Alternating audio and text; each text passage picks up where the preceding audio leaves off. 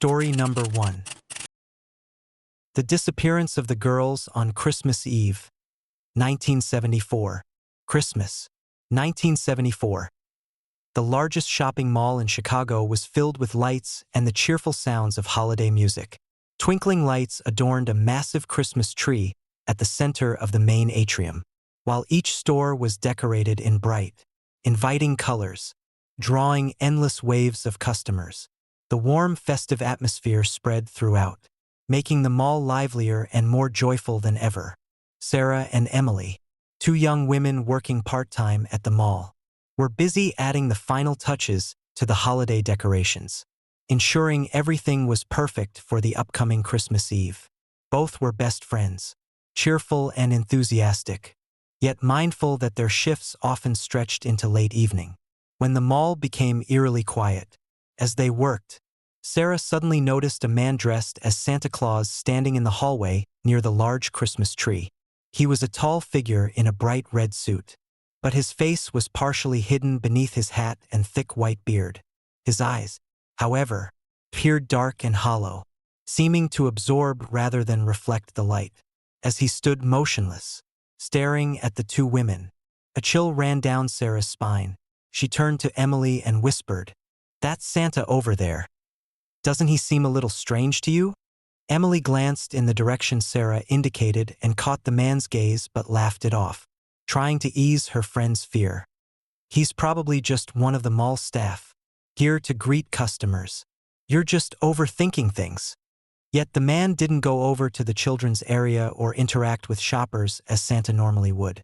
He simply stood there, silently observing. His unblinking gaze followed every movement Sarah and Emily made, with an intensity that felt unsettling, as if he had some hidden purpose. As the evening wore on, the number of customers dwindled. The festive lights remained bright, but the empty space between the stores took on a feeling of cold isolation. Sarah and Emily continued their work, yet they couldn't shake the feeling of the man's unsettling stare. Later that night, as they finished cleaning up and prepared to leave, Sarah saw the man in the Santa suit again.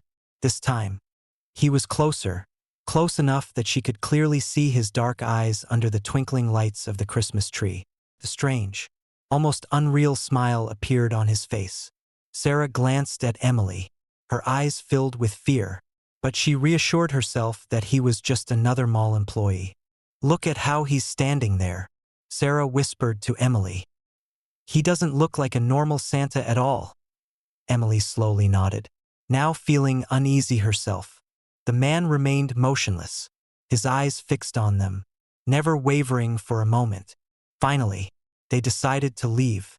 As they quickly walked toward the exit, Sarah couldn't resist one last glance over her shoulder. She saw the Santa figure still standing in place, his dark eyes watching them from a distance. Both Sarah and Emily felt as if they were being hunted.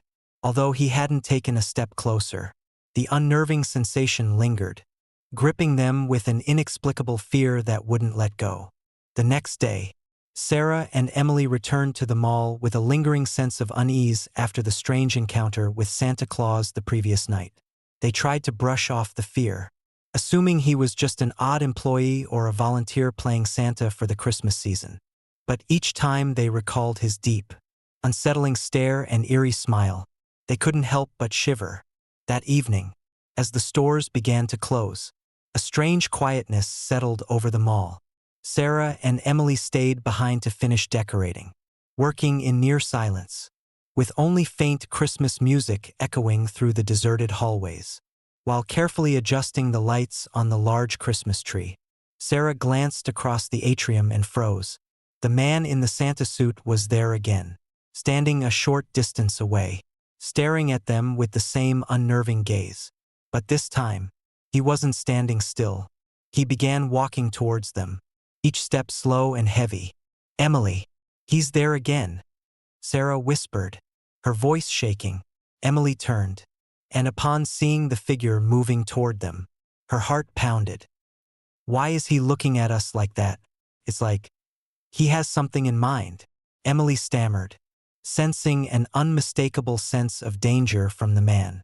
He stopped just a few steps away from them, his dark eyes fixed on them, with that same chilling smile. "You girls are quite dedicated," he said, his voice low and raspy. "Christmas work is truly worth the sacrifice, isn't it?" His words stunned them. They didn't make sense, but they carried an ominous, chilling undertone, like an echo from somewhere dark and distant. Sarah tried to keep her composure, giving a forced smile and pulling Emily away from his gaze. "We should go," Sarah said, her voice trembling slightly. Later that night, as they prepared to leave, they heard footsteps echoing behind them, as if someone was quietly following them through the dim hallways. Sarah turned, and Santa's figure was still there, standing in the shadows just a few steps behind. A cold fear gripped them both as they stood frozen in place. Unable to breathe, he didn't move closer, he only stood there, watching them with that unchanging, eerie smile, as though waiting for something. The next day, Sarah and Emily spoke to an older employee at the mall, who noticed their fearful expressions and asked them what was wrong. When they mentioned the strange Santa, the woman froze, her face paling. She revealed that she'd seen him lurking around the mall last Christmas, though no one knew who he was, and he wasn't hired by the mall. "There's something off about him," she said in a hushed tone. "You girls should stay far away from him." The coworkers' warning only intensified the girls' unease. Sarah and Emily tried reporting it to mall management, but they were brushed off with assurances that he was just a volunteer and there was nothing to worry about. They had no choice but to continue working, even as their sense of dread grew. That night, when the mall was nearly empty, the man in the Santa suit appeared again. He stood by the Christmas tree, his figure partly obscured by the twinkling lights. As Sarah and Emily cautiously approached, he smiled, gesturing for them to come closer. They dared not move forward. His gaze seemed darker, emptier, colder, like a deep, bottomless void. "Are you girls ready for a Christmas miracle?" he whispered, his voice echoing like a chill wind through the empty halls. Sarah and Emily stood frozen in place, a terrifying sense of doom closing in, as if they had stepped into a nightmare they could not escape. Chapter 2 closes with the Christmas lights sparkling around them and the eerie figure of Santa waiting in the shadows. A strange apparition, a smile full of secrets. Little did the girls know, Christmas Eve would be the last time they would see the light. Christmas Eve, and the shopping mall was busier than ever. Customers swarmed in to shop, their laughter, jingling bells, and cheerful Christmas music filling the air. Sarah and Emily worked tirelessly amid the crowds, determined to finish their final tasks of the holiday season. As the night wore on, the mall grew emptier, the last shoppers left, and store employees began closing up and locking their doors. Soon, only a few janitors remained, along with Sarah, Emily, and the sparkling lights of the giant Christmas tree in the main atrium. As Sarah and Emily made one final check of the decorations, they both felt a chilling sense of unease. The atmosphere had grown eerily quiet, as if the entire mall was cloaked in an unusual, dark silence. The two exchanged uneasy glances, neither speaking, but both sensing the same dread. Suddenly, from a nearby shadowy corner, the familiar figure of Santa Claus appeared. He stood in the darkness, the tree lights casting his shadow long and eerie across the floor. He smiled, a cold, familiar smile that Sarah and Emily had seen for days, but this time felt different. This smile was laced with satisfaction, as if he had been waiting for this moment. Santa moved closer, slowly and deliberately, his dark eyes following the girls' every movement. "Tonight is Christmas Eve," he whispered, his voice soft yet echoing through the stillness. "A night for miracles and disappearances." Sarah squeezed Emily's hand, trying to pull her away, but she couldn't look away from the man. We need to go," Sarah said, her voice shaking. "Merry Christmas to you." But he gave no reaction, only smiling quietly as he stepped even closer, surrounding them in a suffocating atmosphere of dread. Santa spread his arms wide, as if inviting them closer, "Don't you girls want to see the miracle of tonight?" he asked, his voice a soft, chilling invitation. Sarah and Emily looked at each other, feeling an inexplicable force drawing them toward his dark, hypnotic eyes. Despite the alarm bells in their minds, they found themselves unable to move, as if held in place by an invisible force. He stepped forward, the lights from the Christmas tree casting his shadow onto the wall, large enough to envelop both girls. He extended his hands, grasping theirs, and they felt a strange, unnatural coldness in his touch, one that didn't belong to any living person. In that instant, everything blurred. The world around them seemed to distort as though they were being pulled into a never-ending nightmare. Both Sarah and Emily struggled to pull away, but Santa's grip tightened, his hold frighteningly strong, preventing them from escaping. The Christmas lights flickered, then abruptly went out. In the pitch-black darkness, his final whisper echoed in their ears, "This Christmas is yours." The next morning, as other employees arrived for work, they quickly noticed that Sarah and Emily were missing. Their bags were left by the decoration counter, and the Christmas tree lights were still blinking. But there was no trace of the girls. The mall management immediately contacted the police, and a thorough search began. The police combed through every corner of the mall, but there was no sign of Sarah or Emily. Everything was neat, orderly, as if the two had never been there. All the security cameras inexplicably malfunctioned the previous night, capturing nothing. Every attempt to find the girls was fruitless, and eventually, the police left quietly, faced with a mysterious, unsolved disappearance. As the Christmas lights twinkled once again that morning, everyone sensed that something had been taken along with the two young women, a dark secret, forever hidden in the shadows of the shopping mall. After Sarah and Emily mysteriously disappeared, the shopping mall in Chicago plunged into chaos. The police immediately got involved, scrutinizing every corner, questioning each employee and customer who was present on Christmas Eve. But no one knew exactly where the two girls had gone. Their disappearance became a haunting story throughout the mall, which just hours before had been filled with laughter and dazzling lights. Mall employees recounted to the police about the man in the Santa Claus costume whom Sarah and Emily had encountered in the days prior. Descriptions of him were quite vague but shared common features. A tall man with deep, dark eyes and a strange smile. However, no one knew his name or any information about him, as if he was an invisible phantom who appeared and then vanished into the night. When the police reviewed the mall's security cameras, all revealed something strange. On Christmas Eve, every camera in the area where Sarah and Emily had worked suddenly experienced technical glitches. The footage was blank, capturing no images of the man or any trace of the two girls. This made everyone even more bewildered and uneasy, as if some mysterious force had deliberately erased all evidence of his presence. During the search, one of the employees discovered a small piece of paper among the decorations near where the two girls had been working. The note contained a scrawled message in black ink, full of menace. "The miracle of Christmas Eve is not for everyone."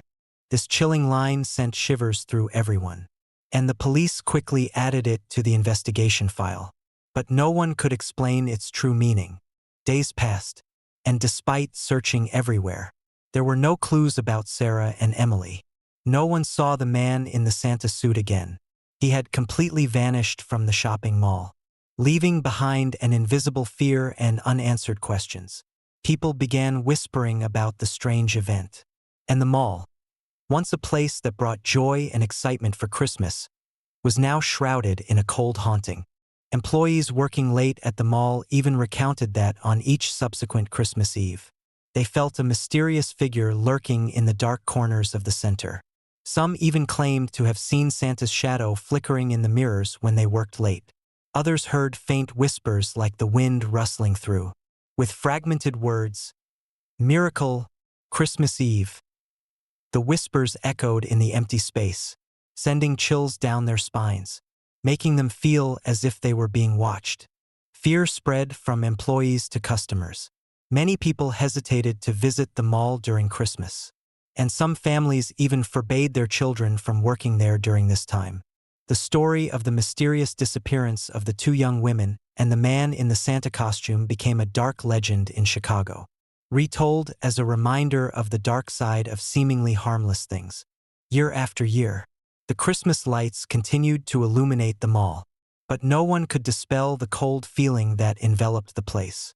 To this day, the disappearance of Sarah and Emily remains an unsolved mystery, a big question mark in the police files, and an unending haunt in the hearts of those who once knew them. Story number 2. The shadow of Santa Claus haunts children in New Jersey, 1980s. The small town in New Jersey was enveloped in a bitterly cold winter. Thick snow blanketed the rooftops, trees, and the narrow road leading to the Miller family's home. Inside that warm house, 7-year-old Annie, with her curly brown hair, and her 5-year-old brother Danny were eagerly awaiting Santa Claus. Both of them lay curled up in bed, imagining the big man with the white beard and his huge bag of gifts. "What do you think Santa will bring us?" Danny whispered, his eyes sparkling. Annie smiled and replied, "Probably dolls and toy cars. But you can't look at him." "Okay. Santa won't leave presents if anyone sees him." They both tried to close their eyes and sleep, but excitement made their slumber restless. The Christmas night grew suspiciously quiet. Only the sound of the wind rustling through the trees, softly whistling through the window panes. Just then, Annie suddenly woke up. She looked at the clock. It was past midnight. A chill ran down her spine, making Annie feel uneasy. She lay still, trying to listen for any strange noises. Suddenly, a dark figure appeared outside the window, its face blurred in the faint glow of the distant streetlight. Annie held her breath, not daring to move. The large shadow stood motionless, staring into her room through the glass window. A face resembling Santa Claus, but entirely different from what Annie had imagined. Instead of a kind expression, this Santa's face was eerily pale, with deep black eyes and a twisted, sinister smile. "He's not smiling at me." Annie shuddered at the thought, sensing that the smile was not warm but cold, even threatening. At that moment, Danny suddenly opened his eyes, rubbing away sleepiness. He sat up, looked toward the window, and was immediately captivated by the gaze of the strange Santa. Those black eyes seemed to pierce through the two children, deep into their souls, making Danny feel as if he were freezing solid. Annie tried to suppress her rapid breathing, gripping Danny's hand tighter, but her brother was still drawn to the peculiar figure. Suddenly, Santa raised his hand, placing a finger over his cracked lips, gesturing for the children to keep silent. Annie could hear her heart pounding. She held Danny's hand tightly, feeling the surge of fear. Then the shadow seemed to smile, but it wasn't a kind smile. It was a cold, crooked grin, empty, as if pleased to have found something he desired. A gust of wind hissed through the window, causing the shadow to vanish for a moment. Annie blinked, unsure of what she had just seen, but when she looked again, the window was completely empty. Under the thick snow outside, a large footprint was pressed into the ground, leading straight toward their house and disappearing into the cold darkness. The next morning, Annie woke up with a lingering chill. She didn't dare tell anyone about the terrifying image she had seen, but as she walked downstairs, her eyes caught sight of the living room window, where large footprints were imprinted on the white snow, stretching from her bedroom window all the way to the fence. No one in the house dared to mention it, but they all knew. The Christmas night that had just passed was not as peaceful as in previous years. The warmth of the lights and the aroma of freshly baked cookies filled the kitchen, but the atmosphere inside the Miller house remained tense. Annie and Danny sat eating breakfast, but their eyes kept drifting toward the window where the strange shadow had stood on Christmas Eve. Although their parents chatted cheerfully, the air in the kitchen was heavy and quiet. "Annie, did you hear anything?" Danny whispered, his voice small as if afraid of being overheard. Annie shook her head, but the cold feeling inside her didn't disappear. "No, nothing," she replied. but her gaze remained fixed on the scene outside. The bright blue sky couldn't hide the anxiety that was enveloping them. When their mother called them to go Christmas shopping, Annie quickly tried to forget her fear. The whole family got into the car and drove through streets filled with lights and the laughter of other children. But her heart was still uneasy. When they returned home, they encountered a different scene. Their neighbors, the Thompsons, were gathered in front of their gate, faces pale and visibly frightened. Annie's mother stopped and asked what had happened. A neighbor, Mrs. Thompson, trembling, recounted the event. "We saw that shadow too," she gasped, eyes wide. "It was standing outside my house, looking into the window. My little daughter hasn't been able to sleep all week because she's so scared." Annie's father looked around, trying to stay calm. "Are you sure it wasn't just shadows from the trees or some light effect?" he asked. But his question only made everyone more tense. Mrs. Thompson shook her head. "No, it was a person, or something. It didn't look like the Santa Claus we know." It stared at the children, and its smile, it was not friendly at all. "I felt like it was waiting to do something." Annie felt a chill run down her spine. She recalled the image of the shadow with the crooked smile, and deep down, she understood that they were not the only ones experiencing this. After dinner, the Miller family gathered together, but the usual cheerful atmosphere had been replaced with worry. The parents began discussing what they would do if the shadow appeared again. They decided not to let Annie and Danny go outside at night. But that didn't make the two children feel any safer. That night, as the wind howled through the cracks, Annie lay in bed unable to sleep. She listened to the noises outside, feeling as if someone was watching her. Her heart pounded as images of the shadow haunted her mind. "Annie," Danny whispered, his tiny voice full of fear. "Do you think Santa Claus will come back?" "I don't know," Annie replied, trying to reassure him. "We have to sleep, Danny. Don't think about him anymore." But neither of them could sleep. The winds howling outside sounded like chilling screams, haunting them. Then, suddenly, there was a light tapping on Annie's window. She started, feeling as if her heart had stopped. "Danny, did you hear that?" Annie whispered, her voice trembling. Danny nodded, his eyes wide. "Yes, I heard it." Both children clung to each other, looking outside. The shadow appeared again in their view, but this time, it stood even closer. Its pale face and deep black eyes stared intently at them. Once again, it smiled, as the cold seeped into every corner of their hearts. Annie realized that this Christmas season was bringing not only joy and gifts, but also unforeseeable fears. This shadow, the Santa Claus they knew, had become a terrifying nightmare quietly entering their lives. That night, no one in the Miller family dared to close their eyes. Every sound, every gust of wind that whistled past made them feel as if some presence was watching, waiting. The feeling of fear enveloped them like a large shadow, gradually swallowing all the light on this Christmas night. The cold winter days continued to pass, but the fear lingering in the Miller family never subsided. Annie and Danny became quieter, their eyes constantly darting toward the windows as if afraid the shadow might reappear at any moment.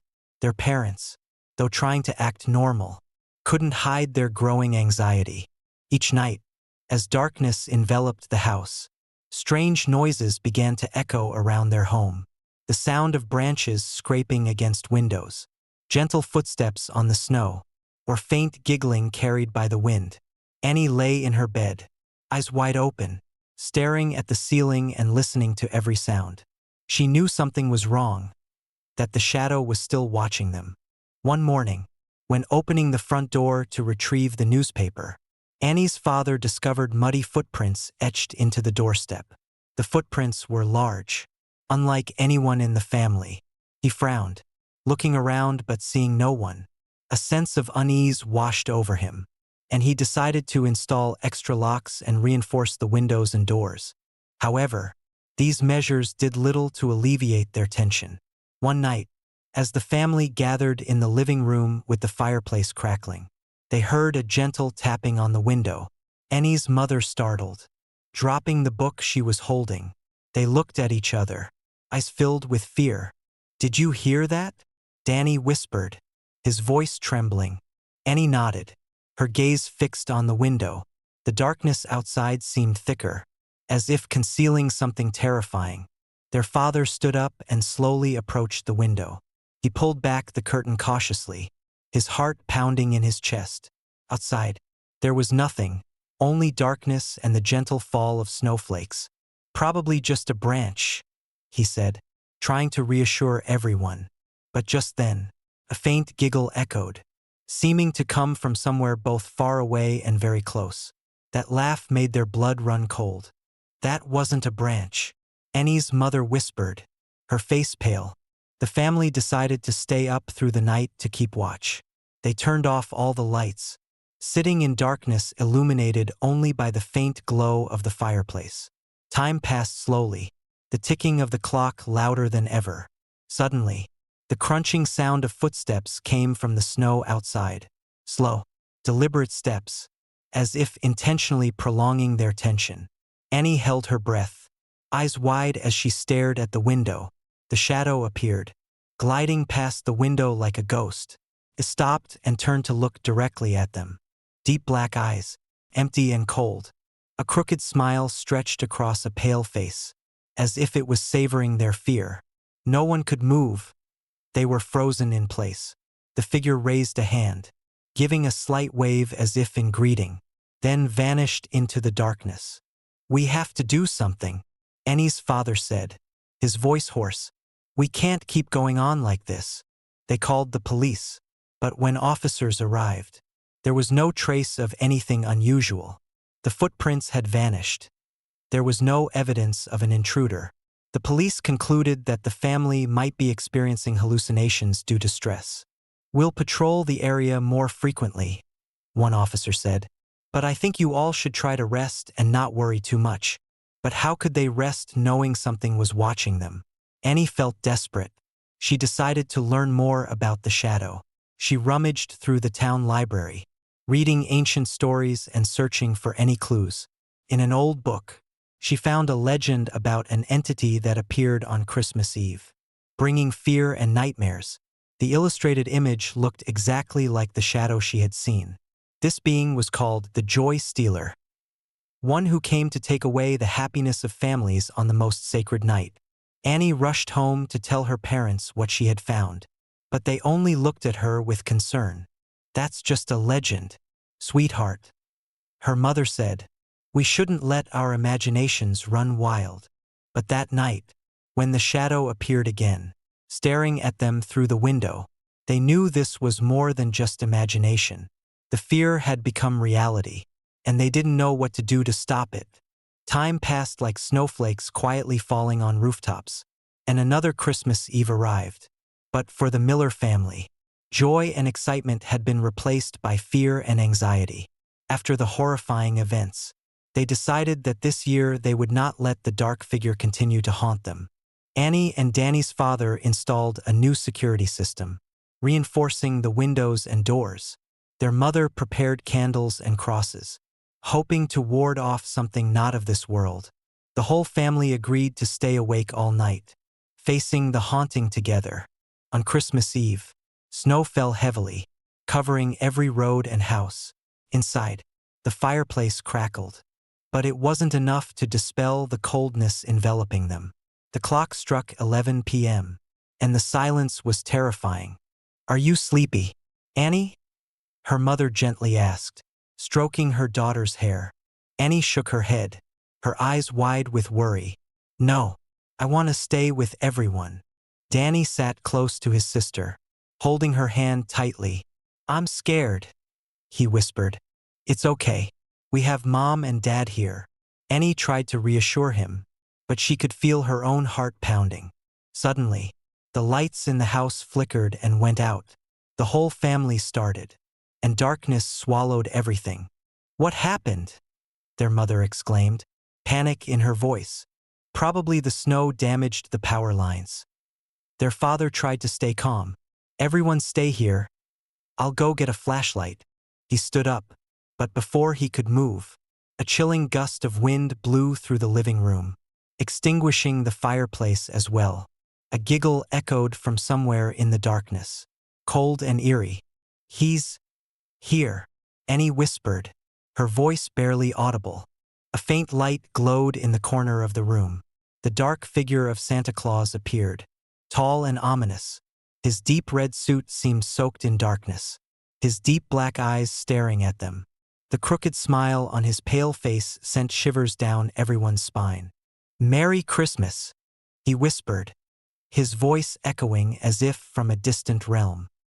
"My knight, who are you? What do you want from our family?" Their father shouted, trying to shield his wife and children. The dark figure stepped forward, each footstep causing the floorboards to creak. "I've come to take what is mine," he replied, his gaze fixed on Annie and Danny. "No, stay away from my children," their mother screamed, hugging the two kids tightly. He chuckled softly, a sound like metal scraping. "You cannot stop me." Their father lunged forward, swinging a baseball bat at him, but the bat passed through thin air. The dark figure was unaffected. He merely looked at their father with a mocking gaze. "Futile," he said. Then, in the blink of an eye, he disappeared. The room fell into silence. Their heavy breaths were the only sounds, but the quiet didn't last. From upstairs, footsteps echoed, slow and heavy. "Annie, Danny, run to the car now," their father commanded. But when they turned, the dark figure was blocking the doorway. "You cannot escape," he whispered. Annie felt her legs freeze. He approached, reaching out toward her. "Little one, come with me." "No!" she screamed, tears streaming down her face. Danny clung tightly to his sister, both trembling in fear. Their mother rushed forward, using her body to shield her children. "Take me instead of them, please." The dark figure paused, his smile fading. "A noble sacrifice," he said, "but I only desire young souls." Their father tried to call the police, but there was no signal. Desperate, he threw anything he could at the dark figure, but it was all in vain.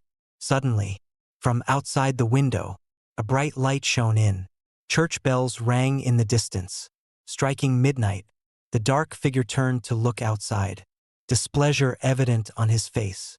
"My time is up, but I will return," he said, his voice filled with menace. Then, like smoke, he vanished into thin air. The lights in the house flickered back on, and the fireplace roared to life. But on the floor, cold, wet footprints remained, a testament to his presence. The Miller family didn't say a word. They knew they couldn't stay there any longer. That night, they packed their essentials and left the house, leaving all memories behind. As they drove out of town, Annie turned back to look. In the darkness, she saw the dark figure of Santa Claus standing atop a hill, his black eyes still watching them, his eerie smile clear.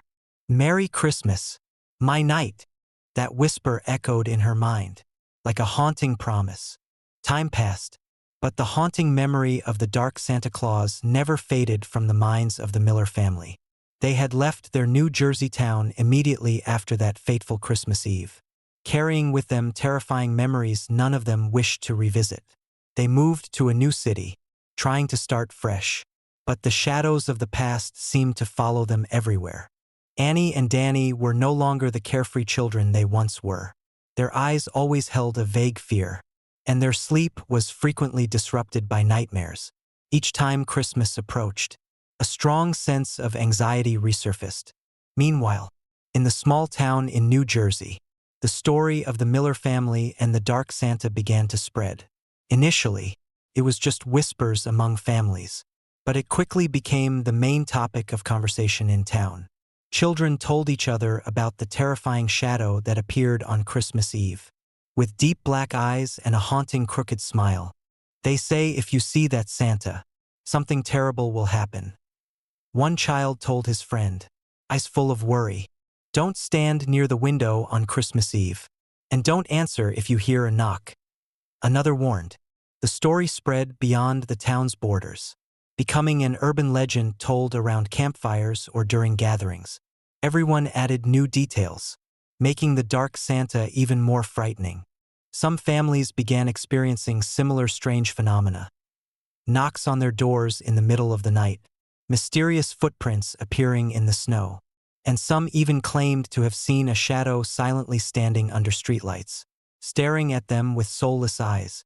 The police received numerous reports but found no concrete evidence. They believed it was a case of mass hysteria, a psychological phenomenon caused by the spread of a scary story. However, those who had experienced it knew something was genuinely wrong. One Christmas Eve, in a house on the edge of town, 8-year-old Lucy sat by her window, watching the snowflakes fall. She had heard about the Dark Santa but didn't truly believe it. Suddenly, out of the corner of her eye, she saw a shadow glide across her yard. Thinking it was the neighbor's cat, she paid it no mind. But then, a gentle tap sounded on her window. Lucy turned, and her heart nearly stopped. Outside, the Dark Santa stood, his deep black eyes staring straight at her. The crooked smile appeared on his pale face. She wanted to scream, but the sound caught in her throat. "Merry Christmas, my knight," the whisper echoed. Though his lips didn't move, Lucy backed away, falling to the floor. When her parents rushed into the room, the shadow had vanished. They searched everywhere but found no trace. She recounted what she had seen, and fear once again gripped the town. Similar incidents continued to occur. Each year, on Christmas Eve, the Dark Santa appeared, sowing terror among families with young children. No one knew who he was, where he came from, or what he wanted. Some thought he was the spirit of an evil man, cursed to wander forever. Others believed he was a supernatural entity embodying the deepest fears. The Miller family, though far away, still felt his presence. Annie, now a young woman, decided to return to New Jersey to uncover the truth. She wanted to end the nightmare that had haunted her family for years. Upon returning to her old town, Annie noticed that while things had changed, the cold and gloomy atmosphere remained. She met with people who had experienced strange events, collecting stories and clues. Each account was eerily similar, as if the dark figure was deliberately leaving traces.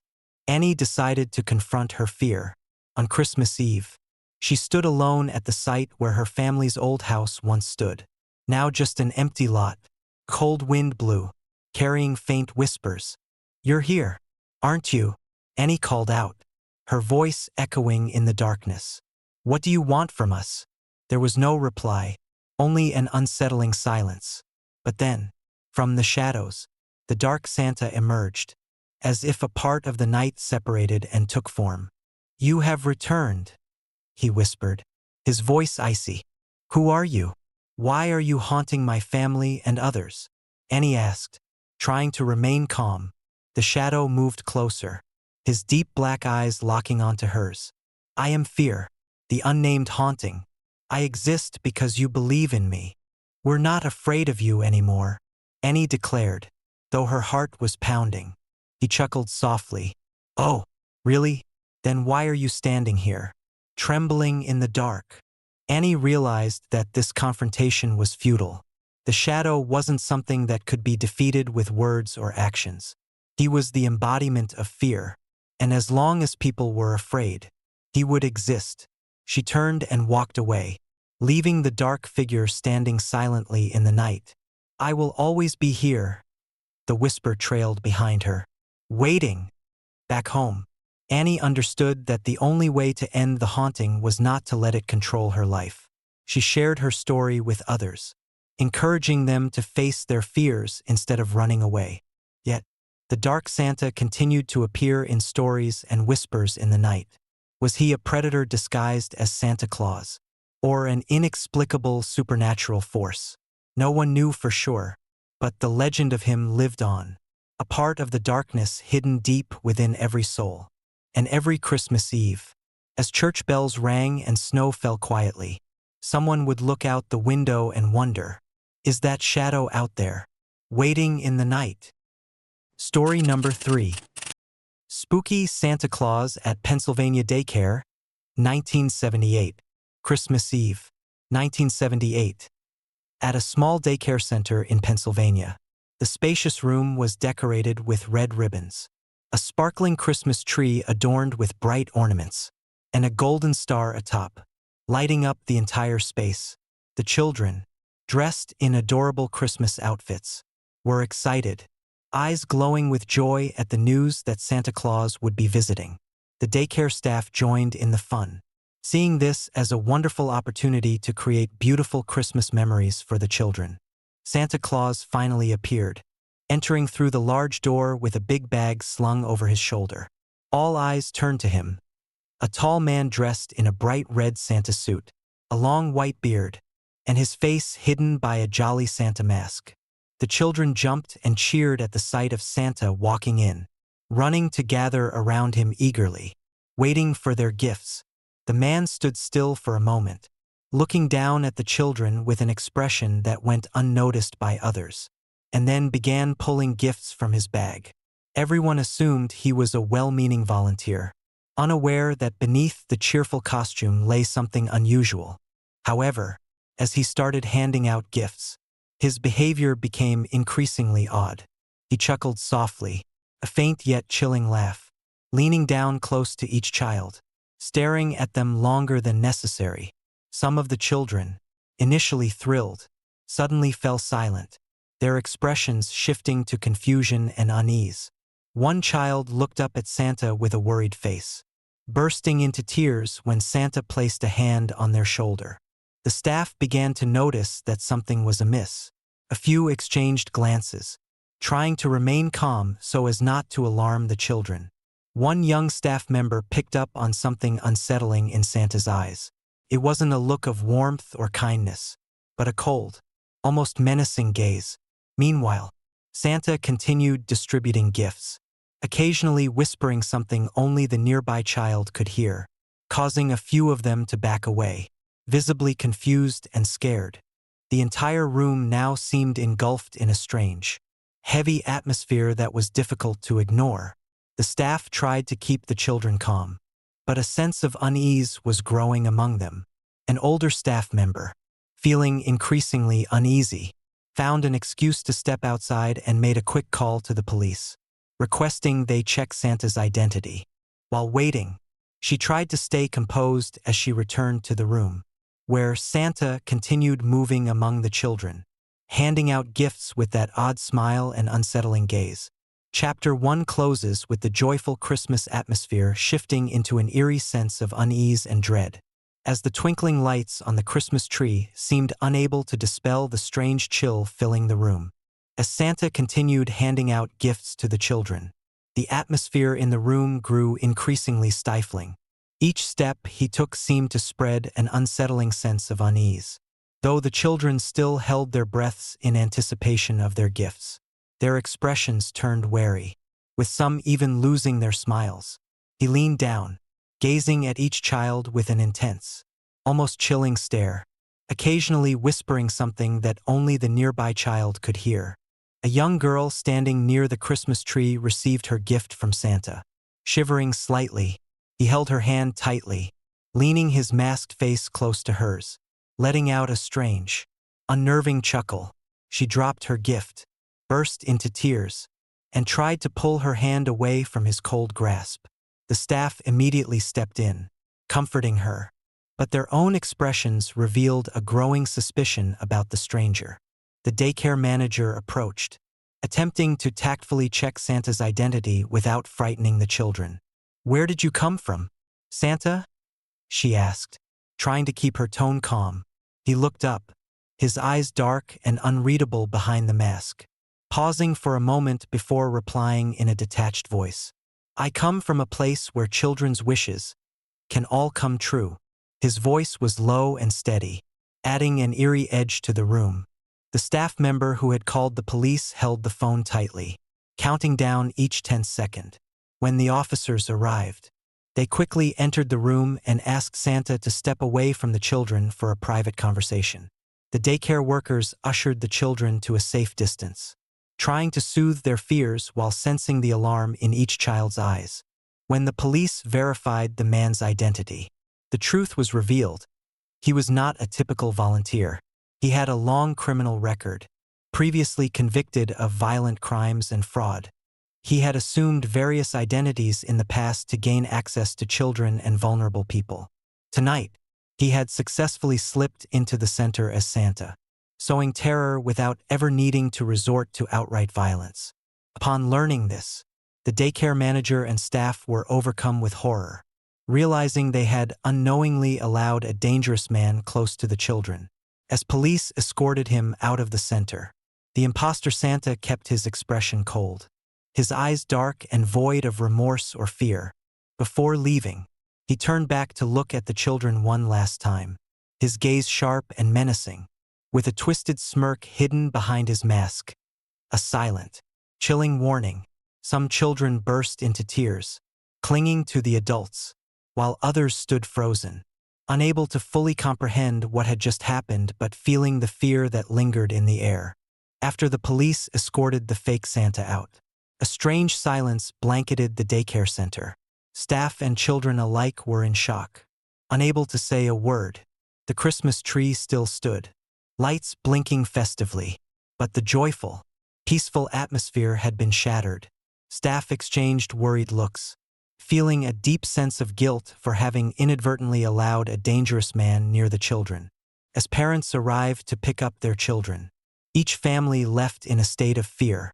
They clutched their kids tightly, listening to their innocent but frightened accounts of the scary Santa with the cold eyes, eerie smile, and chilling whispers. The story spread quickly, and fear gripped the community. No one could believe that Santa Claus, the symbol of Christmas joy and safety, could become the source of such a terrifying ordeal. The daycare center changed after that night. They increased security measures, rigorously checking the identity of anyone entering, especially anyone dressed as Santa or participating in holiday activities. It seemed trust had been broken. The Christmas tree and sparkling lights no longer brought feelings of comfort. Instead, they served as a cold reminder of the haunting night. The tale of the sinister Santa spread throughout Pennsylvania, and soon after, many families became wary of anyone dressed as Santa. Local daycares and schools began phasing out the tradition of welcoming Santa to safeguard the children from potential dangers. The image of Santa Claus, once a symbol of kindness and joy, now carried a shadow of fear and suspicion. Each year, as Christmas approached, families who witnessed the event couldn't shake the memory of that Santa's chilling gaze. They retold the story as a reminder to remain vigilant, a warning that darkness can sometimes hide within even the most beloved symbols. Story number 4. Crimson Shadows of Christmas. I never believed in the supernatural. Growing up in the heart of Pennsylvania, surrounded by rolling hills and quaint farmhouses, I found comfort in the tangible, the scent of pine from the nearby forest, the sound of the creek winding through our backyard, and the warmth of my family's hearth during the cold winters. My name is Henry Caldwell, and this is the story of a Christmas Eve that shattered my understanding of reality and introduced fear into the very essence of my being. It was Christmas Eve, 1921. Our family home in Willowbrook was adorned with festive decorations, the evergreen tree standing proudly in the corner, its branches heavy with ornaments and twinkling lights. The fireplace crackled merrily, casting a golden glow across the room as we gathered around, exchanging gifts and sharing stories. My parents, Eleanor and Thomas, were the pillars of our household, loving, hardworking, and unwavering in their devotion to each other and us. That year, the snow had been particularly heavy, blanketing the town in a pristine layer of white by mid-December. The streets were quiet, the usual hustle and bustle silenced by the relentless storm. Inside, however, our home was alive with laughter and the spirit of Christmas, a stark contrast to the bleakness outside. As midnight approached, a sense of peace settled over us. I was nestled in my armchair, sipping hot cocoa and listening to my father's tales of Christmases past. When the first knock came, it was a soft, hesitant tapping, like the gentle pitter-patter of rain against a window pane. Startled, I glanced at my parents. Who could that be at this hour? I asked, a hint of unease creeping into my voice. Eleanor smiled reassuringly. Probably just a neighbor checking in on us. Let me go see. She rose gracefully, her red dress swirling as she made her way to the front door. Moments later, she returned, her expression puzzled. There's no one there, she said softly. No one knocked. I felt a chill run down my spine. The wind had been howling outside, making the house groan and creak. But no one should have been brave enough to venture out in this storm. Thomas joined us, his brows furrowed in concern. Maybe it was just the wind, he suggested, though his tone lacked conviction. Before we could dismiss it, another knock echoed through the house, louder and more urgent this time. My heart pounded as Eleanor and Thomas exchanged worried glances. I could feel the tension mounting, the festive atmosphere now tinged with an undercurrent of fear. We should stay calm, Thomas said, trying to mask his anxiety. Perhaps someone needs help. Eleanor nodded, stepping closer to the door. I'll check again. She opened the door cautiously, the wind biting at her face as she peered into the darkness. For a moment, nothing but swirling snow and shadow greeted her eyes. Then, out of the corner of her eye, she saw a figure, a woman standing on our doorstep, her silhouette barely visible against the storm. Hello, Eleanor called out, her voice steady despite the fear evident in her eyes. The woman didn't respond. Instead, she raised her hand slowly, an eerie smile playing on her lips before she turned and vanished into the night. Swallowed by the relentless snowstorm, Eleanor slammed the door shut, her hand shaking as she reached for my father's arm. There's someone out there, she whispered, her voice barely audible over the howling wind. We need to be cautious. The rest of the night passed in a haze of fear and uncertainty. Every creak of the house and every gust of wind seemed amplified, every shadow elongated and menacing. We tried to carry on with our Christmas traditions, but the presence of that mysterious woman lingered in the back of our minds, an invisible weight pressing down on us. The following morning, the storm had subsided, leaving the world outside a serene, white expanse. Our home was peaceful once more, the previous night's terror seemingly a figment of our overactive imaginations. However, the sense of unease remained, a persistent reminder of the unknown visitor who had briefly disrupted our Christmas Eve. Determined to uncover the truth, I began researching the history of our town and the mysterious woman who had appeared at our doorstep. My investigation led me to the old Willowbrook Library, a dusty repository of local lore and forgotten tales. There, buried in the archives, I discovered a chilling account that matched our experience almost perfectly. In 1917, exactly 10 years before our encounter, a tragic car accident had occurred on the outskirts of Willowbrook.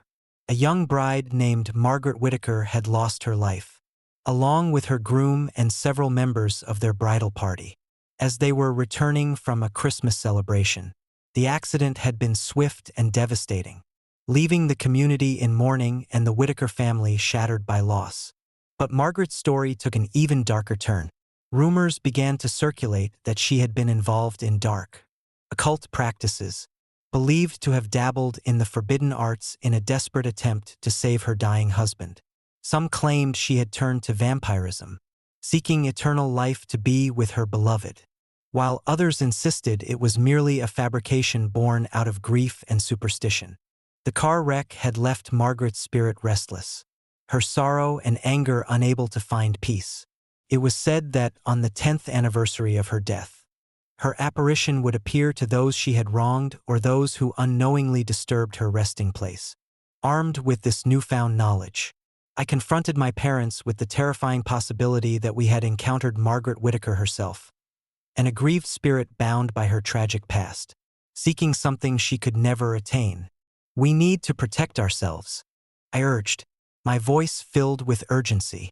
We might be dealing with something far more dangerous than just a ghost. Thomas nodded solemnly.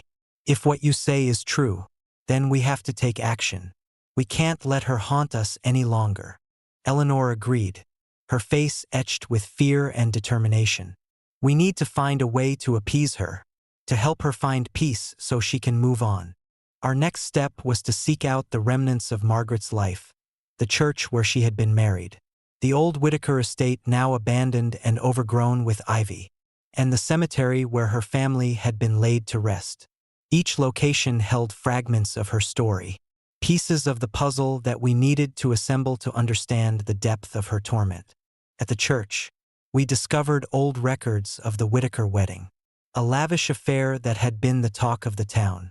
There were whispers of Margaret's strange behavior in the weeks leading up to her death, her increasingly erratic mood swings, and her secluded rituals that had become the subject of hushed conversations among the clergy. The old Whitaker estate, now a shadow of its former grandeur, was eerily silent. We explored the dilapidated halls, finding remnants of Margaret's life, wedding photos, personal journals, and arcane symbols etched into the walls. It became clear that her descent into darkness had been driven by love and desperation, her actions a twisted attempt to preserve the life of her husband. In the cemetery, we stood before the gravestones of the Whitaker family, the snow covering their names in a pristine blanket. As we read the inscriptions, a sense of sorrow and loss enveloped us, the weight of their tragic end pressing heavily on our hearts.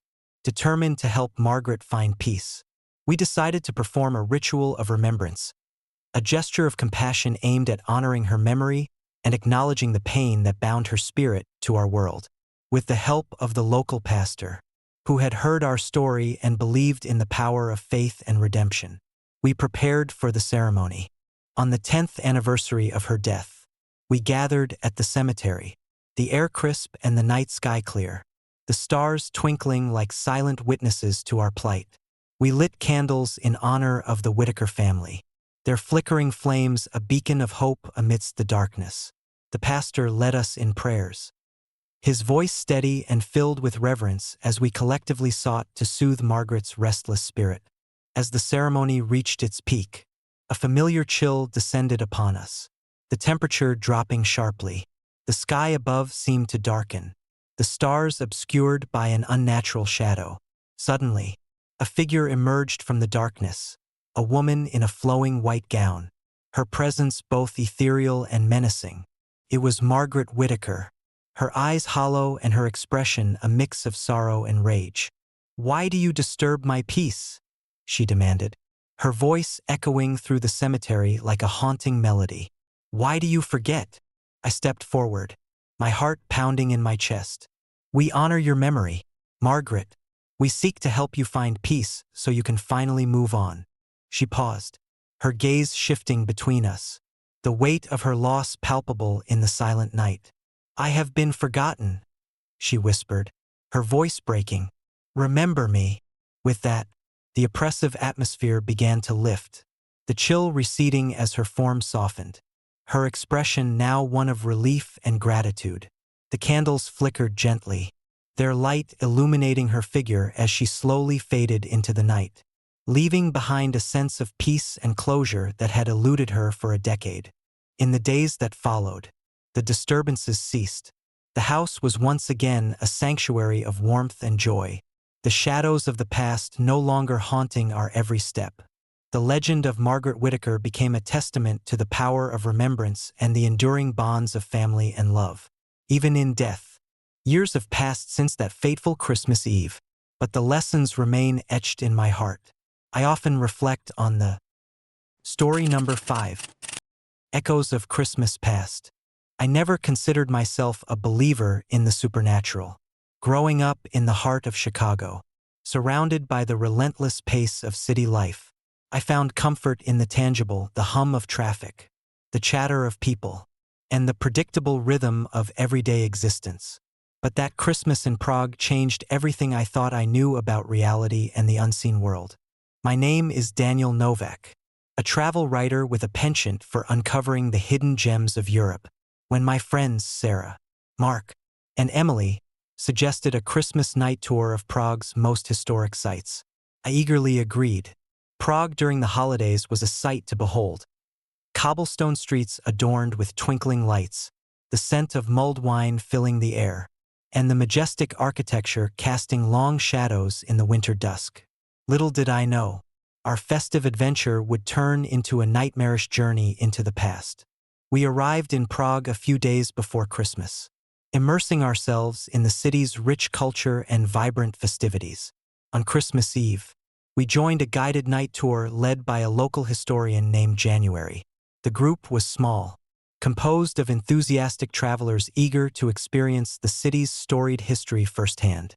As we gathered at the base of the old town hall, Jan greeted us warmly, his eyes twinkling with excitement. "Tonight, we will explore some of Prague's most haunted locations," he announced, his voice carrying a mix of reverence and intrigue. "Our first stop is the Old Town Synagogue, a place steeped in history and, unfortunately, tragedy." The synagogue was an architectural marvel, its Gothic spires piercing the night sky. As we entered, the warmth inside contrasted sharply with the biting cold outside. Jan began recounting the history of the building, detailing its significance and the dark events that had transpired within its walls. According to legend, on Christmas Eve in 1925, a wealthy family hosting a lavish holiday party had been brutally murdered by an unknown assailant. The crime scene was never solved, and the spirits of the family were said to haunt the synagogue, reliving their final moments each Christmas night. As Jan concluded his tale, a chill swept through the room. Sarah, always the sensitive one, shivered visibly. "Did you hear that?" she whispered, her eyes darting around the dimly lit space. We listened intently, the silence broken only by the soft crackling of candles. Suddenly, the faint sound of children's laughter echoed through the synagogue. The joyous noise seemed out of place in the solemn setting, sending a ripple of unease through the group. Mark, ever the skeptic, chuckled nervously. "Probably just the wind or some clever acoustics," he said, trying to mask his discomfort. But his dismissal did nothing to quell the growing tension. The laughter continued, now accompanied by the soft sound of footsteps running across the wooden floor. Emily, who had been quietly observing the surroundings, gasped. "Look!" She pointed towards a shadowy corner of the synagogue. There, barely visible in the flickering candlelight, stood the apparition of a woman in a flowing wedding gown, her face pale and expressionless. I felt a surge of fear, my rational mind struggling to comprehend the apparition before me. "Is that?" Jan nodded solemnly. "Yes, that is believed to be the spirit of the bride from the 1925 massacre. It's said that she searches for her lost family every Christmas Eve, unable to move on from the tragedy." Before anyone could react, the apparition began to move towards us, her steps silent yet deliberate. The temperature in the room dropped sharply, the once warm air now icy and unwelcoming. I could feel the hairs on the back of my neck stand on end as she approached, her presence overwhelming. "Please," she whispered, her voice echoing through the silent synagogue. "Find my family." Her plea resonated deeply within me, a sorrowful cry that seemed to pierce my very soul. I reached out instinctively, but my hand passed through her ethereal form, leaving me grasping at nothing. The apparition paused, her hollow eyes meeting mine, and for a moment, I felt an indescribable connection, a shared pain that transcended time and space. Suddenly, the doors to the synagogue slammed shut, plunging us into darkness. Panic set in as we scrambled to find a way out. But the only light came from the flickering candles, casting long, distorted shadows on the walls. The laughter and footsteps returned, louder and more frantic, as if the spirits were now angered by our presence. Jan's voice cut through the chaos, his calm demeanor belying the fear evident in his eyes. "Stay close to me," he instructed firmly. "We need to remain calm and find a way out together." We navigated through the maze-like interior of the synagogue, the laughter and crying growing more intense with each step. The sounds seemed to emanate from all directions, disorienting us and making it difficult to focus. It was then that Sarah stumbled, her face pale with terror. "I can't take it anymore," she cried, clutching my arm. "They're so real." Mark grabbed her shoulders, pulling her back. "We need to keep moving. Don't let them get to you." As we pressed forward, the apparition of the bride reappeared, now accompanied by the spectral figures of her family, her husband, their 2 children, and their elderly parents. The sight was both heartbreaking and horrifying, their transparent forms filled with an eternal sadness that mirrored their tragic fate. Emily, who had been strangely silent throughout the ordeal, stepped forward. "January, what do we do? How can we help them?" Jan paused, his eyes meeting mine with a mixture of determination and sorrow. "We need to acknowledge their pain and honor their memory. Maybe then, their spirits can find peace." Taking a deep breath, I stepped forward, addressing the apparitions. "We're sorry for your loss. We honor your memory and hope you can find peace." The air shifted, the oppressive chill easing slightly as the spirits began to fade. The laughter and footsteps softened, replaced by a serene silence that filled the room. The doors to the synagogue creaked open, allowing a sliver of moonlight to stream in and guide us towards the exit. We hurried out of the synagogue, the tension dissipating as we emerged into the cold night air. The snowstorm had intensified, but the worst was behind us. The group stood in silence, processing the events that had just unfolded. Jan looked at each of us, his expression thoughtful. Sometimes, the past seeks acknowledgement to move forward. Tonight, we helped those lost souls take their next step. As we made our way back to our hotel, the snow continued to fall, blanketing the city in a soft, white embrace.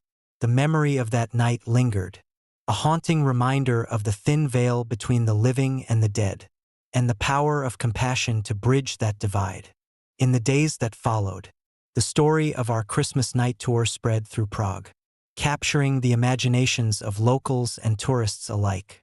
Some dismissed it as mere figment of our imagination, while others believed it to be a genuine encounter with the supernatural. For me, the experience became a cornerstone of my writing, inspiring articles and stories that delved into the mysteries of haunted places and restless spirits. But the most profound impact was on my understanding of the world. I realized that there are forces beyond our comprehension, emotions that transcend time, and connections that bind us to the past in ways we can't always grasp. The silent bride and her family became symbols of lost love and the enduring hope that even in death, we seek closure and peace. Years later, when I returned to Prague, the city had changed, yet some things remained the same. The Old Town Synagogue stood as a silent guardian of its history, its walls holding countless stories of joy and sorrow. On Christmas Eve, I often find myself wandering its halls, remembering that night and the spectral figures that had touched my life so deeply. And sometimes, when the snow falls just right and the night is quiet, I swear I can hear the faint echoes of children's laughter and the soft whispers of a family seeking peace. It's a chilling reminder that the past is never truly gone, and that in the heart of every historic building lies the potential for stories that transcend the boundaries of life and death. In the end, that Christmas night taught me more than I could have ever imagined about empathy, the human spirit, and the mysteries that lie just beyond our perception. It's a lesson I carry with me every day, a haunting yet beautiful memory that continues to inspire and terrify me in equal measure. Story number 6. Shadows of Christmas Past. I never believed in ghosts. Growing up in New York City, amidst the relentless hustle and bustle, I found comfort in the tangible, the clatter of subway trains, the bright lights of Times Square, and the steady rhythm of daily life. My mother, Eleanor Blake, was my anchor, her warmth and unwavering love the constants in my chaotic world. So when she vanished on Christmas Eve in 1987, it shattered not just our family but my entire perception of reality. Eleanor had always been the heart of our home, a dedicated social worker by day and a nurturing presence by night. She balanced compassion with strength in a way that inspired everyone around her. That Christmas Eve was no different. Our small apartment in the Upper West Side was filled with the scent of pine and cinnamon, the tree adorned with ornaments collected over the years. We had just settled into bed, the city outside blanketed in snow, when the phone rang. "Hello!" The voice on the other end was frantic. "Eleanor? It's me, David. Are you okay?" Confusion swirled in my mind. David was Eleanor's brother, her only living sibling. She hadn't spoken to him in months, their relationship strained by past disagreements. "Yes, David. Everything's fine. What's wrong?" There was a pause, then a scream that pierced the silence of our bedroom. I bolted upright, my heart racing. "Mom? David? What's happening?" The line went dead. Panic surged through me as I grabbed my phone and tried calling again. But there was no answer. Eleanor never ignored her family, especially not during the holidays. I felt a chill run down my spine, an inexplicable sense of dread settling in my bones. The next morning, the snow had ceased, leaving the city glistening under a pale winter sun. We reported Eleanor missing, and a search party was organized immediately. Days turned into weeks, and weeks into months, but there was no sign of her. Her car was found abandoned near Central Park, the doors still locked, her belongings untouched. It was as if she had simply vanished into thin air. Our lives became a blur of police reports, missing person flyers, and sleepless nights. My father, George, was a broken man, his spirit crushed by the loss of his wife. My sister, Laura, retreated into herself, her once vibrant personality dimmed by grief. As for me, I struggled to hold everything together, the weight of our loss pressing down on me like the heavy snow that once blanketed the city. 5 years later, during Christmas of 1992, strange things began happening around our old apartment. It started with subtle disturbances, a flickering light here, cold draft there. I chalked it up to the winter chill. But as the years went by, the phenomena grew more intense and unmistakable. One snowy Christmas Eve, I decided to confront the disturbances head-on. Armed with a flashlight and a sense of determination, I stayed up late, watching the shadows dance across the walls. It was then that I heard it, the faint sound of children's laughter echoing through the empty rooms. My heart pounded as I followed the sound. Stepping cautiously into the living room, there, in the dim glow of the fireplace, stood the unmistakable figure of my mother. She was beautiful, dressed in her favorite red dress, her hair perfectly styled. But there was something off about her. Her eyes were hollow, her smile forced. "Mom," I whispered, reaching out a trembling hand. She didn't respond. Instead, she turned and walked towards the window, her movements slow and unnatural. As I approached, she faded into the shadows, leaving me standing alone in the cold silence. The room grew icy, my breath visible in the frigid air. Determined to understand what was happening, I began researching Eleanor's disappearance, delving into old newspaper archives and police reports. What I uncovered was a chilling account of a tragic accident that had occurred 10 years earlier, exactly on Christmas Eve of 1982. A car had lost control on a slippery road, crashing into a tree and killing an entire family, including a young mother named Eleanor Blake. The accident was swiftly covered up, the family buried in a forgotten cemetery outside the city. The realization hit me like a freight train. The woman I saw was not my mother, but a ghostly apparition of a mother who had lost her life on Christmas Eve, decades before. The parallels were too strong to ignore. The same name, the same disappearance, the same Christmas night. Determined to free her spirit and bring closure to our family, I sought out paranormal experts and visited the old cemetery where Eleanor and her family were buried. The caretaker, an old man named Mr. Henderson, was skeptical at first, but his demeanor changed when I showed him the similarities between the two families. "There have been reports," he admitted quietly, "of apparitions and strange occurrences around these grounds, especially during the holidays. They say the spirits are restless, unable to move on." Armed with this knowledge, I returned to our apartment, prepared to confront the ghostly presence once more. As Christmas Eve approached, the disturbances intensified. The air grew colder, the shadows deeper, and the laughter more frantic. I set up cameras and recording equipment, determined to capture evidence of the supernatural. That night, as the clock struck 12, the apartment was plunged into darkness. The temperature dropped sharply, and the air was thick with an oppressive energy. The sound of footsteps echoed through the empty rooms, followed by the unmistakable laughter of children. I followed the sounds to the living room, where I saw her, Eleanor, or the apparition that resembled her, standing by the window. "Why can't you move on?" I asked, my voice shaking. "What happened to you?" She turned to face me, her eyes filled with an eternal sorrow. "I can't find my way," she whispered. "I need to complete my journey." I felt a surge of empathy and a deep sense of responsibility. "What do you need me to do?" I asked, stepping closer. Her form flickered, and she began to recount the events of that tragic night. The accident, the loss, and the lingering grief that bound her spirit to our world. I listened intently, understanding that she was trapped in a cycle of unresolved sorrow, unable to move forward until her story was told and her memory honored. Determined to help her find peace, I organized a memorial in our apartment, inviting the neighbors and anyone who had experienced similar phenomena. We shared stories, lit candles, and created a space of remembrance and healing. As we did, the atmosphere in the room shifted, from one of fear and despair to one of hope and compassion. At midnight, Eleanor's apparition appeared once more, her presence now softer, her eyes filled with gratitude. "Thank you," she whispered, her voice no longer tinged with sorrow. "You have remembered us. We can finally find peace." With those final words, she faded into the light, leaving behind a warm glow that filled the room.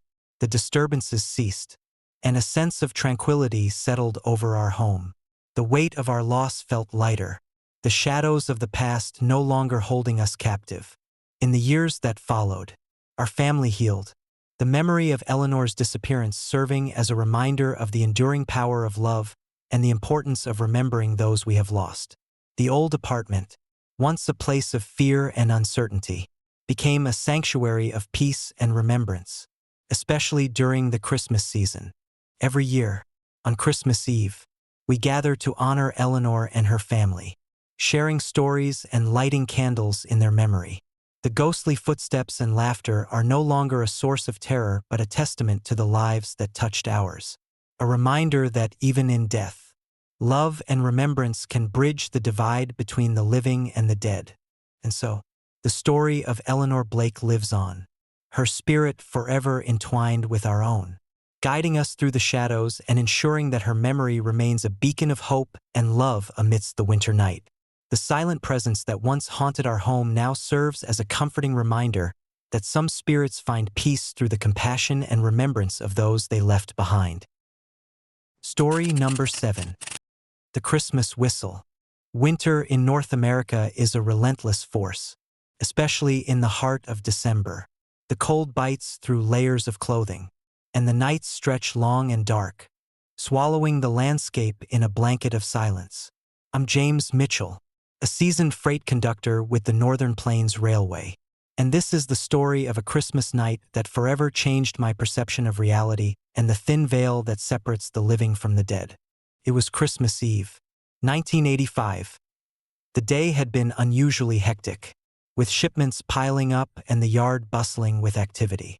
We were scheduled to deliver essential supplies to remote communities scattered across the frozen expanse of northern Canada. The train, aptly named the Frostbite Express, was a lifeline for these isolated areas, especially during the harsh winter months. By the time we pulled out of Chicago, the sun had already dipped below the horizon, leaving the sky a deep, inky black.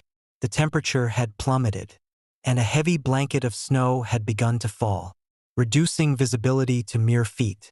Our destination was El Dorado Junction, a small town nestled between dense forests and expansive frozen lakes. The journey was long, and the crew was tired, eager to reach our final stop and finally get some rest. Around midnight, as the train trudged through a particularly desolate stretch of track, we encountered a severe blizzard. The snow fell in thick, relentless sheets, and the wind howled like a chorus of lost souls. Visibility was near zero, and the cold was unbearable, seeping into every crevice and bone. The train began to slow, the engines struggling against the unyielding storm. We were stuck. "All right, folks," I announced over the intercom, trying to keep my voice steady despite the mounting anxiety. "We've hit a bit of a storm. We'll stay put here until the weather clears. Make sure everyone stays warm and keep an eye on your compartments."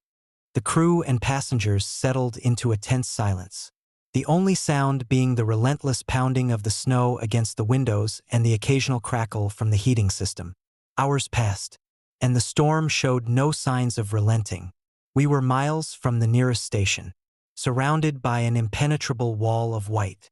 It was around 3 a.m. when the first anomaly occurred. A distant, haunting whistle pierced the night, its mournful tone echoing through the empty carriages. At first, we thought it was just the sound of another train caught in the storm. But something felt off. The whistle was sharper, more desperate, and it seemed to carry an unspoken warning. I made my way to the front of the train to investigate, the biting cold making each step feel like an eternity. As I reached the locomotive, I saw nothing, no other train, no lights, nothing.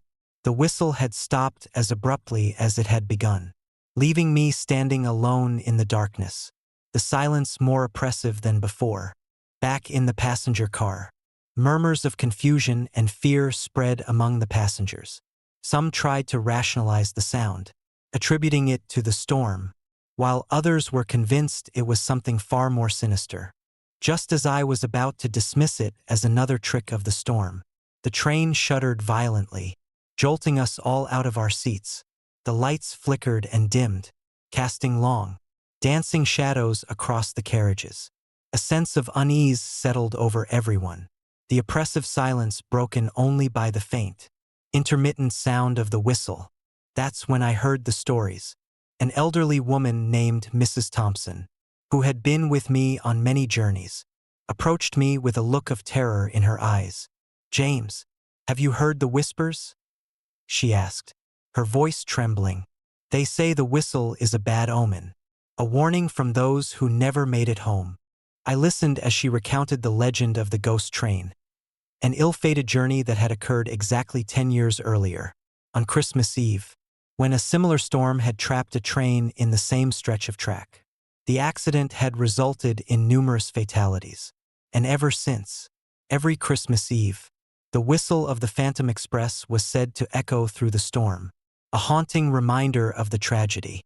At first, I dismissed it as superstition, a story to scare children and keep them from wandering too far from home. But now, with the storm raging outside and the eerie whistle haunting our night, I couldn't help but feel a chill run down my spine. As the hours dragged on, the feeling of being watched intensified. Passengers reported seeing shadowy figures moving just beyond the window panes, their forms indistinct and ghostly. Children clutched their parents' hands tighter, eyes wide with fear, while others huddled together, seeking comfort in shared anxiety.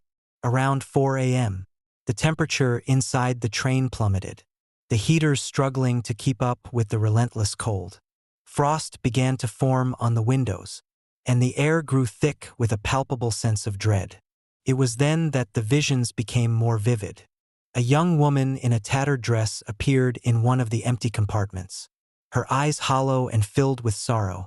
She glided silently through the carriage, leaving a trail of icy cold in her wake. Another time, a man in a conductor's uniform stood at the end of the aisle, his face contorted in eternal anguish, his hand reaching out as if begging for help.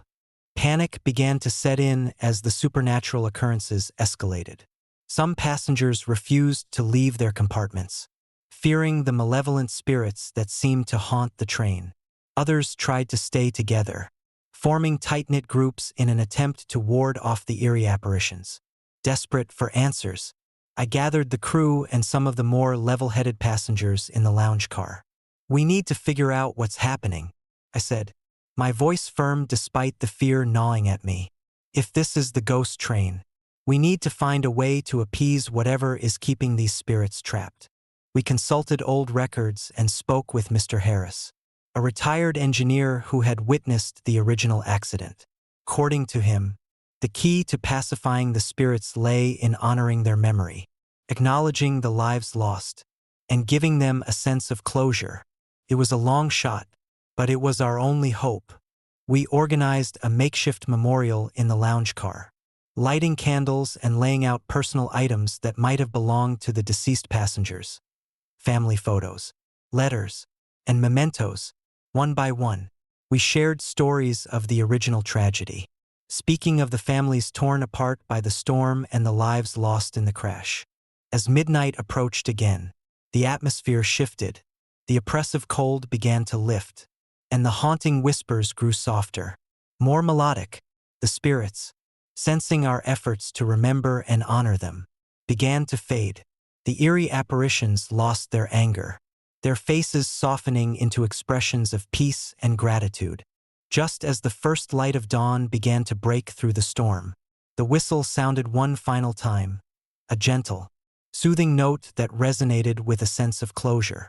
The train shuddered once more, but this time, it felt like a sigh of relief rather than a harbinger of doom.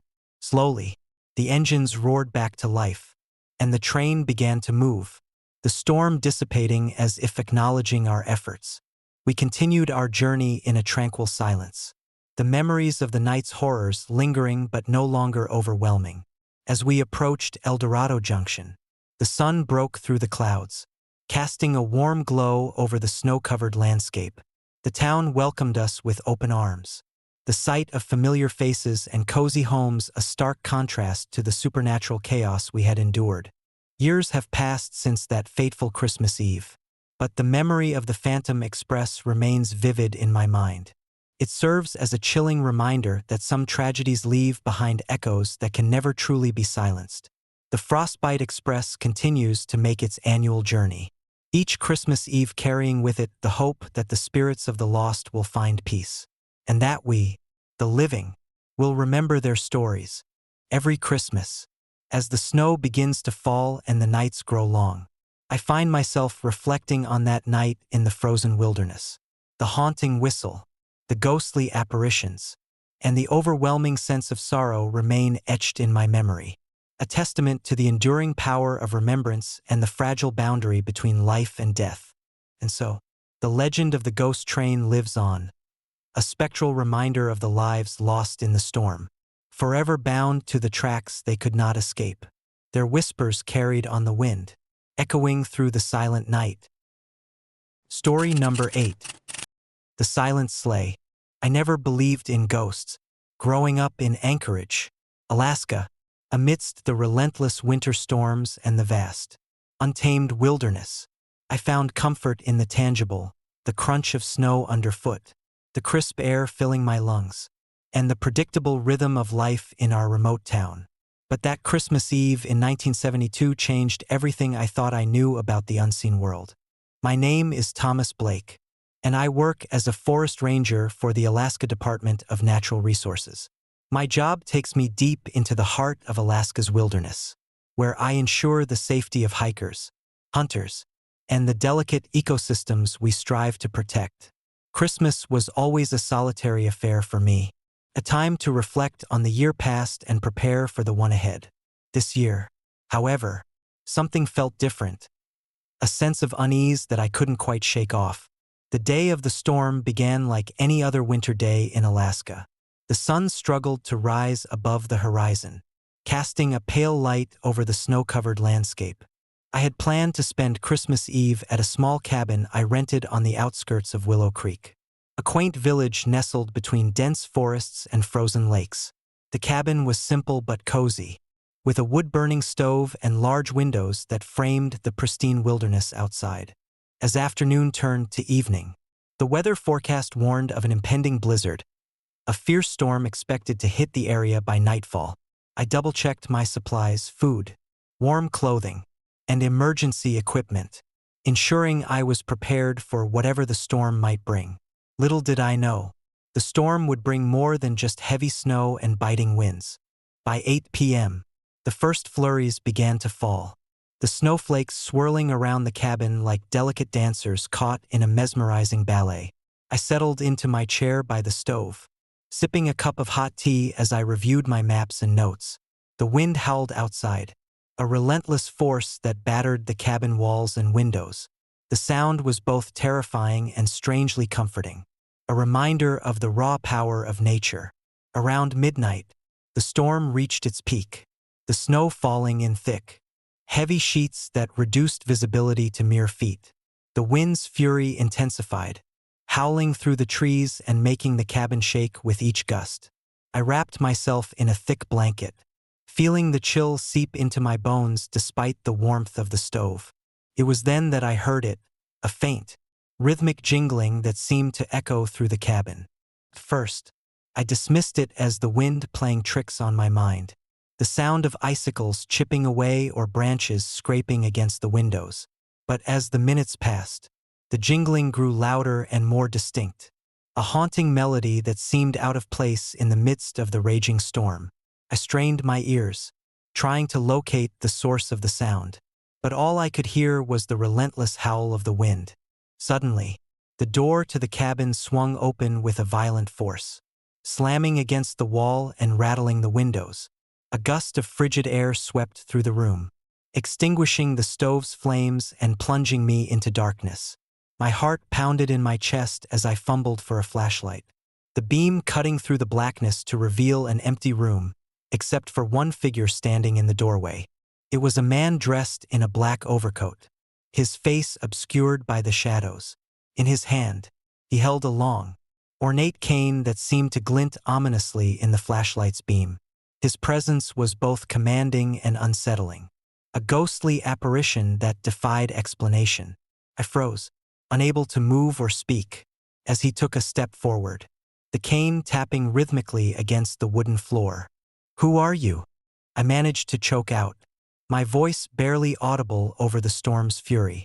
He paused, his head tilting slightly as if listening to something only he could hear.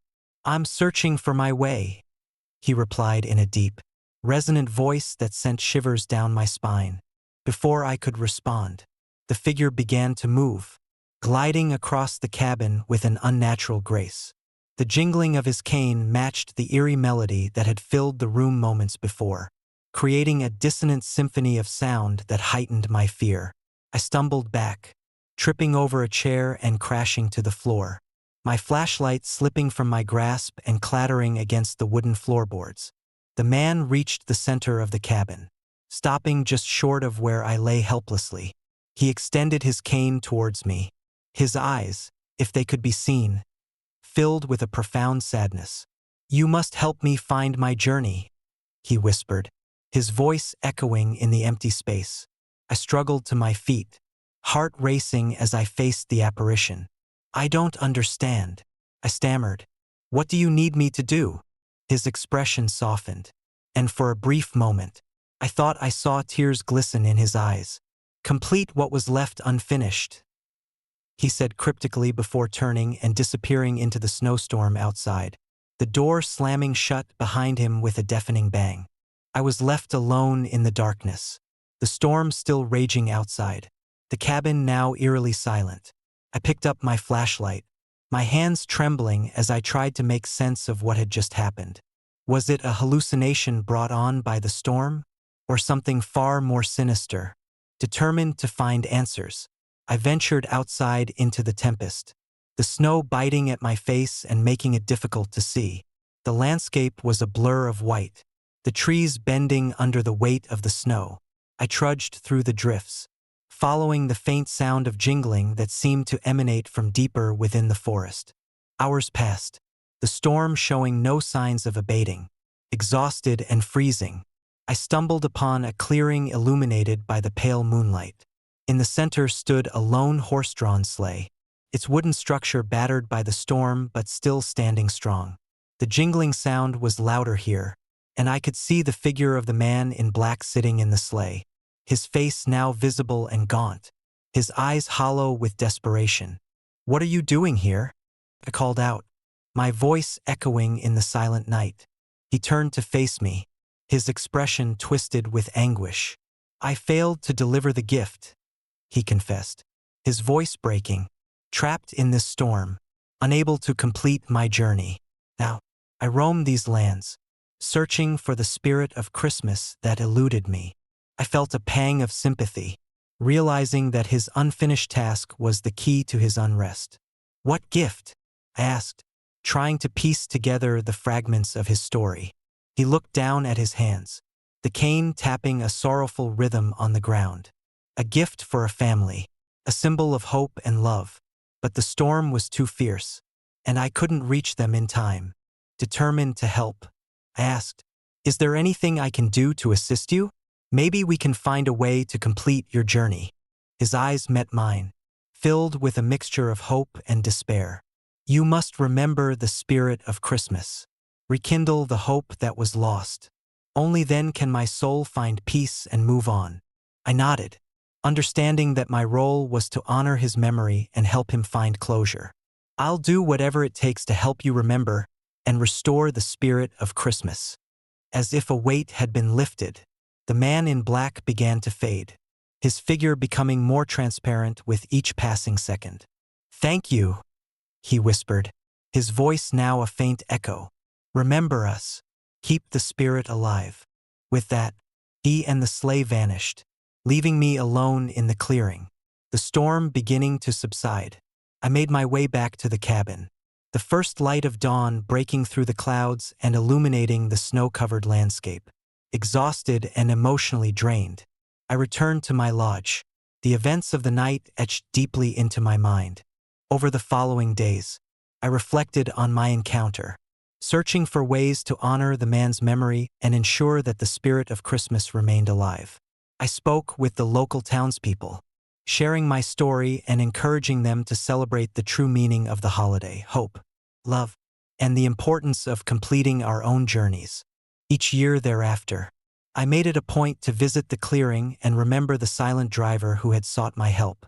The legend of the silent sleigh became a cherished part of Willow Creek's Christmas lore, a story passed down through generations as a reminder of the enduring power of compassion and the importance of finishing what we start. One Christmas Eve, nearly 2 decades after that fateful night, I received a letter from a local family.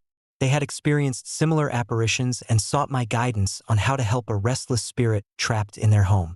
Inspired by my own experience, I organized a community gathering where we shared stories, lit candles, and created a collective atmosphere of hope and remembrance. As we stood together, the cold wind still howling outside, I felt a presence among us, a warm, comforting energy that seemed to envelop the room. The letter's author, a woman named Margaret, stepped forward, her eyes shining with gratitude. "Thank you for helping us remember," she said softly. "Your compassion has brought peace to our home." In that moment, I realized that our actions, no matter how small, could have a profound impact on those who had been lost and forgotten. The silent sleigh and the man in black had taught me that the spirit of Christmas wasn't just about gifts and festivities, but about remembering those who had walked before us and ensuring that their journeys were acknowledged and honored. Years have passed since that snowy Christmas Eve in 1972, and I've continued to honor the memory of the man in black through my work and my interactions with the community. The legend of the silent sleigh remains a poignant reminder of the fragility of life and the enduring power of hope and love. Every Christmas, as the snow begins to fall and the lights twinkle across Willow Creek, I think back to that night and the lessons it taught me. The sight of a horse-drawn sleigh against the snowy backdrop serves as a beautiful yet haunting symbol of the past intertwined with the present, a testament to the spirits that seek peace and the living who can help them find it. And so, the story of the silent sleigh lives on, a chilling yet heartwarming tale that blends the magic of Christmas with the mysteries of the supernatural. It stands as a reminder that even in the coldest, darkest nights, the light of compassion and remembrance can guide lost souls to their final rest, ensuring that the spirit of Christmas remains ever bright and eternal. Story number 9. Whispers of the Northern Lights. Winter in Alaska is a relentless force. The cold is a constant companion, and the darkness stretches endlessly across the horizon, especially during the long nights of December. Growing up in Anchorage, I learned to respect the wilderness and its unforgiving nature. But nothing could have prepared me for the Christmas Eve of 1995. A night that would forever change my understanding of the world and the spirits that linger beyond the veil of the living. I'm Michael Thompson, a freelance photographer with a passion for capturing the raw beauty of Alaska's landscapes. My work often takes me to the most remote and untouched areas, where nature reigns supreme and solitude is both a solace and a challenge. This Christmas, I decided to embark on a solo expedition to the small coastal town of Nick, a place steeped in maritime history and surrounded by the vast, icy expanse of the Cook Inlet. Nick was a quiet town, its population dwindling as younger generations moved to larger cities in search of better opportunities. The remnants of old fishing boats and abandoned cabins dotted the shoreline, remnants of a bygone era when the sea was both a provider and a peril. Despite its isolation, Nick held a certain charm, especially during the holidays when the few remaining residents decorated their homes with lights and festive ornaments. Defying the darkness of the winter nights, I arrived in Nick a week before Christmas, eager to explore the untouched beauty and document the unique spirit of the town. The locals were welcoming, albeit reserved, sharing stories of their ancestors and the harsh realities of life in such a remote area. One story, in particular, caught my attention: the legend of the Christmas lights. According to old-timers like Old Joe, a seasoned fisherman who had seen more winters than anyone else in town, strange lights would appear in the sky every Christmas Eve at midnight. He'd say, his voice gravelly from years of shouting over the roar of the ocean, "Those ain't no UFOs. They're the spirits of sailors who lost their lives out there. Caught in the storm, they come back every Christmas to find their way home." Skeptical but intrigued, I decided to investigate further. I spent the week capturing the serene beauty of Nick, fishing boats bobbing in the harbor, snow-covered cabins glowing warmly against the night, and the ethereal dance of the northern lights painting the sky with vibrant colors. As Christmas approached, the anticipation of experiencing the legendary lights grew stronger. On Christmas Eve, the storm warning issued by the National Weather Service was ignored by most, who believed the town's resilience could withstand anything. I set up my camera equipment near the shoreline, hoping to capture the elusive phenomenon. The sky was clear, the stars twinkling like diamonds against the velvety darkness. Midnight was still hours away, and the anticipation built with each passing minute. As the clock struck 11, the temperature dropped sharply, the wind picking up in intensity. The snow began to fall in heavy, swirling flakes, blanketing the town in a pristine white coat. The darkness deepened, the only light coming from the flickering lanterns of the few remaining residents and the distant glow of the northern lights, which were less vibrant tonight due to the storm. Then, at exactly midnight, the sky erupted in a spectacle of lights. Bright, pulsating orbs darted across the heavens, moving with a speed and grace that defied natural explanation. They streaked through the sky in intricate patterns, weaving and twirling in a mesmerizing display. My heart raced as I captured the phenomenon on film, the eerie beauty of the lights both captivating and unsettling. But as the minutes passed, the lights began to change.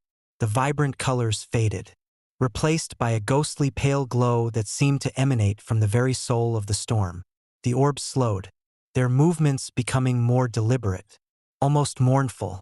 I felt a chill run down my spine, the atmosphere heavy with an unspoken sorrow. That's when I saw her, a figure standing on the shoreline, barely visible through the swirling snow. She was dressed in a flowing white dress, her hair cascading down her back like a silken waterfall.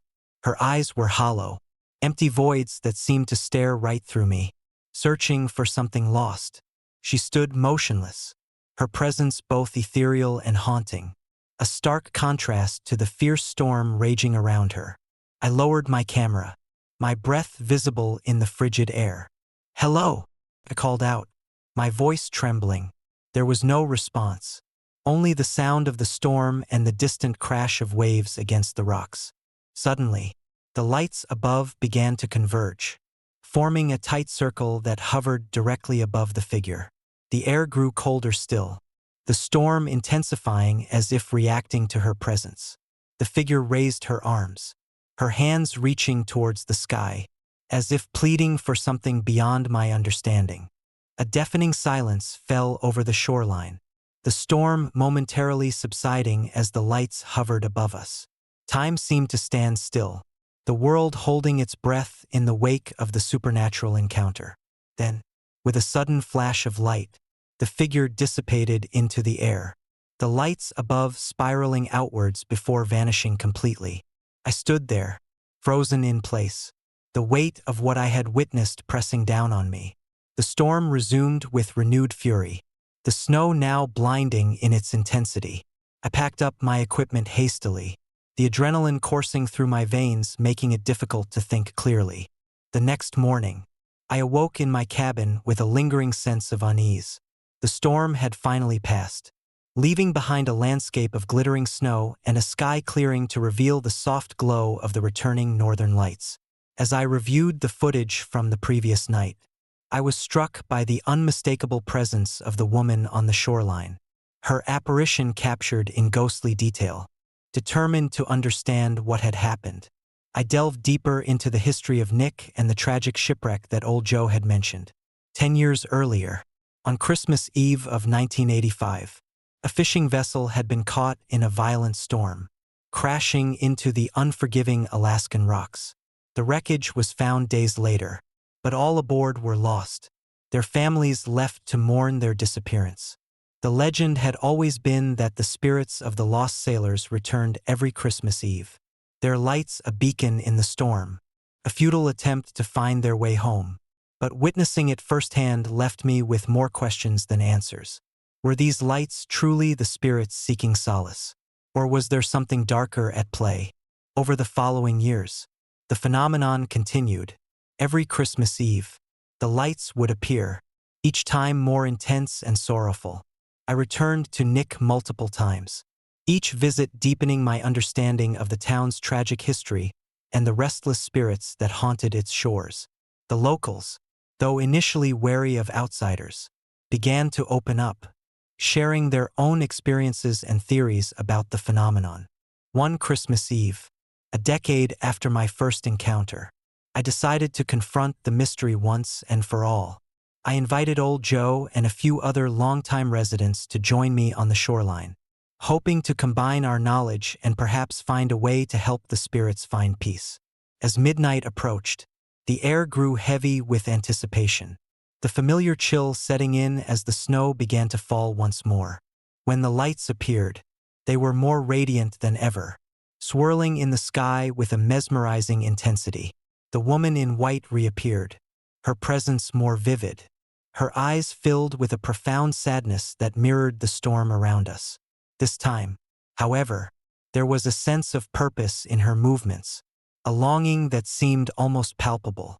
"We need to help her," I said, my voice steady despite the fear that gnawed at me.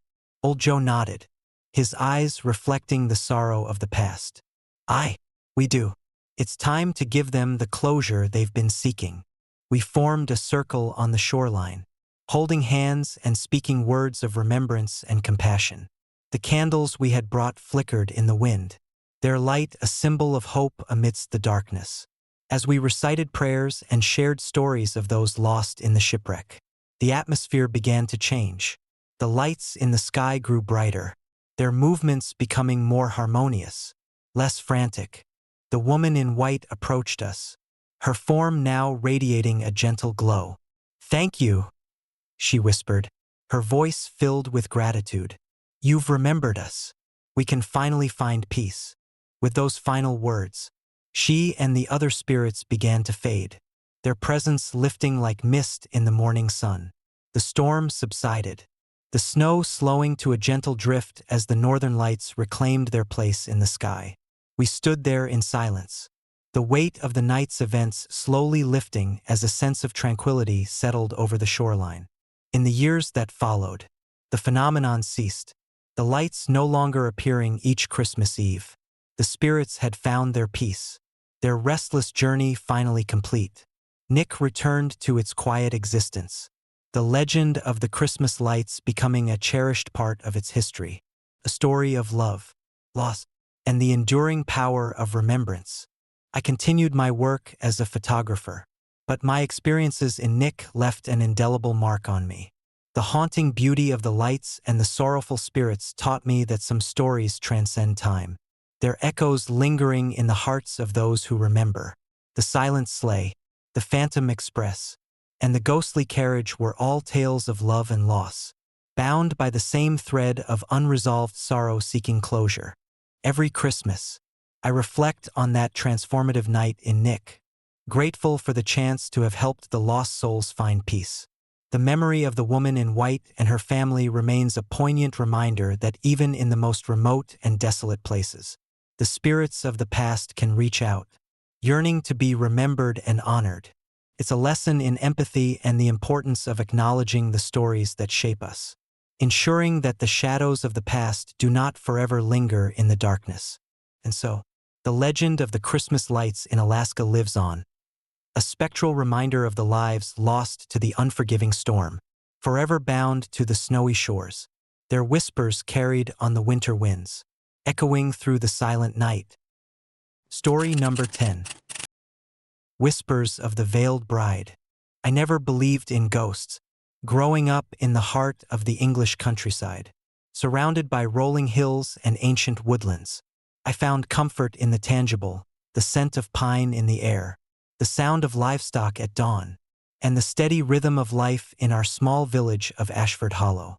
But that Christmas Eve of 1945 changed everything I thought I knew about the unseen world. I'm William Harper, a simple farmer's son, with a modest life that revolved around the seasons and the land. My father, George, was a stern but fair man who taught me the value of hard work and the importance of family.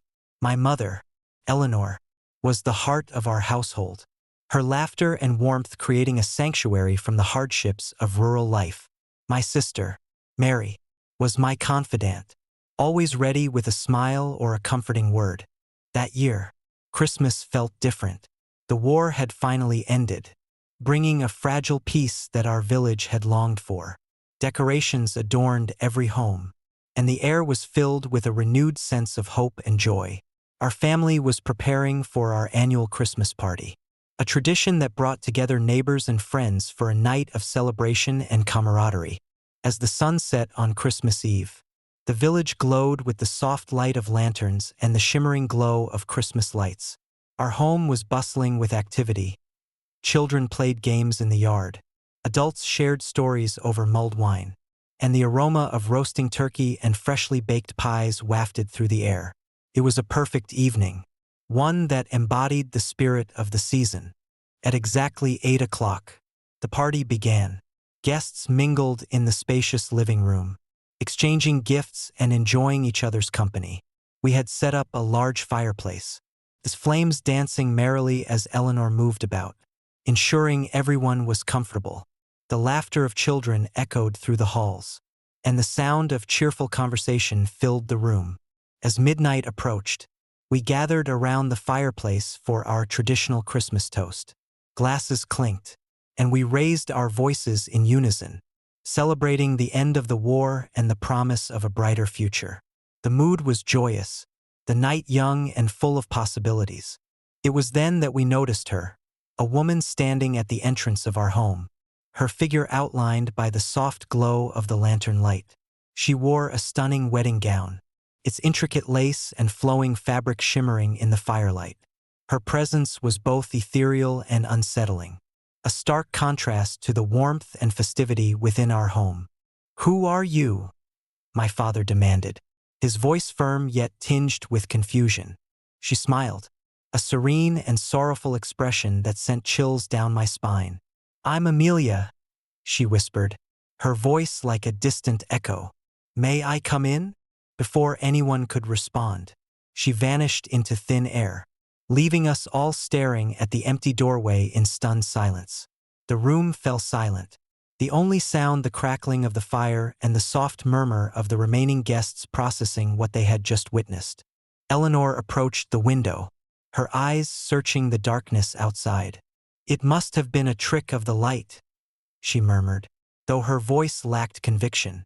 "Perhaps a neighbor with a fancy dress?" But deep down, we all felt an inexplicable unease. Amelia's presence lingered in our minds, her ghostly figure a haunting reminder of the night's mysterious events. Later that evening, as the party wound down and guests began to depart, we noticed something even more disturbing. Amelia reappeared, standing at the far end of the hall where no one else had been standing. Her wedding gown was now dusty, as if she had been standing outside all night, and her face bore a look of profound sorrow. "Please," she whispered, her voice breaking, "help me." Before anyone could react, she dissolved into the air, leaving behind an overwhelming sense of sadness and loss. It was then that we realized she wasn't just a figment of our imagination, but something far more sinister. The next morning, the events of Christmas Eve were still fresh in our minds. Determined to uncover the truth, we began to investigate the identity of the mysterious woman who had appeared at our party. Old records and newspaper archives revealed a heartbreaking story from 10 years prior, a tragic train accident that had claimed the lives of an entire wedding party, including a bride named Amelia Thompson. Amelia had been on her way to marry her fiancé, Robert, aboard the Royal Highlander Express, a prestigious train that traversed the scenic routes of the English countryside. On the night of her wedding, a sudden snowstorm had caused the train to derail, leaving the passengers stranded in the wilderness. Rescue efforts were delayed by the harsh weather, and Amelia, along with her family and friends, never survived the ordeal. The accident had been swiftly covered up, the families too devastated to speak publicly, and the Royal Highlander Express had been retired from service shortly after. Her grave was located in a small, forgotten cemetery near Ashford Hollow, marked only by a simple headstone bearing her name and the dates of her birth and death. Armed with this knowledge, we couldn't shake the feeling that Amelia's spirit was still bound to our home, seeking closure and remembrance. Determined to help her find peace, we organized a memorial service at our house, inviting the remaining guests and neighbors to join us in honoring her memory. On Christmas Eve of the following year, we prepared our home once more for the annual party. This time, however, we approached it with a sense of purpose and reverence, hoping to create an atmosphere of healing and remembrance. Candles were placed around the room, and flowers were laid out on the table, each one a symbol of our collective sorrow and hope for peace. As the night unfolded, the familiar sounds of laughter and conversation filled the air, tempered by a respectful silence in Amelia's honor. At midnight, we gathered around the fireplace once more, holding hands and sharing stories of Amelia and her tragic fate. Just as the clock struck 12, the room grew inexplicably cold, and the candles flickered violently. The air was thick with an unseen presence, and we felt the weight of Amelia's sorrow pressing down on us. Suddenly, the apparition of a woman in a wedding gown appeared once more, her face pale and her eyes filled with an eternal longing. "Thank you," she whispered, her voice filled with gratitude. "You have remembered us. May we now find peace." With those final words, Amelia faded into the light, her presence now a serene and comforting warmth that filled the room. The oppressive cold lifted, replaced by a sense of tranquility and closure. The candles burned steadily, their flames no longer flickering but shining brightly as if in affirmation of our success. The following day, word of our encounter spread throughout Ashford Hollow, and the story of Amelia Thompson became a cherished part of our community's history. The Royal Highlander Express was commemorated with a plaque at the cemetery, ensuring that her memory would never be forgotten. Years have passed since that transformative Christmas, but the lessons remain etched in my heart. Respecting the past, honoring those who have been lost, and seeking closure can bring peace not only to restless spirits but also to those left behind. The memory of Amelia and her tragic end serves as a poignant reminder of the enduring bonds of love and the power of remembrance. Every Christmas Eve, as the snow begins to fall and the lights twinkle across Ashford Hollow, I find myself reflecting on that night and the impact it had on our lives. The apparition of the silent bride no longer brings fear, but a sense of warmth and connection, a reminder that even in the darkest of times, love and memory can transcend the boundaries of life and death. And so, the story of Amelia Thompson continues to be told, a haunting yet beautiful tale that intertwines with the festive spirit, reminding us to cherish our loved ones and to honor the memories of those who have passed. The silent carriage stands as a symbol of love, loss, and the enduring hope that even the most tragic stories can find their resolution through compassion and understanding. As the years go by, Ashford Hollow remains a beacon of light during the winter months, its streets adorned with festive decorations, and its people united in the spirit of community and remembrance.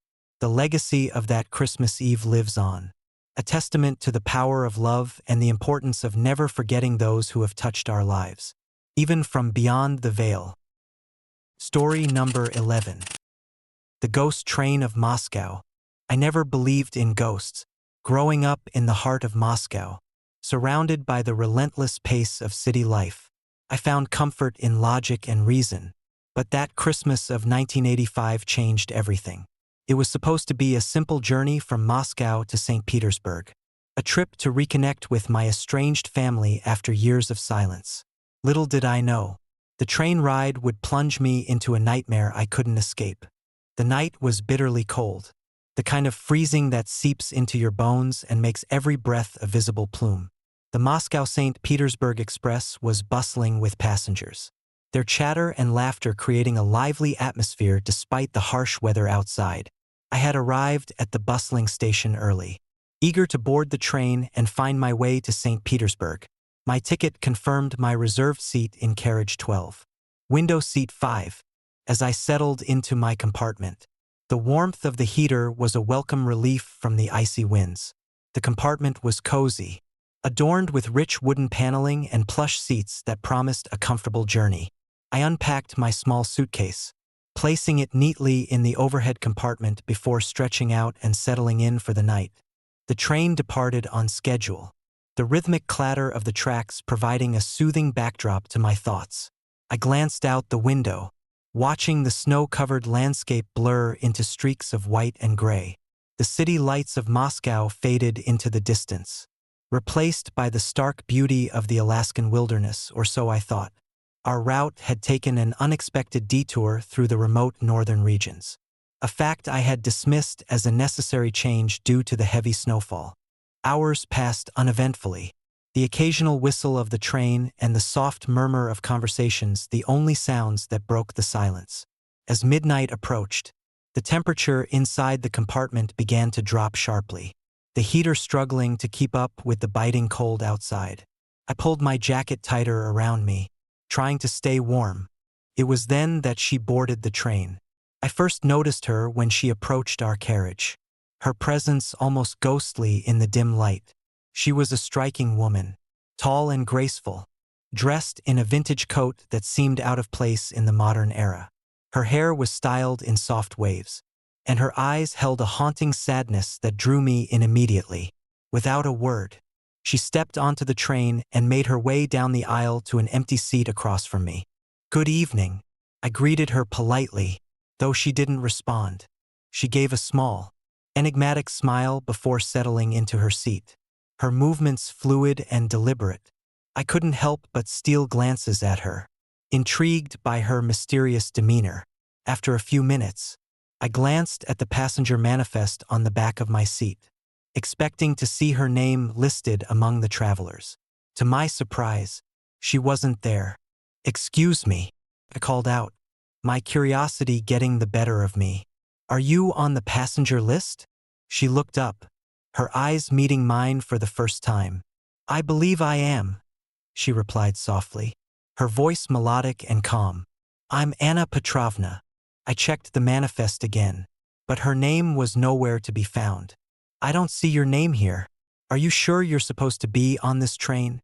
Anna's smile faded slightly, a shadow of sadness passing over her features. "Yes, I am. Perhaps there's been a mistake." Before I could inquire further, the compartment door opened, and a conductor stepped in, greeting Anna warmly. She thanked him and turned back to me, her expression unreadable. As quickly as she had arrived, she vanished from my seat, leaving me with more questions than answers. The rest of the journey passed in a tense silence. I couldn't shake the feeling that something was off, that Anna wasn't just another passenger. Her absence from the manifest and the eerie calm that had settled over the train only deepened my unease. Around 3 a.m., the train hit a particularly treacherous stretch of track. The snowstorm outside intensified, the wind howling like a chorus of lost souls. The lights flickered ominously, and the train began to slow to a crawl. Passengers murmured anxiously, unsure of what was causing the delay. Suddenly, the lights went out completely, plunging the entire train into darkness. Panic rippled through the carriages as passengers fumbled for their flashlights and candles. The silence was broken by a blood-curdling scream that echoed through the train, sending chills down my spine. I heard footsteps approaching, heavy and deliberate, as if someone was pacing down the aisle. The sound of rattling metal and the howling wind outside created an atmosphere of utter dread. In the darkness, I thought I saw Anna standing at the end of the aisle, her figure barely visible through the shadows. "Anna!" I called out, my voice trembling with fear. There was no response, only the oppressive silence and the relentless storm outside. The train jolted violently, throwing me against the window. I struggled to regain my composure, my mind racing to make sense of the terrifying events unfolding around me. As quickly as it had begun, the chaos subsided. The lights flickered back on, revealing the empty aisle where Anna had stood. Panic turned to confusion as passengers looked around, unsure of what they had witnessed. The conductor reassured everyone that it was just a power surge caused by the storm. But I couldn't shake the feeling that something far more sinister was at play. The train finally resumed its journey, moving steadily through the storm. Exhausted and unnerved, I decided to try and find Anna, hoping to uncover the truth behind her mysterious presence. I made my way to the dining car, where I found her sitting alone, staring blankly out the window. "Anna," I approached cautiously. "Can we talk?" She turned to face me, her eyes filled with a profound sadness. "There's something you need to know," she whispered, her voice barely audible over the howling wind. Before I could respond, the train began to shake violently again, the lights dimming as if a storm had descended within the carriage itself. The temperature dropped further, and an icy chill filled the air. Anna's expression twisted into one of fear and desperation. "They're coming for us," she cried, her voice breaking. "They won't let us go." Suddenly, shadows began to dance around the dining car, shapes forming and dissolving in the flickering light. The screams and footsteps returned, louder and more intense than before, as ghostly apparitions materialized within the carriage. Passengers screamed and fled in terror, their faces pale with fear as they confronted the spectral horrors surrounding them. Anna reached out to me, her hand trembling. "We need to run," she urged, her eyes pleading. "They're trapped here, bound to the train by their unfinished business." Before I could respond, a powerful gust of wind swept through the dining car, knocking us both to the ground. The apparitions closed in, their mournful wails filling the air with a sense of unbearable sorrow and anger. I felt a presence pressing down on me, the weight of their anguish almost suffocating. Desperate to escape, I grabbed Anna's hand and pulled her towards the door. We ran through the chaos, dodging ghostly figures that reached out to ensnare us with icy fingers. The storm outside mirrored the turmoil within the train, the wind howling louder as if in protest of our attempts to flee. We burst into the corridor, the darkness now filled with the flickering lights of the other carriages. The apparitions followed us relentlessly, their presence a constant reminder of the tragic past that bound them to the train. I knew we had to reach the front before the train became completely lost to the supernatural forces that now controlled it. As we sprinted towards the locomotive, the train seemed to stretch infinitely, the distance between us and the engine growing with each step. The spectral figures closed in, their faces contorted with pain and rage, their voices a cacophony of screams and pleas. Just as I felt our strength waning, we reached the engine compartment.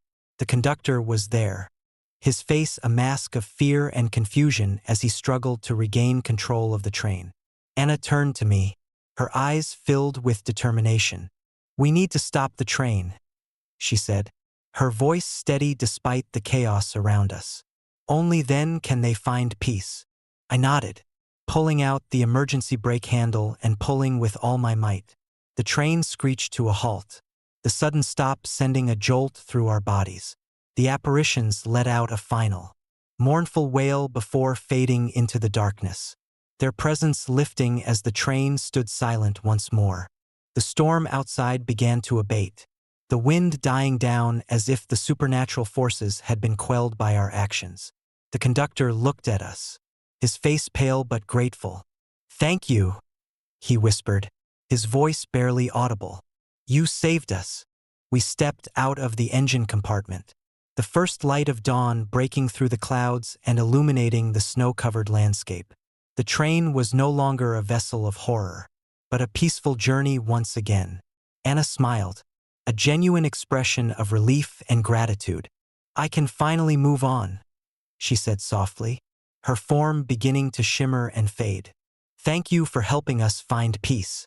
As she disappeared, I felt a sense of closure wash over me, the weight of the spirit's anguish lifting from the train. The journey to St. Petersburg resumed without incident, the rest of the trip filled with a newfound sense of calm and gratitude. When we finally arrived at St. Petersburg, the sun was shining brightly, a stark contrast to the stormy night we had endured. As I stepped off the train, I looked back at the locomotive, a lingering sense of peace settling over me. The legend of the ghost train had been dispelled, but the memory of that Christmas night remained etched in my mind, a haunting reminder of the thin veil between the living and the dead. Years have passed since that fateful Christmas of 1985, but the story of the midnight whistle continues to circulate among railway enthusiasts and locals alike. Some dismiss it as a ghost story, a product of the harsh Alaskan winter and the isolation of the train route. But I know the truth, for I was there, experiencing the horror and the salvation firsthand. Every Christmas, as the snow begins to fall and the Northern Express prepares for its annual run, I find myself drawn to the train station, listening for the faint echoes of the midnight whistle. The memory of Anna Petrovna and the restless spirits of the past serves as a poignant reminder that some souls never truly find peace until their stories are heard and their tragedies acknowledged. And so, the legend of the ghost train of Moscow lives on, a chilling tale of loss, redemption, and the enduring power of remembrance. It stands as a testament to the unseen forces that dwell within the shadows of our world, forever intertwined with the lives of those who dare to journey through the darkness. Story number 12.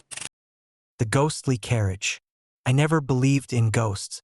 Growing up in Tokyo, amidst the bustling streets and neon lights, I found comfort in the tangible and the explainable.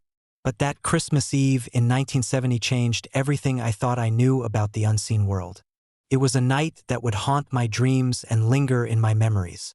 A night aboard the Midnight Sakura Express that blurred the lines between reality and the supernatural.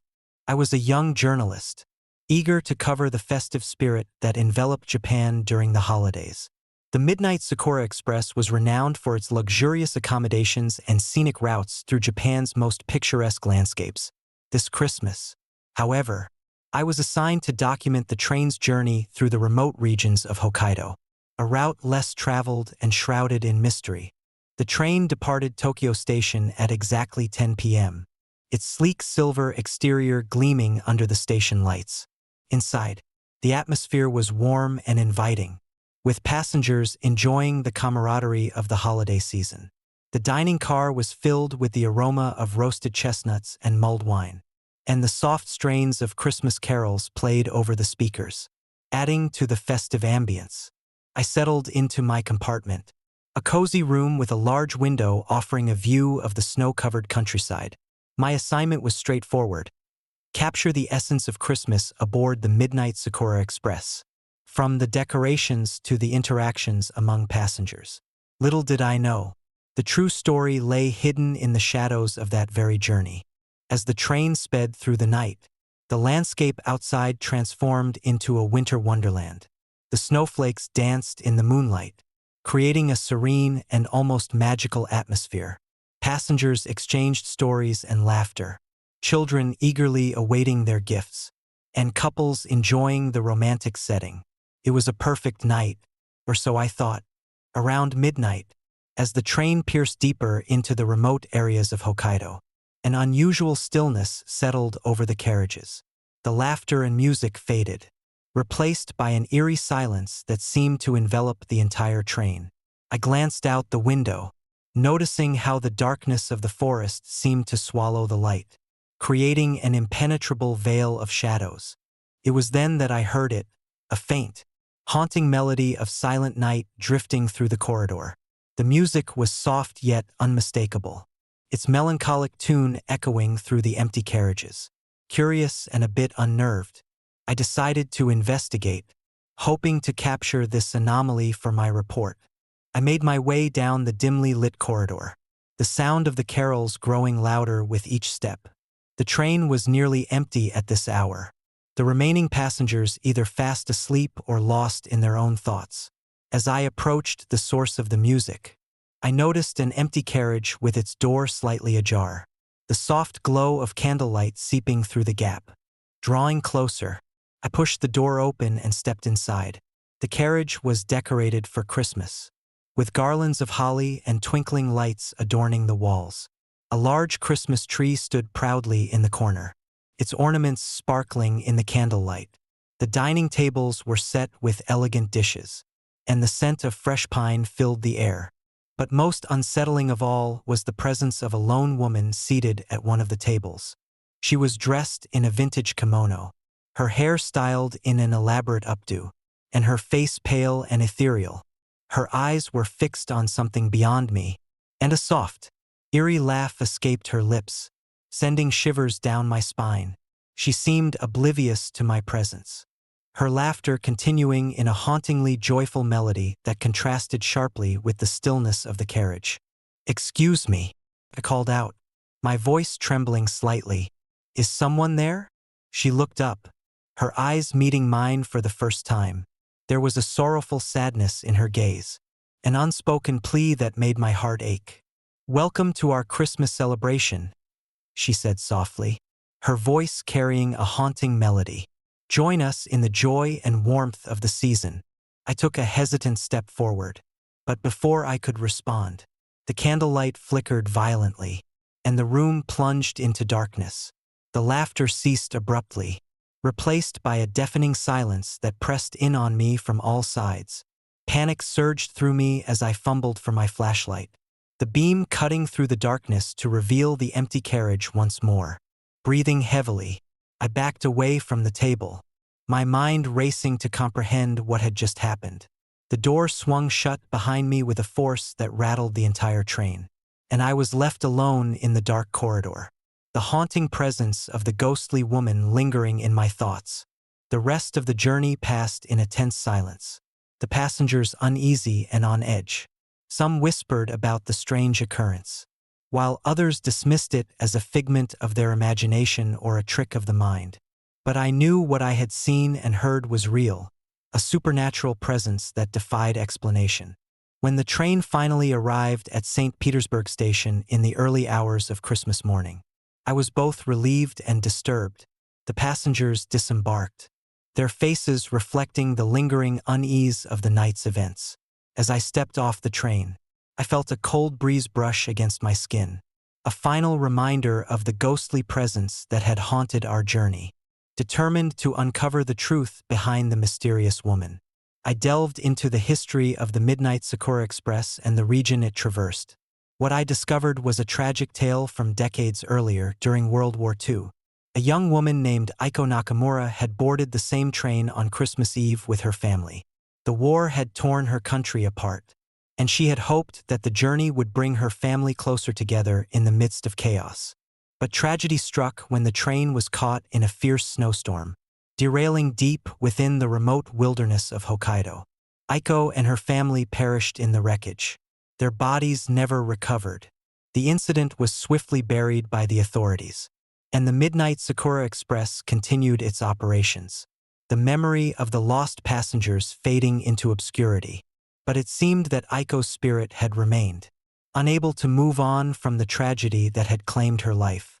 Each Christmas Eve, her ghostly presence returned to the train, reliving the final moments of her life and seeking solace for her restless soul. Armed with this knowledge, I returned to the train the following year, determined to witness the phenomenon once more and perhaps bring peace to Aiko's spirit.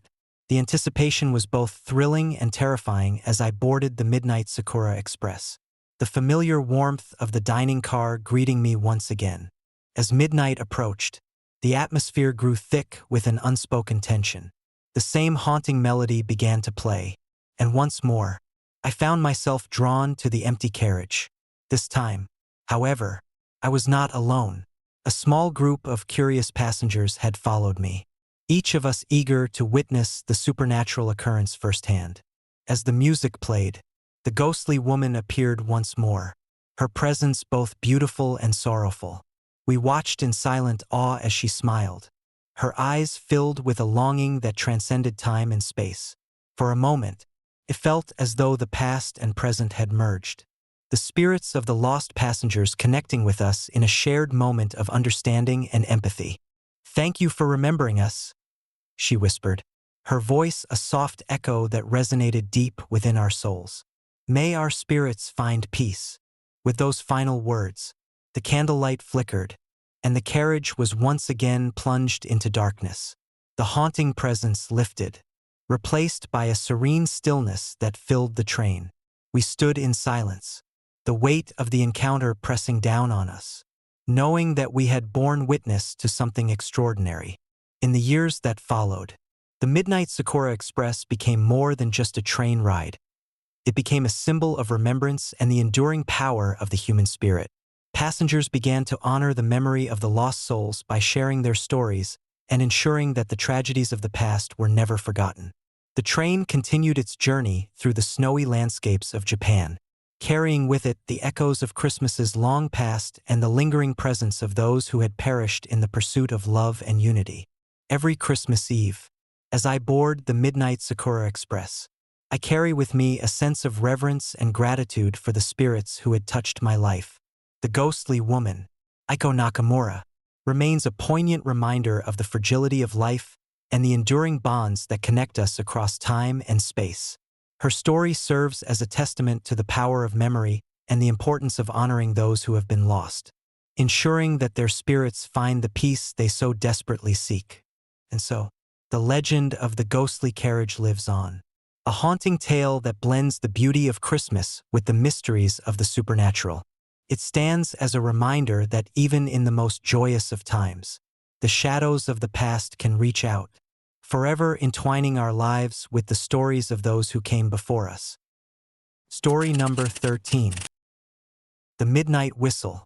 Winter in North America is unforgiving, especially in the early 20th century when steam trains were the lifelines connecting remote communities. I grew up in a small town in Vermont, where the snow blanketed everything in sight, turning the landscape into a silent, white expanse. My father worked as a conductor on the Northern Express, a train that made its annual Christmas Eve run from Boston to Montreal. It was a tradition that brought joy and a sense of unity to our isolated town each holiday season. My name is Samuel Turner, and this is the story of the Christmas train that changed my life forever. It was Christmas Eve, 1922. And the air was crisp with the scent of pine and the promise of a fresh snowfall. The Northern Express was bustling with passengers, their excitement palpable as they prepared for the long journey ahead. Families bundled in warm coats, children with rosy cheeks, and the occasional lone traveler seeking solace in the rhythmic clatter of the train tracks. I was 16, eagerly anticipating my first official duty as an assistant conductor. My father, Thomas Turner, had been a respected figure in our town, known for his dedication and unwavering commitment to his job. I admired him deeply and hoped to follow in his footsteps, ensuring that every passenger reached their destination safely. As the train departed the station, the engine roared to life, a comforting sound that signaled the beginning of our journey. My father was in the locomotive, his eyes fixed on the tracks ahead, a steadfast presence that reassured everyone aboard. I took my place in the cabin, my heart swelling with pride and excitement. The first leg of the journey was uneventful, the landscape passing by in a blur of snow-covered fields and dense forests. We stopped at a few stations, picking up more passengers and exchanging warm greetings. It was a typical Christmas Eve run, filled with the magic and wonder that only this time of year could bring. As night fell, the train snaked its way through the wilderness, the darkness outside mirroring the quiet serenity within. The passengers settled into their seats, children drifting off to sleep with dreams of holiday cheer, and adults enjoying the peaceful solitude of the journey. My father and I shared a moment of camaraderie, discussing the final stretch of the route and the upcoming celebrations in Montreal. Around midnight, as the clock struck 12, a sudden, violent snowstorm erupted outside. The wind howled like a chorus of lost souls, and the visibility plummeted to near zero. My father's hands tightened on the controls, his face etched with determination and concern. "Hold steady, Samuel," he instructed, his voice calm despite the chaos outside. "We've faced worse. Just keep an eye on the signals." I nodded, my eyes scanning the track ahead through the small window. The storm was relentless, each gust threatening to derail us from our path. The train clattered over the rails, the wheels straining against the icy tracks. But my father maneuvered with skill, guiding us through the tempest.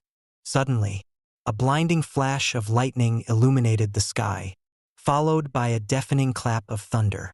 In that split second of light, I saw him, another train, its engine blazing with an otherworldly glow, hurtling towards us on the same track. Panic surged through me as I realized the impending collision. "Father, there's another train," I shouted, my voice breaking. He looked up, his eyes widening as he saw the phantom locomotive bearing down on us. "Hold on tight," he commanded, his tone unwavering. "We can't stop now." The two trains collided with a force that shook the very foundations of the earth. The impact was catastrophic, the sound of metal screeching and glass shattering echoing through the storm. The Northern Express was torn apart in an instant, the darkness swallowing us whole. When I awoke, I was disoriented and bleeding, my head throbbing with pain. The cabin was a wreckage of twisted metal and broken glass, the remnants of our once proud train now a tangled mess of debris. My father was nowhere to be seen, and a sense of profound loss washed over me. As I struggled to my feet, I heard it, the faint sound of a whistle, a mournful echo that seemed to come from the very depths of the storm. I followed the sound, my steps heavy against the frozen ground, until I reached the shattered remains of the locomotive. There, amidst the wreckage, stood my father, or at least, what remained of him. His body was contorted, his face frozen in a look of eternal sorrow and anguish. His eyes met mine, and in that moment, I knew he was no longer among the living. A chill ran down my spine as I turned to leave, but the sound of the whistle grew louder, more insistent. The storm seemed to intensify, the snow swirling around me in a blinding frenzy.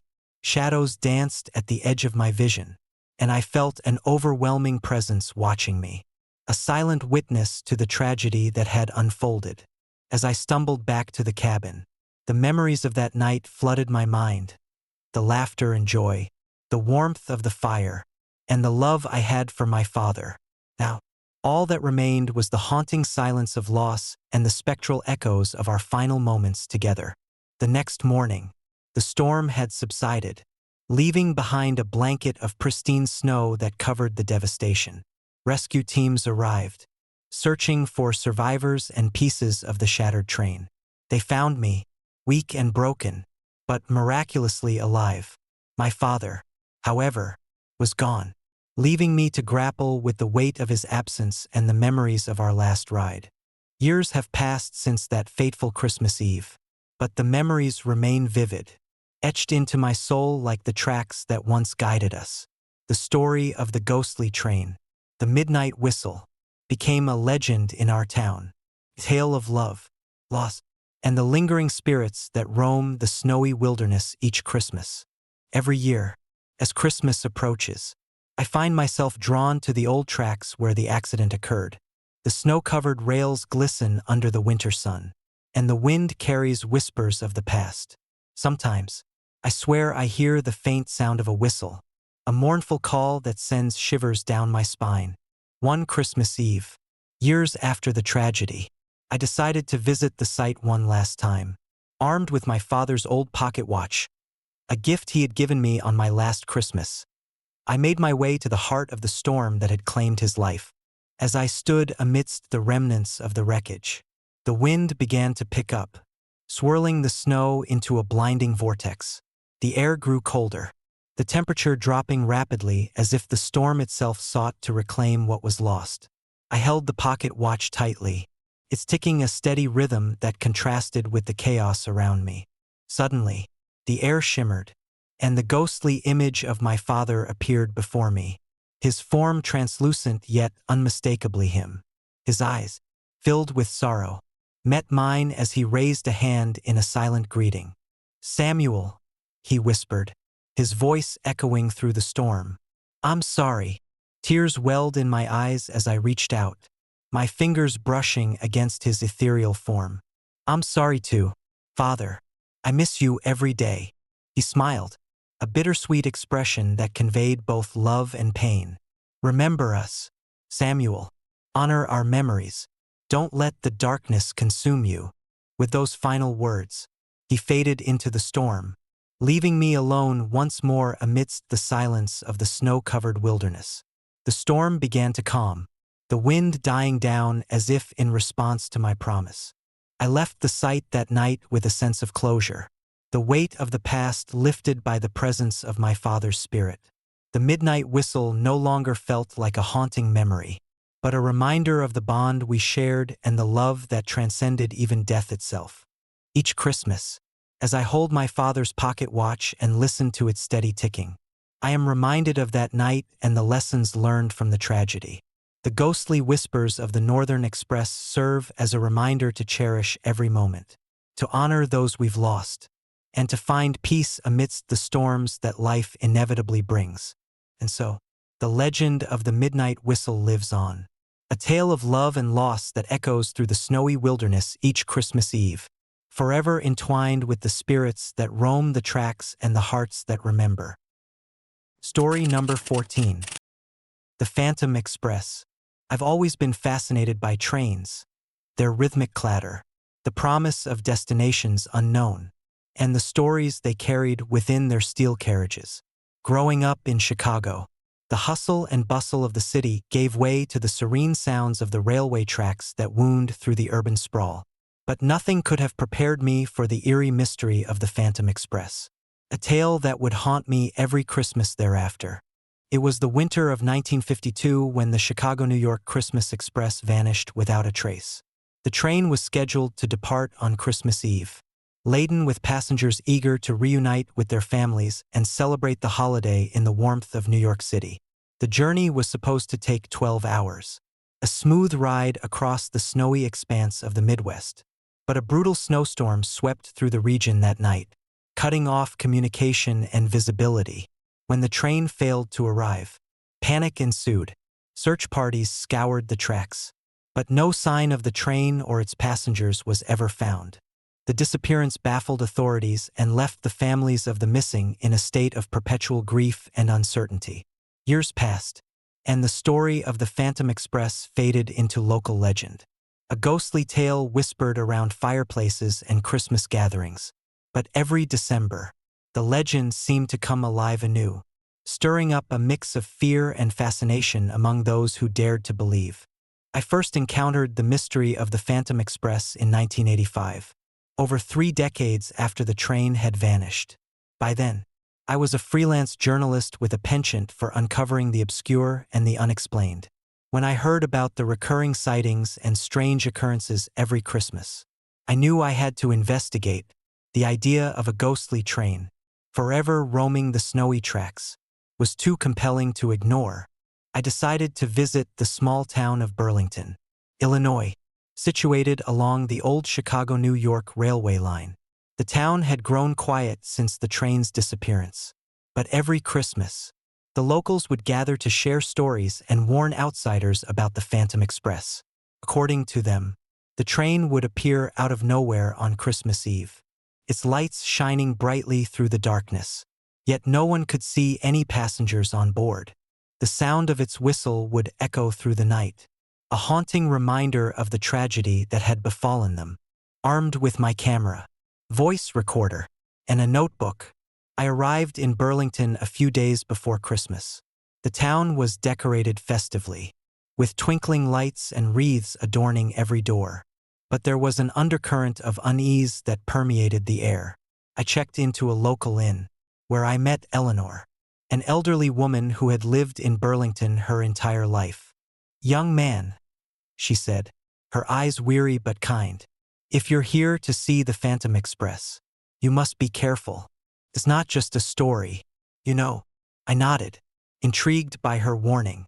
"I've heard the tales, ma'am. I just want to understand what's happening." Eleanor sighed, motioning for me to sit. "The Phantom Express is a tragedy that still lingers in our hearts. Those who vanished that night never found peace, and their spirits are bound to the tracks. Every Christmas Eve, they relive their final journey, hoping to find their way home." I spent the next few days interviewing locals, piecing together the fragmented memories of those who had lost loved ones to the Phantom Express. The accounts were consistent: strange lights, the sound of a train, and the chilling realization that the train seemed empty despite its imposing presence. Some claimed to have seen shadowy figures inside, while others spoke of an overwhelming sense of sorrow that accompanied the apparitions. On Christmas Eve, I decided to stake out the old railway bridge where the train was last seen. The bridge was a relic of a bygone era, its iron beams weathered by time and the harsh Alaskan winters. I set up my equipment, hoping to capture evidence of the Phantom Express. As midnight approached, the wind picked up, carrying with it a flurry of snowflakes that danced in the pale moonlight.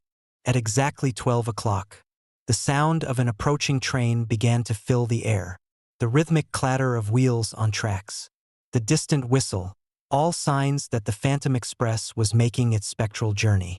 I watched intently as the lights of the train materialized in the distance, growing brighter and more defined as it drew closer. My heart pounded with a mix of excitement and fear. The train glided over the bridge, its carriages gleaming under the moonlight. I could see the intricate designs of the vintage carriages, the elegant woodwork, and the warm glow emanating from the windows. But as it passed, something felt off. There were no passengers visible, no signs of life inside. The silence was deafening, broken only by the distant sounds of the storm.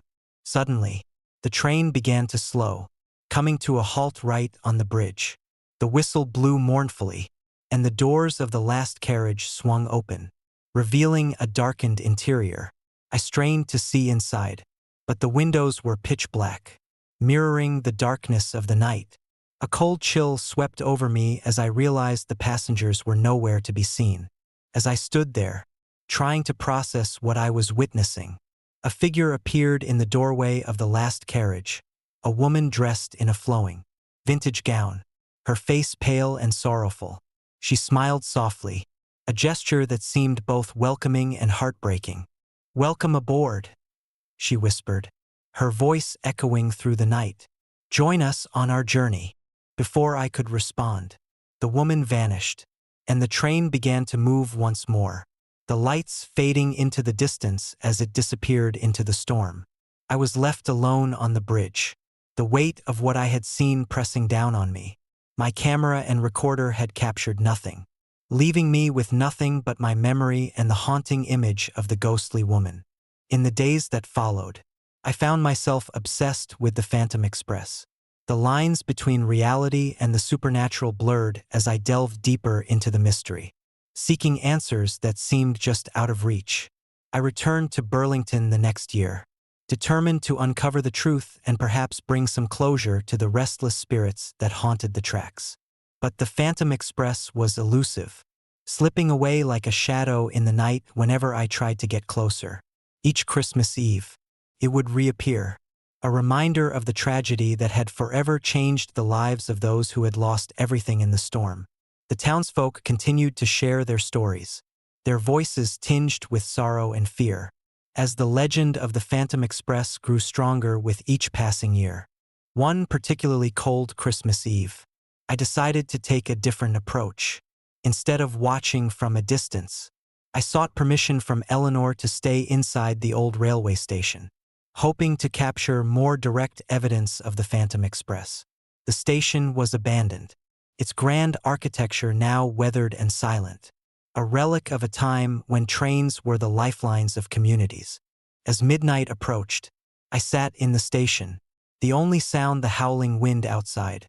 The temperature dropped sharply, and the air grew heavy with anticipation. Suddenly, the sound of an approaching train filled the air, the familiar clatter of wheels on tracks reverberating through the empty halls. I held my breath, the fear and excitement intertwining as the Phantom Express appeared at the far end of the platform. This time, there was no delay. The train glided smoothly into the station, its lights illuminating the darkened carriages. I watched in awe as passengers boarded the train, their forms ghostly and translucent, their faces etched with sadness and longing. Among them was the woman in the vintage gown, her presence commanding and sorrowful as she made her way down the aisle. I mustered the courage to approach her, my heart pounding in my chest. "Excuse me," I called out, my voice barely above a whisper. "Can you tell me what happened?" She turned to face me, her eyes filled with a depth of sorrow that spoke of untold pain. "We are lost," she replied, her voice echoing through the station. "Our journey never ended, bound to the tracks by the storm that took us from our loved ones." Tears welled in my eyes as I realized the true tragedy of the Phantom Express. These were not mere apparitions, but souls trapped in an eternal loop, reliving their final moments every Christmas Eve in a futile attempt to find peace. I wanted to help them, to find a way to release them from their torment. But I knew it was beyond my understanding. As the train prepared to depart, she reached out to me, her hand passing through my own with a chilling coldness. "Remember us," she whispered, her voice fading as the train began to move. "Tell our story, so we are not forgotten."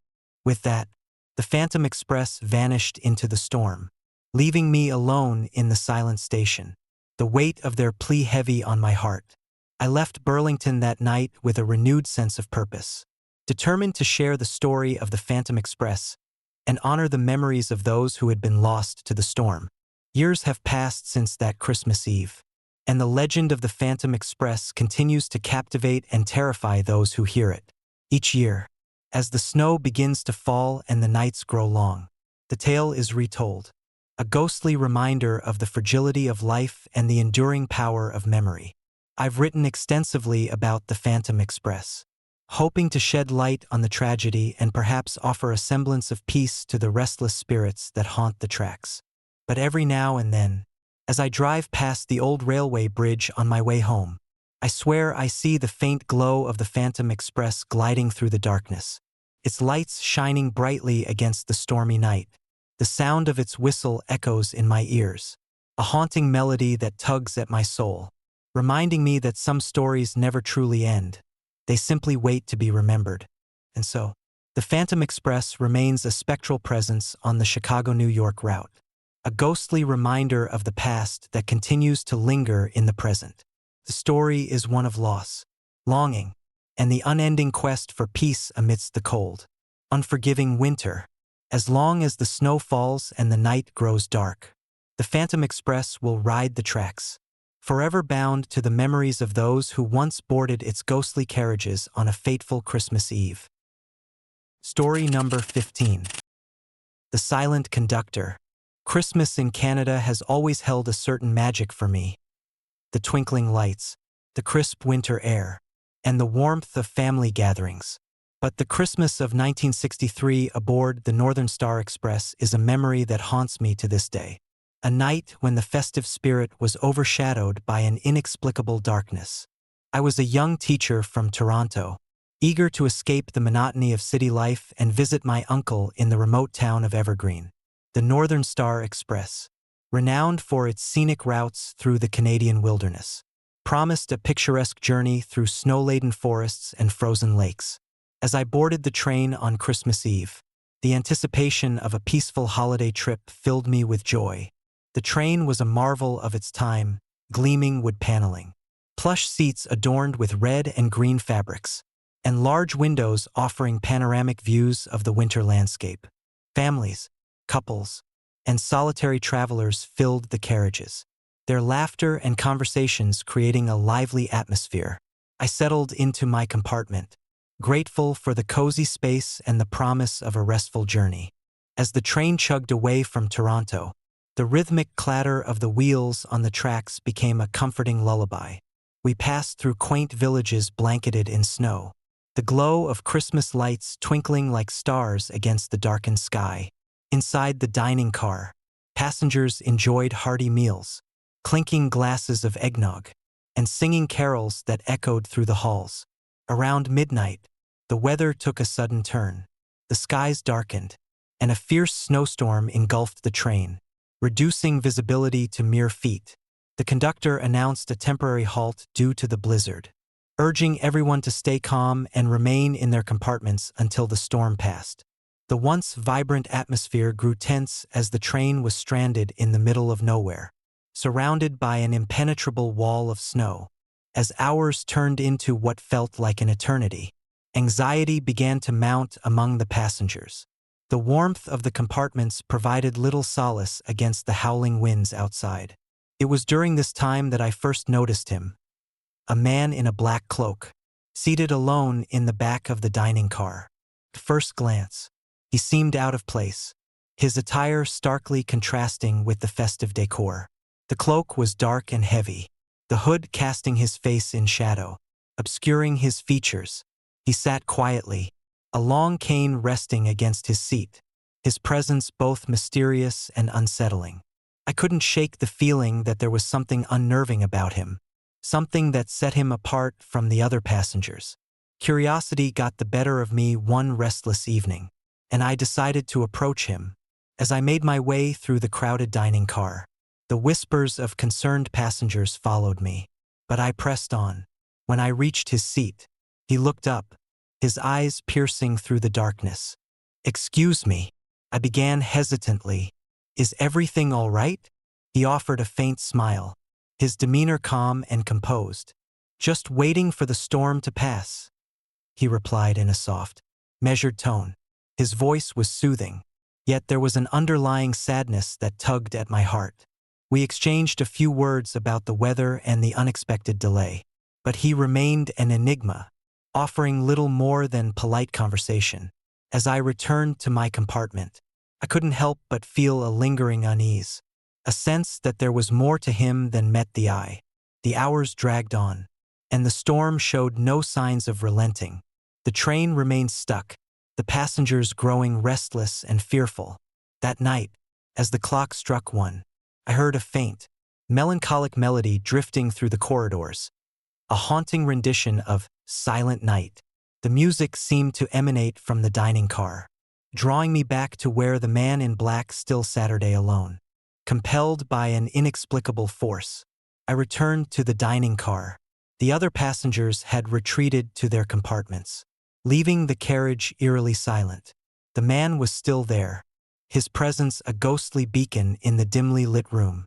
He gazed out the window, his eyes distant and unfocused, lost in a realm far removed from our reality.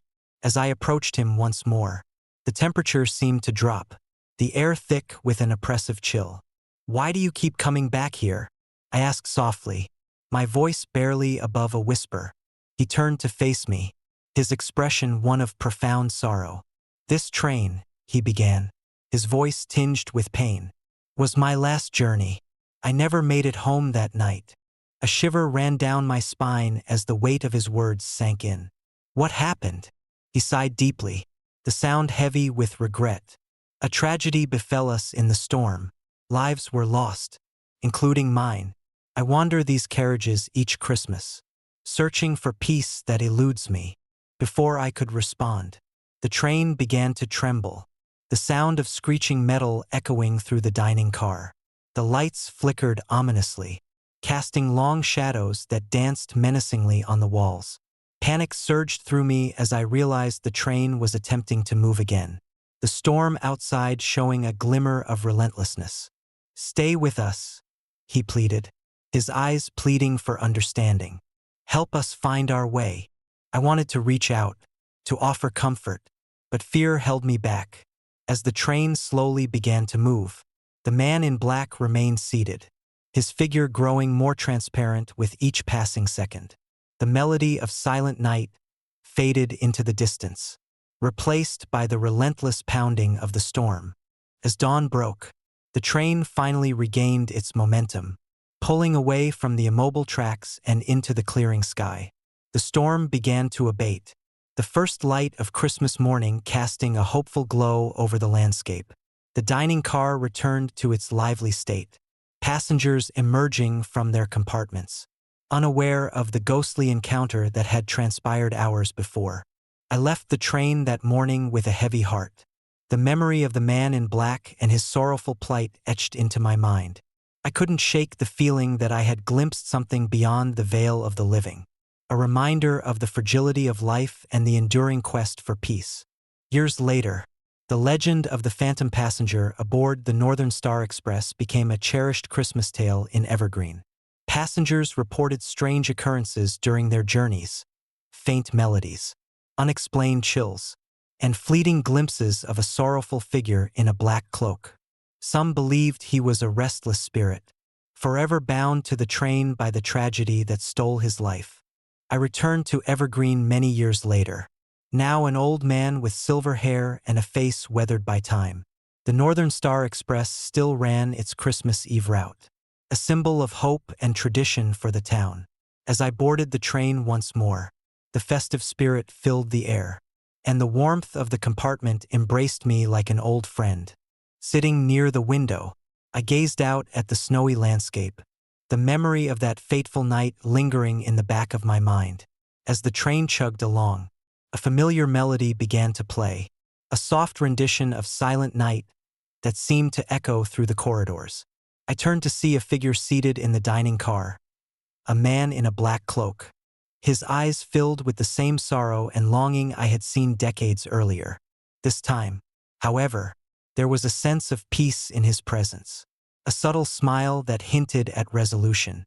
As the train moved forward, he stood up, nodding a silent farewell before fading into the light, his spirit finally finding the closure it had sought for so long.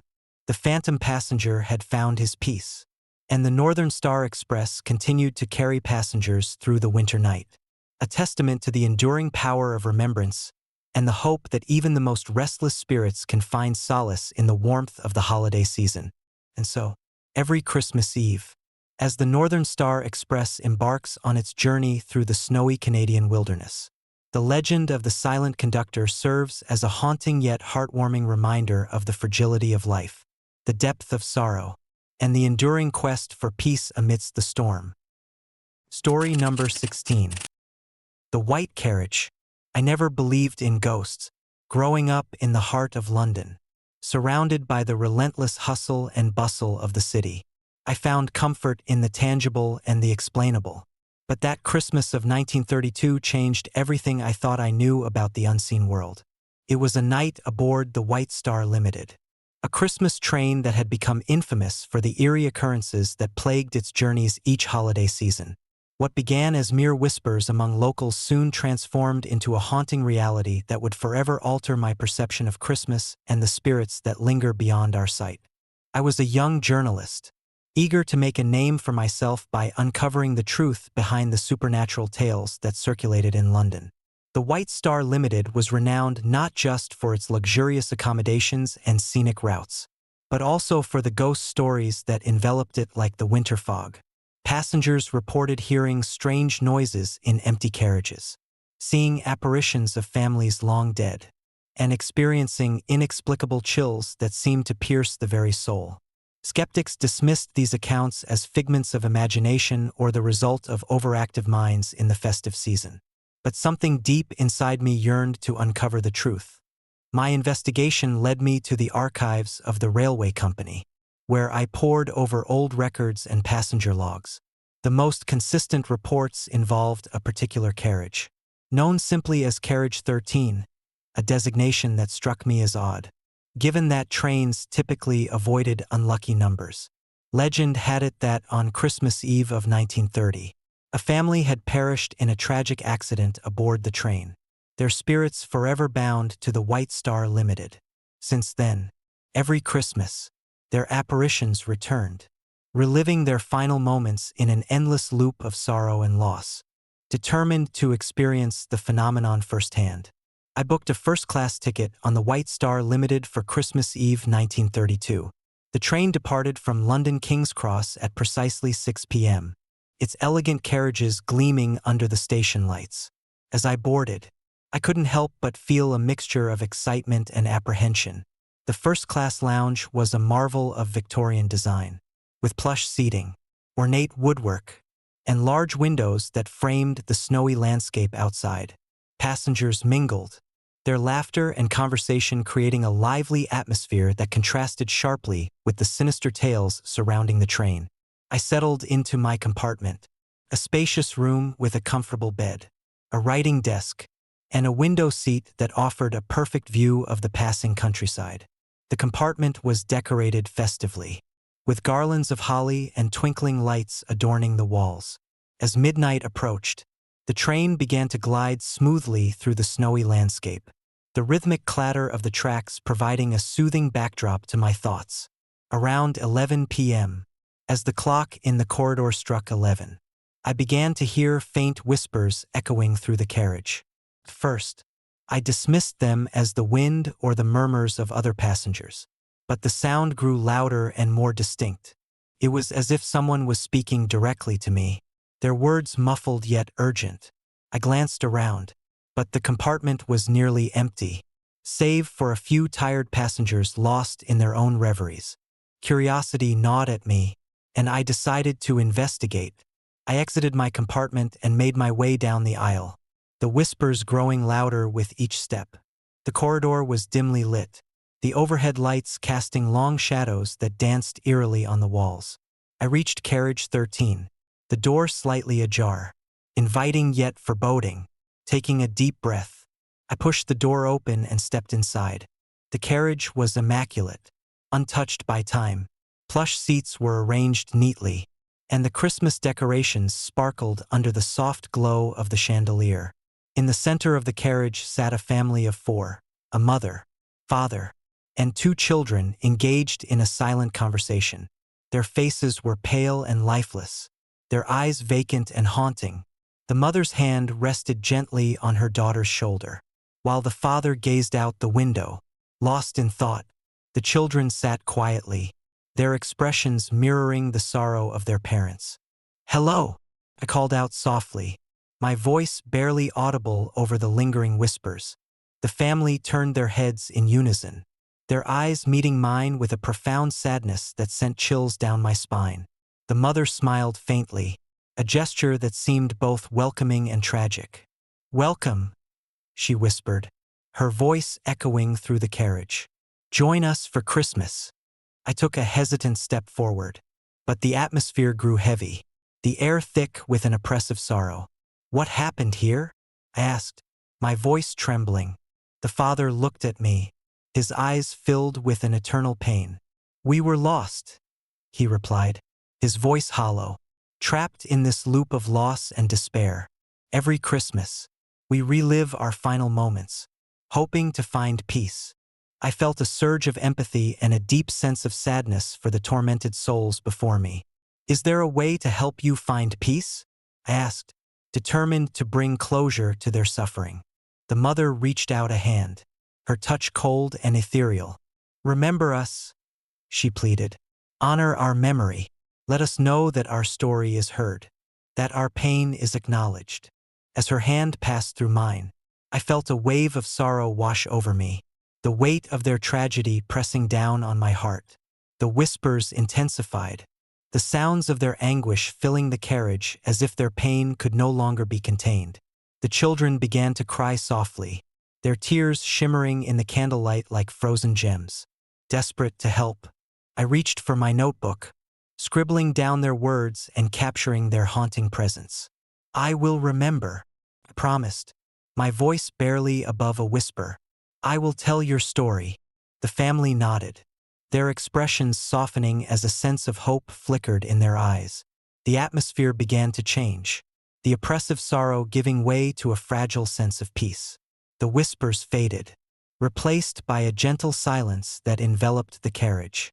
Thank you, the father whispered, his voice filled with gratitude. May your words bring us the peace we seek. With those final words, the family began to fade, their forms dissolving into the ether as the carriage returned to its pristine state.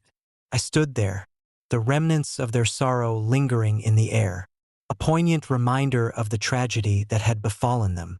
I returned to my compartment, my mind reeling from the encounter. The rest of the journey passed in a contemplative silence. The memory of the white carriage etched deeply into my consciousness. As the train approached London at dawn, I felt a sense of fulfillment, knowing that I had witnessed something extraordinary and had the power to honor their memory. Upon arrival, I immediately set to work, crafting a detailed account of my experience aboard the White Star Limited. The story of the ghost train and the white carriage captivated readers, shedding light on the tragic history that had long been shrouded in mystery. The book became a bestseller, its haunting narrative resonating with those who had experienced loss and sorrow of their own. Years later, the legend of the white carriage continued to grow, the ghostly apparitions becoming a cherished part of London's Christmas folklore. Passengers on the White Star Limited reported similar sightings each Christmas Eve, a testament to the enduring legacy of that tragic night. The train became a symbol of remembrance and the unbreakable bonds that connect us to those we have lost. I often find myself revisiting the story, driven by a deep sense of responsibility to honor the spirits who had shared their sorrow with me. The white carriage remains a haunting reminder that some stories are destined to be told, their echoes forever entwined with the magic and mystery of Christmas. It serves as a testament to the power of memory and the enduring spirit of those who seek peace beyond the veil of death. And so, every Christmas, as the snow begins to fall and the lights twinkle across London, I am reminded of the white carriage and the souls that linger on the White Star Limited. Their story is a chilling yet beautiful reminder that even in our darkest moments, the bonds of love and remembrance can transcend time and space, offering a glimmer of hope amidst the shadows of the past.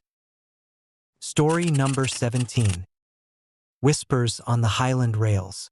Winter in Scotland is a time of stark beauty and biting cold, where the highlands transform into a snow-covered wonderland, and the nights stretch long and dark. It was Christmas Eve of 1960 when my life took a turn into the realm of the supernatural. Aboard the Highland Express, a train renowned for its scenic routes and festive charm, little did I know that journey would haunt me for decades to come.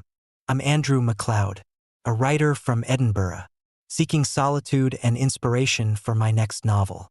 The Highland Express promised the perfect escape: cozy cabins, roaring fireplaces, and the enchanting landscapes of the Scottish countryside. My wife, Margaret, and I had decided to embark on this Christmas adventure, hoping to rekindle our spirits amidst the tranquil beauty of the Highlands. We boarded the train at Glasgow Central Station, warmly greeted by the conductor, a jovial man named Fergus. The interior of the train was a blend of classic elegance and modern comfort, with rich wooden panels, plush seating, and large windows offering breathtaking views of the snow-draped scenery. The aroma of mulled wine and roasted chestnuts filled the air, adding to the festive atmosphere. As the train departed, we settled into our compartment, a spacious room with a large window that framed the passing winter landscape. The first few hours were idyllic, filled with laughter, shared stories, and the soft melodies of Christmas carols playing over the speakers. Children's laughter echoed through the corridors, and the warmth of the fire created a sense of camaraderie among the passengers. But as night deepened and the train ventured further into the highlands, an unsettling stillness began to descend. The laughter and music faded, replaced by an eerie silence that seemed to envelop the entire train. Margaret and I exchanged uneasy glances, sensing that something was amiss. Around midnight, the lights in our compartment flickered, casting long shadows across the room. Fergus appeared at the door, his jovial demeanor replaced by a somber expression. "Ladies, we're approaching a less traveled section of the route. Please stay in your compartments and keep your windows closed." We nodded, feeling a chill that wasn't entirely due to the cold outside. The train continued on, the rhythmic clatter of the tracks now sounding more like a haunting melody. Suddenly, a faint, eerie laughter echoed through the corridor, a sound that seemed to come from nowhere and everywhere at once. Margaret grabbed my hand, her grip tight with fear. "Did you hear that?" she whispered, her eyes wide with terror. I nodded, trying to rationalize the sound. Probably just some children playing a prank. This train attracts a lot of holiday families. But as the laughter persisted, growing louder and more distorted, doubt began to creep into my mind. We heard it again, closer this time, a sinister chuckle that sent shivers down our spines. I decided to investigate, the need for answers overriding my apprehension. I stepped out of our compartment, Margaret following closely behind. The corridor was dimly lit, the overhead lights flickering intermittently. The laughter seemed to be coming from an abandoned carriage at the far end of the train, its door slightly ajar.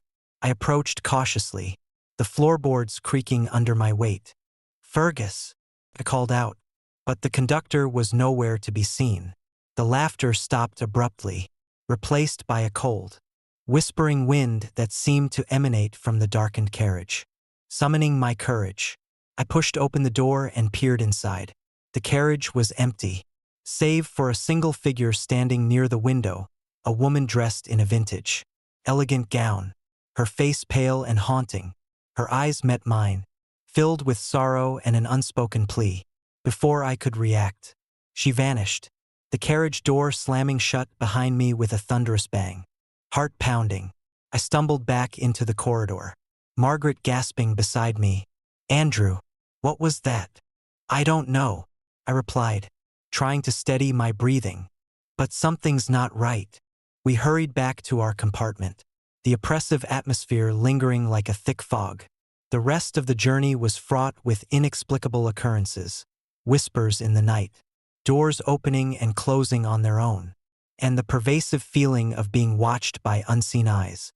The once cozy train now felt like a vessel of malevolent spirits, each carriage holding its own dark secrets. As dawn approached, the train began to slow, signaling our arrival at Inverness Station. Exhausted and shaken, Margaret and I packed our belongings, eager to leave the haunted train behind. But as we prepared to disembark, the lights in the corridor flickered one last time, and the woman in the gown reappeared, her form ethereal and glowing in the early morning light. "Find me," she whispered, her voice echoing through the silent train. "Don't let me remain forgotten." Before I could respond, she vanished once more, leaving us with a lingering sense of sorrow and a haunting reminder of the night's horrors. We hurried off the train, the cheerful festivities of the station contrasting sharply with the darkness we had left behind. Back in Edinburgh, the memory of that Christmas journey remained vivid, a ghostly imprint on my soul, determined to uncover the truth. I delved into the history of the Highland Express and the abandoned carriage. What I discovered was a tragic tale from decades earlier, a woman named Eliza Fraser, a passenger who had perished under mysterious circumstances on a Christmas Eve much like ours. Her spirit, bound to the train, sought recognition and closure for her untimely death. Driven by a mix of fear and compassion, I decided to write a book about Eliza's story, hoping to give her the voice she never had and to bring peace to her restless spirit.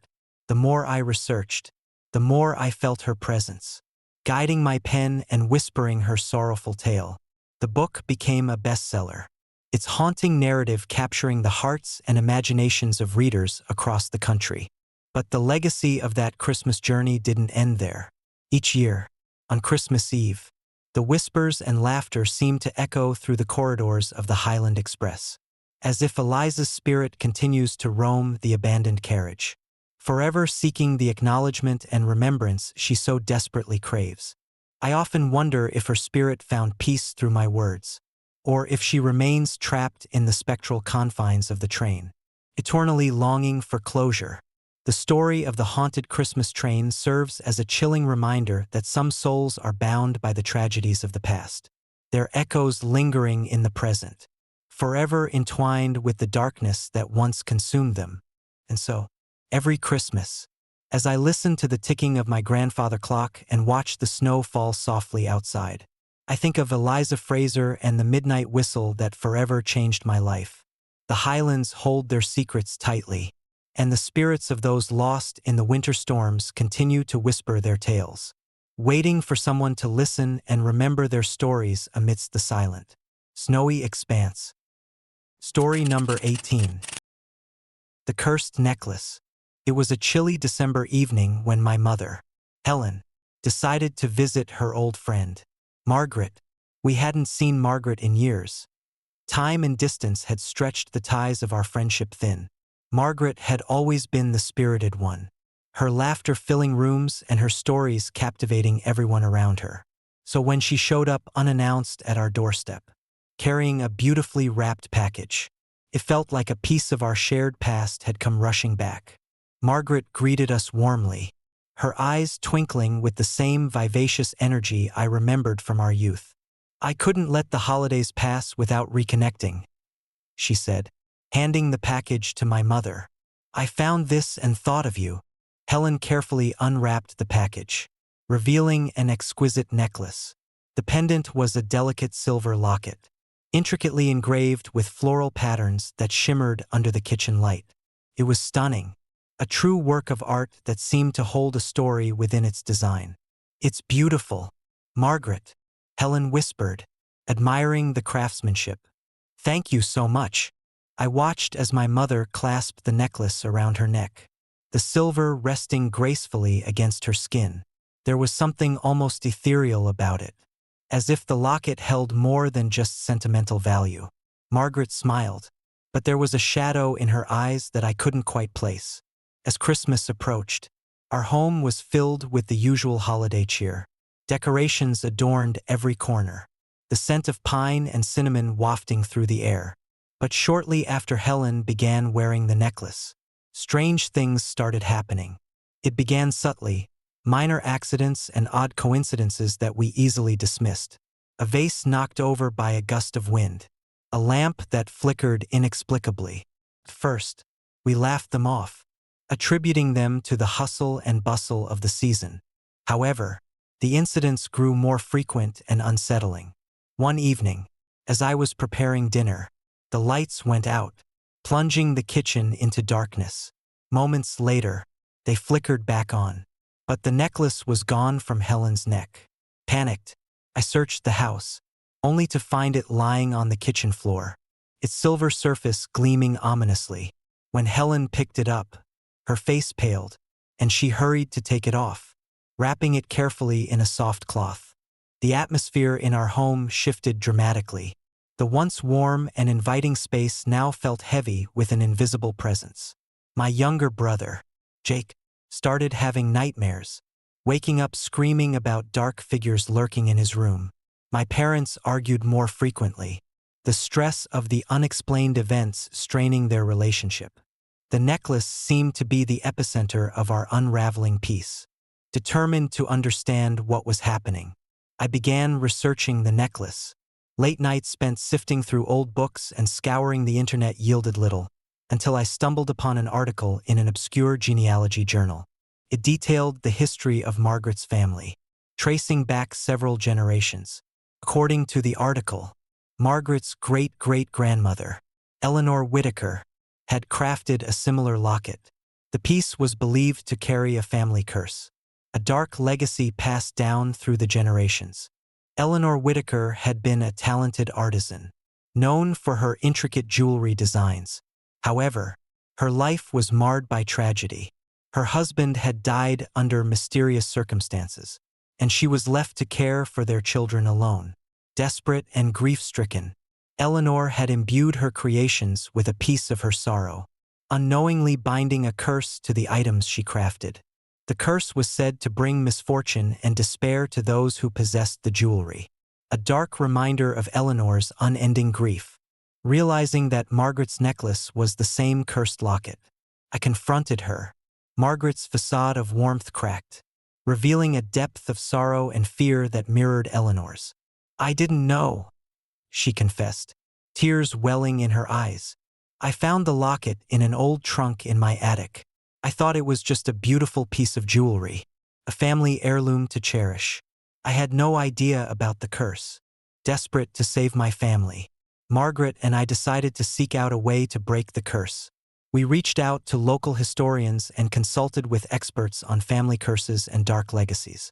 One name kept coming up: Dr. Evelyn Hart, a renowned folklorist who specialized in curses and supernatural phenomena. With Margaret's help, we arranged a meeting. Dr. Hart listened intently as we recounted the history of the necklace and the strange occurrences that had befallen us. She nodded thoughtfully, her fingers steepled in contemplation. "Eleanor's curse was born out of profound grief and loss," she explained. "To break it, we need to address the source of the curse, Eleanor's unresolved sorrow. We must find a way to help her spirit find peace." Together, we delved deeper into Eleanor's story, piecing together her final days and the events that led to her husband's death. The more we uncovered, the clearer it became that Eleanor had been consumed by her grief. Unable to let go of the past, her sorrow had become a dark force, binding her spirit to the necklace and inflicting misery on those who wore it. Dr. Hart suggested a ritual to honor Eleanor's memory and help her spirit find closure. We decided to perform it on Christmas Eve, hoping to lift the curse once and for all. The night was cold and quiet, the house eerily still as we prepared for the ritual. Dr. Hart guided us through each step, her voice steady and calming as she recited ancient incantations. We placed the necklace on the mantelpiece, surrounded by candles and symbols of peace. Margaret spoke softly, sharing her own sorrow and the weight of the curse that had haunted her family for generations. As the ritual progressed, the air grew thick with energy, and the shadows in the room seemed to twist and writhe in response. Suddenly, a cold wind swept through the house, extinguishing the candles and plunging us into darkness. The room was filled with the sound of anguished whispers, echoes of Eleanor's pain and longing. I felt a presence, a sorrowful spirit reaching out, desperate for release. Tears streamed down Margaret's face as she continued the ritual, her voice merging with mine in a harmonious plea for peace. The whispers grew louder, more insistent, until finally, a profound silence descended upon us. The oppressive weight lifted, and the house felt lighter, the darkness dissipating as Eleanor's spirit found the closure it so desperately needed. The necklace, once a symbol of our suffering, now lay inert on the mantelpiece. Its curse broken, we felt a sense of relief and peace wash over us. Knowing that the dark legacy had finally been lifted, the strange occurrences ceased, and our home returned to its former warmth and tranquility. In the days that followed, life gradually returned to normal. Jake's nightmares faded, and my parents' relationship began to heal as the tension that had plagued our household dissipated. The necklace remained on the mantelpiece, a beautiful reminder of the journey we had undertaken and the strength we had found in confronting our darkest fears. Margaret moved back to her own home, her eyes reflecting a newfound sense of peace. "Thank you," she said quietly, her voice filled with gratitude. "I never wanted this for you or your family." I nodded, feeling the weight of the past lift from my shoulders. "We're just glad it's over," I replied, my heart full of relief and hope for the future. That Christmas became a turning point for us, a reminder of the importance of facing our fears and addressing the unresolved sorrows that can bind us to darkness. The cursed necklace, once a source of pain and misfortune, now stood as a testament to our resilience and the power of healing. As the years passed, the memory of that harrowing Christmas faded, replaced by the warmth of new traditions and the joy of a family united. But the lessons learned remained etched in our hearts, a silent reminder of the thin line between love and sorrow, and the strength it takes to bridge the gap between the two. Cherish your loved ones, honor the past, and remember that even in the darkest of times, there is hope for peace and redemption. Story number 19. The Knitted Curse. December had always held a special place in my heart. The crisp air, the scent of pine from freshly cut trees, and the warm glow of holiday lights created an atmosphere of magic and nostalgia. Living alone in my modest home on the outskirts of town, I found solace in these traditions, cherishing the quiet moments of reflection and gratitude. This year, however, something felt different, a subtle shift that I couldn't quite place. It wasn't until Christmas Eve that I realized just how profound that change would be. My grandmother, Rose, had passed away 3 years prior, leaving behind a legacy of love, wisdom, and an impressive collection of handmade items. She had always been the master of knitting, creating everything from cozy scarves to intricate blankets. Every Christmas, she would send me a specially knitted gift, each one more beautiful than the last. This year, I hadn't expected anything, assuming that perhaps the distance between us would make it difficult. But as the evening settled in, a package arrived at my doorstep, wrapped in her familiar floral-patterned paper and tied with a delicate ribbon. Curiosity piqued. I brought the package inside and placed it on the kitchen table. There was no note, no indication of who might have sent it. Assuming it was from a distant relative or a close family friend, I carefully untied the ribbon and peeled back the paper. Inside lay a stunning knitted coat, the same rich reds and deep greens that Rose favored. The craftsmanship was impeccable, each stitch a testament to her skill and dedication.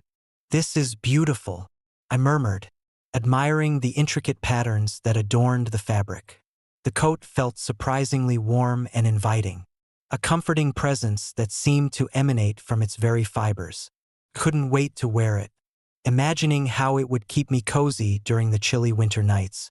The next morning, the weather had turned colder, the first snowflakes of the season beginning to fall. I decided to wear the coat, appreciating its snug fit and the way it shielded me from the biting wind. As I zipped it up, a sense of nostalgia washed over me, memories of past Christmases spent with Rose flickering in my mind. Little did I know, this coat would soon become the source of an unsettling series of events. That night, as I settled into bed, the house was enveloped in silence. The only sounds were the faint ticking of the grandfather clock and the occasional creak of the old wood. I couldn't shake the feeling that something was different, an inexplicable tension in the air, pulling the covers tighter around me. I tried to ignore the unease creeping up my spine. Midnight brought with it a sudden chill, colder than the winter air outside. I glanced around my room, the shadows cast by the moonlight stretching long and distorted across the walls. My reflection in the mirror caught my eye, and for a moment, I saw something that made my blood run cold. A fleeting shadow, darker than the night itself, standing just behind me, heart pounding. I turned swiftly, but the room was empty. Shaking off the fear, I convinced myself it was just a trick of the light, perhaps a shadow cast by passing cars. The next morning, I woke up feeling unusually restless. The coat seemed to cling tighter, this fabric colder against my skin than before. As I moved through the house, small things felt slightly out of place. Books that hadn't been on the shelf. A misplaced picture frame. At first, I dismissed them as the result of my own disorganization. But the disturbances grew more frequent and unsettling. One evening, while preparing dinner, I noticed the coat lying on the back of my chair, though I distinctly remember hanging it in the closet. The room felt inexplicably colder as I approached, and the shadows seemed to dance with a life of their own. Unease settled over me like a heavy blanket. I decided to set the coat aside, hoping to shake off the lingering dread. Days passed, and the strange occurrences intensified. Objects moved on their own. Doors creaked open without reason, and an oppressive feeling of being watched settled over me, especially during the late hours of the night. The shadows no longer just moved, they seemed to reach out, almost touching me with their dark tendrils. I began to hear faint whispers, barely audible but filled with sorrow and desperation. Determined to get to the bottom of the mystery, I began researching the coat's history. I visited the local library, poring over old records and newspaper archives. That's when I stumbled upon a series of articles about Rose's former home on Maple Street. The house had been infamous for a string of unsolved murders and eerie occurrences that left the community on edge. Neighbors had reported seeing ghostly figures and hearing anguished cries echoing through the halls. One article detailed Rose's grandmother, Eleanor Whitaker, who had lived in that very house before moving in with Rose. Eleanor had been a talented artisan, much like Rose, known for her intricate knitting. However, her life had been marred by tragedy. Her husband had died under mysterious circumstances, and she had been left to care for their children alone. Desperate and grief-stricken, Eleanor had imbued her creations with a piece of her sorrow, unknowingly binding a curse to the items she crafted. The curse was said to bring misfortune and despair to those who possessed the jewelry, a dark reminder of Eleanor's unending grief. Realizing the connection between the coat and Eleanor's tragic story, I felt a deep sense of responsibility. It was as if the very threads of the garment were woven with Eleanor's pain, binding her restless spirit to my own. Determined to free both myself and whoever or whatever was haunting me, I decided to confront the situation head-on. One snowy Christmas Eve, the house was enveloped in an eerie silence, the kind that made every creak and groan of the old house feel amplified. I sat in my living room, the coat draped over the back of my favorite chair, trying to muster the courage to face the darkness that had taken hold of my home. The temperature dropped sharply, and I could see my breath in the air, a visible reminder of the cold that had settled in. Suddenly, the whispers began, louder and more insistent than before. "Help me," they seemed to plead. I stood up, my heart racing, and approached the coat. The fabric seemed to pulse with a life of its own, the intricate patterns shifting and swirling under my touch. As I reached out to touch it, a surge of energy pulsed through me, and the room seemed to dissolve into darkness.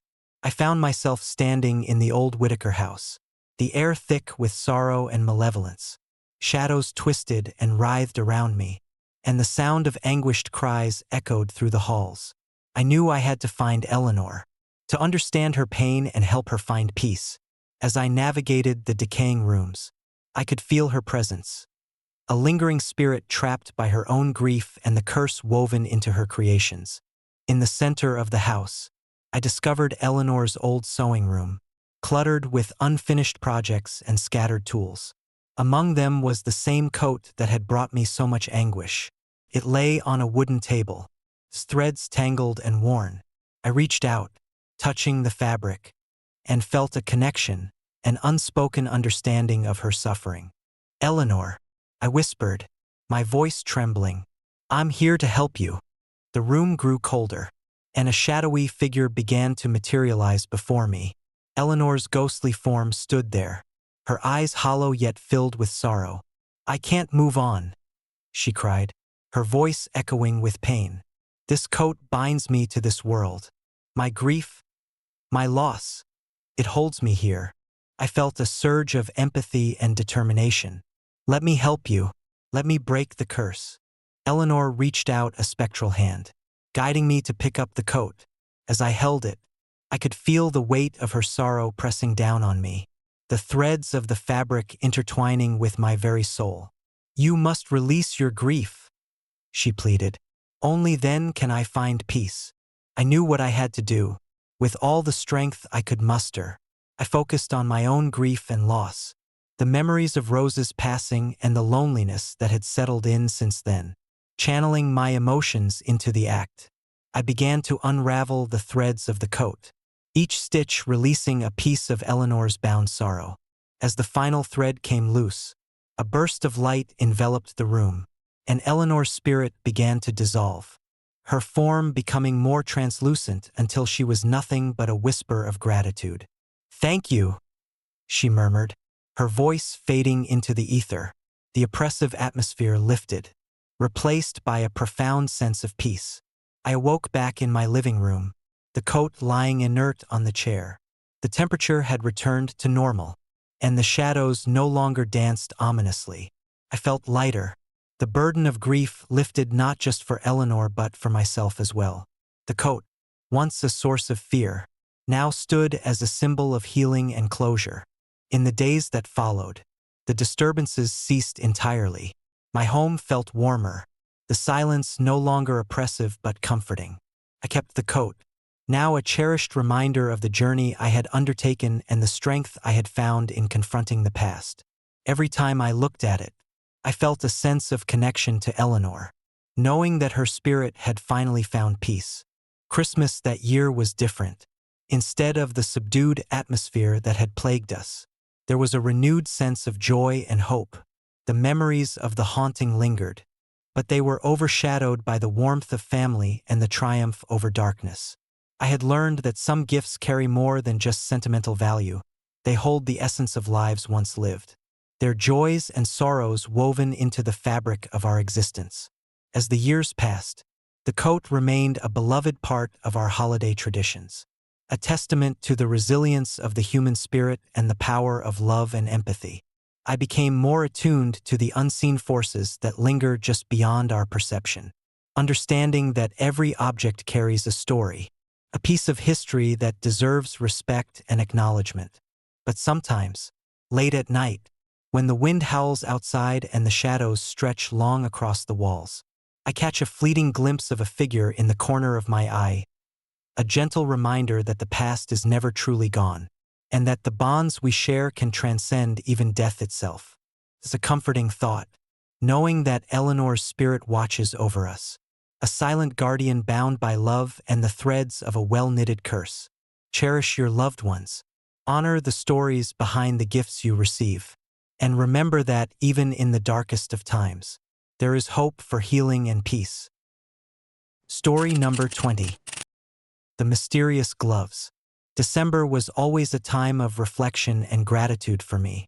Living alone in a modest house on the outskirts of town, I cherished the quiet moments, the crackling of the fireplace, and the simplicity of holiday traditions. This year, however, felt different. The holiday spirit seemed tinged with an undercurrent of unease, something I couldn't quite put my finger on. It all began with a package delivered on Christmas Eve. I wasn't expecting anything, and my only regular correspondence was through letters and emails with old friends and family scattered across the country. The package was unmarked, wrapped in plain brown paper with a sturdy twine bow. Curious, I brought it inside and set it on the kitchen table, wondering who could have sent it. After dinner, as I sipped my hot cocoa, I decided to open the package. Inside was a pair of sleek, black leather gloves. They were impeccably crafted, the leather soft yet durable, with intricate stitching along the seams. There was no note, no card, just the gloves, resting in the center of the box. Interesting, I mused, lifting them out and examining their quality.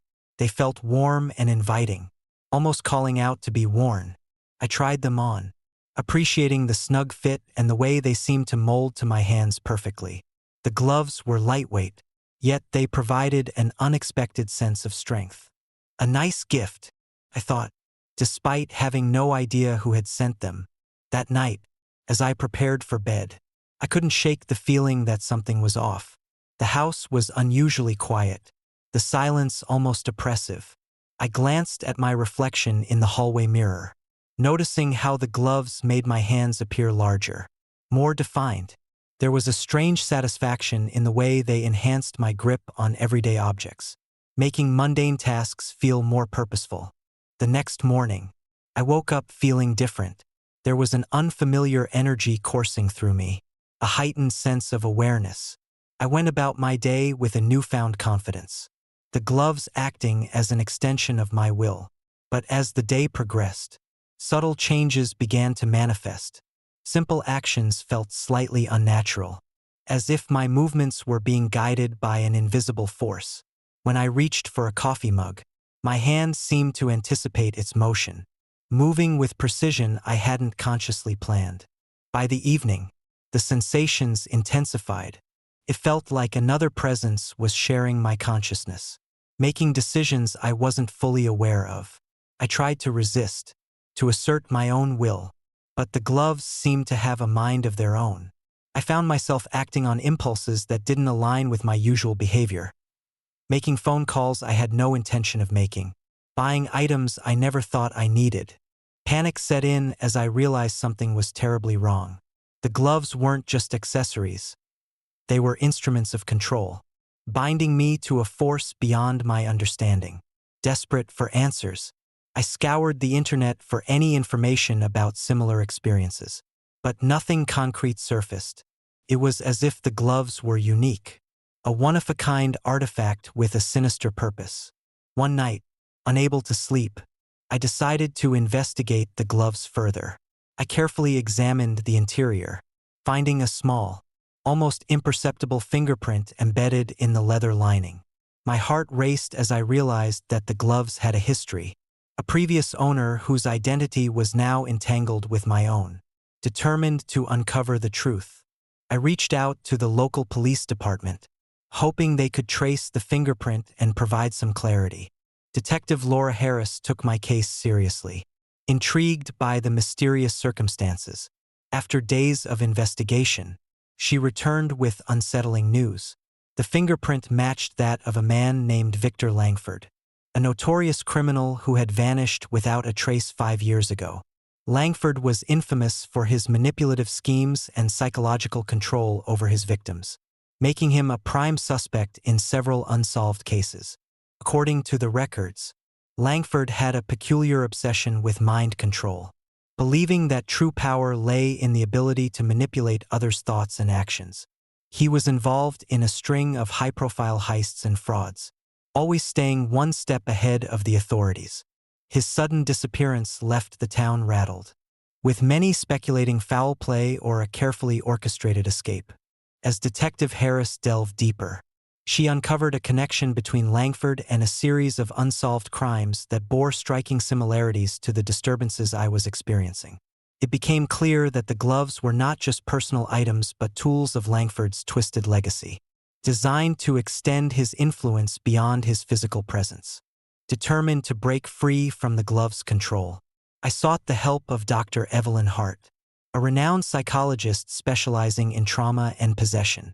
Her expertise was invaluable as she guided me through techniques to reclaim my autonomy, teaching me to recognize and resist the subtle manipulations exerted by the gloves. We need to understand the intent behind the gloves, Dr. Hart explained during our first session. They were designed to infiltrate your mind, to make you an unwitting pawn in Victor Langford's schemes. Breaking free requires not just psychological resilience but confronting the remnants of his influence. Armed with this knowledge, I decided to confront the source directly. I returned to the place where Langford was last seen, a dilapidated warehouse on the edge of town, long abandoned and shrouded in urban legends. The building stood as a silent witness to Langford's disappearance, its broken windows and graffiti-covered walls a testament to its forgotten past. As I entered the warehouse, the air grew thick with tension, the silence broken only by the distant drip of water from a leaky roof. The dim light from my flashlight cast eerie shadows on the walls, creating an atmosphere of impending doom. I made my way to the center of the building, the gloves still clinging to my hands, their presence a constant reminder of the battle I was fighting. In the heart of the warehouse, I found an old, rusted chair and a single spotlight overhead, casting a harsh light on the space. It was there, in that desolate place, that I felt the glove's control reach its peak. My movements became sluggish, the invisible force pushing me to act against my will. I struggled to maintain my focus, to assert my own intentions over the glove's manipulations. "Victor Langford," I whispered, my voice trembling. "What do you want from me?" A shadowy figure materialized in the center of the spotlight, the ghostly outline of a man with piercing eyes and a sinister smile. It was Langford, his presence as commanding as ever, even in death.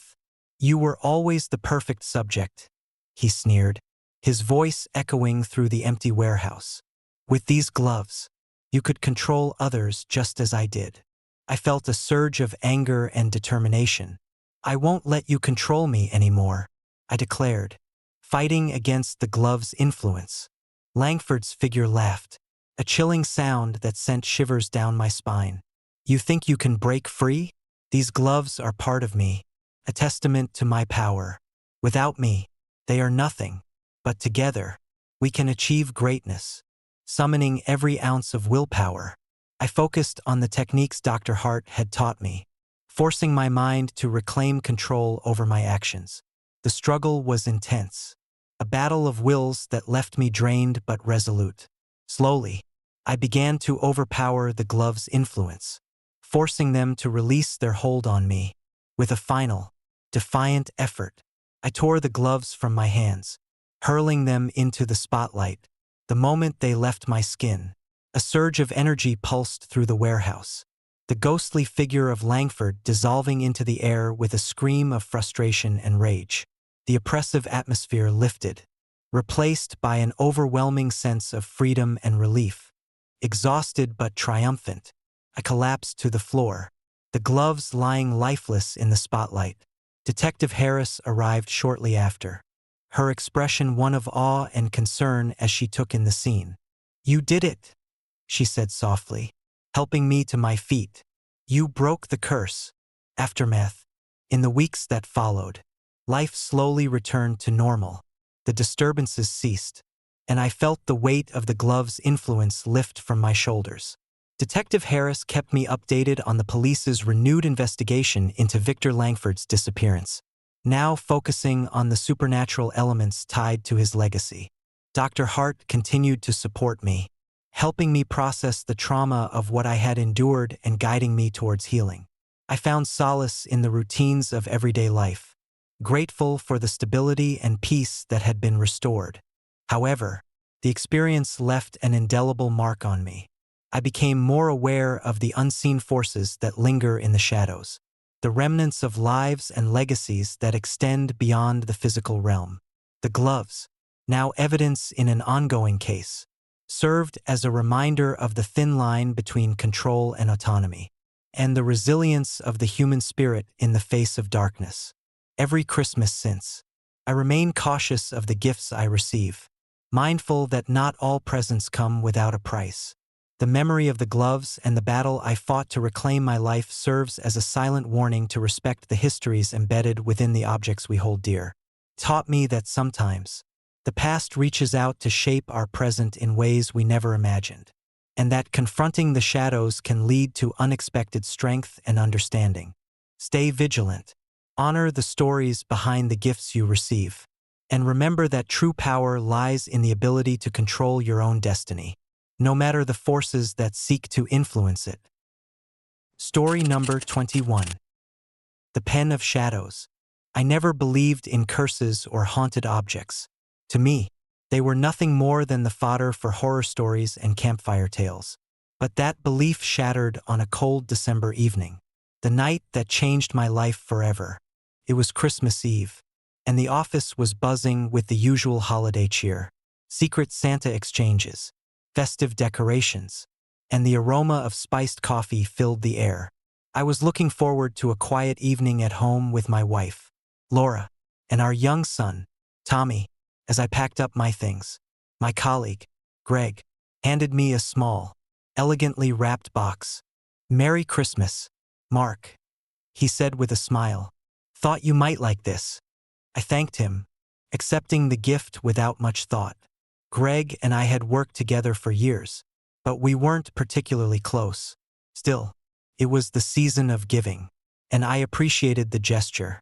At home, Laura and I sat by the fireplace, the glow of the flames casting dancing shadows across the room. Tommy was already asleep, dreaming of Santa and presents. I placed Greg's gift on the mantel, admiring its sleek design. The box was made of deep blue paper, adorned with a silver ribbon and a delicate snowflake sticker. "Open it," Laura encouraged. Sensing my curiosity, I carefully untied the ribbon and peeled back the paper. Inside was a beautiful ballpoint pen, crafted from polished ebony wood with intricate silver engravings along its length. It was exquisite, a stark contrast to the mundane office supplies I was used to. There was no card, no note, just the pen, lying in a soft, velvet-lined box. "Wow, it's really nice," I remarked, holding the pen up to the light. The craftsmanship was impeccable, each detail meticulously carved. I slipped it into my pocket, thinking it would make a fine addition to my collection. That night, after tucking Tommy into bed, I sat down to write a few notes before calling it a day. I pulled out Greg's pen, admiring its weight and balance. As I began to write, I noticed something strange, a faint smudge on the clip. Leaning closer, I realized it was a fingerprint. My heart skipped a beat. "Is that my fingerprint?" I wondered aloud, my mind racing. I'd never seen that particular mark before. It wasn't mine, and I couldn't think of anyone at work with that distinctive print. The next morning, I woke up with a sense of unease. The smudge from the night before still lingered on the pen. I decided to examine it more closely, using a magnifying glass. The fingerprint was small but distinct, unlike any I had ever seen. Panic began to set in. Could Greg have sent me something with his own print on it? It didn't make sense. As the day progressed, I tried to shake off the unsettling feeling. Work was a whirlwind of meetings and deadlines, but my mind kept drifting back to the pen and the mysterious fingerprint. That evening, I received a call from the local police department. "Mr. Anderson, this is Detective Laura Harris. We need to speak with you regarding a murder case." My blood ran cold. "Murder? What are you talking about?" "We have evidence linking you to the recent death of Jonathan Reed. A ballpoint pen was found at the scene, and it matches the one you received from your colleague, Greg Thompson." I felt my stomach drop. "That's impossible. I received the pen on Christmas Eve, and I wasn't even aware of any incident until now." Detective Harris sounded sympathetic but firm. "We need you to come in for questioning. Any information you can provide about the pen and its origins will be helpful." I spent the next few hours in a sterile interrogation room, trying to piece together what was happening. Greg had handed me the pen without any fanfare, but now it was the key piece of evidence in a murder investigation. I couldn't fathom how a simple pen could tie me to such a heinous act. When Laura saw me after the police station, her face was pale with worry. "Mark, what's going on?" I recounted the events, from receiving Greg's gift to the discovery of the fingerprint and the sudden police investigation. Laura listened intently, her eyes searching mine for answers. "We need to find out who that fingerprint belongs to," she said, taking my hand. "There's something not right here." Determined to clear my name, I decided to confront Greg. When I called him, he answered on the second ring, his voice cheerful. "Hey, Mark, did you like the pen?" "Yes, it's impressive," I replied cautiously. "But there's something I need to ask you. Whose fingerprint was on it?" There was a brief pause before Greg responded, his tone shifting. "Oh, that? It must have been a mistake. I didn't realize my print was on it. I was handling it a lot lately, just writing notes and such." His explanation didn't satisfy me. There was something off about his response. an underlying tension I couldn't place. I pressed further, but Greg quickly ended the call, leaving me more confused than before. Back at home, Laura and I decided to dig deeper into the pen's origins. We visited the antique shop where Greg had supposedly found it, but the owner had no record of selling such a high-end item. Frustration mounted as we hit dead ends, but we refused to give up. One night, unable to sleep, I sat alone in the living room, staring at the pen on the coffee table. The room was silent, save for the ticking of the grandfather clock. Suddenly, the temperature dropped, and the lights flickered. I felt a presence, an invisible force pressing against me. "Who are you?" I demanded, my voice shaking. The room plunged into darkness, the only light coming from the pen's silver engravings that seemed to glow ominously. A voice echoed in my mind, cold and hollow. "I am Victor. You wear my pen now." I recoiled, fear gripping me. "What do you want?" "Erase the evidence," Victor commanded. "Clean my tracks." Panic surged through me as I realized the pen was more than just a gift. It was a conduit for a malevolent spirit. Victor had been a murderer, and somehow, his essence was tied to the pen, attempting to manipulate me into covering his crimes. Desperate for answers, I reached out to Detective Harris, explaining the supernatural occurrence. She listened skeptically but agreed to assist, not fully understanding the gravity of the situation. Together, we delved into Victor's past, uncovering a history of violent crimes and manipulative behavior. Victor had been a master of psychological manipulation, charming his way into people's lives only to exploit and destroy them. His disappearance 5 years ago had been a mystery, with no clues left behind. As we pieced together the puzzle, the disturbances intensified. Objects moved on their own. The pen seemed to pulse with dark energy, and the presence of Victor became more tangible. Laura began experiencing vivid nightmares, seeing visions of Victor's crimes and feeling an overwhelming sense of dread. One evening, as I sat in the interrogation room, the pen began to writhe in my hands, the engravings twisting into sinister shapes. Victor's voice echoed louder, more insistent. "Finish what I started. Help me disappear." I struggled to maintain control, but the grip of the pen was too strong. Memories of Greg's strange behavior resurfaced, his evasiveness, his sudden disappearance after my questioning. I realized Greg was still alive, possibly acting on Victor's influence. Determined to break free, I consulted with Dr. Evelyn Hart, a renowned psychologist with expertise in trauma and supernatural phenomena. Dr. Hart listened to my story, her expression serious yet compassionate. "This pen is a vessel for Victor's spirit," she explained. "To rid yourself of him, you need to sever the connection. We need to perform a ritual to cleanse the pen and banish his presence." With Dr. Hart's guidance, Laura and I prepared for the ritual. On Christmas Eve, the same day the pen was sent to me, we gathered in the living room, surrounding the pen with candles and protective symbols. Dr. Hart led us through the incantations, her voice steady despite the mounting tension. As the ritual progressed, the room grew colder, the shadows thickening as Victor fought to maintain his hold. The pen glowed with an unholy light, and Victor's voice surged through the room. "You can't break me. I will always be here." Summoning every ounce of willpower, I focused on severing the bond between me and the pen. Laura joined me, her presence a source of strength and determination. Together, we completed the ritual, the final words reverberating through the space. A blinding flash of light enveloped the room, and for a moment, everything was silent. Then, a scream echoed through the house, fading into nothingness as the oppressive presence lifted. The pen lay inert on the coffee table, its malevolent energy extinguished. Exhausted but victorious, we knew the ordeal was far from over.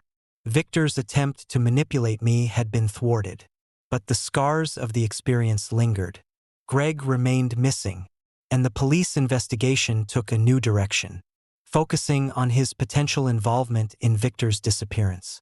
In the aftermath, Life began to return to normal, but the memory of that Christmas lingered. The pen was locked away in a safe, a reminder of the thin veil between our world and the darkness that can lurk within seemingly innocent objects. Laura and I became more cautious, understanding that not all gifts come without a price. As the years passed, I often found myself reflecting on that fateful Christmas, grateful for the support of Laura and the expertise of Dr. Hart. We learned that confronting the darkness requires courage and resilience, and that love and determination can overcome even the most insidious of evils.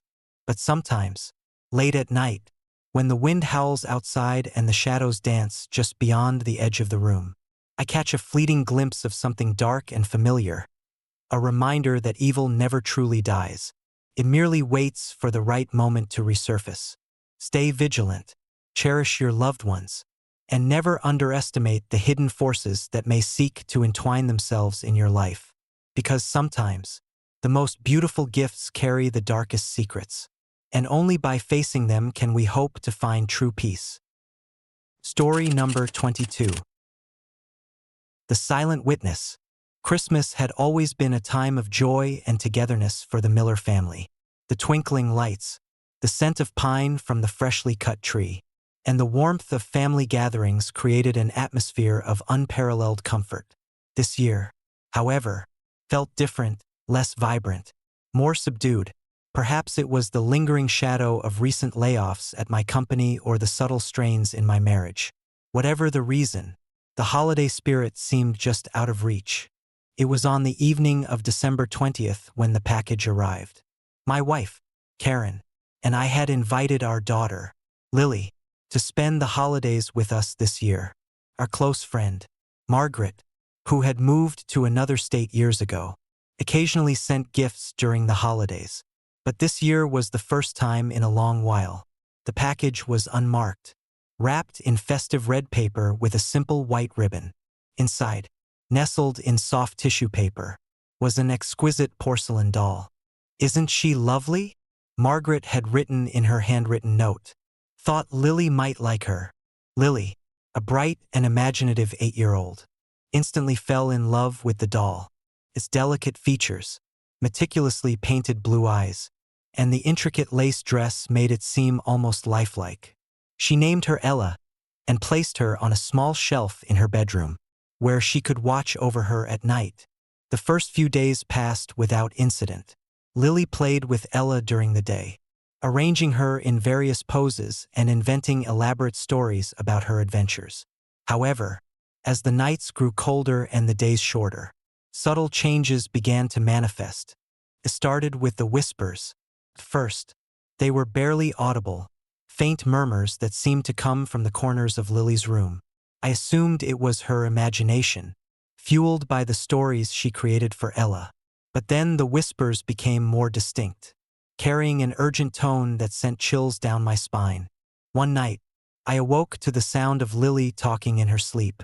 Curious and slightly concerned, I crept into her room, only to find her sitting upright in bed, staring intently at Ella. "She's sad," Lily whispered, her eyes vacant. "Ella needs help." I sat beside her, gently stroking her hair. "What do you mean, sweetie? What does Ella need?"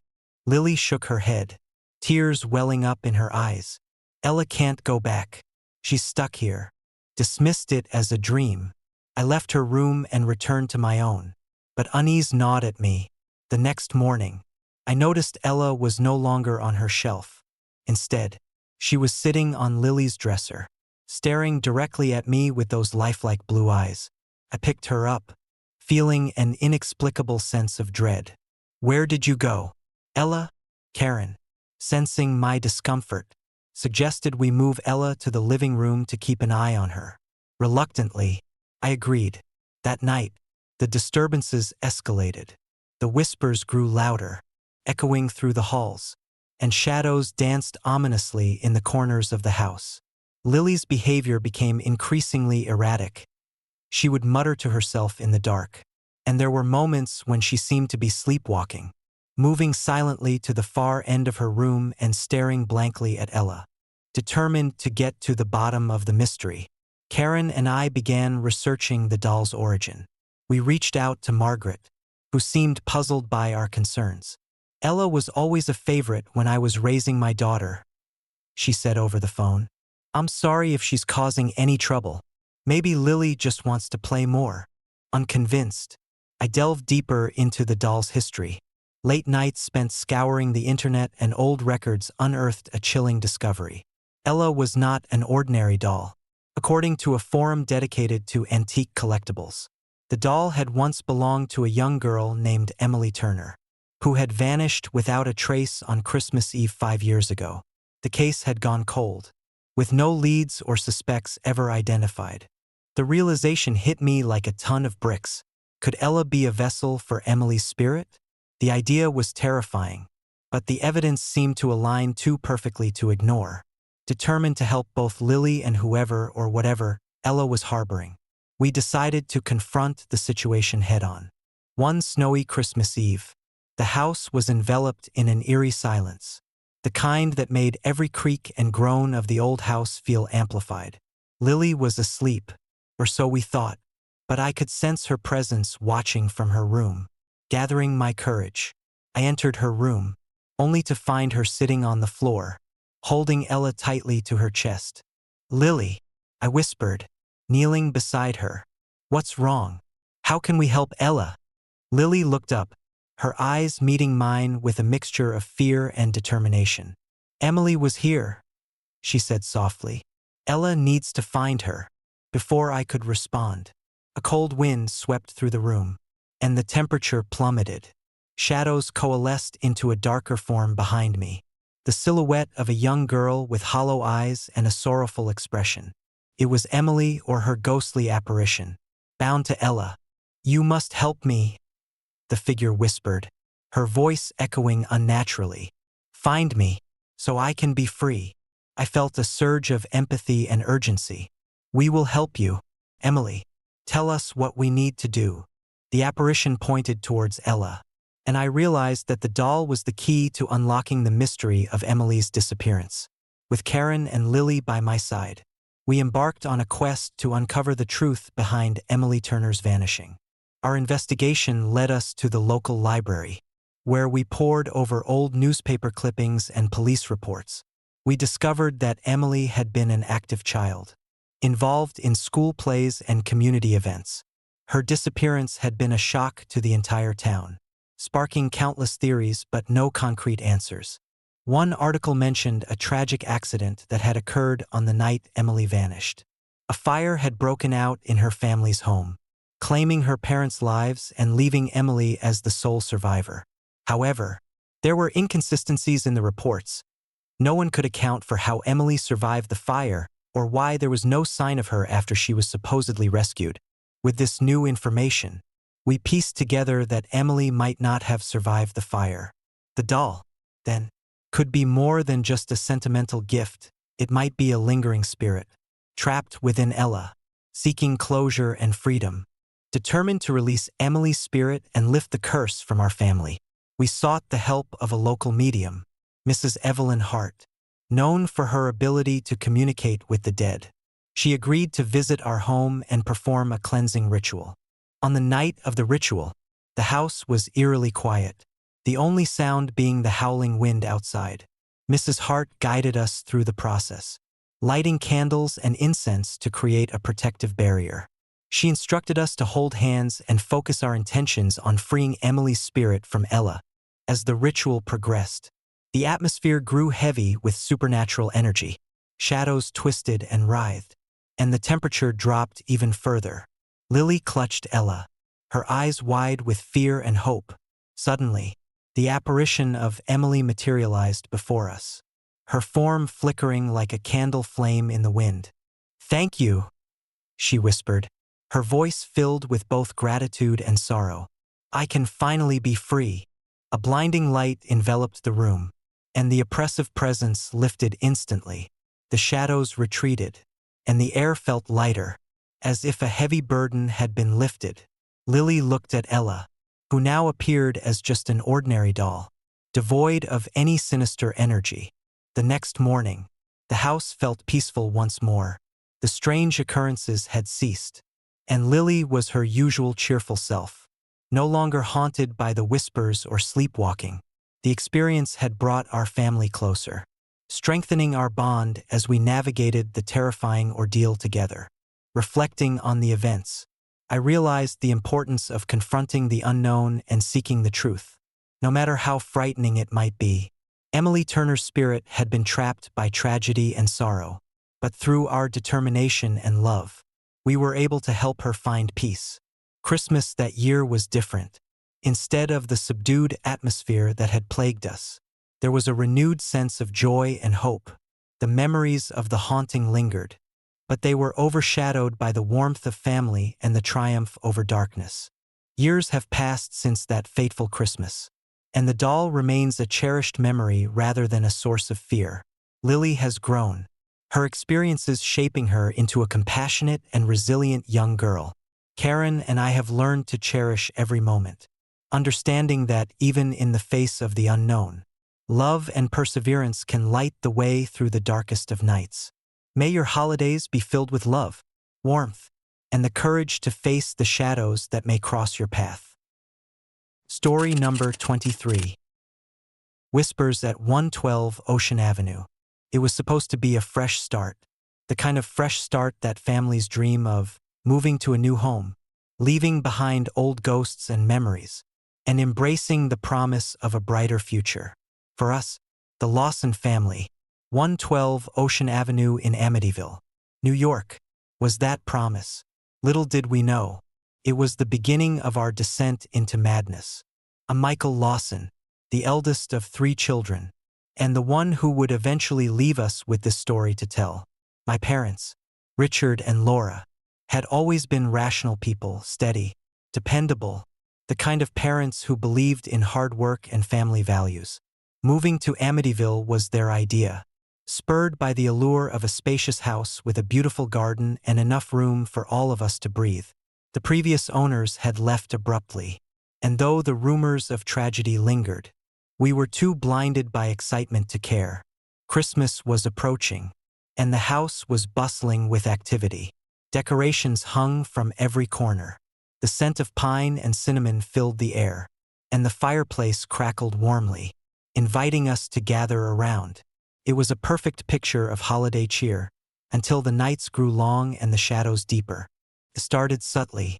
First, it was the creaking of floors when no one was walking, the distant whispers that seemed to float through the walls, and the feeling of being watched. My younger sister, Emily, was the first to voice her fears. She'd say she saw figures moving just out of sight, shadows dancing in the corners of her room. We dismissed it as overactive imaginations, the result of settling into a new home.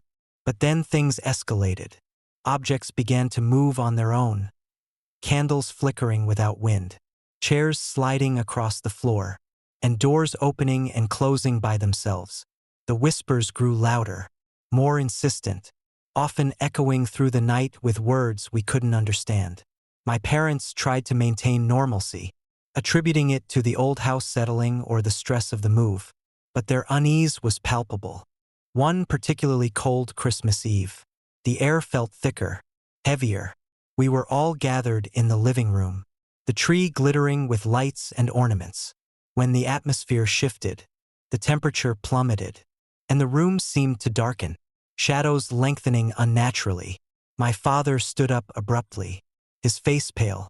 "We need to leave," he said, his voice shaky. "Something's not right here." Before we could react, the lights flickered and went out, plunging us into darkness. Panic set in as the whispers turned into audible voices, chanting in a language none of us recognized. I fumbled for my flashlight, the beam slicing through the blackness, revealing distorted shapes moving at the edge of our vision. Emily was crying, clutching her blanket, while my parents tried to calm her down. But the voices grew louder, more aggressive, as if they were trying to break into our minds. The house groaned and twisted around us, walls closing in, ceilings dropping low. It felt like the very fabric of reality was tearing apart.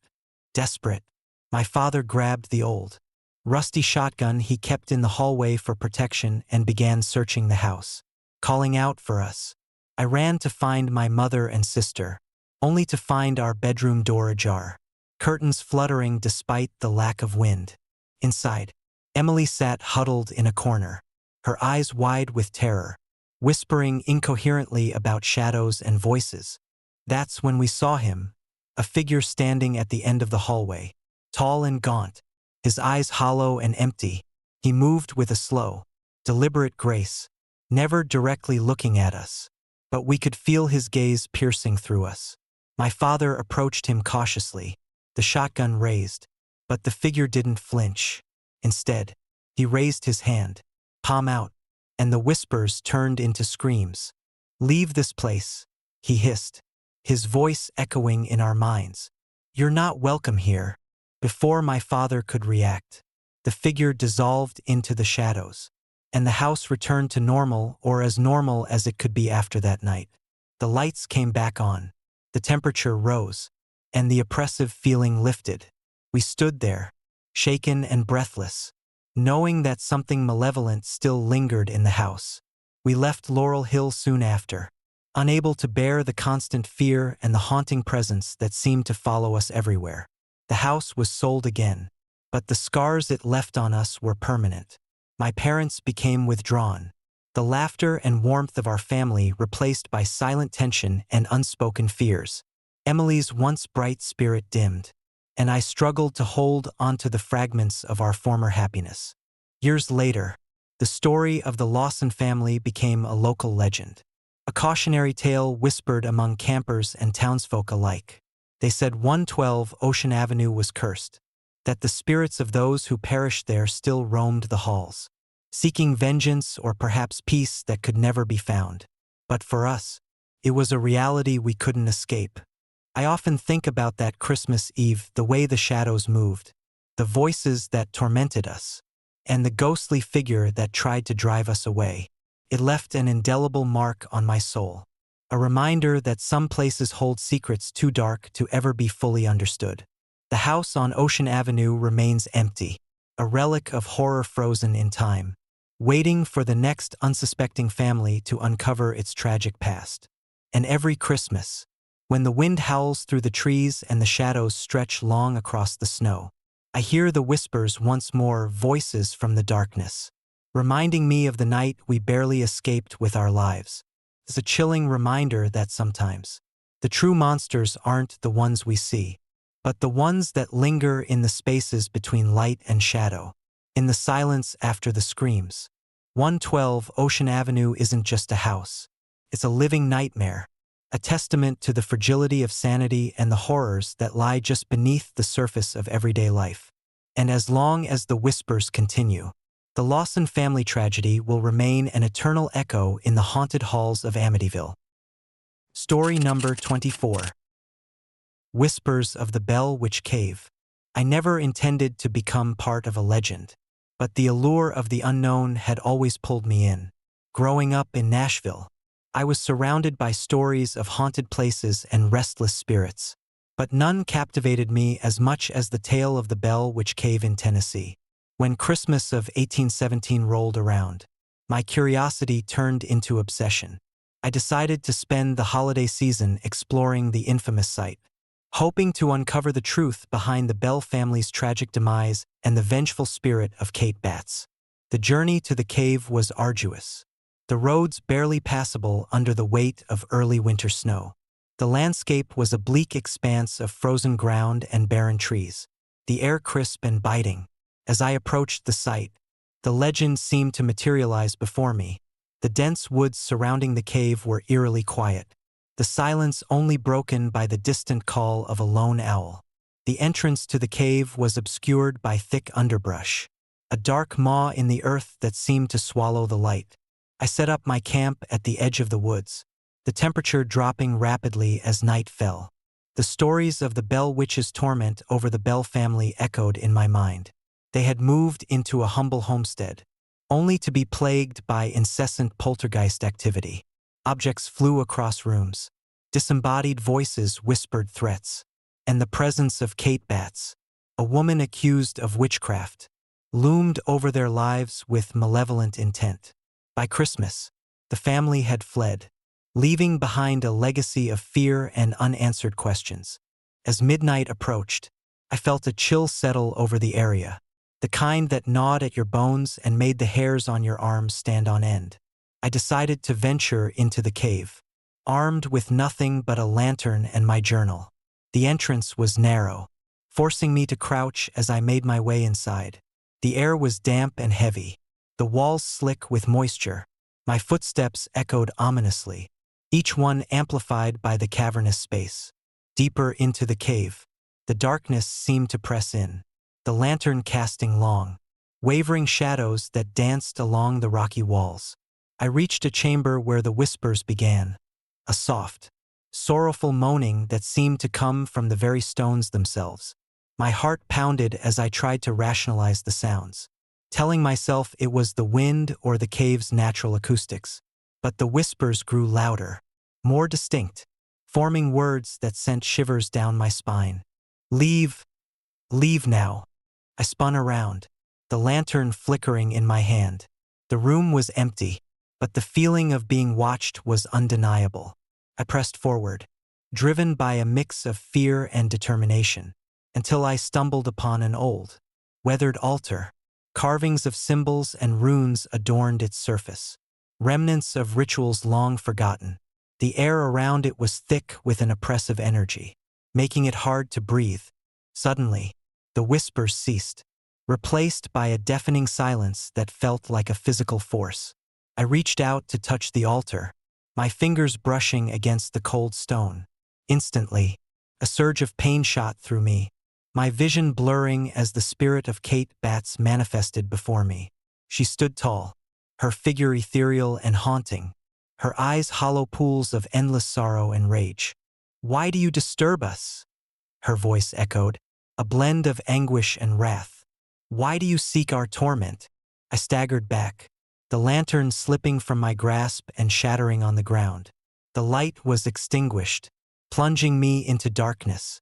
Panic surged through me as I fumbled for my lantern, the fragments of glass cutting into my skin as I desperately tried to piece it back together.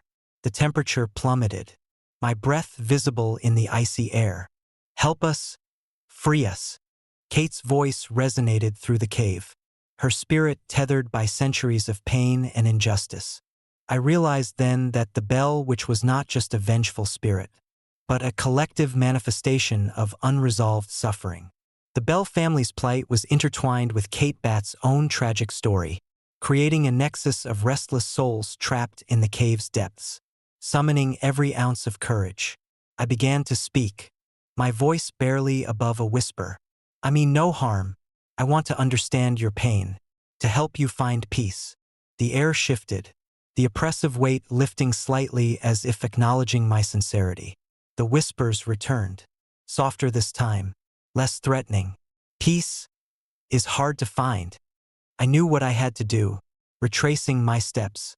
I exited the chamber, the atmosphere now tinged with a faint sense of hope. The journey back was fraught with unease, the spirits of the past watching my every move, their sorrow palpable in the cold night air. As I emerged from the cave, the first light of dawn began to break, casting a warm glow over the snowy landscape. The experience had changed me. The stories of the Bell Witch Cave were no longer just tales to be debunked. They were real, filled with genuine pain and suffering. I spent the rest of the day documenting everything, my journal filled with detailed accounts of the encounter and the revelations about Kate Batts and the Bell family. Returning to Nashville, I published my findings, hoping to shed light on the tragedy that had unfolded centuries ago. The response was overwhelming, with many intrigued by the first-hand account of the haunted cave. But more than anything, I felt a sense of responsibility to honor the spirits suffering and to advocate for their peace. Years have passed since that Christmas night, but the memories remain vivid. The whispers of the past linger in my mind, a constant reminder of the thin veil between our world and the restless spirits that dwell in forgotten places. The Bell Witch Cave stands as a monument to their enduring pain, a place where the echoes of history refuse to fade. Every holiday season, As I reflect on that night, I wonder if the spirits have found the peace they so desperately sought. And though I hope they have, I know that some wounds run too deep, some sorrows too immense to ever be fully healed. The legacy of the bell which lives on, a haunting reminder that the past never truly dies. It simply waits, hidden in the shadows, whispering its sorrow to those who dare to listen. Story number 25. Whispers of the Whaley House. The Whaley House stood at the corner of Broadway and Beach Street in Old San Diego, its Victorian architecture both charming and eerie under the winter sky. My friends and I had always been intrigued by its reputation as one of the most haunted houses in America. As Christmas approached, we decided to spend a night there, eager to experience the paranormal firsthand and perhaps capture something extraordinary on film. We arrived on a chilly December evening, the streets of San Diego cloaked in a thin layer of fog that seemed to cling to the historic buildings. The Whaley House, built in 1857, loomed before us, its windows darkened and the front porch dimly lit by antique lamps. The caretaker, a quiet man named Mr. Thompson, greeted us with a wary smile, his eyes betraying a hint of the house's dark history. "Welcome to the Whaley House," he said, his voice soft but firm. "Feel free to explore, but remember to respect the spirits that reside here." We thanked him and made our way inside, the heavy wooden door creaking open to reveal a grand foyer. The air was thick with the scent of aged wood and something else, something metallic, like old blood. My friend Sarah immediately began setting up her camera in the living room, while Jake and I explored the upstairs bedrooms, each room holding remnants of lives long gone. As night fell, the house seemed to come alive with whispers and creaks that echoed through the halls. We gathered in the parlor, sharing ghost stories and sipping hot cider, the flickering fire casting dancing shadows on the walls. The atmosphere was tense yet exhilarating, the perfect setup for a night of ghost hunting. Around midnight, the temperature in the room dropped sharply, our breaths visible in the sudden chill. Sarah's camera picked up faint whispers, voices that seemed to move just beyond the edge of perception. We laughed nervously, attributing it to the old house's settling noises. But the unease lingered. "Did you hear that?" Jake asked, his eyes scanning the room. I nodded, my heart racing. "It's probably just the wind, or maybe the house itself." We decided to split up to cover more ground, our flashlights cutting through the darkness as we ventured into different parts of the house. I headed toward the attic, a place rumored to be a hotspot for paranormal activity. The narrow staircase creaked under my weight, each step amplifying the tension building inside me. Reaching the top, I pushed open the attic door, the hinges squealing in protest. The room was cluttered with old furniture, trunks, and dusty relics of the past. As I moved deeper into the attic, the air grew colder, my breath fogging in front of me. Suddenly, I heard it, a soft, mournful crying coming from the corner of the room. I turned toward the sound, my flashlight beam revealing a shadowy figure huddled in the darkness. It was a woman, her form translucent and ethereal, her face contorted in sorrow.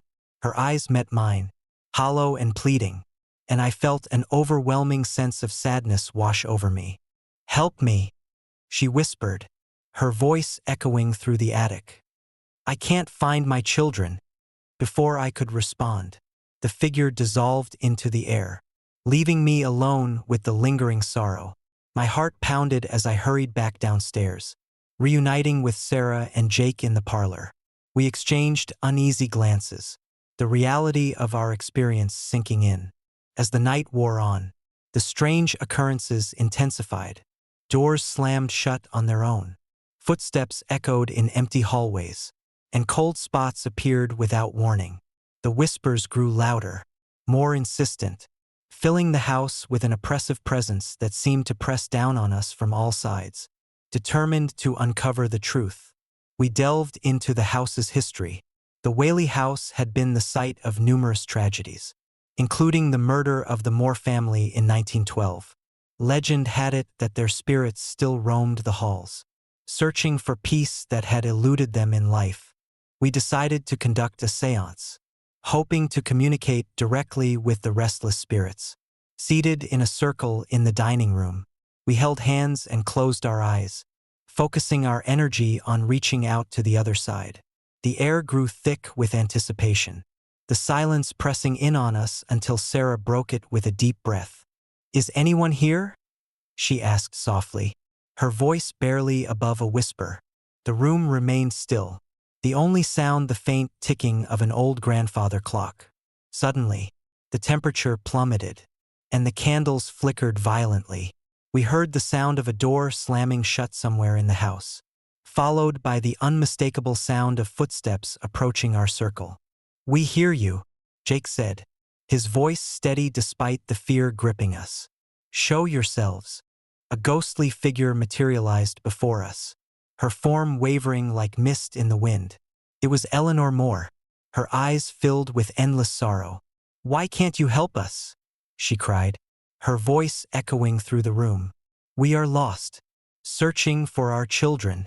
Before we could respond, the room erupted into chaos. Objects flew across the room, the windows shattered, and the spirits of the past swirled around us in a maelstrom of pain and anger. We clung to each other, the weight of their suffering pressing down on us, making it hard to breathe. Desperate to escape, we broke our circle and fled the room, the house roaring with the anguish of the spirits that had been awakened by our intrusion. The halls twisted and turned, leading us deeper into the heart of the house, the whispers now a deafening cacophony of cries and pleas. We found ourselves back in the parlor, the fire burning brightly as if untouched by the night's horrors. The air felt lighter, the oppressive presence lifting as the spirits seemed to withdraw. Exhausted and shaken, we knew we had pushed the spirits to reveal their pain, but the cost had been high. As dawn broke, the house seemed to settle, the morning light casting long shadows across the empty rooms. We packed up our gear in silence, the memories of the night's terror etched into our minds. The Whaley house stood quiet once more, its dark secrets hidden behind closed doors and ancient walls. Driving away from the house, the sun rising over the horizon, we felt a sense of relief mixed with lingering fear. We had faced the ghosts of the past, bearing witness to their sorrow and pain. And though we had survived, the experience left a mark that would never fade. Years later, I still think about that Christmas night aboard the Whaley house. The sorrowful cries, the apparitions of lost souls, and the relentless search for peace linger in my dreams. A haunting reminder that some places hold onto their darkness with a vengeance. The Whaley house remains a testament to the tragedies of the past. A place where the veil between the living and the dead is thin, and where the echoes of lost souls continue to whisper their stories to those brave enough to listen. Every holiday season, when the nights grow long and the air turns cold, I find myself drawn back to that experience, wondering if the spirits of Villisca still wander the halls of the Whaley house, forever seeking the peace that eluded them in life. And as the snow begins to fall, I can't help but feel that some tragedies never truly end. They simply wait in the shadows, whispering their sorrow to those who dare to uncover their secrets. Story number 26. Shadows of the Stanley. I had always been a skeptic, a man grounded in reality, relying on facts and logic to navigate the world.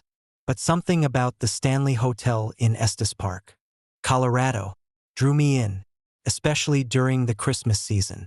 The tales of hauntings and the dark history that had inspired Stephen King's The Shining intrigued me, and I decided to spend Christmas there, hoping to uncover the truth behind the legends. The Stanley Hotel stood majestically against the backdrop of the Rockies, its grand facade illuminated by festive lights that twinkled like distant stars. The air was crisp, carrying the scent of pine and the promise of snow.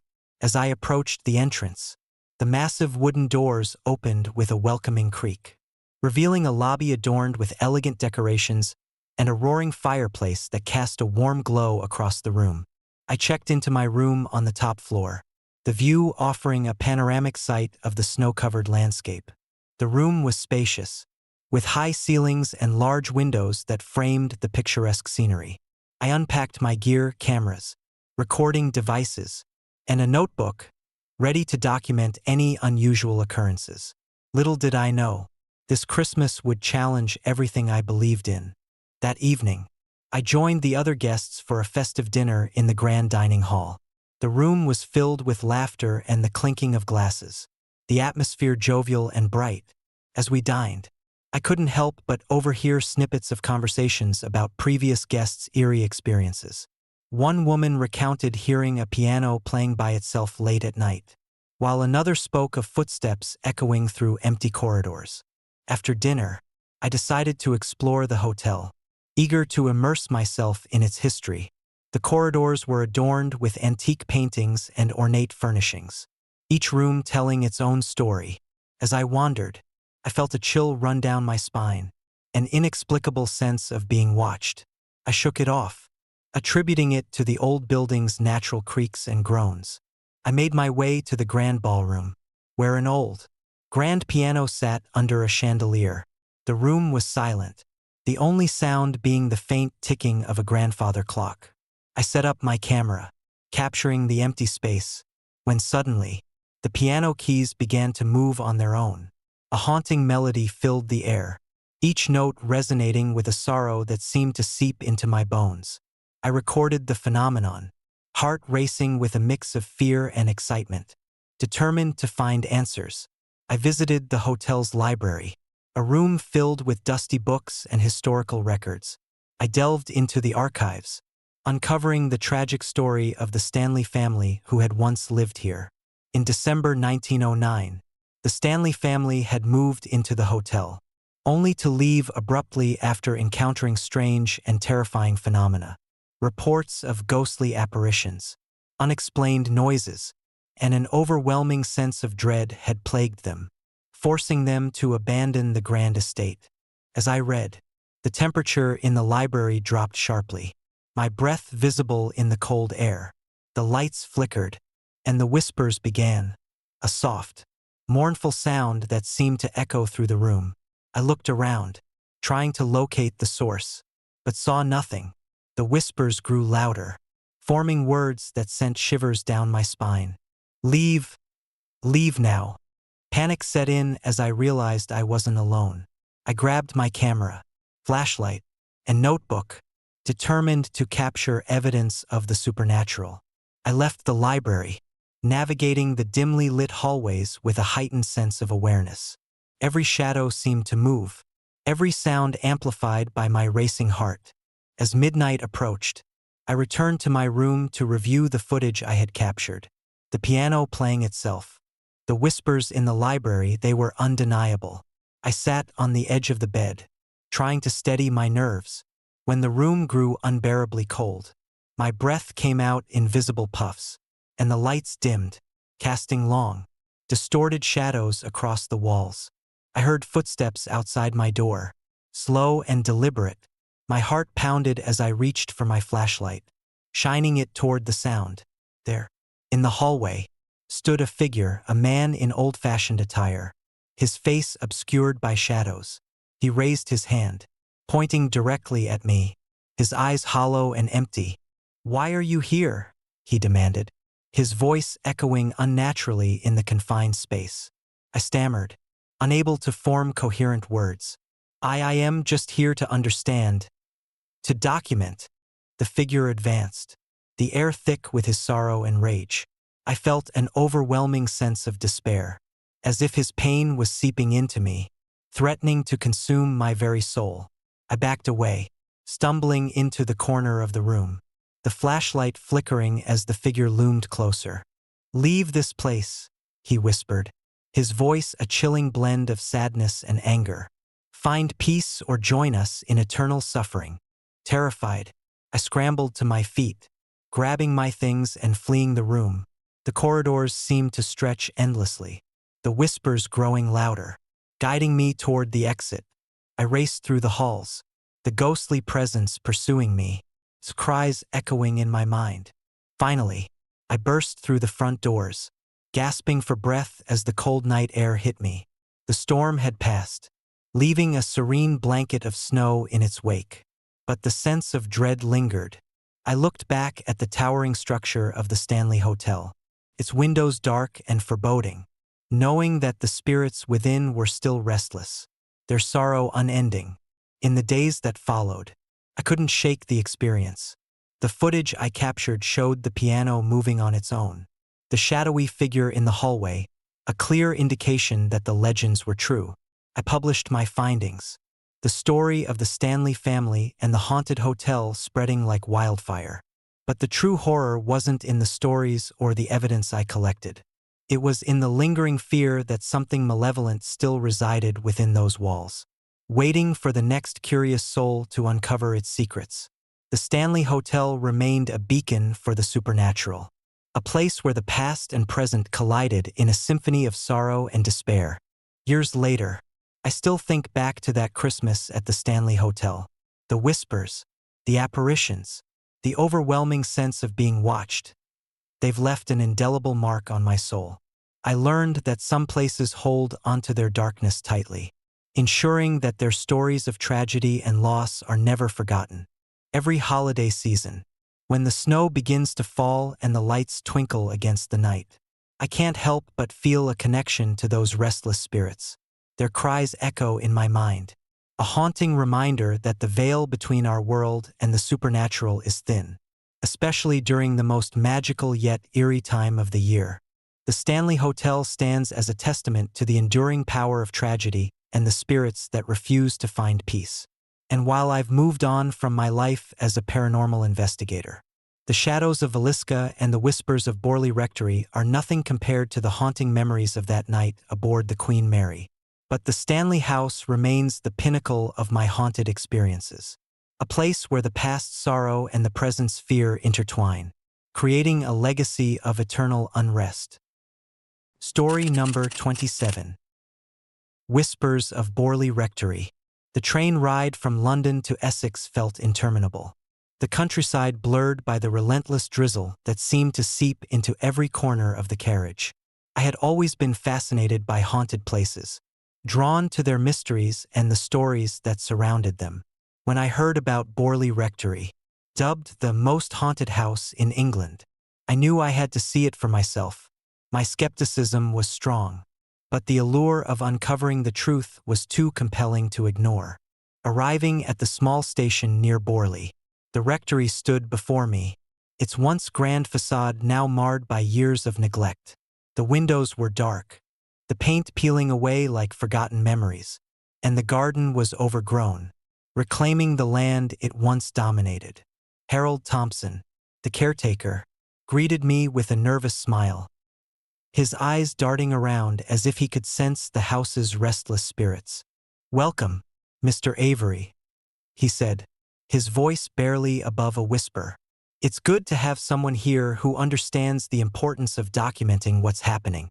I nodded, trying to steady my nerves. The house loomed ominously, its presence both inviting and foreboding. Inside, the air was thick with the scent of damp wood and decay. Each room we passed seemed to hold its breath, waiting for something to break the silence. I set up my equipment in the living room, the remnants of a grand chandelier hanging above, now draped in cobwebs. That night, as the storm raged outside, the house seemed to come alive. The wind howled through the broken windows, and the rain battered the walls with a ferocity that matched the turmoil within. I sat by the fireplace, notebook in hand, documenting every creak and groan of the old structure. The silence was deceptive, masking the whispers that floated through the air, indistinct but undeniably present. Around midnight, the first sign of something amiss emerged. A loud crash echoed from the upstairs hallway, followed by the unmistakable sound of footsteps, slow, deliberate, and heavy. My heart raced as I grabbed my flashlight and cautiously made my way toward the source of the noise. The staircase creaked under my weight, each step amplifying the tension that gripped me. As I reached the top, the temperature dropped sharply, my breath visible in the dim light. The hallway stretched out before me, lined with portraits whose eyes seemed to follow my every move. That's when I saw her. a figure in a flowing white dress, standing silently at the end of the corridor. Her hair was long and unkempt, her face hidden in the shadows. She turned slowly, her hollow eyes meeting mine with a sorrow that pierced through my skepticism. I stood frozen, unable to move or speak. The apparition raised her hand, pointing toward the study, and her voice echoed in my mind. "Leave, leave this place." Before I could react, she vanished, leaving me alone in the eerie silence of the hallway. My mind raced with questions. But one thing was clear: Borley Rectory was more than just a haunted house. It was a place where the past refused to stay buried, where spirits lingered, trapped by their unresolved pain and sorrow. The following day, determined to understand what I had witnessed, I delved into the rectory's history. Father Francis Durbin had lived there in the late 1800s, a man of the cloth with a hidden passion for Eleanor, the miller's daughter. Their forbidden love affair had been the talk of the village, stirring whispers of scandal and deceit. On a stormy Christmas night in 1912, Eleanor vanished without a trace, leaving behind a family devastated by her loss. Some believed she had been driven to madness, while others whispered darker theories involving supernatural forces. As I pieced together the fragments of their tragic story, the house seemed to respond to my discoveries. More apparitions appeared, figures of the clergy who had served Father Durbin, their faces etched with the pain of lost souls. Doors slammed shut on their own. Objects flew across rooms, and the whispers grew louder, more insistent. One evening, as I sat in the study poring over old journals left behind by the family, the room grew unbearably cold. The pages fluttered to life, as if an unseen hand were reading them. Words appeared where there had been none, telling of betrayal, heartache, and a curse that bound the spirits to the house forever. The air thickened with their anguish, and I felt their presence pressing in on me, their sorrow palpable. I realized that Borley Rectory was not just haunted. It was a prison for these tormented souls, their stories intertwined with the very fabric of the house. Each ghost had a tale of love and loss, of dreams shattered by circumstance and tragedy. Their cries were not just for recognition, but for release, a longing to move on from the pain that held them captive. Determined to help, I sought out Harold, hoping he might hold the key to easing their suffering. He confessed that he had witnessed the spirits many times, each encounter more terrifying than the last.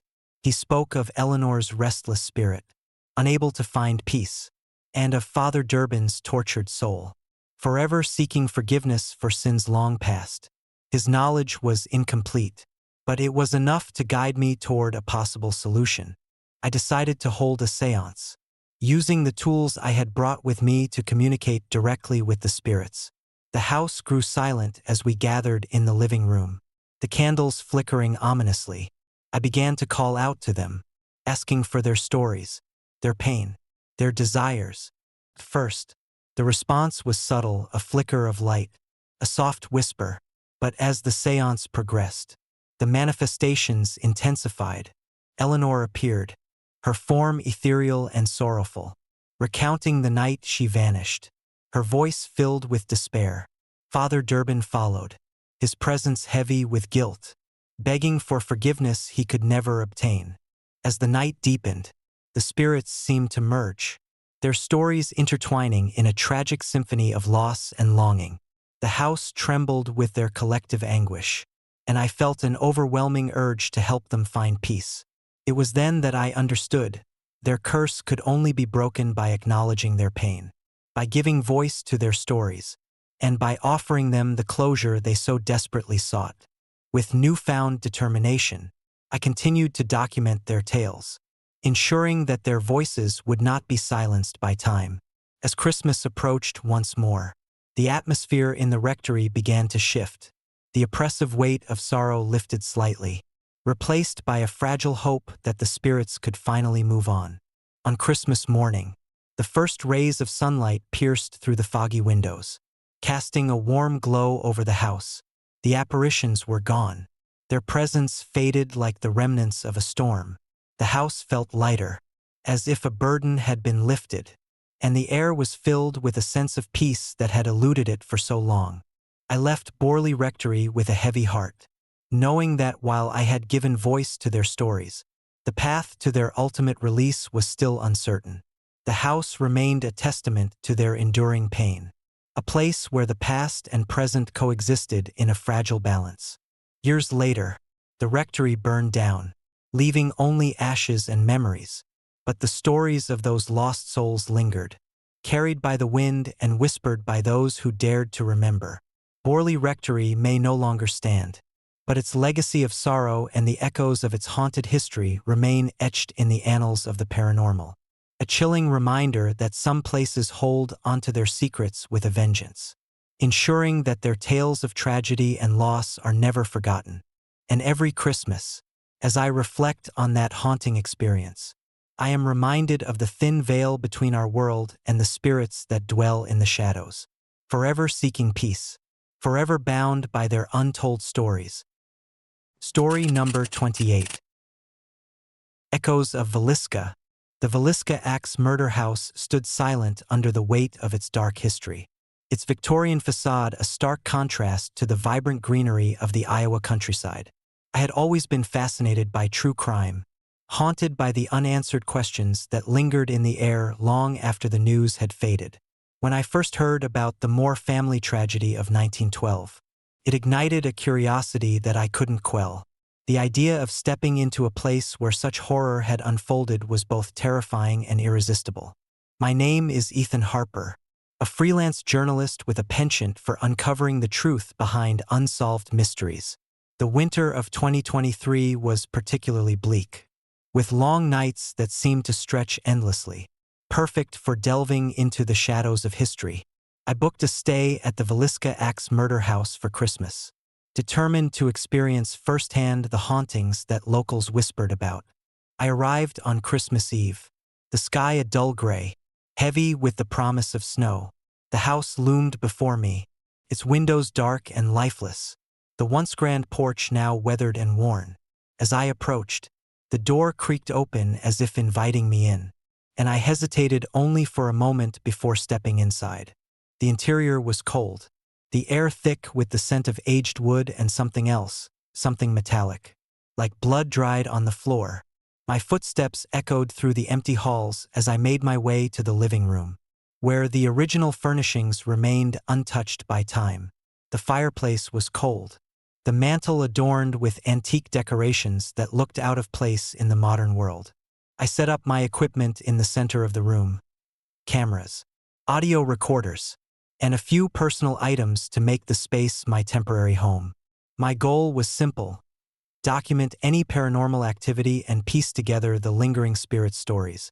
As night fell, the house seemed to breathe around me, the silence almost oppressive. Midnight approached, and the house settled into an uneasy calm. I sat by the window, watching as snow began to blanket the grounds outside, muffling the world beyond.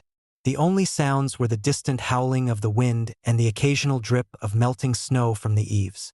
Then, it started. A soft whisper, barely audible, seemed to emanate from the walls themselves. I strained to listen, my heart pounding in my chest. "Help us!" The voice was faint, desperate, sending chills down my spine. I grabbed my audio recorder, ensuring it was on, and spoke softly into the darkness. "Is someone there? Can you hear me?" Silence. Then, another whisper, louder this time. "Stay away!" My hands trembled as I adjusted the microphone, trying to capture every sound. The temperature in the room dropped noticeably, my breath visible in the cold air. I moved towards the hallway, the floorboards creaking under my weight. As I passed the dining room, I felt a presence, a heaviness that pressed down on me. The chandelier above flickered, casting long shadows that danced eerily on the walls. I turned to see a shadowy figure standing at the far end of the room, its form indistinct, yet undeniably human. "Who are you?" I demanded, my voice wavering. The figure didn't respond. Instead, it raised an arm, pointing towards the kitchen. I followed its gesture, my mind racing with fear and excitement. The kitchen was just as I remembered: old-fashioned appliances, a large wooden table, and a sense of abandonment that made my skin crawl. I approached the table, noticing a set of old knives glinting in the dim light.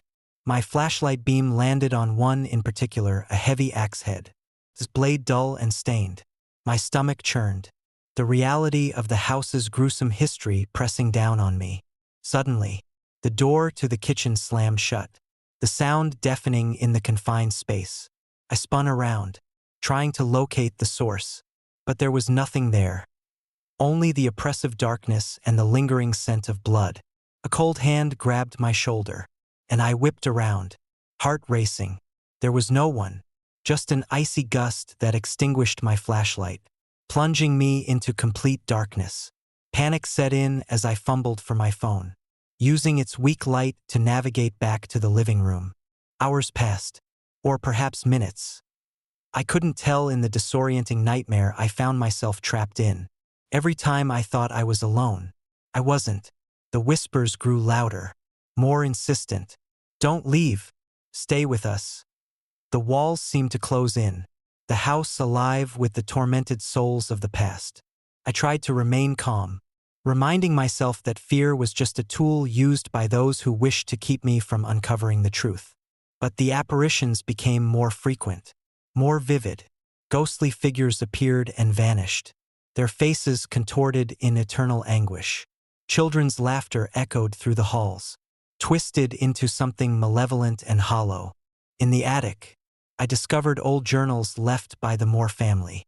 They spoke of financial troubles, strained relationships, and a growing sense of despair. But there was one entry that stood out, written by Loretta Moore herself, just days before the tragedy. "The darkness is growing stronger.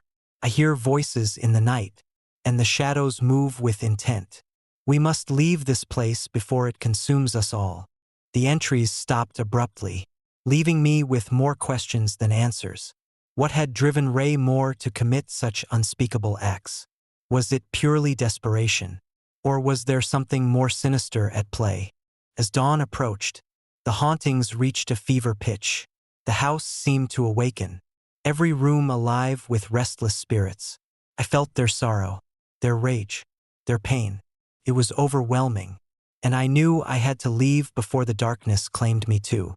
I packed my equipment hastily, the memories of the night etched into my mind. As I reached the front door, I heard a final whisper, soft and pleading. "Take us with you." I hesitated, looking back at the house one last time. The windows seemed to watch me, the shadows shifting as if trying to pull me back in. With a deep breath, I stepped outside, the early morning light cutting through the remnants of the storm. The house stood silent, its secrets still locked within its walls. I drove away, the haunting whispers fading into the distance. But the feeling of being watched lingered, a reminder that some places hold onto their darkest memories tightly. Months later, the experience still haunts me. The journals, the apparitions, the desperate whispers, they replay in my mind like a broken record. A constant reminder of the night I confronted the ghosts of Villisca. I published the story, hoping to shed light on the tragedy, to honor the memory of the Moore family. But some things, I've learned, are better left unexplored. Every Christmas, I find myself drawn back to the Villisca Axe murder house in my mind, replaying the events that unfolded within its walls. The screams, the shadows, the lingering presence of those who never found peace. It's a nightmare that never truly ends. A story that demands to be told, but at a cost I'm still paying. And sometimes, late at night, when the wind howls just right, I swear I hear their whispers, ghostly echoes from the past, reminding me that some horrors never fade. They just wait, like shadows in the dark, ready to reach out and pull you back into the abyss. Story number 29. Echoes of Villisca. I always thought haunted houses were nothing more than stories told to scare children on dark nights. That belief shattered the night I stepped into the Villisca Axe murder house, a relic of unspeakable horror nestled in the quiet town of Villisca, Iowa. The house stood silent and imposing, its Victorian architecture cloaked in shadows as dusk settled over the landscape. It was Christmas, a time meant for warmth and joy, yet here I was, drawn to this place of darkness, seeking answers that perhaps should have remained buried. My name is Daniel Hart, a paranormal investigator with a relentless curiosity and a skeptical mind. When I heard about the Villisca murders of 1912, where the Moore family and 2 visiting families were brutally slain by an unknown assailant wielding an axe, I knew I had to uncover the truth behind the legends. The stories of restless spirits, unexplained noises, and ghostly apparitions were enough to make any rational person think twice. But I thrived on debunking myths and exposing the truth. The drive to Villisca was uneventful, the countryside rolling by under a blanket of early winter frost. As I approached the house, the air grew colder, and an uneasy silence settled around me. The once grand home now stood in disrepair, windows boarded up, and weeds overtaking the garden. The iron gates creaked ominously as I pushed them open, the sound echoing through the empty streets. Inside, the house was a time capsule of the early 20th century. Dust-covered furniture, ornate wallpaper peeling from the walls, and antique decor created an eerie atmosphere. I set up my equipment in what was once the living room, the heart of the tragedy. The large fireplace, now cold and empty, dominated the room, its mantel adorned with faded photographs of the Moore family and their guests. As night fell, the house seemed to breathe around me, the temperature dropping noticeably. I lit candles to illuminate the space, the flickering flames casting long, dancing shadows. I began my investigation, starting with the area where the murders had taken place. The air felt thick with sorrow, and the walls seemed to whisper secrets I couldn't quite hear. I decided to start with the bedrooms, the final resting places of the Moore children and their parents. Each room held remnants of lives abruptly ended, blankets stained with old blood spots, toys scattered across the floor, and personal items left untouched. The sense of loss was palpable, a heavy weight pressing down on me as I documented every detail. In the master bedroom, I felt a presence unlike anything I'd encountered before. The air was frigid, my breath visible as I approached the bed where the parents had met their gruesome fate. Suddenly, the room plunged into darkness as the candles flickered out. My flashlight barely penetrated the thick shadows, and I heard a soft, mournful crying echo through the space. I called out, my voice shaky. "Is someone here? Can you hear me?" Silence. Then, a faint whisper, barely audible, filled the room. "Help us!" I froze, every instinct screaming at me to leave, but my curiosity held me in place. I switched my flashlight back on, scanning the room for any signs of movement. Nothing, just the oppressive silence and the lingering sorrow of the past. Determined to push forward, I moved to the kitchen, the scene of the initial chaos. The cabinets were open, dishes broken, and the sink overflowing with stagnant water. The sound of dripping echoed ominously, each drop a reminder of the violence that had occurred here. I felt eyes watching me, but when I turned, there was nothing but shadows dancing on the walls. As midnight approached, the house seemed to come alive with activity. The temperature dropped further, my breath forming icy patterns in the air. I set up my audio recorder in the hallway, hoping to capture any unexplained sounds. Minutes passed in silence until I heard it, a slow, deliberate crunching sound coming from upstairs. I grabbed my flashlight and ascended the creaking staircase, each step groaning under my weight. At the top, I entered a long corridor lined with doors leading to the bedrooms below. The footsteps grew louder, more distinct, as if someone were pacing back and forth. I followed the sound, my heart pounding in my chest, until I reached the last door at the end of the hallway. The door was ajar, and a flickering light spilled into the corridor. I pushed it open, revealing a small study. The room was empty, but the sound of footsteps persisted, now circling the space. I approached the desk, noticing a stack of old letters tied with a ribbon. As I reached for them, the room grew colder, and the candles reignited, their flames dancing wildly.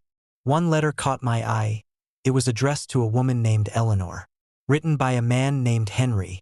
The handwriting was elegant but shaky, the ink smudged from age. I began to read, piecing together a story of love, betrayal, and despair. Henry wrote of his unrequited love for Eleanor, the pressures of maintaining appearances, and the darkness that was slowly consuming him. Suddenly, the room plunged into darkness once more. The whispers returned, louder and more frantic. "No! Leave!" I felt a cold hand grip my shoulder, turning me around to face a shadowy figure. It was a man, his face twisted in agony, holding an axe that glinted ominously in the dim light. His eyes were hollow, filled with pain and rage. I backed away, stumbling over the floorboards, but the apparition followed, his presence suffocating. "Why?" I demanded, my voice barely above a whisper. "What do you want?" The figure raised the axe, and I screamed, ducking out of the way just as it swung through the air. The room exploded with chaos, objects flying, walls shaking, and the sound of the axe hitting wood reverberating through the house. I ran down the stairs, the house seeming to shift and distort around me, guiding me toward the exit. I burst out of the front door, gasping for breath as the cold night air filled my lungs. The storm had passed, leaving the house silent once more. I looked back, the rectory standing still and menacing in the moonlight, as if nothing had happened. But I knew better. The spirits of the Moore family and their guests were still trapped within those walls, their anguish and pain echoing through the halls. I had witnessed their torment firsthand, felt the weight of their sorrow, and heard their desperate cries for help. In the days that followed, I couldn't shake the experience. The recordings I took revealed faint whispers and the distant sound of footsteps, evidence that the spirits still lingered, unable to find peace. I published my findings, hoping to bring closure to the restless souls of Villisca. But the story only deepened the mystery. The Villisca Axe murder house remains standing, a testament to the tragedy that unfolded within its walls. Visitors still report strange noises, ghostly apparitions, and an overwhelming sense of sadness, especially during the holiday season.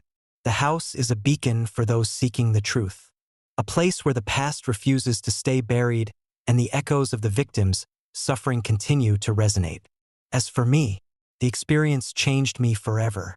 I became more attuned to the unseen forces that linger in our world, the spirits that walk among us, searching for answers, for peace.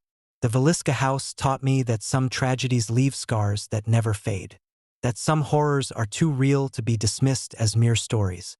Every Christmas, I think back to that night, the fear, the sorrow, the relentless cries of La Llorona mingling with the whispers of the Moore family.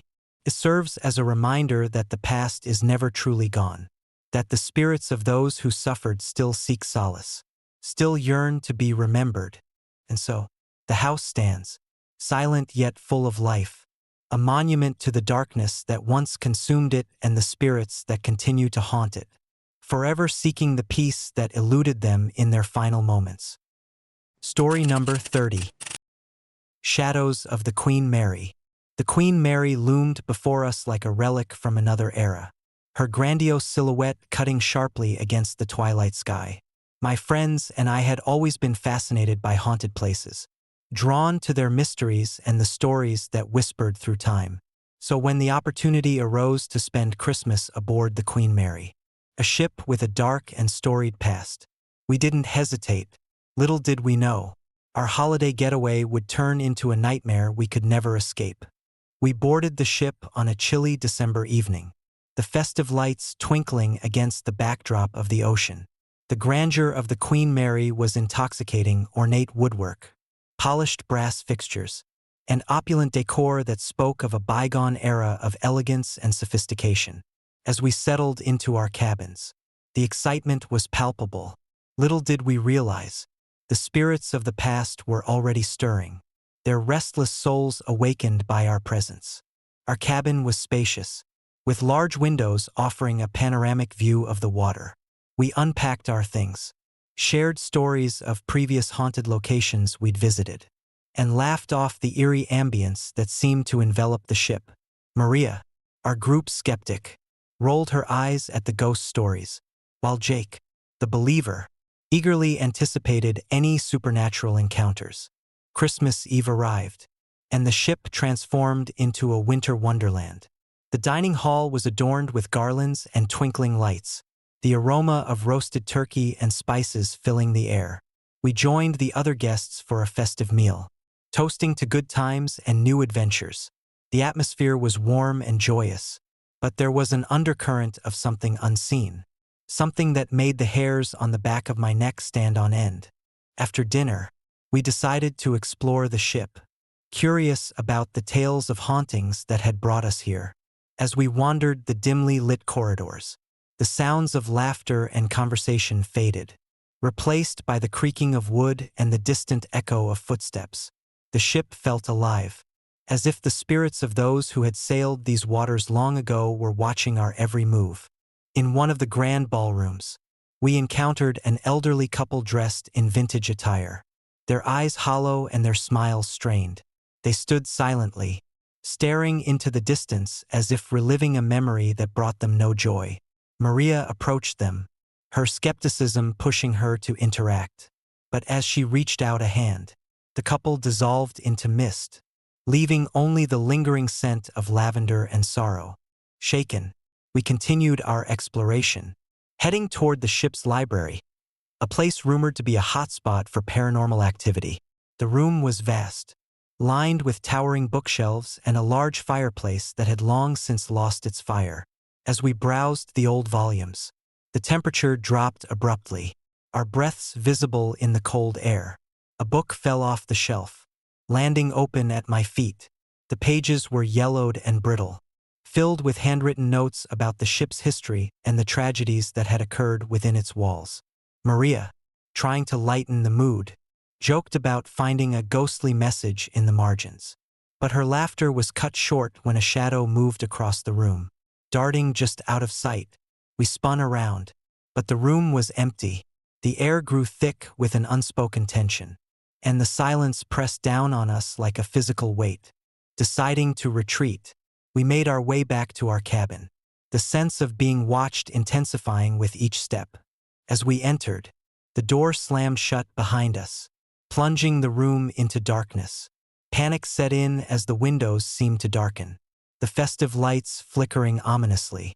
We fumbled for our flashlights, the beam of light revealing unsettling details. Furniture moved from its original placement, shadows dancing where there should be none, and a chill that seeped into our bones.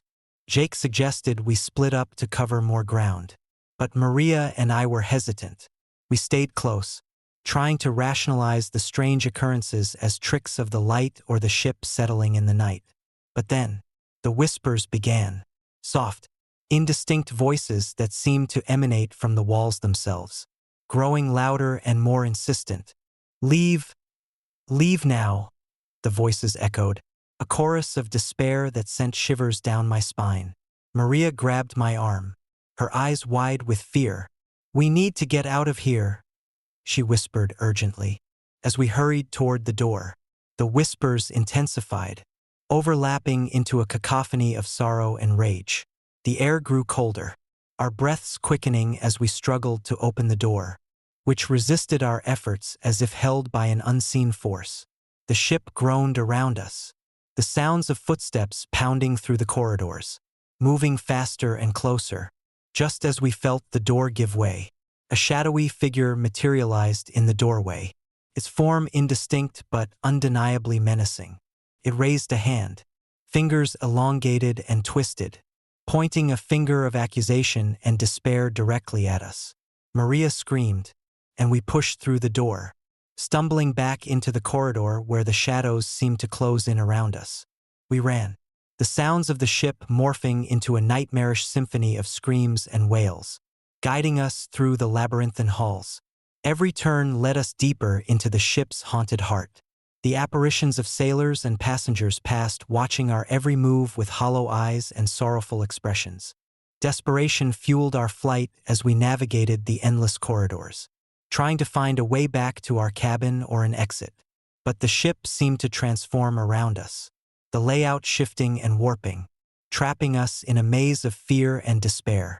The whispers followed, their words now clear and filled with anguish. Join us? Stay forever. Finally, after what felt like hours of running, we found ourselves back in the library.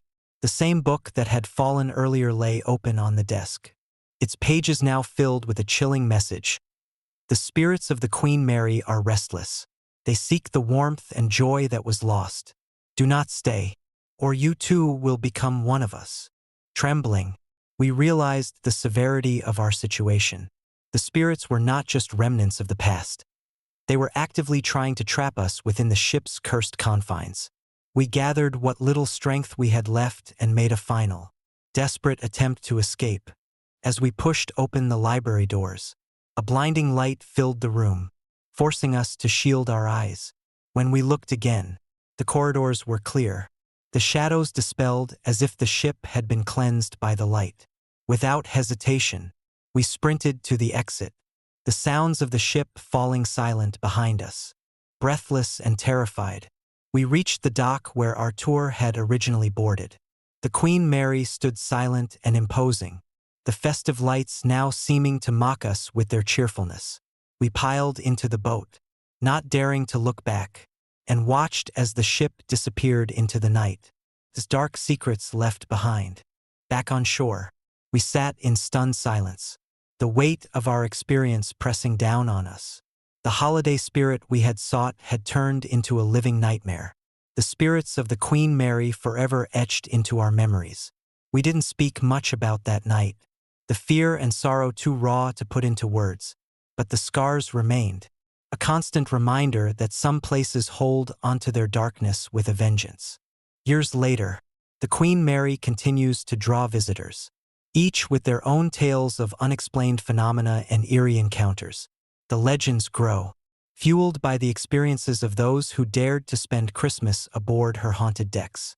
And while I've moved on from my life as a paranormal investigator, the memory of that night on the Queen Mary still lingers, a ghostly echo of the darkness that resides within the heart of the most haunted ship in America.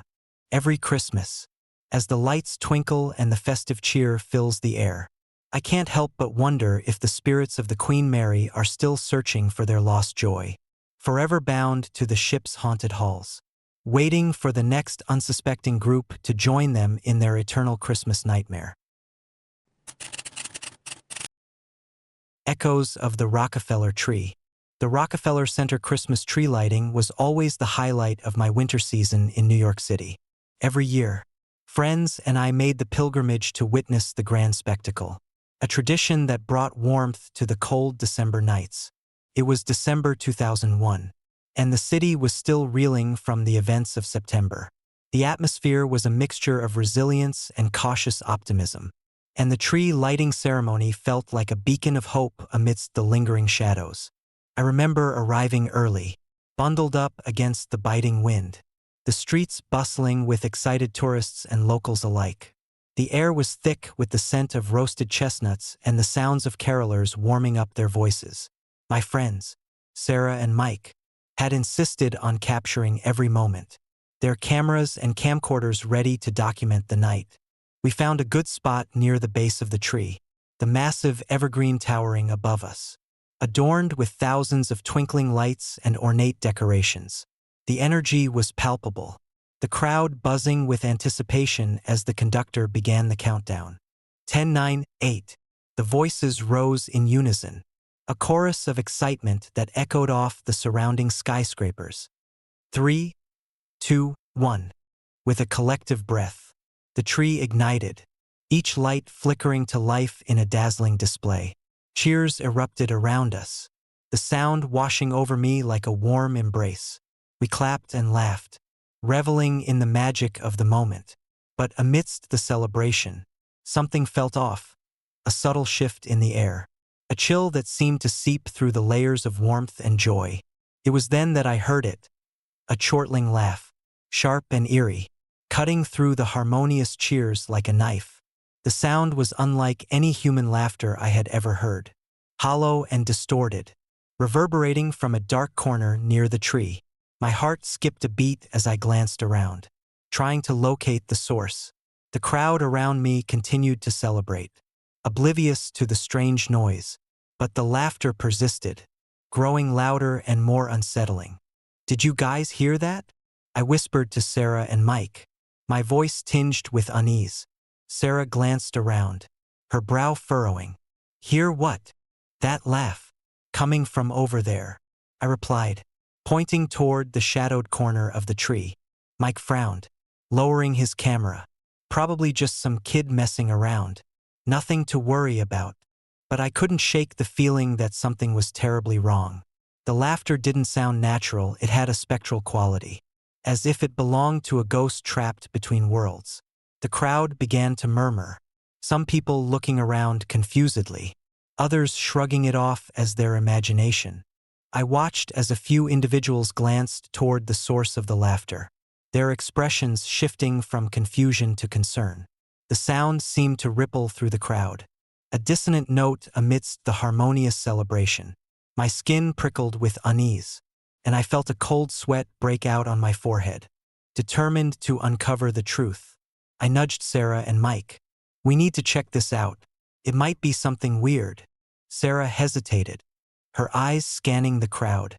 "Tom, maybe we should just go back. It's probably nothing." But Mike was already moving toward the edge of the crowd, curiosity getting the better of him.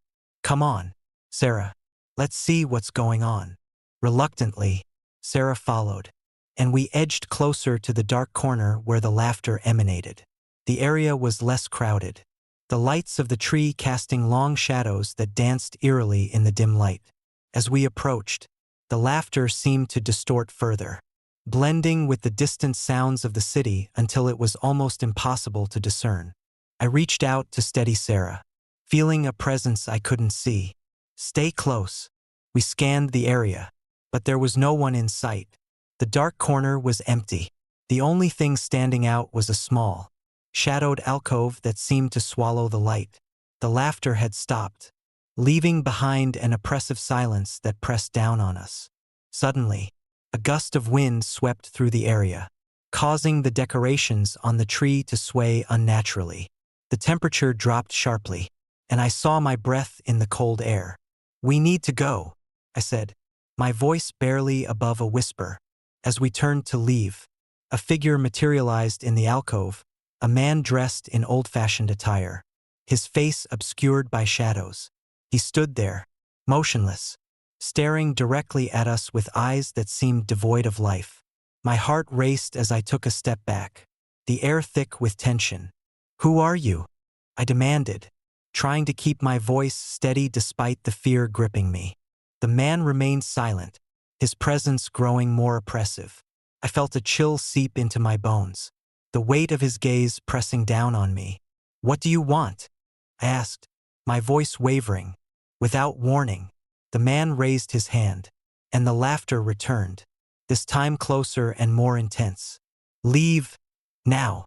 The disembodied voice echoed through the night. We stumbled backward, tripping over each other in our haste to escape the terrifying figure. The crowd around us began to notice the commotion, some looking alarmed, others retreating to find safety. I grabbed Sarah's arm, pulling her away from Mike, who seemed transfixed by the apparition. "Come on, Sarah," I urged, my voice cracking. "We need to get out of here." But as we turned to leave, the man reached out, his fingers elongating into claw-like appendages. The temperature plummeted further, and I felt an invisible force pulling us back toward the tree. The lights flickered violently, casting grotesque shadows that twisted and contorted into nightmarish shapes. "Run!" I shouted, pushing Sarah toward the exit. "Don't look back." We sprinted through the crowd, the oppressive atmosphere hanging over us like a dark cloud. The laughter and whispers followed, a cacophony of sorrow and rage that seemed to chase us relentlessly. My legs burned with exhaustion, and my mind raced to comprehend the supernatural encounter we had just faced. As we reached the edge of the crowd, gasping for breath, the sounds began to fade, replaced by the distant hum of the city night. We slowed to a walk, the sense of dread slowly dissipating. But the memory of the faceless man and his haunting laughter lingered like a shadow in my mind. "We need to tell someone about this," Mike said, finally breaking free from his trance-like state. But Sarah shook her head, her eyes wide with fear. "No, Tom. Some things shouldn't be tampered with." I nodded, understanding her fear. The encounter felt like a glimpse into a world we weren't meant to see. A realm where sorrow and anger manifested as something terrifying and otherworldly. We decided to leave the Rockefeller Center behind, the magic of the tree overshadowed by the darkness that had briefly touched our lives. As we walked away, I couldn't help but feel that the spirits of the past had been awakened, their unresolved pain echoing through the present. The tree, once a symbol of hope and joy, now seemed to hold secrets that were best left undisturbed. The laughter, the apparition, and the oppressive presence were reminders that some forces transcended our understanding, lurking just beneath the surface of our reality. In the days that followed, the story of the faceless man at the Rockefeller Center Christmas tree lighting of 2001 spread through the city, becoming a chilling urban legend.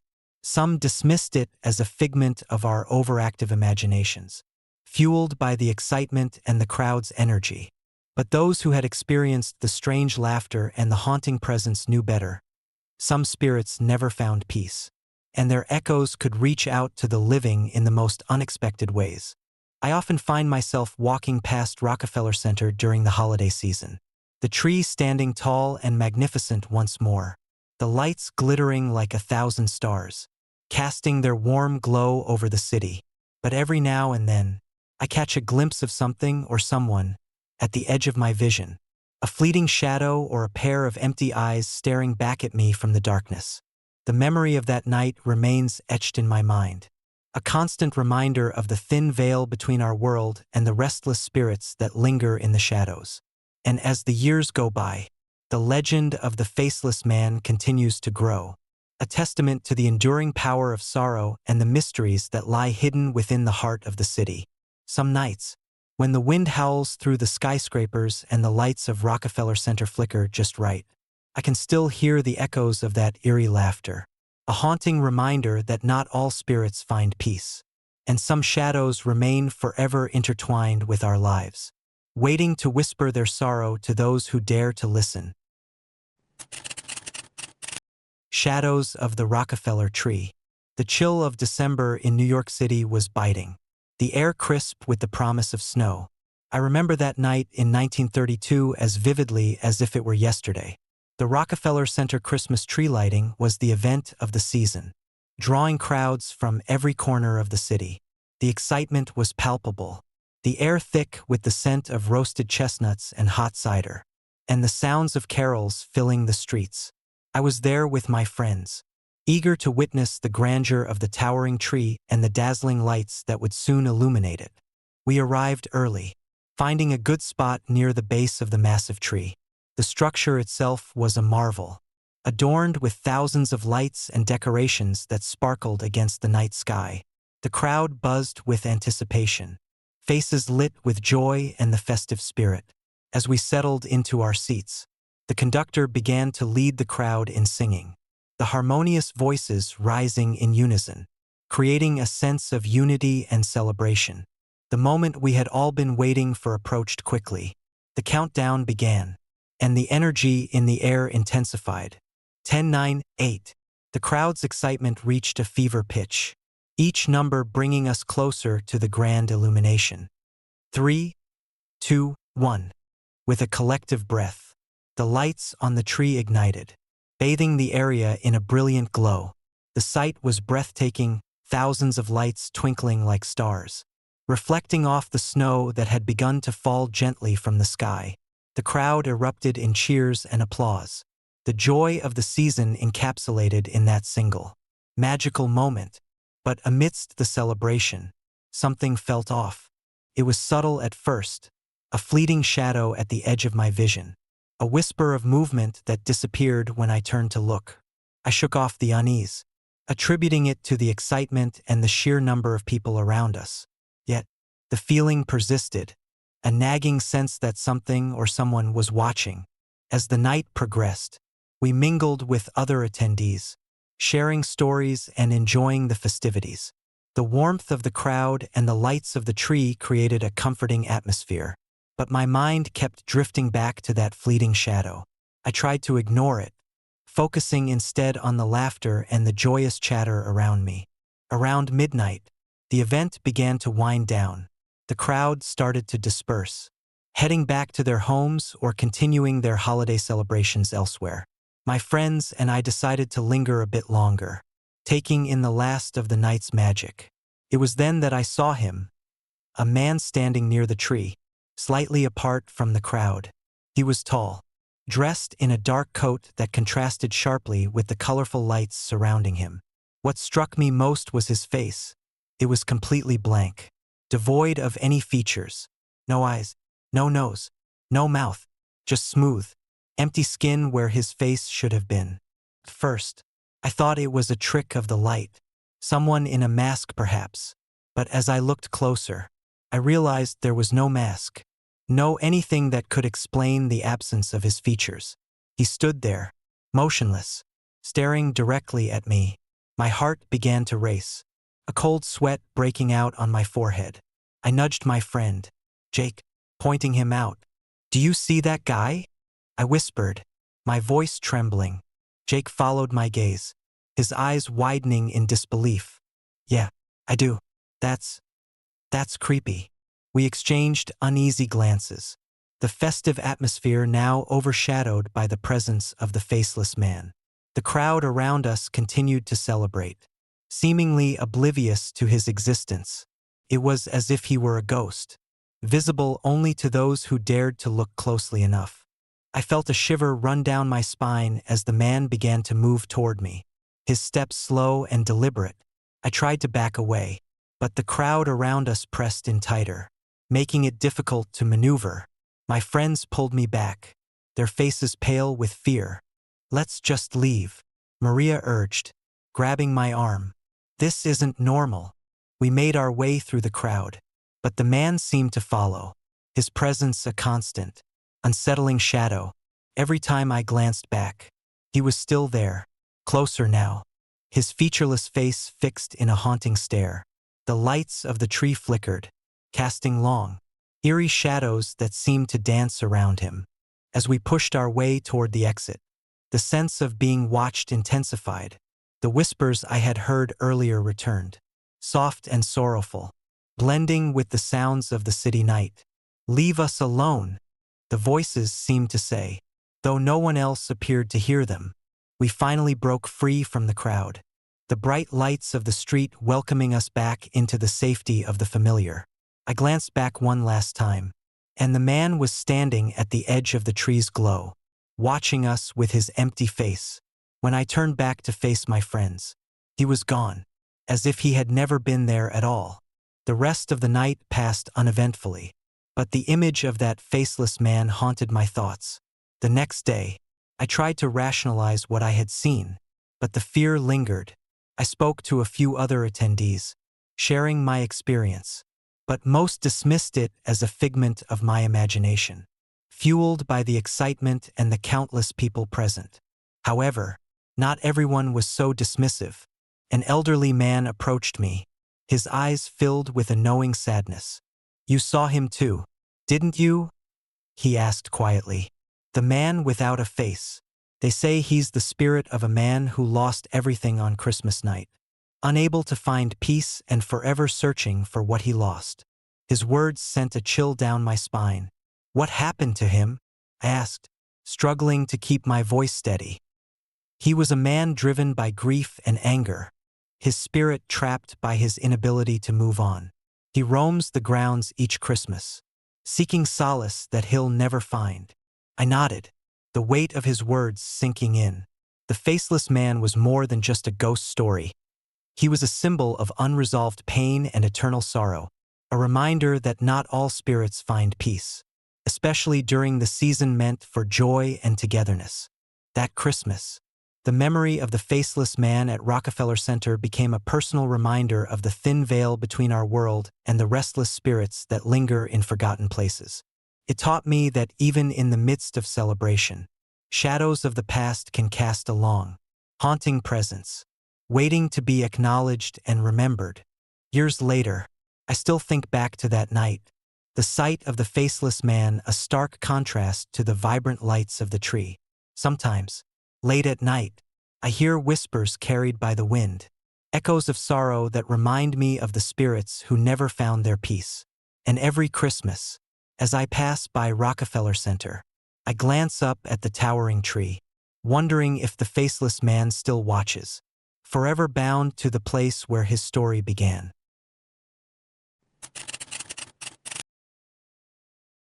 I always loved the holidays.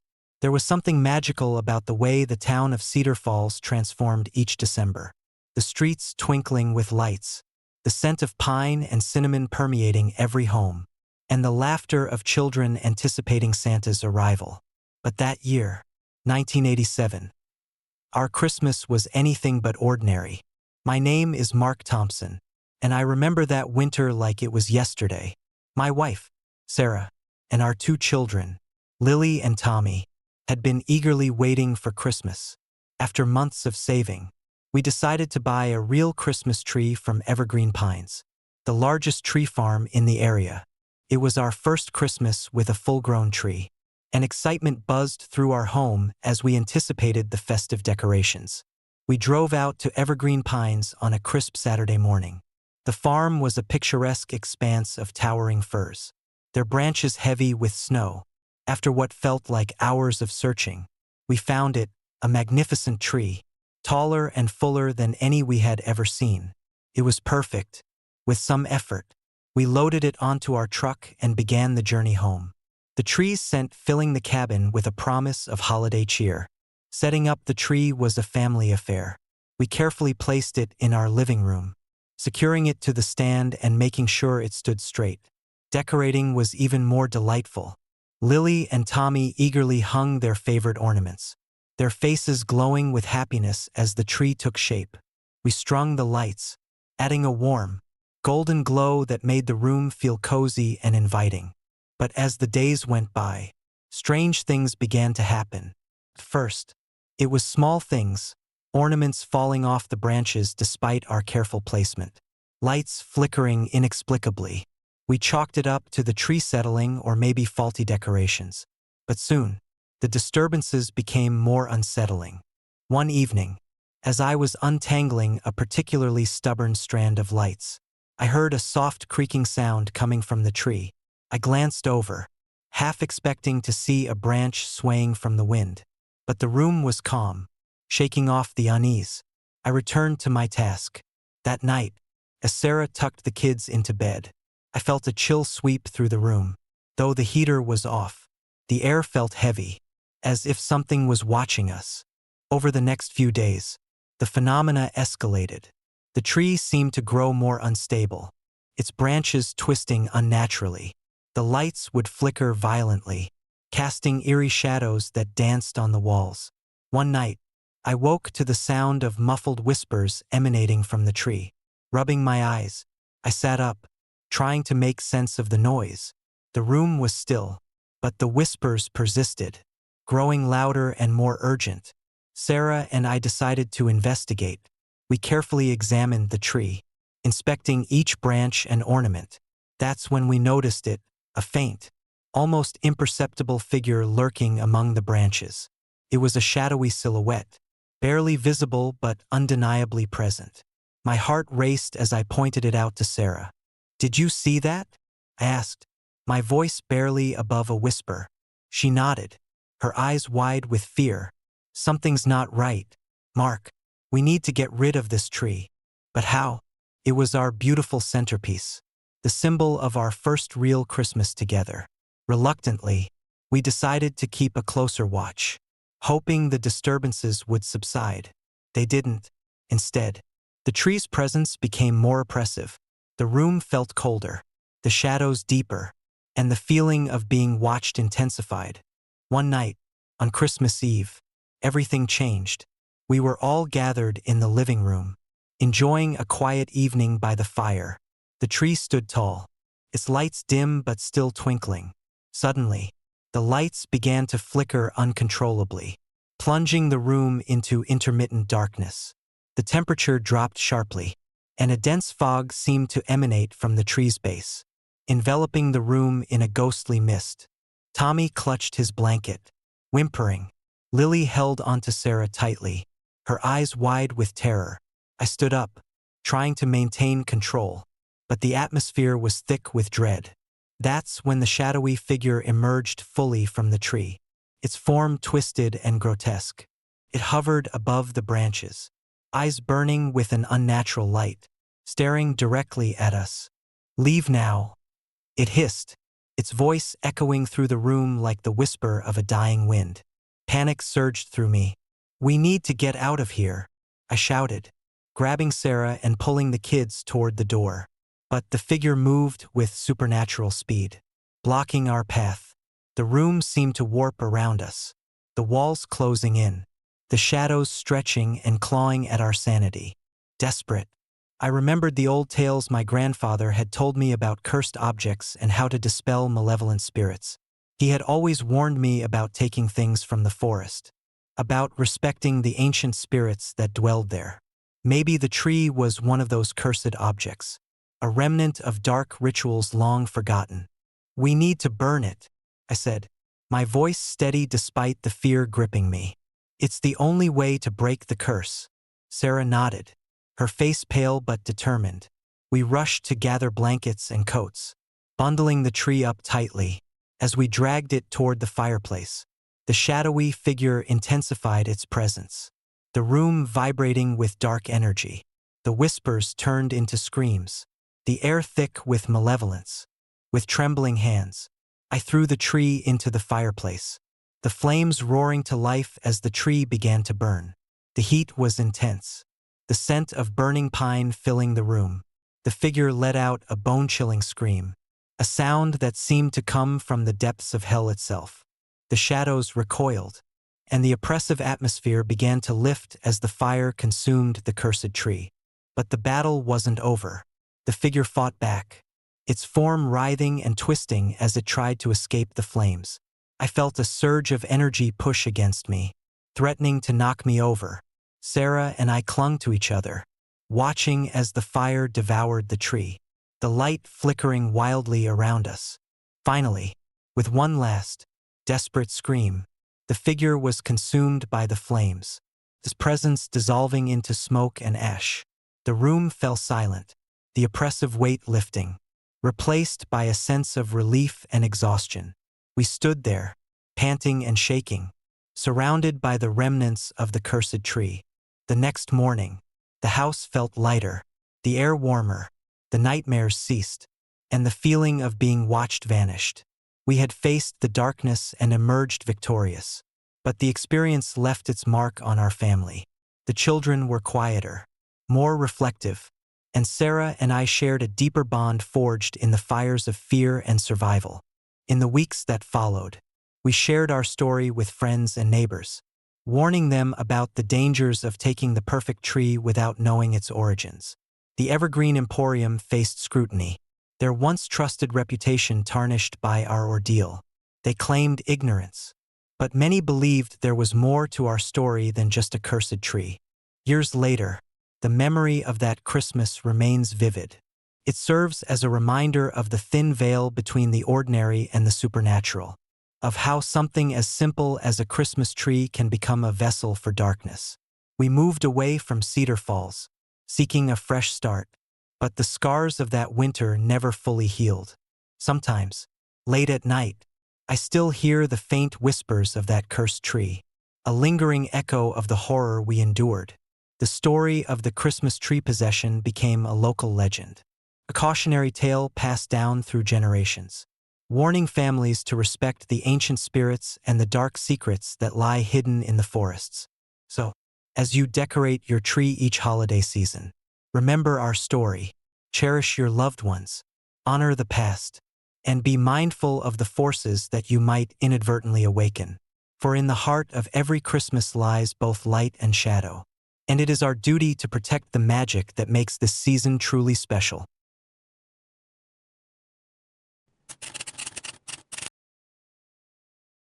I never believed in curses or dark rituals. Growing up in the quiet village of Maplewood, Oregon, my life was simple, filled with school, sports, and the annual excitement of Christmas. But that changed in the winter of 1975. The Christmas that left scars on my family and me. Scars that time hasn't fully healed.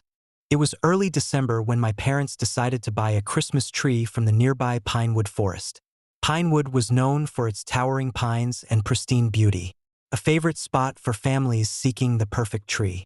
On a crisp Saturday morning, we loaded up our old station wagon and drove to the edge of the forest, where the scent of pine filled the air and the ground was blanketed in fresh snow. The Evergreen Emporium, a small shop nestled among the trees, was our destination. My father, always meticulous, chose a grand fir with thick, lush branches and a strong trunk. It was larger than any tree we had ever bought, promising to be the centerpiece of our holiday decorations. We hauled the tree home, the branches brushing against the sides of the wagon, leaving scratches on the paint. Setting it up in our living room was no small feat, but the excitement in my parents' eyes made it all worthwhile. We adorned the tree with strings of colorful lights, delicate glass ornaments, and a shining star that sat proudly atop the highest branch. That first night, as we sat around the tree sipping hot cocoa, I noticed something odd. The lights never seemed to fully illuminate the branches. Instead, shadows clung to the edges, creating an unsettling darkness even amidst the twinkling lights. I brushed it off as my imagination, a trick of the light, but my unease lingered. As days turned into weeks, strange things began to happen. The tree seemed to grow heavier, its branches pressing down more tightly against the ceiling. The lights, which initially sparkled brilliantly, began to flicker sporadically, never reaching their full brightness. My parents, though puzzled, attributed it to faulty wiring or a particularly tangled strand of lights. But it wasn't just the tree. Every night, without fail, I was plagued by nightmares. Horrifying visions of shadowy figures moving within the tree's branches haunted my sleep. I'd wake up drenched in sweat, heart pounding, convinced that something was watching me from the darkness of the tree. One evening, as we gathered in the living room for dinner, the atmosphere grew tense. The usual warmth and laughter were replaced by an oppressive silence. Suddenly, the lights on the tree began to flicker violently, casting erratic shadows that danced menacingly around the room. My mother gasped as a dark, indistinct shape seemed to materialize among the branches, its presence palpable and terrifying. "Dad, the tree," Emma, my younger sister, whispered, her voice trembling. "It's moving." My father rushed over, but the tree stood still, its ornaments glinting innocently in the dim light. Yet, the air felt thick with something malevolent. I reached out to steady Emma, but before I could, a deep, guttural growl echoed from within the tree. The room plunged into darkness as the lights went out, and a chilling wind swept through the house despite the cold outside. We sat frozen, the only sound our ragged breathing and the distant howl of the wind. Suddenly, the tree's branches seemed to twist and contort, reaching out like skeletal fingers. Shadows coalesced into shapes, their eyes glowing with an unnatural light as they stared directly at us. The presence in the room was undeniable, a force of pure evil emanating from the very heart of our Christmas tree. The next day, desperation drove us to investigate the tree's origins. We returned to the Evergreen Emporium, where the owner, Mr. Jenkins, seemed oddly evasive when we inquired about the tree. His eyes darted nervously, and his voice wavered as he spoke of ancient traditions and the sacredness of Pinewood Forest. Undeterred, we delved deeper, scouring old records and local legends. It was then that I stumbled upon a disturbing account, an old ritual conducted by a sinister priest in the early 1900s. The ritual was meant to harness the power of the forest spirits. but it had gone horribly wrong. Cursing the very trees meant to honor them. The tree we had brought home was no ordinary fir. It was part of that dark ritual, imbued with malevolent energy and trapping the souls of those who had perished in the failed ceremony. Realizing the gravity of our situation, we knew we had to act. The nightmares, the shadows, the oppressive presence, they were all signs that the curse was growing stronger, feeding off our fear and unrest. My parents were resolute, but the children were terrified, their innocence shattered by the darkness that had invaded our home. One night, determined to break the curse, we decided to remove the tree. As we attempted to lift it from the living room, an invisible force slammed it back into place, shattering our efforts. The room filled with an ear-piercing screech, and the shadows surged forward, their forms twisting into grotesque shapes that clawed at our sanity. Frustration and fear mounting, we sought help from Mrs. Whitaker, a local shaman known for her knowledge of ancient rituals and protective charms. She listened intently as we recounted our ordeal, her expression grave and knowing. "The tree you have is cursed," she confirmed. "It holds the spirits of those who were wronged by the ritual. To break the curse, we must return the tree to the sacred grove and perform a cleansing ceremony under the light of the full moon." With no other options, we agreed to follow her guidance. The next morning, we prepared for the journey, the weight of our task pressing heavily on us. The children were scared, but we reassured them that we were doing this to protect our family and free the trapped souls. The drive to the sacred grove was long and arduous, the road winding through dense forests and shadowed valleys. By evening, we reached our destination, a secluded area deep within Pinewood Forest, untouched by time and teeming with an eerie stillness. The air was thick with the scent of pine and something else, something rotten and dark.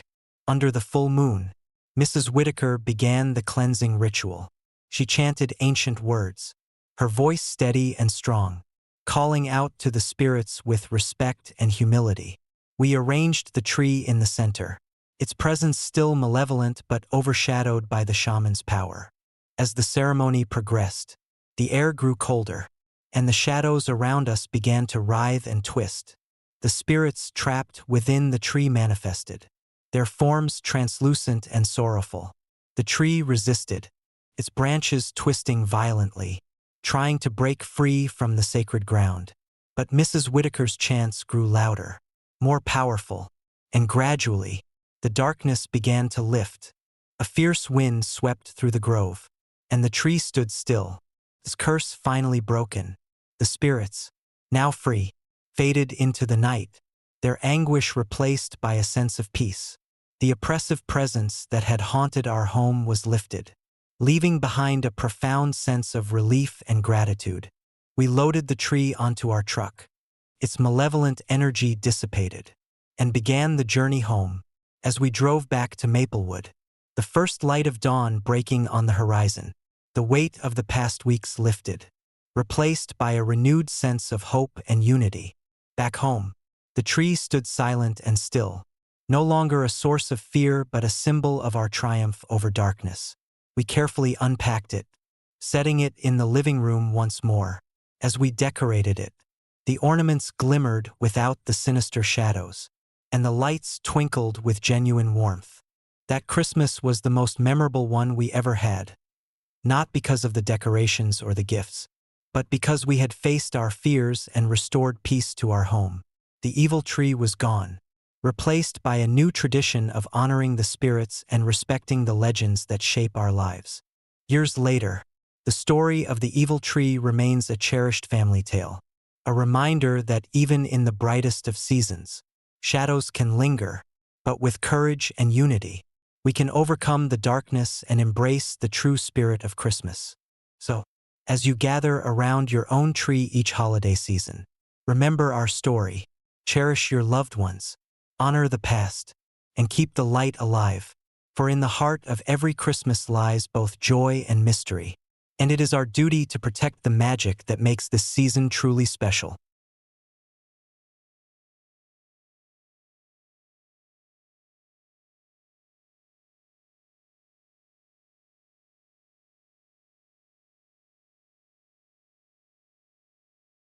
I never thought a simple Christmas tradition could turn into a nightmare.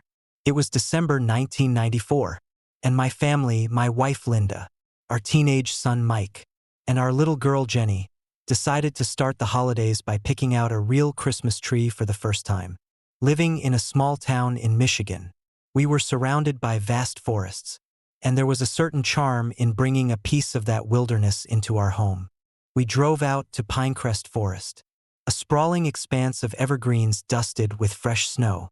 The air was crisp, filled with the scent of pine and the distant sound of wind rustling through the branches. As we wandered among the trees, a particular fir caught our eye. It was tall and full, with dark green needles that seemed to shimmer in the fading sunlight. "That one," Jenny said, her eyes gleaming with excitement. We agreed it was perfect. After securing the tree to the roof of our car, we headed home, singing carols and sipping hot cocoa from thermoses. Back at the house, we set the tree up in the living room, its peak just brushing the ceiling. We spent the evening decorating, hanging ornaments collected over the years, each with its own story. By the time we finished, the tree stood as a glorious centerpiece, radiating the warmth and joy of the season. But that warmth didn't last. The first sign was subtle. As I sat alone that night, the rest of the family asleep, I thought I saw an ornament sway slightly. I dismissed it as a draft, though no windows were open. The next morning, Linda mentioned feeling a cold spot near the tree, but we attributed it to the house's old insulation. Things escalated when decorations began to move on their own. We'd find ornaments on the floor, hooks twisted, tinsel rearranged. Mike accused Jenny of sneaking downstairs at night to play pranks, but her terrified eyes said otherwise. One evening, as we gathered for dinner, we heard a faint rustling from the living room. It sounded like someone whispering, but the words were indistinct. We paused, listening. The house fell silent. "Probably just the wind," I said, trying to keep the mood light. But deep down, unease had begun to creep in. That night, I woke to the sound of creaking floorboards. I sat up, straining to hear. The noise seemed to emanate from the living room. Quietly, I slipped out of bed and tiptoed down the hallway. Peering around the corner, I saw something that chilled me to the bone. The tree was breathing. Its branches expanded and contracted ever so slightly, as if drawing in deep breaths. The ornaments glinted in the dim light, swaying gently despite the stillness of the air. I blinked hard, questioning my own eyes. Gathering my courage, I stepped into the room. The movement stopped abruptly. I approached the tree, placing a trembling hand on a branch. It was cold, colder than it should have been. A sudden jolt, like a static shock, made me pull back. "What's going on?" I whispered to myself. The next day, I told Linda about what I'd seen. She admitted she'd been feeling uneasy too, sensing a presence she couldn't explain. We decided not to tell the kids, not wanting to scare them, but it was too late for that. "There's something wrong with the tree," Mike said that afternoon. He held up his arm, revealing scratches that looked like they'd been made by needles or claws. "How did that happen?" I asked. "I don't know," he replied, eyes wide. "I was just reaching for my backpack, and something scratched me." Jenny was having nightmares, waking up screaming about the dark shadow that watched her from the corner of her room. Our festive home had become a place of fear. Desperate for answers, I set up our old camcorder in the living room, aiming it at the tree. If there was something happening, I wanted to capture it. That night, the house was restless. The sounds returned: whispers, creaks, the soft rustling of branches. The next morning, I played back the footage with Linda by my side. For a while, everything seemed normal. Then, around 2 a.m., the screen flickered. The tree's lights began to glow, brighter and brighter, until the camera struggled to adjust. Amidst the glare, a shadow emerged, a dark, monstrous silhouette that seemed to grow from the tree itself. It loomed larger, its form vaguely human but distorted, twisted. For a few agonizing seconds, it stood there, as if staring directly at us through the screen. Then, just as suddenly, the lights dimmed, and the shadow vanished. We sat in stunned silence. "What is that?" Linda whispered. "I don't know," I replied, my mind racing. "But I think we need to find out where this tree came from." Leaving the kids with my sister, we drove back to Pinecrest Forest. We sought out the owner of the lot, an old man named Harold. When we showed him a photo of the tree, his face paled. "That section of the forest is supposed to be off limits," he said nervously. "Why?" I pressed. He hesitated before answering. "Years ago, there was an incident. A man went mad out there, murdered several people before taking his own life among those very trees. Locals say the forest absorbed the darkness of that act." "Why didn't you cut off access?" Linda demanded. Harold shook his head. "I thought the stories were just that, stories. I never believed." We left, a sense of dread settling over us. Back home, we researched the incident. Newspaper archives detailed the gruesome murders from 20 years prior. The killer had been a recluse, living in the woods, obsessed with dark rituals. The victims were hikers who'd crossed his path.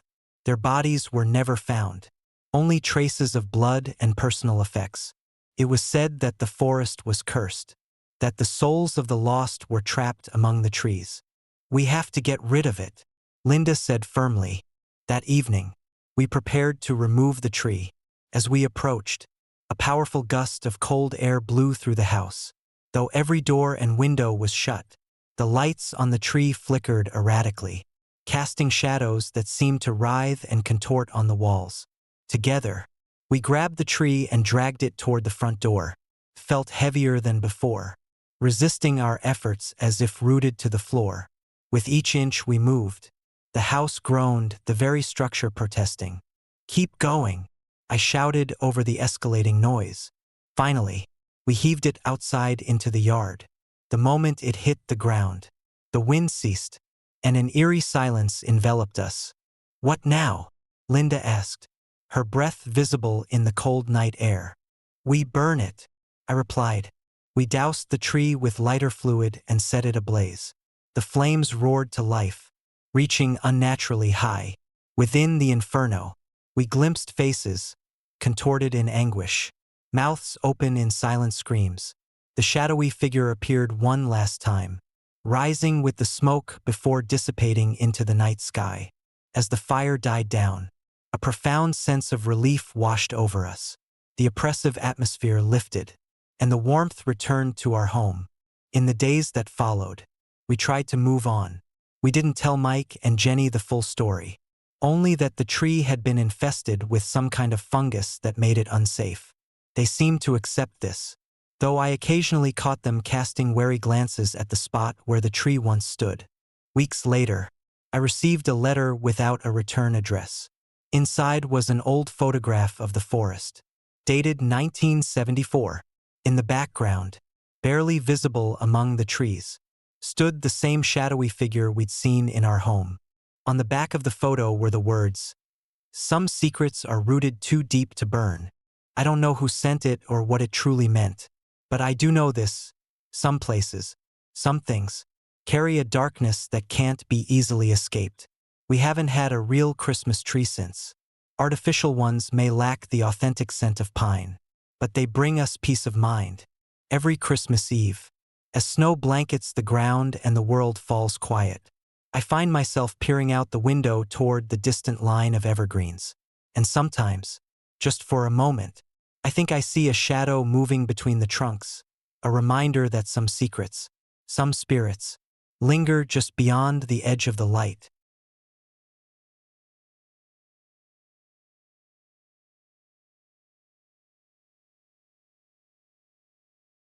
I've always been a skeptic when it comes to the supernatural. Growing up in the quaint village of Pine Hollow, Michigan, I believed that most ghost stories were nothing more than exaggerated tales passed down through generations. But that belief was shattered in the winter of 1980, the Christmas that turned our lives into a nightmare we couldn't escape. My name is David Carter, and I was a 34-year-old carpenter, happily married to Susan, and father to our 12-year-old son.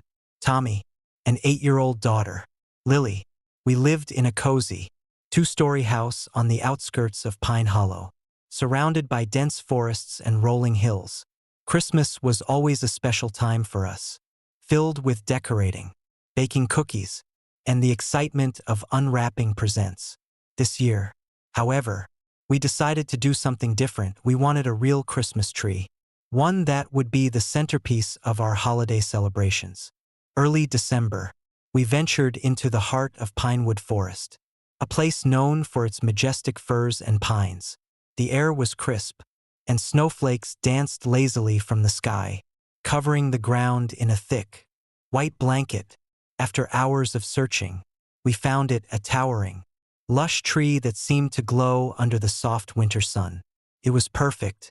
We carefully cut it down, loaded it into our truck, and headed home, our hearts filled with joy and anticipation. Setting up the tree was an event in itself. We rolled it into the living room, struggling to fit its grand stature into our space.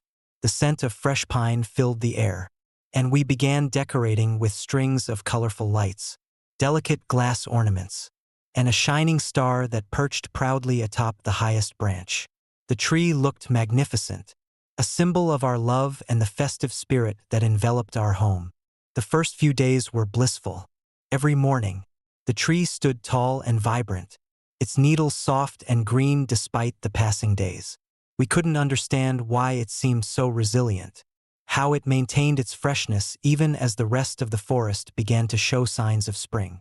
But it was the small things that first caught our attention, ornaments shifting position on their own, lights flickering without explanation, and an inexplicable chill that settled in the room whenever we were near the tree. One evening, as we sat together sipping hot cocoa by the fireplace, the strange phenomena intensified. Susan noticed that the lights on the tree began to emit a faint, otherworldly glow, casting eerie shadows that danced around the room. Tommy and Lily clung to us, their innocent faces now etched with fear.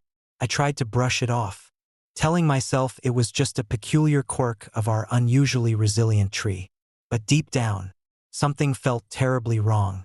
That night, I was awakened by a loud crash, heart pounding. I jumped out of bed and rushed to the living room, only to find the tree seemingly alive.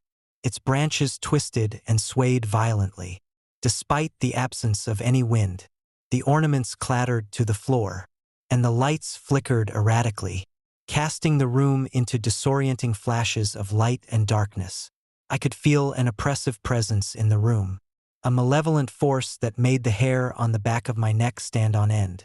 Susan and the kids were huddled together, trembling with fear. "We need to get rid of it," Susan whispered, her voice shaky but determined. But no matter how hard we tried, the tree resisted our efforts. Each time we attempted to move it, an invisible force pushed it back, as if something or someone was determined to keep it in place. The nights grew worse, with the tree exhibiting increasingly sinister behavior. We heard whispers emanating from its branches, voices that spoke in a language we couldn't understand, and shadowy figures that seemed to lurk just beyond the edge of our vision. Desperate for answers, we reached out to the local authorities, but they found nothing out of the ordinary. There were no signs of tampering, no evidence of foul play, just a beautifully decorated tree that refused to die. Frustrated and terrified, we turned to the only resource we had left, old legends and folklore. In our research, we stumbled upon a tale that sent chills down our spines. It spoke of a dark ritual performed by a twisted priest in the early 1900s. Deep within Pinewood Forest, the priest had sought to harness the power of the forest spirits. But the ritual had gone horribly wrong, cursing the very trees meant to honor them. It was said that those who dared to cut down and bring home these cursed trees would invite darkness into their homes, forever trapped by the malevolent spirits within. Realizing that our tree was likely one of those cursed, we knew we had to act quickly to save our family. We contacted Father Michael, a respected priest known for his knowledge of ancient rituals and his ability to deal with supernatural phenomena. When he arrived, his presence brought a sense of hope. though his eyes betrayed the gravity of our situation. After examining the tree and listening to our account, Father Michael confirmed our fears. "This tree is indeed cursed," he said solemnly. "It harbors the spirit of those who were wronged by the ritual. To break the curse, we must perform a cleansing ceremony and return the tree to its rightful place in the forest." With Father Michael's guidance, we prepared for the ritual.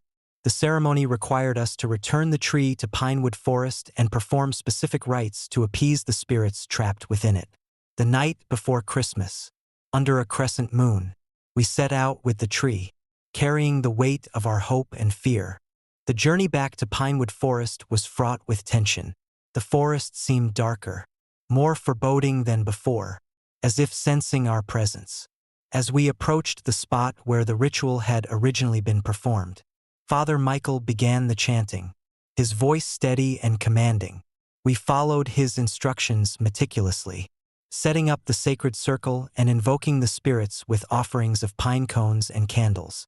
As the ceremony progressed, the air grew thick with energy.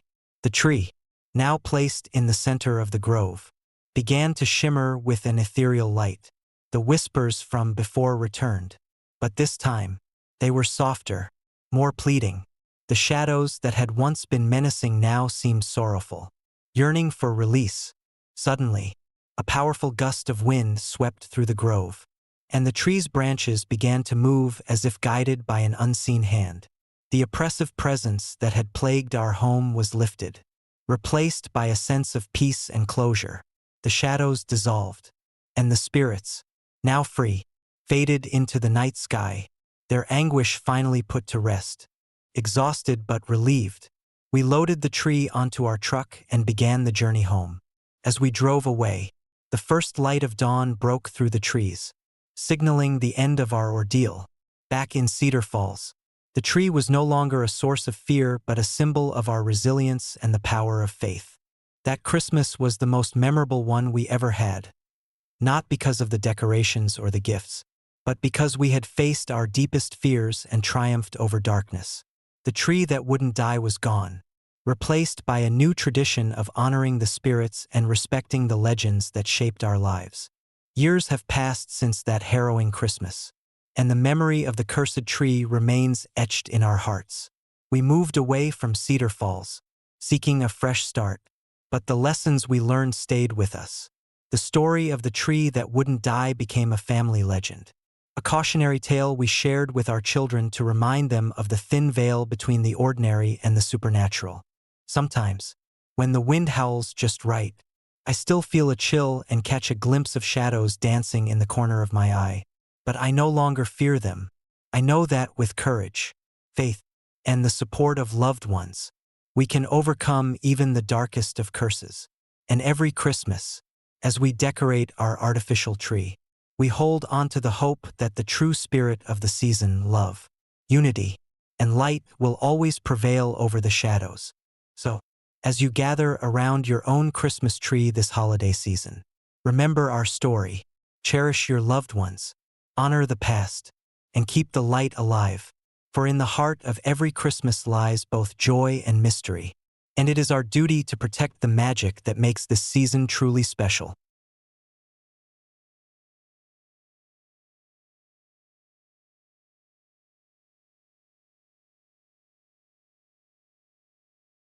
The first time we saw the tree, it was love at first sight.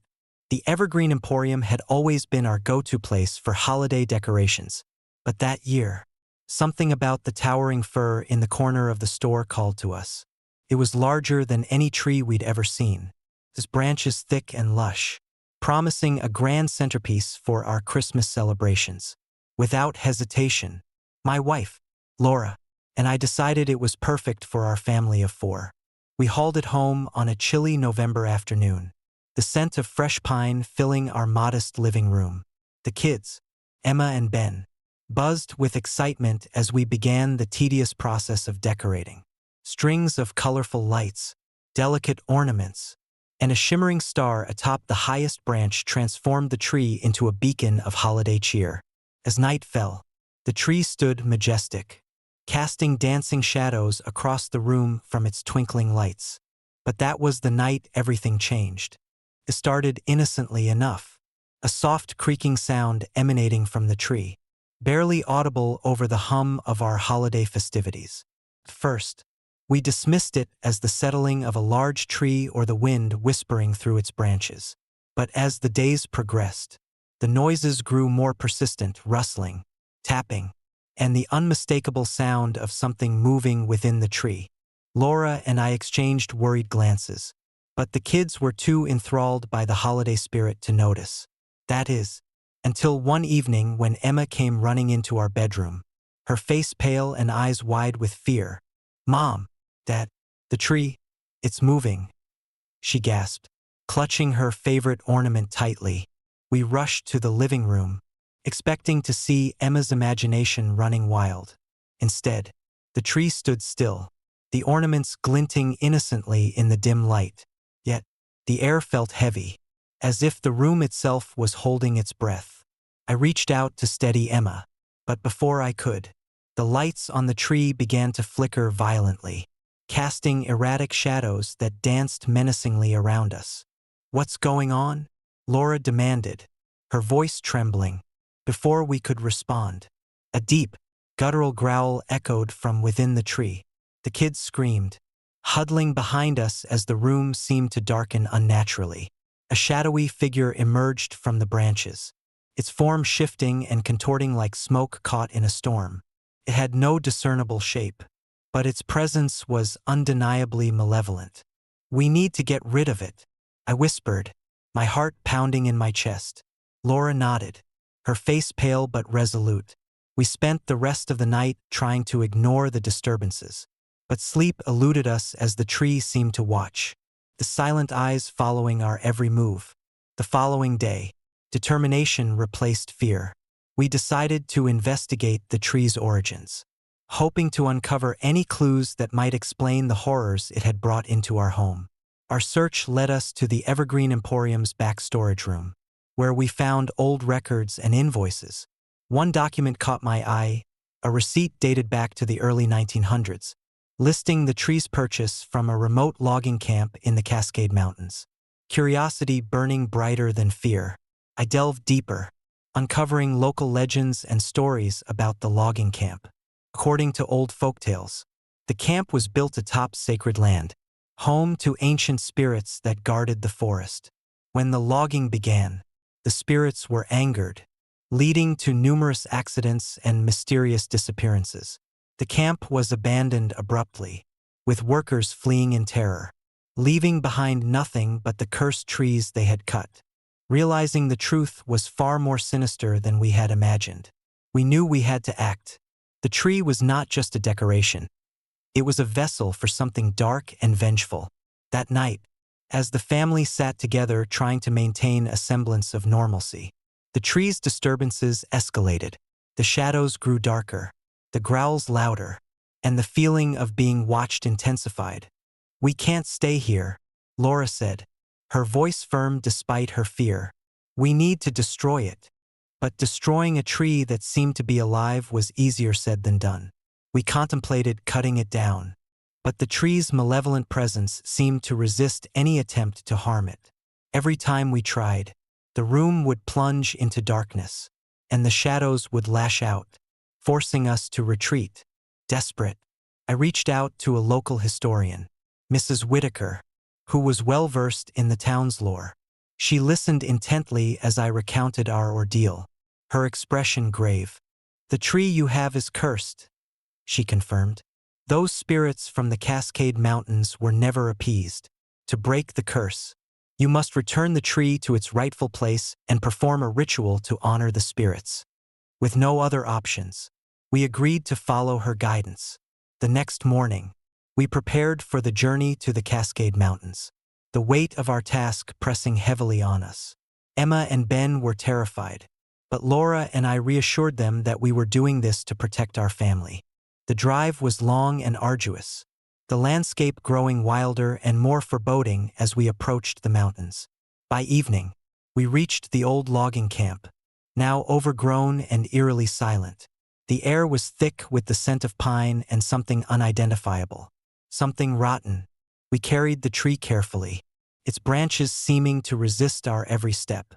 Mrs. Whitaker met us at the edge of the sacred grove, her presence a beacon of hope in the encroaching darkness. The ritual must be performed under the full moon, she instructed. It is the only time the spirits are receptive to our plea. As night fell, the full moon cast a silvery glow over the grove. We arranged the tree in the center, its malevolent presence still palpable despite our efforts. Mrs. Whitaker began the incantation, her voice steady and strong, calling out to the spirits with respect and humility. "We honor you, guardians of this land," she intoned. "We seek forgiveness for the harm caused and ask for peace to return." The air grew thick, and the temperature dropped as the spirits began to respond.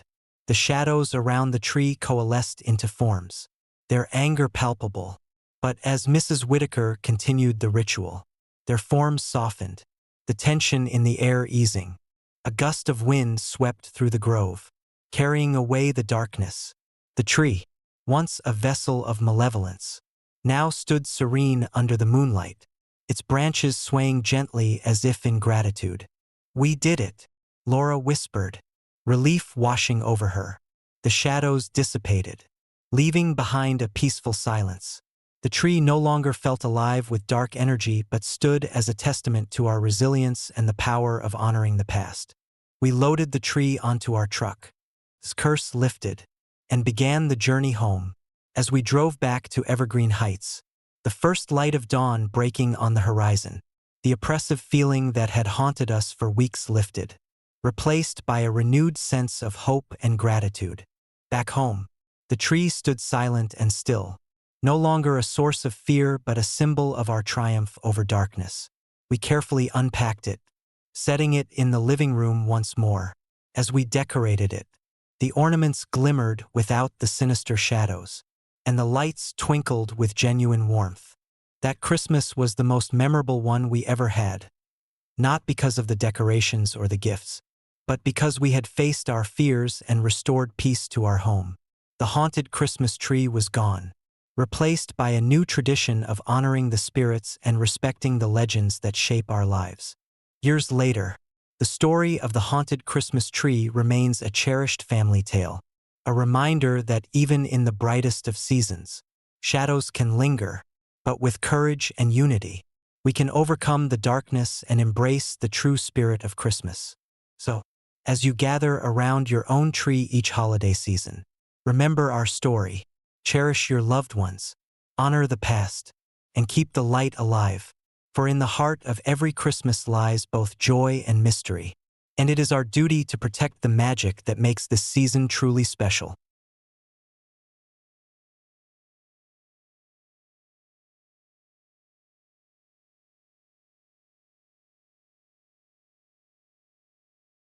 Vanishing Lights.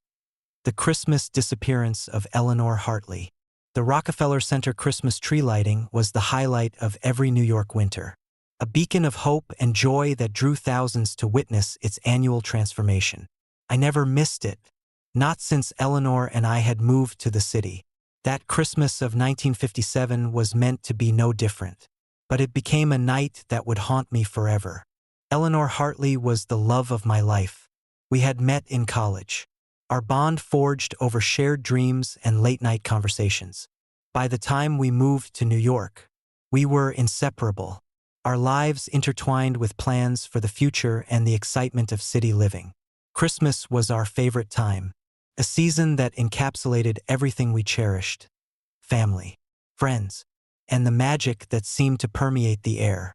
That December, the city was cloaked in a blanket of snow, the streets sparkling under the glow of holiday lights. Eleanor and I had decided to make this Christmas extra special. We booked tickets for the Rockefeller Center Christmas tree lighting, determined to create memories that would last a lifetime. Little did I know, those memories would become a nightmare etched into my soul. The evening was chilly, but the warmth of the crowd and the festive decorations made everything feel magical. We arrived early, securing a spot among the throngs of people gathered around the towering tree. The air buzzed with excitement, voices mingling with the strains of Christmas carols played by the orchestra. Eleanor held my hand tightly, her eyes shining with anticipation. As the countdown began, the energy in the crowd intensified. 10, 9, 8. The voices grew louder, the tension palpable. 3, 2, 1. With a burst of light, the tree ignited, each strand of light casting a mesmerizing glow that reflected off the snow-covered streets. Cheers erupted around us, and I pulled Eleanor close, reveling in the moment. But amidst the celebration, something strange happened. An unearthly silence fell over a section of the crowd, broken only by the sudden appearance of a blinding beam of light. The beam emanated from the very top of the tree, converging into a singular point before descending rapidly toward the ground. I turned to Eleanor, but her face was gone, replaced by sheer confusion and fear. Panic set in as I scanned the crowd, searching for her, but she had vanished without a trace. "Maria!" I shouted, using her middle name, hoping someone would recognize her. But the crowd around us remained oblivious, absorbed in the wonder of the illuminated tree. My heart pounded in my chest as I pushed through the people, desperate to find Eleanor. Her absence was a gaping void, her laughter and warmth nowhere to be found. I retraced our steps, weaving through the bustling streets, the festive lights now feeling cold and indifferent. The beam of light had disappeared as suddenly as it had appeared, leaving behind only lingering whispers and a sense of unease. I reached the nearest police station, breathless and frantic, but the officers dismissed my claims as the product of an overexcited mind. Days turned into weeks, and Eleanor's disappearance remained unsolved. The police conducted searches, questioned witnesses, and scoured the area, but no evidence led to her whereabouts. Friends and family rallied around me, offering support and comfort, but the pain of losing Eleanor was a wound that refused to heal. As Christmas approached the following year, the memory of that night weighed heavily on me.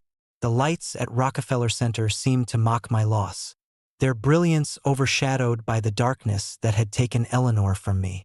I avoided the tree lighting ceremony, unable to face the symbol of that fateful night. But curiosity and unresolved grief gnawed at me.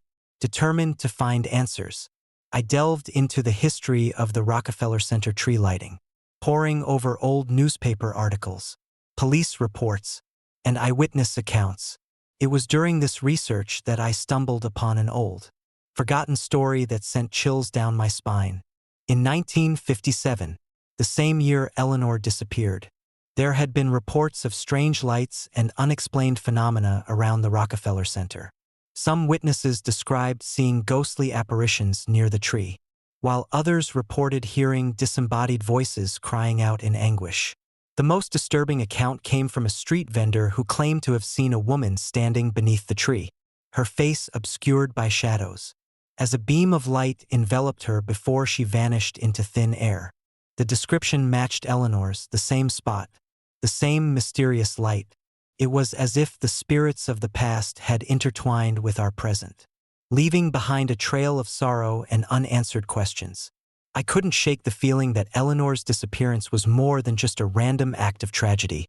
It was something supernatural, something beyond my understanding. Determined to uncover the truth, I returned to Rockefeller Center on Christmas Eve, the same night that had stolen Eleanor from me.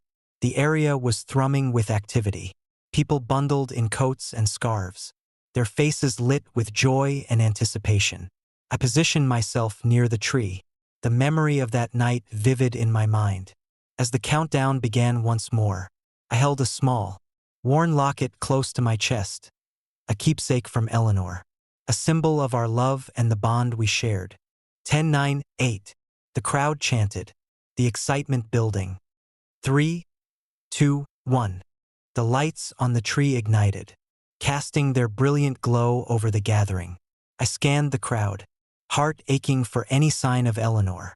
Then, amidst the sea of faces, I saw her, or something that resembled her. She stood beneath the tree, her figure illuminated by a strange, ethereal light. Her eyes met mine, filled with a sorrow that mirrored my own, and she reached out a hand toward me. I took a tentative step forward, my breath catching in my throat. "Eleanor," I whispered, my voice barely audible over the roar of the crowd. She nodded slowly, her form wavering like a reflection on water. "I couldn't stay. Something took me," she replied, her voice a haunting echo that resonated deep within me. The ground beneath us began to tremble, the lights flickering erratically. The beam of light that had disappeared the previous year reappeared, swirling around Eleanor as if trying to pull her back into the tree. The crowd began to murmur, sensing the disturbance, but I couldn't tear my eyes away from her. "Help me," she begged, her voice filled with desperation. "Find peace." Before I could respond, the light intensified, enveloping her completely. A powerful gust of wind swept through the square, sending snowflakes swirling around us. The beam of light ascended rapidly, connecting with the top of the tree, and Eleanor was pulled into the vortex, her form dissolving into the lights before my very eyes. The crowd erupted in chaos, people screaming and pushing to escape the sudden storm of snow and light. I stood there, heart pounding, unable to move, watching as the tree's lights returned to normal. The beam gone without a trace. Eleanor was gone, once again, leaving behind nothing but the lingering echoes of her plea and the haunting memory of her disappearance. In the days that followed, the event was written off as a bizarre anomaly, a freak occurrence during a festive season. But I knew the truth. Eleanor's spirit had reached out to me, seeking closure and peace that she couldn't find in life. The beam of light was more than just a strange phenomenon. It was a bridge between the living and the dead, a conduit for spirits yearning to be remembered and released from their eternal anguish. Driven by love and a desperate need for answers, I dedicated myself to helping those who had lost loved ones to mysterious disappearances. I became a paranormal investigator, traveling the country to uncover the truth behind haunted places and restless spirits. But no matter how many cases I took on, none were as personal or as haunting as the night Eleanor vanished beneath the Rockefeller Center Christmas tree. Years later, I still visit the Rockefeller Center tree lighting every Christmas, not for the spectacle, but to honor Eleanor's memory. I stand among the crowd, the lights twinkling above me, and I hold the locket tightly, a reminder of the love we shared and the bond that transcended death. And sometimes, just sometimes, when the night is quiet and the lights shimmer just right, I catch a glimpse of her, her sorrowful eyes meeting mine, a silent plea for peace that will never truly fade. Eleanor Hartley's disappearance remains an unsolved mystery, a chilling reminder that not all who wander are lost, and not all who vanish leave behind answers. But in my heart, I know that she found a piece of peace that eluded her in life, a moment of connection that bridged the gap between our worlds. And every Christmas, as the lights of Rockefeller Center shine bright, I feel her presence, a whisper in the snow, reminding me that love and loss are eternal, and that some spirits never truly fade away.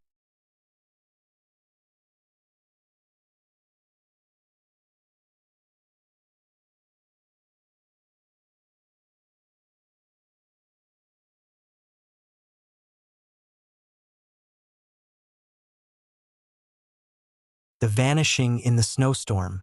I never believed in ghosts. Growing up in the heart of New York City, surrounded by the relentless pace and ceaseless noise, I found comfort in the tangible, the concrete. But that changed one fateful Christmas in 1978, beneath the towering Rockefeller Center Christmas tree, where snowstorm and sorrow intertwined to leave an indelible mark on my soul. It was a cold December evening, the kind that bites through layers of clothing and seeps into your bones. The city was blanketed in a thick layer of snow, transforming the bustling streets into a winter wonderland. The Rockefeller Center Christmas tree lighting was the highlight of the season, drawing crowds from all over the city to witness the grand spectacle.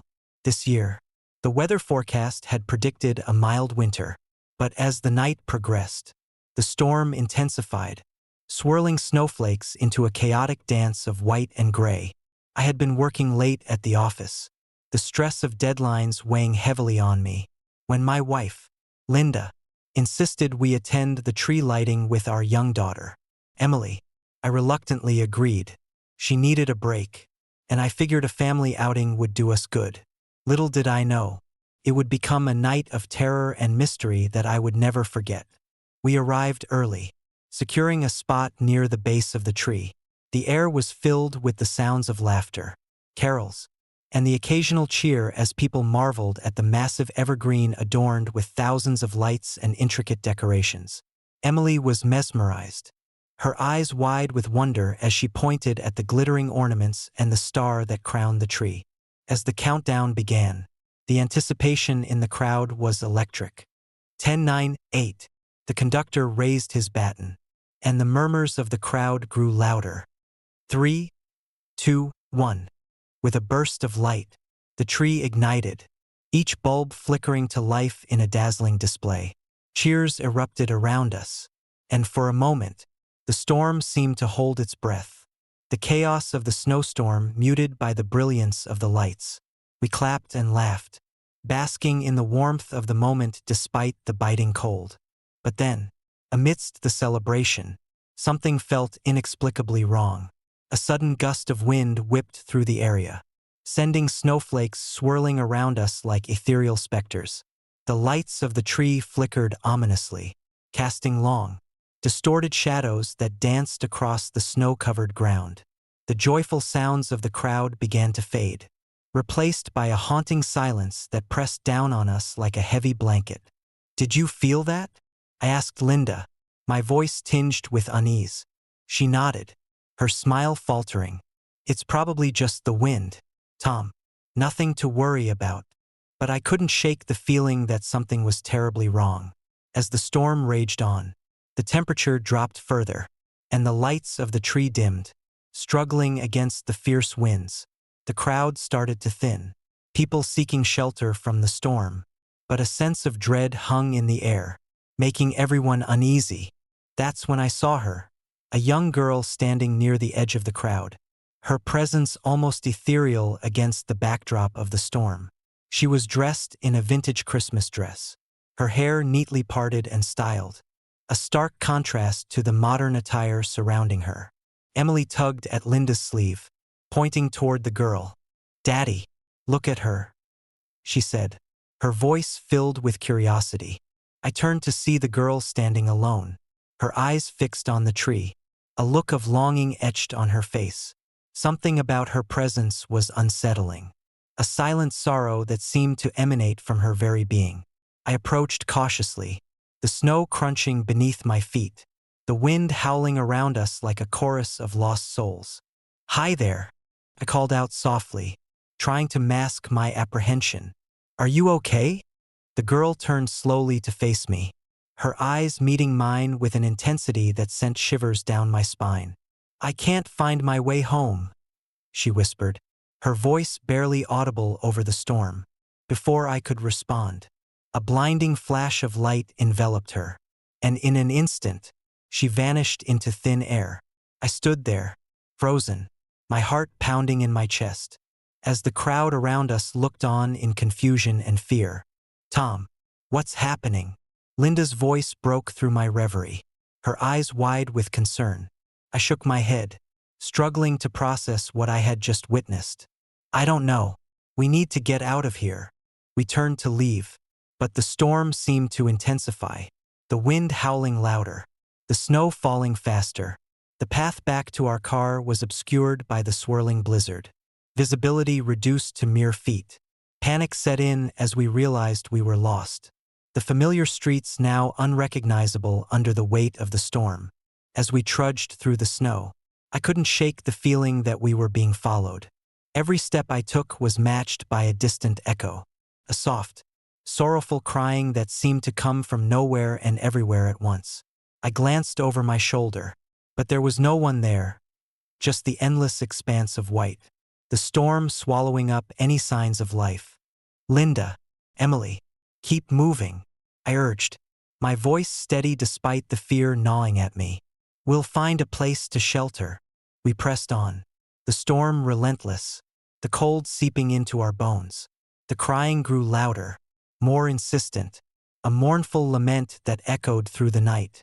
My mind raced, trying to make sense of the ghostly encounter, the faceless sorrow that seemed to chase us through the snow.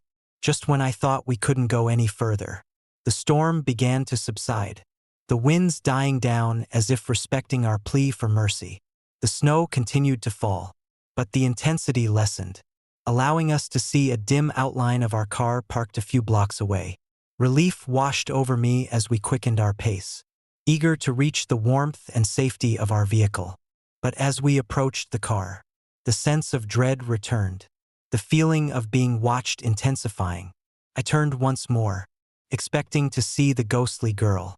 But there was nothing, only the remnants of the storm and the silent, snowy night. We climbed into the car, shivering from the cold and the fear that had taken hold of us.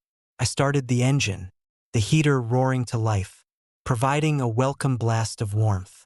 As we drove away, the memory of the crying girl lingered, a haunting reminder of the night's events. In the weeks that followed, I couldn't shake the experience. I reached out to the local authorities, inquiring about the girl's disappearance. But there was no record of a missing child that night. The only explanation they offered was the possibility of a freak accident. But deep down, I knew there was something more sinister at play. I began to research the history of Rockefeller Center, delving into old newspaper archives and talking to longtime residents. It was then that I uncovered the tragic story of Eleanor Thompson, a young girl who had vanished during the Christmas tree lighting ceremony in 1957. Her disappearance had never been solved, and rumors of her restless spirit lingered, especially during the holiday season. The parallels between Eleanor's story and my own experience were uncanny. It was as if the spirits of the past had reached out, intertwining their sorrow with our present, creating a cycle of loss and longing that spanned decades. The crying girl in 1978 was Eleanor, trapped in an eternal loop of her own tragedy, forever seeking the warmth and joy that eluded her. Determined to help Eleanor find peace, I returned to Rockefeller Center the following Christmas, armed with knowledge and a desire to break the cycle of sorrow. The city was once again blanketed in snow, the atmosphere thick with anticipation and festive cheer. I found a quiet spot near the tree, the same place where the past had unfolded, and prepared myself for what was to come. As the countdown began, I felt a chill in the air, the same eerie presence that had haunted me years before. 10, 9, 8. The crowd's excitement built, but I focused on my mission, determined to reach out to Eleanor. 3, 2, 1. The tree ignited, the lights flickering to life in a brilliant display. I stood there, watching as the crowd erupted in cheers, my eyes searching for any sign of Eleanor. And then, amidst the glittering lights and the swirling snow, I saw her, a young girl in a vintage Christmas dress, standing near the base of the tree, her eyes filled with sorrow and longing. "Hello, Eleanor," I whispered, my voice steady despite the fear that bubbled within me.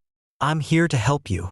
She turned slowly, her eyes meeting mine, and I felt a surge of empathy and sadness wash over me. "I can't find my way home," she whispered, her voice carrying the weight of years of unresolved pain. I reached out, extending my hand toward her. "I'll help you. You don't have to be alone." As our hands touched, a wave of warmth enveloped us, the cold night giving way to a sense of peace.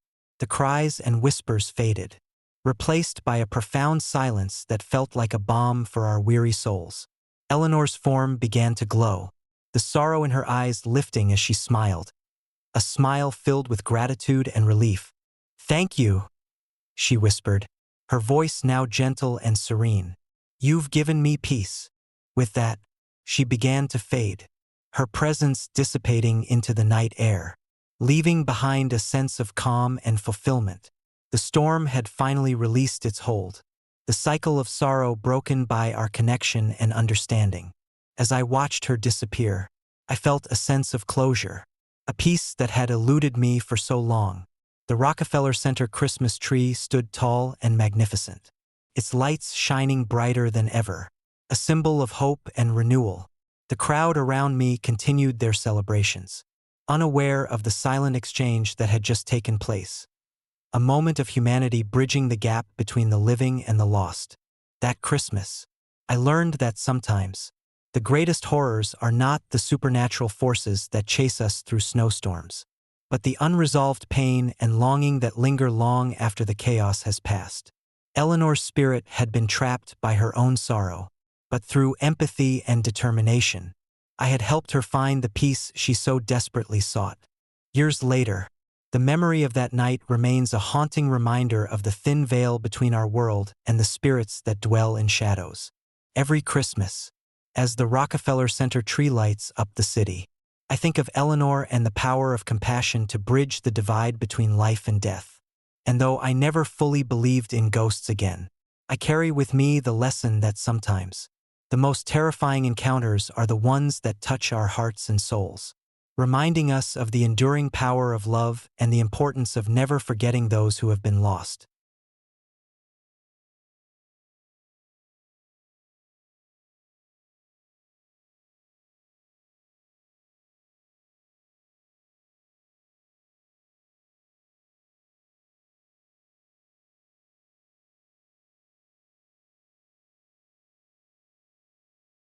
Shadows of Rockefeller. I've always been fascinated by the stories that cities hold, especially New York. The towering skyscrapers, the endless hustle, and the blend of history and modernity make it a living, breathing entity. But there's one story that has always sent chills down my spine, a tale of tragedy and lingering spirits that seems to haunt the very heart of Rockefeller Center every Christmas. It was December 1931, a year marked by economic hardship and uncertainty. I was a young journalist, eager to make a name for myself by uncovering the hidden stories of the city. Rockefeller Center was under construction, a sprawling project that promised to redefine the skyline. The site was a hive of activity, workers shouting orders, machinery roaring, and the smell of fresh concrete filling the air. Amidst this chaos, one story stood out: a construction worker named Thomas Bennett who had died under mysterious circumstances. The story went that Thomas had been working late one evening, overseeing the installation of the massive steel beams that would support the grand Christmas tree lighting ceremony. He had vanished without a trace, leaving behind only his tools scattered around the site. No one knew what had happened to him, and rumors of foul play and supernatural interference began to circulate. Years later, the Rockefeller Center Christmas tree lighting became an iconic tradition, drawing crowds from all over the world. Every year, amidst the glittering lights and festive cheer, some attendees reported seeing a shadowy figure standing beside the tree, dressed in a construction worker's uniform. They described him as having a hollow, sorrowful presence, his eyes empty voids that seemed to look right through you. Despite numerous sightings, no one could confirm his identity or the nature of his existence. Was it Thomas Bennett's spirit, forever bound to the site of his untimely death? Or was it merely a coincidence, the product of overactive imaginations fueled by the grandeur of the event?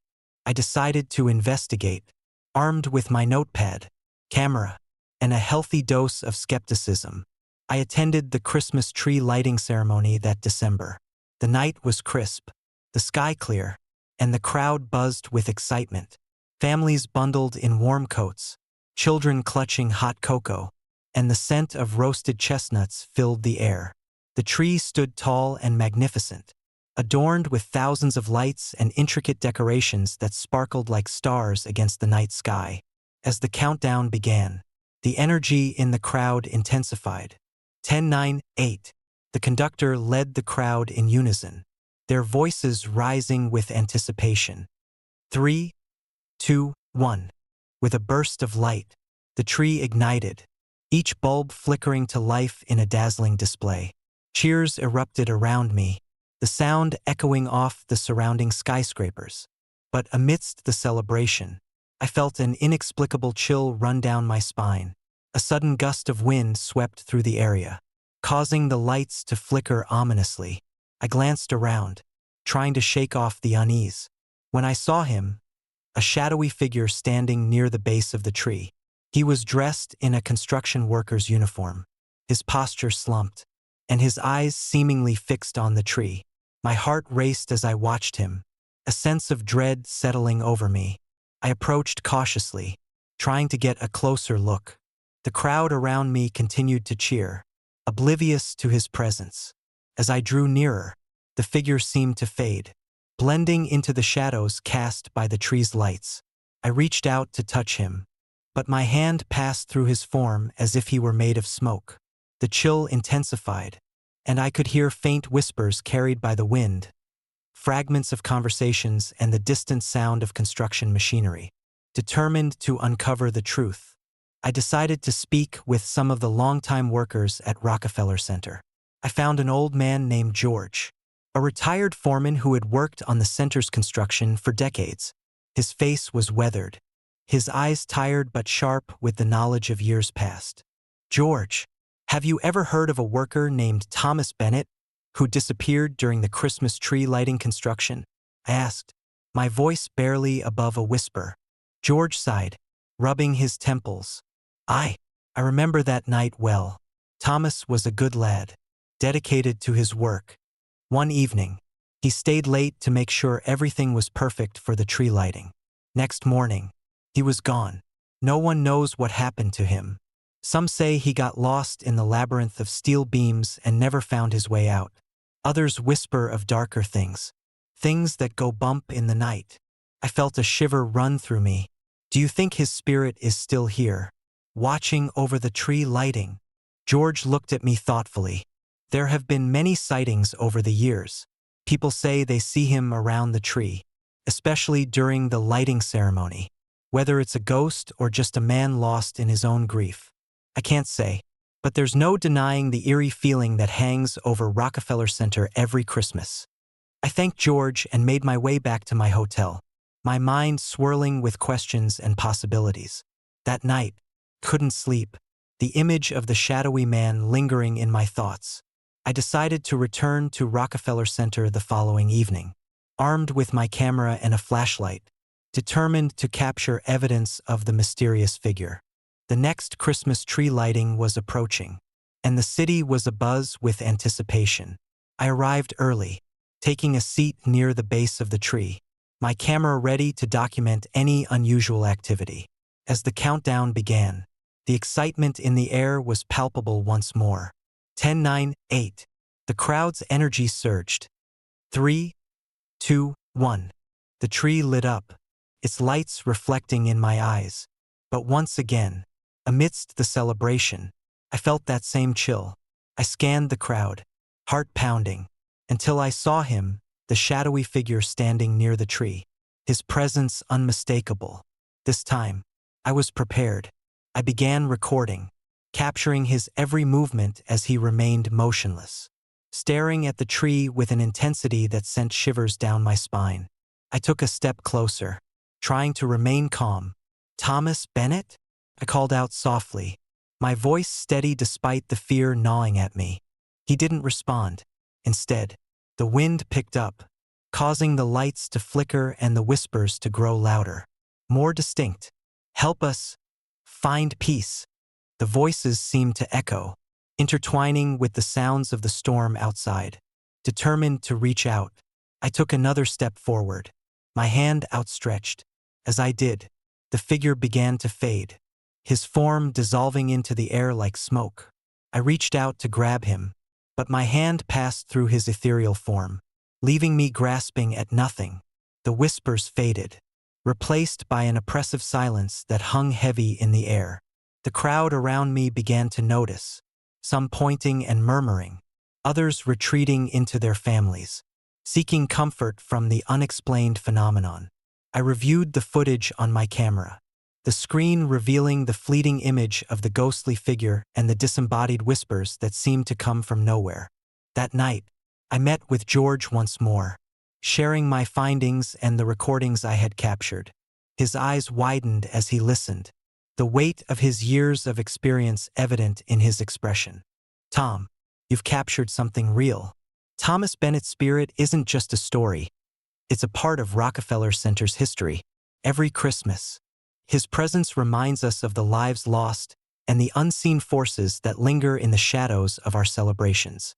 I nodded, understanding the depth of his words. What can we do to help him find peace?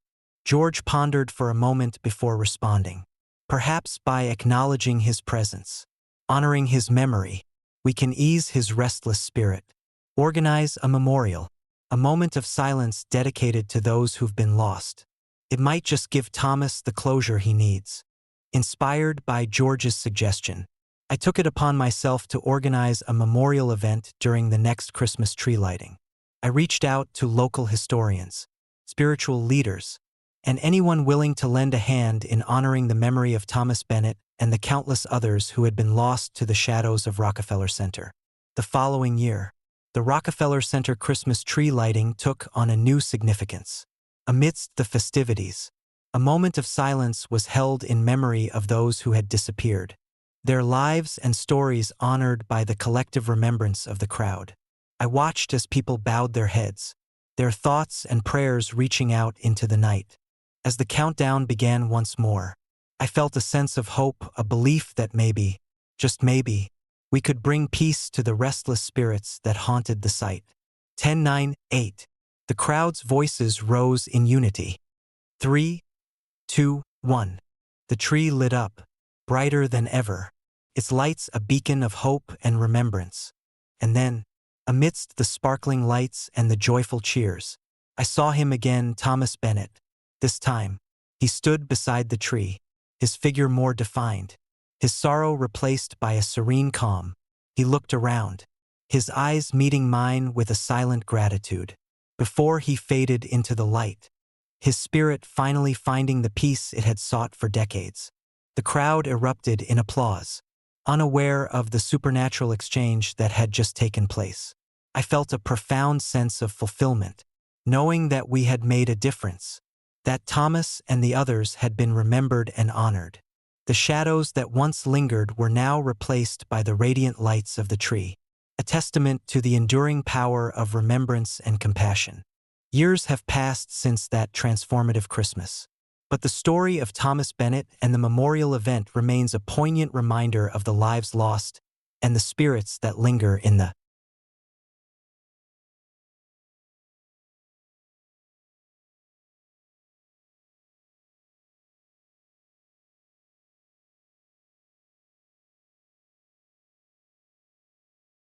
shadows beneath the lights. I never believed in ghosts. Growing up in a pragmatic household, skepticism was our family's cornerstone. Yet, standing beneath the towering Rockefeller Center Christmas tree on that fateful December night in 1960, I felt a chill that defied logic, a prelude to a nightmare I couldn't have imagined. My name is Jonathan Miles, and that Christmas Eve marked the beginning of a journey that would forever alter my understanding of the unseen. My wife, Margaret, our 2 children, Lily and Ben, and I had traveled from our suburban home to New York City to experience the grandeur of the annual tree lighting ceremony. It was a tradition we cherished, a symbol of hope and unity during the long winter months. The evening was crisp, the air filled with the scent of roasted chestnuts and hot cocoa wafting from nearby stands. The streets buzzed with excitement, families bundled in warm coats, faces lit with anticipation.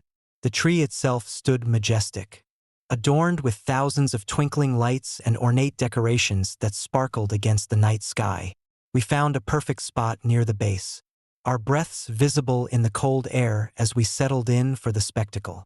As the countdown began, the energy in the crowd surged. 10, 9, 8. The voices rose in unison, a harmonious blend of joy and anticipation. 3, 2, 1. With a burst of light, the tree ignited, each bulb flickering to life in a dazzling display. Cheers erupted around us, children laughing and pointing at the magnificent sight. We joined in the applause, the warmth of the moment enveloping us. But amidst the celebration, I couldn't shake the feeling that something was amiss. It was subtle at first, a slight chill that seemed to seep through my coat, a fleeting shadow at the edge of my vision. I glanced around, noticing a few others casting uneasy glances toward a darkened corner near the tree. My heart quickened, a sense of unease settling over me like a heavy blanket. As the crowd began to disperse, families heading back to their hotels or continuing their evening festivities, I decided to take a closer look at the tree. Drawn by an inexplicable urge, Margaret, Lily, and Ben stayed behind, engrossed in the remnants of the celebration. I wandered through the crowd, the noise of departing families fading into a distant hum as I approached the tree. Standing near the base, I admired the intricate decorations, my fingers tracing the delicate ornaments that hung from the branches. It was then that I felt it, a sudden, icy breeze brushing against my back. I turned swiftly, expecting to see someone brushing past. But there was no one there. The area was crowded, yet I couldn't see anyone nearby who could have caused the chill. Shaking off the discomfort, I continued to marvel at the tree's beauty. That's when I noticed her, a woman standing just beyond the crowd, her figure partially obscured by the shadows. She was dressed in an old-fashioned Christmas gown, the fabric flowing gracefully around her. Her presence was both captivating and eerie, a stark contrast to the modern festivities surrounding her. I felt an inexplicable pull, a desire to approach her despite the gnawing fear in my gut. As I took a step forward, the laughter and chatter of the crowd seemed to fade, the world narrowing down to just the two of us. The woman turned slowly, her face partially hidden beneath a wide-brimmed hat. Her eyes met mine, and for a moment, I felt a connection that transcended time and space. "Beautiful, isn't it?" she whispered, her voice soft yet resonant, carrying an otherworldly quality that sent shivers down my spine. I nodded, unable to find my voice. "Yes, it's incredible." She smiled, a sad, wistful expression that tugged at my heart. "The lights, they remind us of brighter days." Before I could respond, I felt a sharp gust of wind, the temperature plummeting once more. I reached out, intending to touch her hand, but as I did, she vanished, dissolving into the cold air like mist under the morning sun. My hand grasped at empty space, and I staggered back, my mind racing to comprehend what had just happened. Panic set in as I scanned the area, trying to locate her, but she was gone, leaving me alone amidst the departing crowd. The whispers of the night returned, blending with the distant sounds of the city, but the sense of her presence lingered, a haunting echo in the depths of my soul. I hurried back to my family, my heart pounding in my chest. Margaret looked up, concern etched on her face. "Everything okay, John?" I forced a smile, though my hands trembled. "Yeah, just lost in thought." But as we walked away from the tree, I couldn't shake the feeling that something was following me, a shadow lingering at the edge of my vision. The rest of the evening passed uneventfully, but the encounter left an indelible mark on me. That night, couldn't sleep, the image of the mysterious woman haunting my every thought. The days that followed were filled with curiosity and fear. I reached out to others who had attended the ceremony, discovering that I wasn't alone in my experience. Several individuals reported feeling an unexplainable presence, hearing whispers in the night, and witnessing fleeting apparitions near the tree. The most unsettling account came from a man named Robert, who recounted a similar encounter with a faceless figure in old-fashioned attire. Determined to uncover the truth, I delved into the history of Rockefeller Center and the Christmas tree lighting ceremony. I discovered that the site had been the backdrop for numerous tragedies and mysterious occurrences over the years. Old newspapers and archived records spoke of disappearances, ghostly apparitions, and inexplicable phenomena that had plagued the area long before my encounter. One story stood out, a tale of Eleanor Whitaker, a woman who had mysteriously vanished during the tree lighting ceremony in 1957.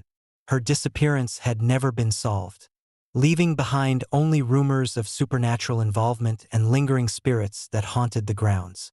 The more I learned, the more I felt a connection to Eleanor, as if her story was entwined with my own. Driven by a need for answers, I decided to return to Rockefeller Center one Christmas Eve, hoping to communicate with the spirit that had touched my life. Armed with my notebook, camera, and a newfound sense of purpose, I embarked on a journey that would lead me deeper into the heart of the mystery. That night, the city was blanketed in snow, the streets illuminated by the soft glow of holiday lights. The tree stood as magnificent as ever, its lights twinkling like stars against the dark sky. I arrived early, finding a secluded spot near the base of the tree, away from the crowds.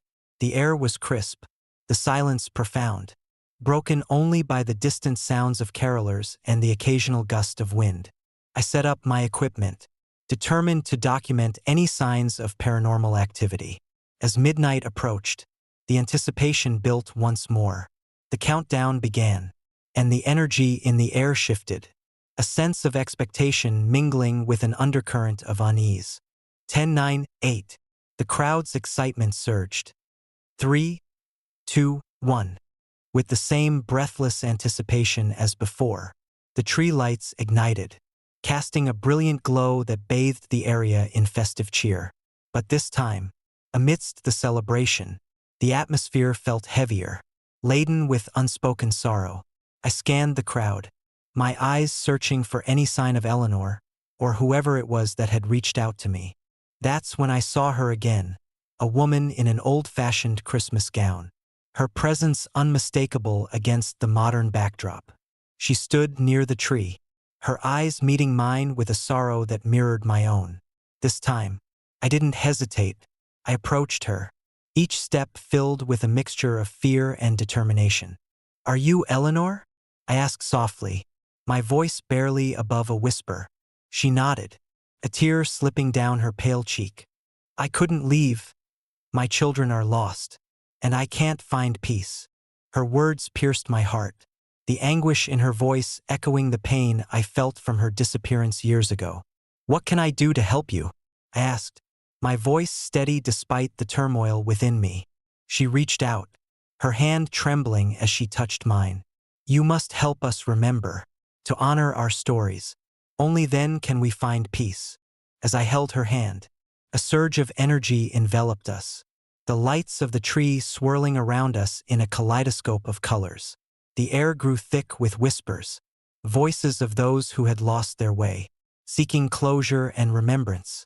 The snowflakes seemed to dance around us, each one a symbol of lost dreams and unfulfilled wishes. In that moment, I understood that Eleanor and her children were trapped in a loop of their own sorrow, bound to the tree by memories that refused to fade. By acknowledging their pain and honoring their stories, I could help them break free from the chains that held them captive. I promised her that I would do everything in my power to ensure their stories were told, to bring light to their darkness. As the energy around us dissipated, she smiled, a peaceful expression that had eluded her for so long. "Thank you," she whispered before fading into the night, leaving behind a sense of calm and closure that had been missing for decades. The following days were a whirlwind of activity as I compiled my findings, reaching out to historians, paranormal experts, and anyone willing to listen to the tales of Eleanor Whitaker and her lost children. The story spread, capturing the imagination of the public and shedding light on the mysterious disappearances that had plagued Rockefeller Center. That Christmas, the tree stood not just as a symbol of joy, but as a beacon of remembrance and healing. The lights seemed to shine a little brighter, the decorations a little more meaningful, as if honoring the spirits that had found peace through my efforts. I felt a deep sense of fulfillment, knowing that I had played a part in bringing closure to those who had been forgotten by time. Years later, the memory of that night remains vivid, a testament to the power of empathy and the importance of remembering those who have been lost. The Rockefeller Center Christmas tree continues to illuminate the city, its lights now carrying the stories of the past, ensuring that the shadows beneath the lights are never forgotten. And every December, as I watch the tree light up, I feel a connection to Eleanor and her children, a reminder that even in the midst of celebration, there are echoes of sorrow that deserve to be heard and honored. Their whispers have become a part of the city's heartbeat, a haunting yet beautiful reminder that some spirits linger not out of malice, but out of a desperate need to be remembered and to find peace.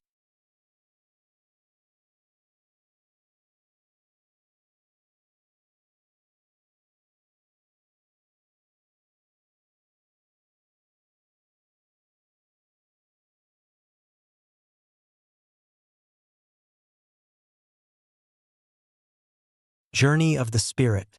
The Rockefeller Center Christmas tree lighting was always the highlight of my holiday season. Every year, my family and I made the pilgrimage to New York City, weaving through the throngs of excited tourists and locals alike. Our hearts light with the promise of festive cheer. The towering tree, adorned with thousands of lights and ornaments, stood as a beacon of hope and joy amidst the winter chill. It was December 1992. And as usual, the air was crisp, filled with the scent of roasted chestnuts and hot cocoa wafting from nearby stands. My wife, Linda, our two kids, Emily and Jake, and I arrived early, securing a spot where we could watch the entire ceremony unfold. The crowd buzzed with anticipation, faces lit with smiles and eyes wide with wonder. We huddled together, wrapped in blankets, sipping our drinks as the conductor raised his baton, signaling the beginning of the countdown. 10, 9, 8. The crowd's excitement built with each passing number. 3, 2, 1. With a collective breath, the tree ignited, each light flickering to life in a dazzling display. Cheers erupted around us, the sound echoing off the surrounding skyscrapers. We clapped and laughed, basking in the warmth of the moment, feeling the magic of Christmas envelop us. After the ceremony, the crowd began to disperse, families heading back to their hotels or continuing their evening festivities. My family and I decided to walk back to our hotel, the streets still lively with the remnants of the night's celebration. The walk should have been straightforward, but the city felt different that night, larger, more impersonal, and somehow more menacing. As we navigated the crowded sidewalks, the neon lights of Times Square cast long, colorful shadows that danced around us. I felt a tap on my shoulder and turned to see a man standing there, his face obscured by the brim of his hat. He gave me a polite nod before disappearing into the crowd. I shrugged it off, assuming he was a fellow reveler enjoying the festivities. But as we continued our walk, the feeling of being watched grew stronger. It was subtle at first, a fleeting glance over my shoulder, a shadow that lingered just out of sight. I tried to dismiss it, focusing on the laughter of my children and the joyous chatter of my wife. Yet, every time I looked back, there was no one there. The streets were packed, yet I couldn't shake the sensation that someone, or something, was following us. Linda noticed my unease. "Everything okay, Tom?" she asked, her brow furrowing with concern. "Yeah, just a bit crowded," I replied, forcing a smile. Nothing to worry about. But my heart raced, and my palms began to sweat. The city's hustle and bustle seemed to amplify my anxiety, the sounds around me blurring into a cacophony of indistinct noise. Quickened my pace, eager to put distance between us and whatever or whoever was trailing us. We turned a corner, heading toward our hotel. But the streets had changed overnight, construction work altering the usual layout. I glanced around, trying to find a familiar landmark, but everything seemed unfamiliar. My phone showed no signal, leaving me feeling isolated and vulnerable in the vast urban landscape. Suddenly, Emily tugged at my sleeve, pulling me toward a narrow alleyway that led to a side street. "Daddy, I need to use the bathroom," she said, her innocent request giving me a brief respite from my anxiety. "All right, sweetie, I'll wait here," I assured her, watching as she and Jake darted into the alley. As I stood there, the feeling of being followed intensified. I turned again, and this time, I saw him, the same man from earlier, standing just a few feet away. His face remained obscured, but there was something unsettling about his presence. He wore a long coat that fluttered in the cold wind, and his eyes seemed to bore into mine, unblinking and empty. I approached cautiously, unsure of what to expect. "Can I help you?" I asked, my voice wavering. He took a step forward, his movements slow and deliberate. "Beautiful night, isn't it?" he said, his voice calm but carrying an eerie undertone. I forced myself to maintain eye contact, searching his face for any sign of recognition. "Yes, it is. Are you lost?" He chuckled softly, a sound that sent chills down my spine. "No, not at all. Just enjoying the festivities." Before I could respond, he turned and began to walk away, blending seamlessly into the crowd. Relief washed over me, and I turned back to check on my family. They were fine, laughing and oblivious to the tension that had gripped me moments before. We continued our walk, the streets now eerily quiet as the night deepened. The bright lights of the city seemed to cast long, haunting shadows that twisted and contorted into grotesque shapes. The cold bit into my skin, and the feeling of being watched never left my side. As we neared the hotel, I felt a sudden pang in my chest and stumbled, tripping over an uneven patch of pavement. Linda reached out to steady me, but the moment our hands touched, I looked up and saw her standing across the street, a vision of pure white amidst the darkness. She was dressed in a traditional Christmas dress, her hair flowing softly around her face. Her eyes were vacant, staring into the void as if she were seeing something I couldn't. For a split second, I saw the reflection of the faceless man standing beside her, his empty gaze fixed on us. Before I could process the sight, she vanished, leaving me standing alone on the cold sidewalk, my heart pounding in my ears. I looked around, but there was no sign of her, no trace of the woman in white or the mysterious man who had haunted my steps. Shaken, I helped Linda to her feet, the unease now bordering on terror. "Let's get inside," I urged, pulling her toward the hotel entrance. As we walked through the revolving doors, the warmth of the lobby enveloped us, offering a stark contrast to the frigid night outside. I tried to shake off the horrifying visions, but the image of the faceless man and the vanishing woman lingered in my mind, a haunting reminder of the inexplicable events of that night. Back in our hotel room, I recounted the night's events to Linda, her eyes wide with concern.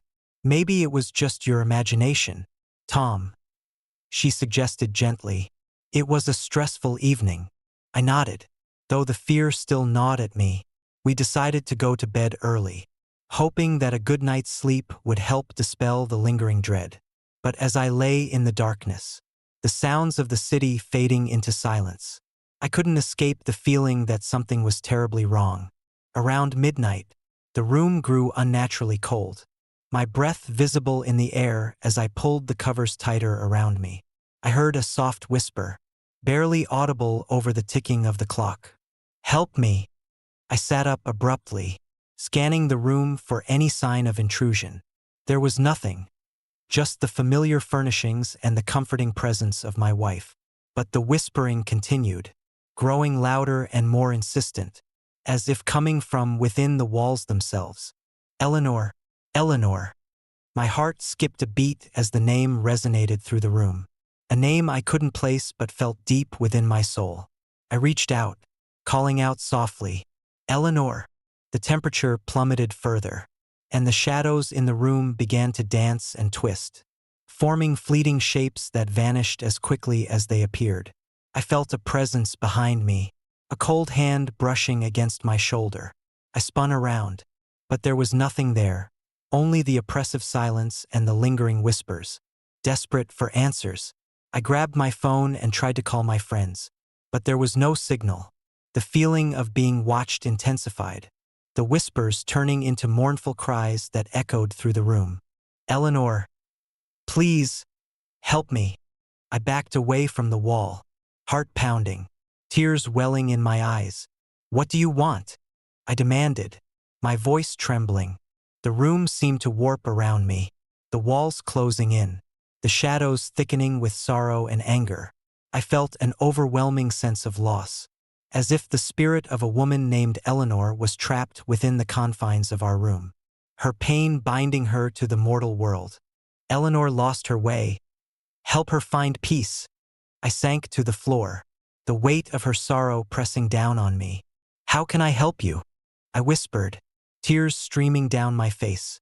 The shadows receded, and the room returned to normal, the temperature rising as the whispers faded into silence. Exhausted and emotionally drained, I collapsed onto the bed, my mind racing with thoughts of Eleanor and the inexplicable events of that night.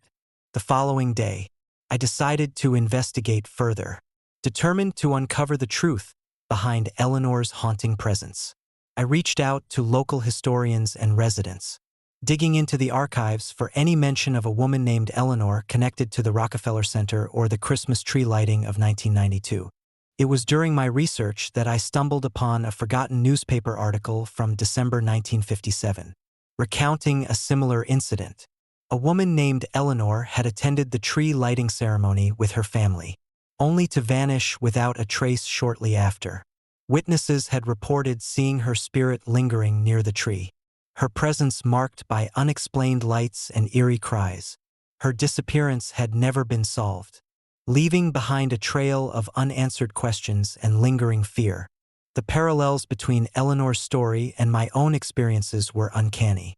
I began to wonder if her spirit had somehow crossed paths with mine, seeking closure or perhaps vengeance for her untimely disappearance. The notion was chilling, but the evidence was undeniable. Determined to help, I decided to return to Rockefeller Center on Christmas Eve, hoping to communicate with Eleanor's spirit and put an end to her restless torment. Armed with my notebook, camera, and a deep sense of empathy, I ventured back to the heart of the city's holiday celebrations. The night was cold and clear, the sky a tapestry of stars reflecting the brightness of the illuminated tree below. The crowd was once again gathered, their excitement undiminished by the years that had passed. I found a quiet spot near the base of the tree, the same spot where Eleanor had vanished decades earlier. As the countdown began, the atmosphere was electric, the air thick with anticipation. 10, 9, 8. The crowd's energy built with each passing number. 3, 2, 1. The tree lights ignited, bathing the area in a brilliant glow. Cheers erupted, and the crowd erupted in applause, celebrating the culmination of the night's festivities. I stood there, hoping to catch a glimpse of Eleanor, to offer her the peace she so desperately sought. And then, amidst the revelry, I saw her, a figure in a flowing white dress, standing just beyond the tree's light. Her face was pale, her eyes empty yet filled with a profound sorrow. She reached out toward me, her hands trembling as if trying to convey a message that words could never capture. I took a tentative step forward, my voice barely above a whisper. "Eleanor." She nodded slowly, her gaze locked onto mine. "Thank you for not forgetting." As I extended my hand, the air around us shimmered, the lights of the tree casting long shadows that danced like ethereal flames. She touched my hand, her presence both comforting and heartbreaking. "Find peace for us all." Before I could respond, a gust of wind swept through the square, the snow beginning to fall in gentle flakes that blanketed the ground. Eleanor's form began to fade, her essence intertwining with the light and snow, until she was nothing more than a memory, a whisper carried away by the winter breeze. The crowd continued their celebrations, unaware of the silent exchange that had just taken place. I stood there, tears in my eyes, feeling a sense of closure and peace that had eluded me for so long. Eleanor's spirit had finally found the rest it so desperately sought, her sorrow lifted by the acknowledgement and understanding that only empathy could bring. As the night drew to a close, I felt a profound connection to the spirit world, a reminder that some souls linger not out of malice, but out of unresolved pain and longing. The experience taught me that compassion and understanding could bridge the gap between the living and the dead, offering solace to those who had been forgotten by time. Years have passed since that Christmas Eve, but the memory of Eleanor's spirit remains etched in my heart. The Rockefeller Center Christmas tree lighting continues to be a beacon of hope and joy, its lights shining brightly against the winter night. And every year, as I watch the tree illuminate the sky, I remember the night I helped a restless spirit find peace. A reminder that even in the midst of celebration, there are stories of loss and longing that deserve to be heard.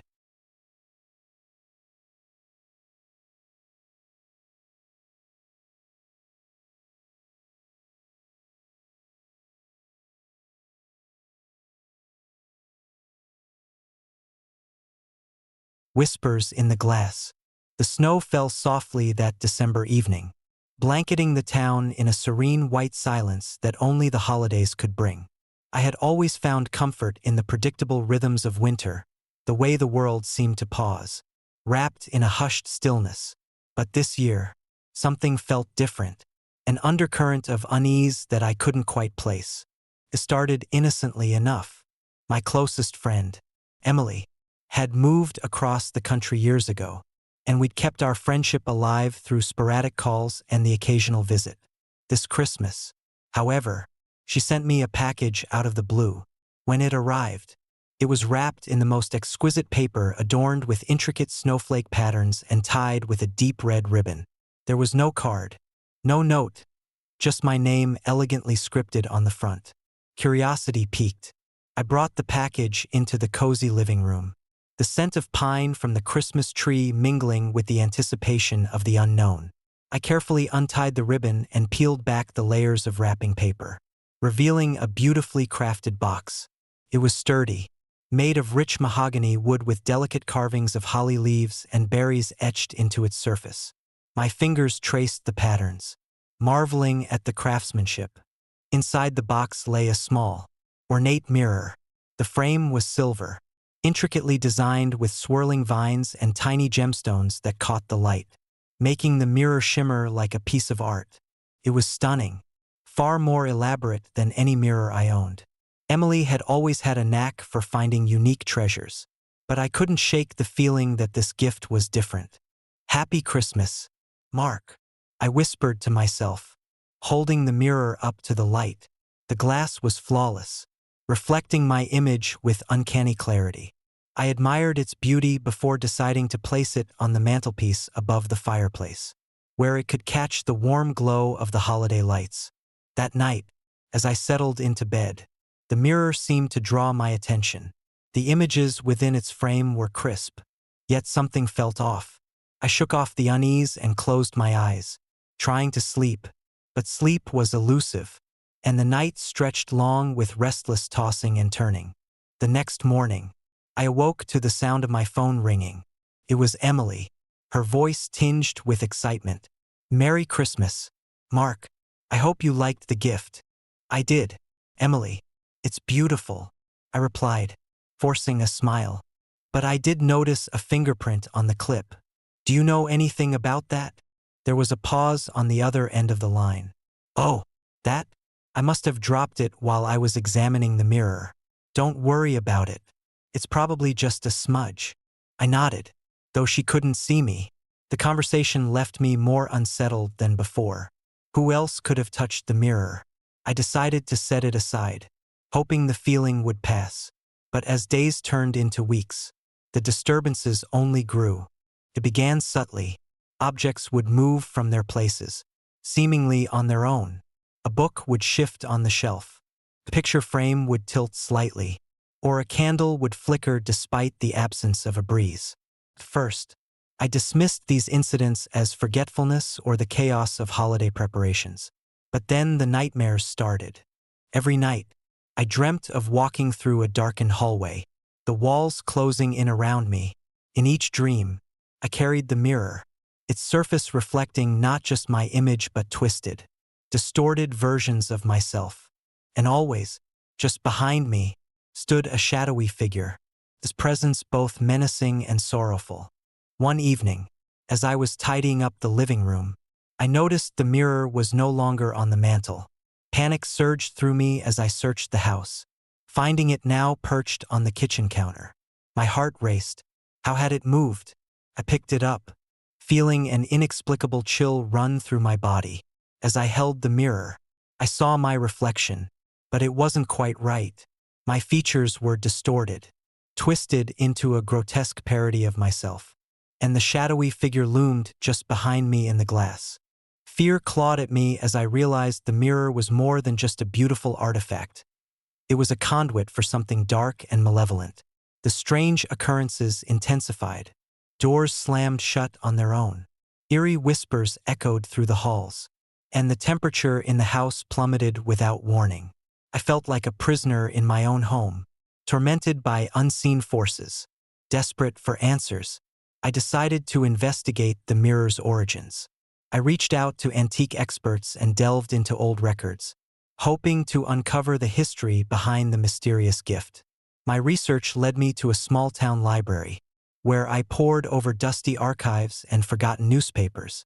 That's when I stumbled upon a chilling story. The mirror had belonged to a woman named Eleanor Whitaker, who had lived in the town over a century ago. Eleanor was known for her exquisite craftsmanship, creating mirrors that were said to possess almost magical qualities. However, her life was marred by tragedy. Her husband had died under mysterious circumstances, and Eleanor was left to raise their only child alone. The town whispered about strange occurrences in her home, ghostly apparitions, unexplained noises, and a pervasive sense of dread that settled over the household. One particularly harsh winter, Eleanor vanished without a trace, leaving behind her unfinished projects and the beautiful mirrors that had brought her both fame and sorrow. The town never forgot the eerie legacy she left behind, and her story became a cautionary tale about the thin veil between the living and the dead. Realizing the connection between Eleanor and the mirror I possessed, I felt a wave of dread. The mirror wasn't just an object. It was a vessel for Eleanor's restless spirit, a conduit for her unresolved pain and anguish. The shadowy figure in my reflections was Eleanor, trapped within the glass, reaching out for help, determined to free both myself and Eleanor from this haunting. I sought the help of a local medium, Mrs. Evelyn Hart, known for her ability to communicate with spirits. She agreed to visit my home and assist in lifting the curse that bound Eleanor to the mirror. On a cold winter night, Mrs. Hart arrived, her presence calming yet filled with an air of authority. She immediately sensed the dark energy emanating from the mirror and began to explain the situation. Eleanor's spirit is trapped within this mirror, she said softly. Her sorrow and pain have bound her to this world, unable to move on. We need to help her find peace. Together, we devised a plan to perform a cleansing ritual, aiming to release Eleanor's spirit and break the curse. The ritual required candles, salt, sage, and a deep understanding of the spiritual connections that tied Eleanor to the mirror. As we prepared, the atmosphere in the house grew tense, the shadows seeming to writhe in anticipation.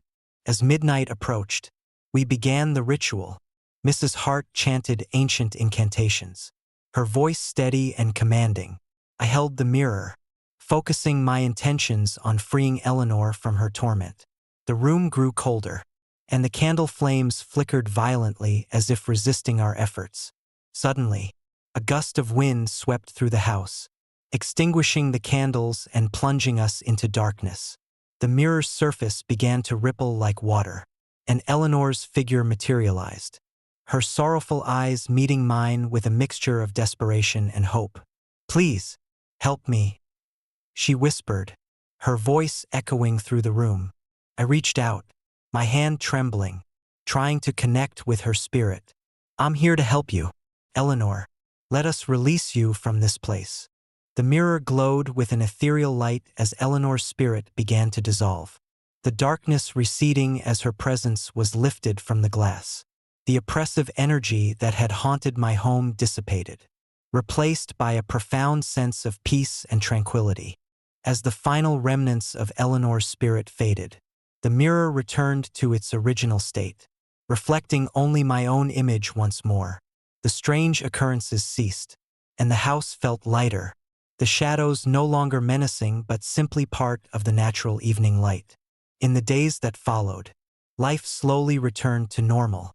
The nightmares faded, and the eerie disturbances were gone. I kept the mirror, now a beautiful reminder of the journey I had undertaken and the peace we had achieved together. The experience taught me the importance of facing the unknown and seeking closure, not just for myself but for those who couldn't find it on their own. Every Christmas since, I placed the mirror on the mantel, a symbol of resilience and the enduring bonds of friendship. The memory of Eleanor's struggle and eventual release remains a poignant reminder that even in our darkest moments, there is hope for healing and peace. But sometimes, late at night, when the wind howls outside and the shadows stretch long across the walls, I catch a fleeting glimpse of something behind me in the mirror, a soft, almost imperceptible smile from Eleanor. A silent thank you that assures me the bond we formed transcends the boundaries of life and death. Cherish your loved ones. Respect the stories behind the gifts you receive. And remember that some mysteries are best faced with courage and compassion. Because in the end, it's our willingness to help those who can't help themselves that defines the true spirit of the holidays.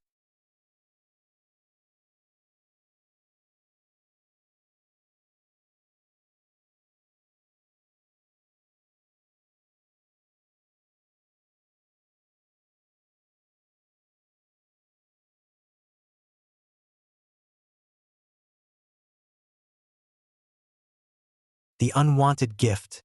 It was the eve of Christmas, a night I had always cherished for its warmth and the promise of togetherness.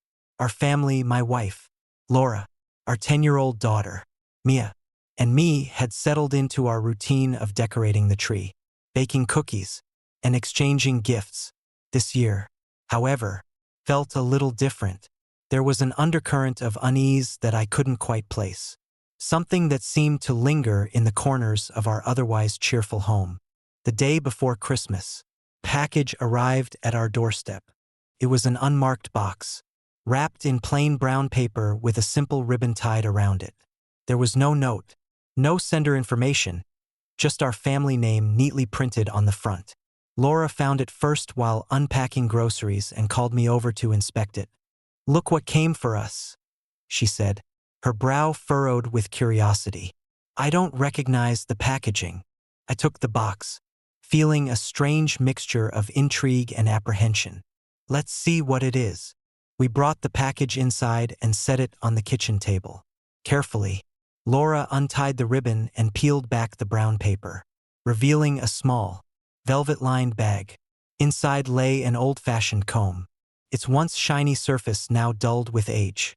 The comb was intricately carved with delicate patterns, the wood worn smooth from years of use. "It's beautiful," Laura remarked, holding it up to the light. "But who would send us something like this?" I shrugged, trying to shake off the unease. "Maybe it's from someone we know, or a long-lost friend." Mia, who had been watching us with wide eyes, piped up, "Can I keep it, Daddy?" I glanced at Laura, who nodded hesitantly. "Sure, sweetheart, if you like it." That night, as we gathered around the fireplace, Mia proudly showed off her new comb.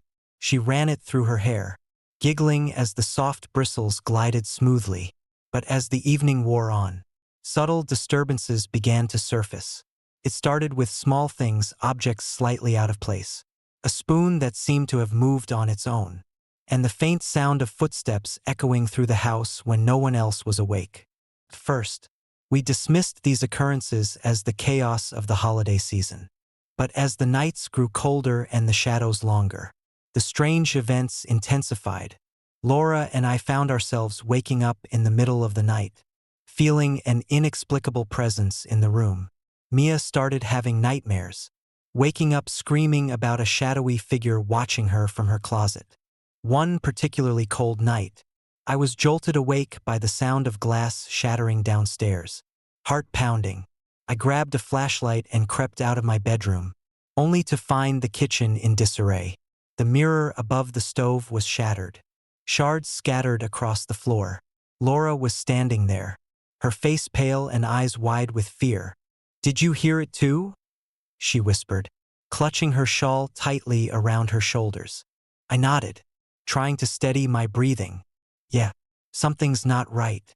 The next morning, We decided to confront the mystery head-on. We carefully examined the broken mirror and the remnants of the comb that lay beside it. As I picked up the old comb, I noticed a faint, smudged fingerprint on the handle, one that didn't match either of ours. My blood ran cold as I realized the comb had been handled by someone else, someone who wasn't part of our family. Determined to uncover the truth, we began researching the origins of the comb.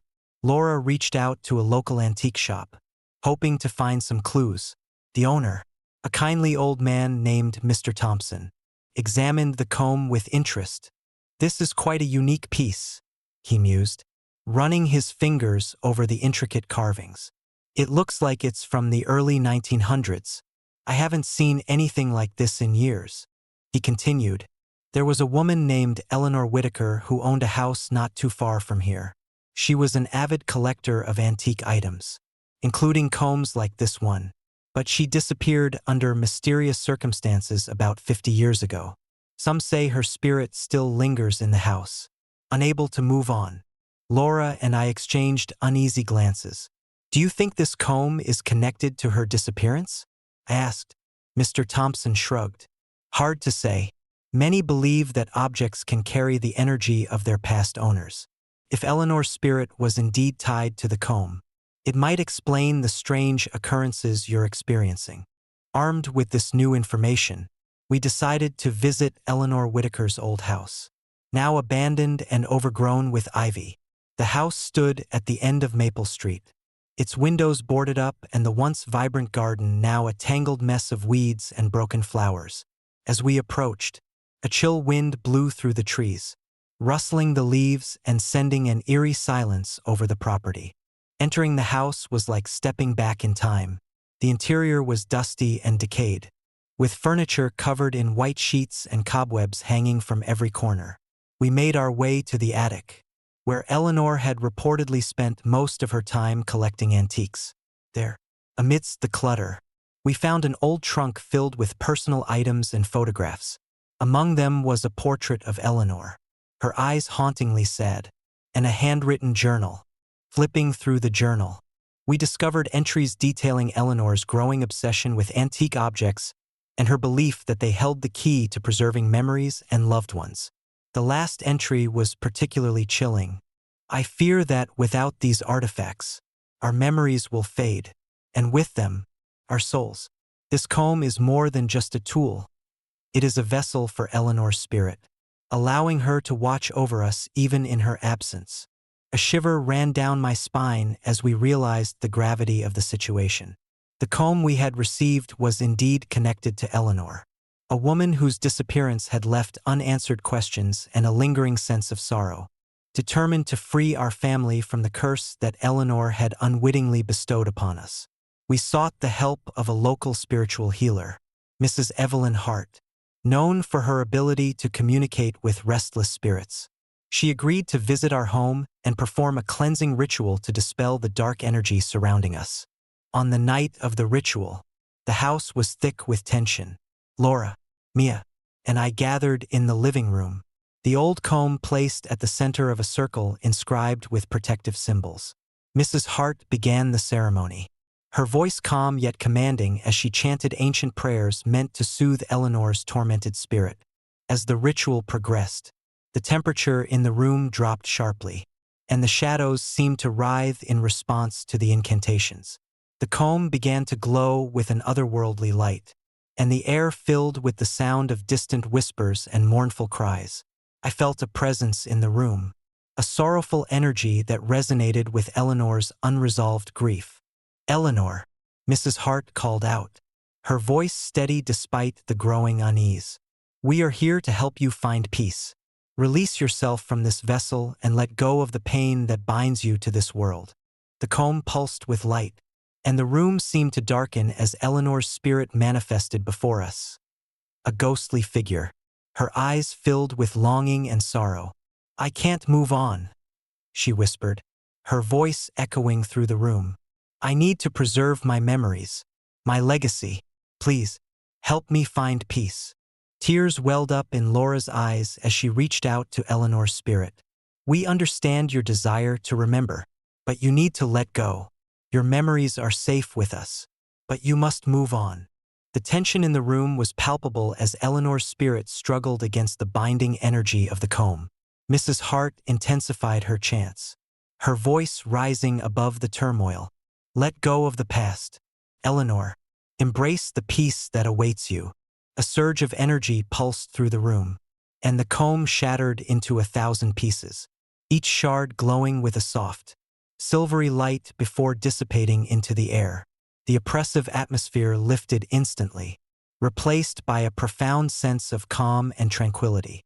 Eleanor's spirit faded, her presence now a distant memory, freed from the curse that had bound her to the comb. As the ritual concluded, Mrs. Hart smiled warmly at us. Eleanor is at peace now. The curse has been lifted, and your home is free from her lingering sorrow. Relief washed over me as I glanced around the room. The shadows no longer danced menacingly, and the air felt lighter, filled with the promise of new beginnings. We had faced the darkness together and emerged stronger, our bond as a family fortified by the ordeal we had endured. In the days that followed, life returned to normal. The strange occurrences ceased, and the sense of unease that had plagued our home was gone. Mia continued to play with her new comb, now just an ordinary antique without any sinister influence. Laura and I took solace in the knowledge that we had freed our family from the haunting legacy of Eleanor Whitaker. That Christmas became a turning point for us, a reminder of the importance of facing the unknown and seeking closure for those who couldn't find it on their own. We learned that not all gifts are what they seem, and sometimes, the most beautiful presents carry the weight of untold stories and lingering spirits. As the years passed, the memory of that harrowing Christmas lingered, but it was overshadowed by the warmth of new traditions and the joy of a family united. The lessons we learned about love, resilience, and the power of confronting the past remained etched in our hearts, guiding us through the darkest of times. But sometimes, late at night, when the wind howls outside and the shadows stretch long across the walls, I catch a fleeting glimpse of a figure in the corner of my eye, a gentle reminder that some spirits, though freed, never truly disappear. It's a comforting thought, knowing that Eleanor's sorrow has been lifted, yet it also serves as a reminder of the fragile boundary between our world and the beyond. 1 year after that fateful Christmas, as we gathered once again around the fireplace, I found myself reflecting on the events that had transpired. Mia was now 12, her imagination still vivid but tempered by the experiences we had shared. Laura and I had grown closer, our bond strengthened by the trials we had overcome. The old house, once a site of haunting memories, now felt like a sanctuary filled with love and laughter. During our annual Christmas cleanup, I stumbled upon a small, forgotten box tucked away in the attic. Curious, I opened it to find a collection of Eleanor's unfinished projects, beautifully knitted scarves and hats, each one a testament to her skill and dedication. Alongside them was a letter, addressed to whoever might find it in the future. To the family who wears my creations, know that each stitch holds a piece of my heart. If you ever feel the shadows closing in, remember that you are not alone. Let love and unity guide you through the darkness, just as it has guided you to this point. Tears welled up in my eyes as I read Eleanor's heartfelt words. It was as if she had found the peace she sought, leaving behind a legacy of love and resilience. We decided to honor her memory by continuing her tradition of knitting, creating warm garments for those in need and spreading the love she had once poured into each stitch. That night, as we sat by the fire, I placed one of Eleanor's scarves around my shoulders, feeling the warmth and comfort it provided. The house was silent, the shadows benign and welcoming. Mia joined us, her laughter echoing through the room, a beacon of light that dispelled any lingering darkness. As I looked around at my family, I realized that the true magic of Christmas lay not in the gifts themselves, but in the bonds we shared and the love that held us together. The haunted legacy of Eleanor Whitaker had transformed into a story of redemption and healing, a testament to the power of confronting the past and embracing the future with open hearts. That Christmas became a symbol of our journey, a reminder that even in the face of fear and uncertainty, love and courage can triumph over the darkest of curses. We had learned to respect the stories behind the gifts we receive, understanding that some presents carry more than just sentimental value. They hold the essence of lives once lived and the enduring strength of the human spirit. Years later, as I watch my children grow and create their own traditions, I often think back to that first eerie Christmas. It taught me to cherish every moment, to honor the past while embracing the future, and to never underestimate the power of love in overcoming the shadows that seek to intrude upon our lives. Cherish your loved ones. Honor the stories behind the gifts you receive. And remember that, even in the darkest of times, there is hope for healing and peace.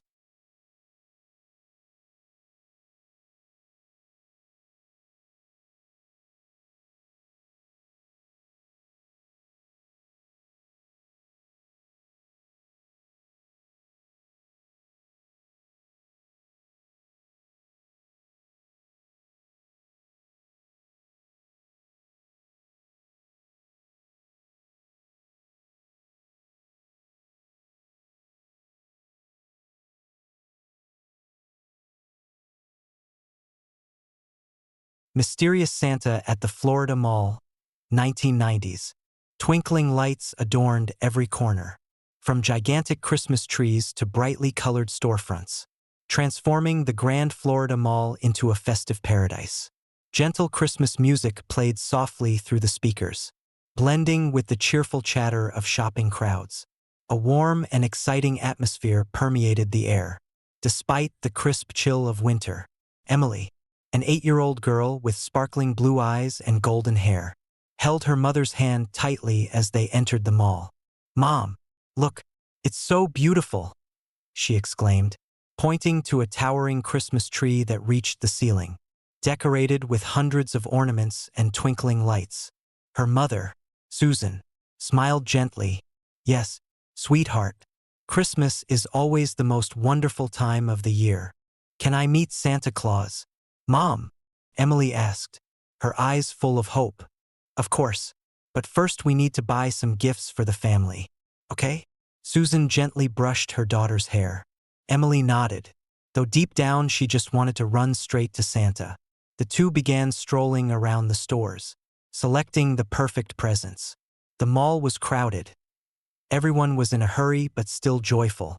The distant jingling of bells signaled the arrival of small parades, adding to the lively atmosphere. As they passed by the play area, Emily suddenly stopped. "Mom, I'm thirsty." "All right, I'll go buy some water. You sit here and wait for me, okay? Don't go anywhere." Susan pointed to a nearby bench. "Yes, Mom." Emily obediently sat down, her eyes constantly observing her surroundings. Her mother quickly blended into the crowd, disappearing behind the vibrant storefronts. Time passed, and Emily began to feel anxious. She looked around but couldn't see her mother. Maybe she got held up somewhere, she told herself, trying to stay calm. Suddenly, in the distance, she spotted a Santa Claus sitting alone in a secluded corner. There was no long line of children as usual, no noisy chatter, just him, in his red suit and familiar hat, staring intently in her direction. "Maybe I can ask him if he's seen Mom?" Emily thought. Curiosity overpowered caution, and she stood up and approached Santa Claus. "Hello," Emily said politely as she got closer. Santa looked up, a faint smile appearing on his face. His eyes were deep and unreadable, and something about him sent a slight chill down Emily's spine. "Hello, little girl," he said in a warm but somewhat strange voice. "Would you like to sit on my lap?" Emily hesitated for a moment but then thought that was normal when meeting Santa. She nodded and moved closer. "Tell me, what do you want for Christmas this year?" Santa asked, his eyes never leaving hers. "I want a new doll and my mom. I can't find my mom," Emily replied, feeling a bit uneasy. "Oh, don't worry. I know everything." He smiled, but the smile didn't make her feel at ease. "We can go look for your mom together." Emily looked around. realizing this area was quite empty. But my mom told me to wait here. It's okay, Santa interrupted, placing a hand on her shoulder. His hand was icy cold, making Emily shiver. I'll take you to a special place, where there are lots of gifts and candy. Something didn't feel right. Emily's heart began to beat faster. I think I should wait for my mom here. The smile on Santa's face gradually faded. Don't you trust me, Emily? He whispered, his voice turning sharp. How do you know my name? She stammered, stepping back. I know more than you think, he replied. Standing up, he was taller than she'd imagined, his shadow stretching across the floor under the dim lights. Panic engulfed Emily. She turned to run, but Santa grabbed her wrist, holding tight. Don't be in such a hurry to leave. We have much to discuss. His voice now sounded like a hiss, making her want to scream. Let me go, Emily shouted, trying to wrench free from his grasp. Emily, where are you? Her mother's voice called from afar, bringing hope. In a moment of distraction, Santa loosened his grip. Emily didn't miss the chance. She pulled away and ran as fast as she could toward her mother's voice. Emily! Susan hugged her daughter tightly, tears streaming down her face. You scared me. Mom! Santa Claus! Emily turned back, but he was gone. Only the empty, shadowy corner remained. What's Santa Claus? Honey? Her mother asked, looking around but seeing no one. He was there, but now he's gone, she whispered, still trembling. Susan looked at her daughter, then around once more. Maybe you just imagined it. Come on, let's go home. Emily nodded, but her heart was still full of questions. As they left the mall, she felt as if eyes were watching her from the darkness. From a hidden corner on the second floor, the mysterious Santa stood silently, his cold eyes observing the mother and daughter. A sinister smile appeared on his face. We'll meet again soon, Emily, he whispered before disappearing into the shadows. On weekends, the Grand Florida Mall became more crowded than ever. Laughter and Christmas music echoed everywhere, creating a lively and bustling atmosphere. After resting at a small cafe, Emily and her mother continued their shopping journey. Are you tired, Emily? Her mother asked, her eyes full of love. No, Mom, I want to look at more toys, Emily replied cheerfully, her little feet skipping to the rhythm of the song playing. As they moved into the central area, the crowd became denser. Discount booths attracted hundreds of customers, making the space chaotic. Emily's mother held her daughter's hand tightly, but in a moment, a sudden surge of people pushed her forward. Emily, she called out loudly, turning back but not seeing her daughter. The crowd seemed to swallow everything, obscuring her view. Emily was pushed back, her hand slipping from her mother's grasp. Mom! She called out in panic, but her voice was lost in the surrounding noise, her heart pounding. Emily tried to weave through the people to find her mother, but it was overwhelming. A feeling of loneliness and fear began to creep in. Emily stopped by a decorated lamppost, trying not to cry. I have to stay calm, she told herself. Mom will find me. Suddenly, from a hidden corner of the hallway, a deep voice spoke. Little girl, are you lost from your mother? Emily turned around. Before her stood a Santa Claus in the traditional red outfit. But something wasn't right. His suit looked old and faded, and his red hat had lost its brightness. His face was hidden behind a scraggly fake beard, his eyes shining with an unreadable expression. Why, yes, Emily replied in a tiny voice. Don't worry. I'll help you find your mother. He smiled, but the smile didn't make her feel safe. Would you like to sit on my lap and tell me your Christmas wish? Emily hesitated. I think I should wait here for my mom. Oh, but the mall is big. Your mother might be looking for you elsewhere. Santa moved closer, his eyes never leaving her. Your name is Emily, isn't it? She was startled. How do you know my name? I'm Santa Claus. I know the names of all good children. He laughed, but this time the smile was clearly unsettling. Come now. Let's go with me. We'll find your mother. A sense of unease welled up, and Emily took a step back. No. I want to wait here for my mom. Santa's face suddenly changed, his eyes turning cold. Don't you trust me? I just want to help you. I appreciate it. But I'll wait here, she said, turning to leave. But he quickly grabbed her wrist, his grip painfully tight. Don't be stubborn, Emily. I know a very special place you'll love. There's lots of gifts and candy out there, just for you. His voice became a whisper, hissing through clenched teeth. Emily was truly frightened. Let me go. I don't want to go, she struggled. But Santa's hand was like a vice.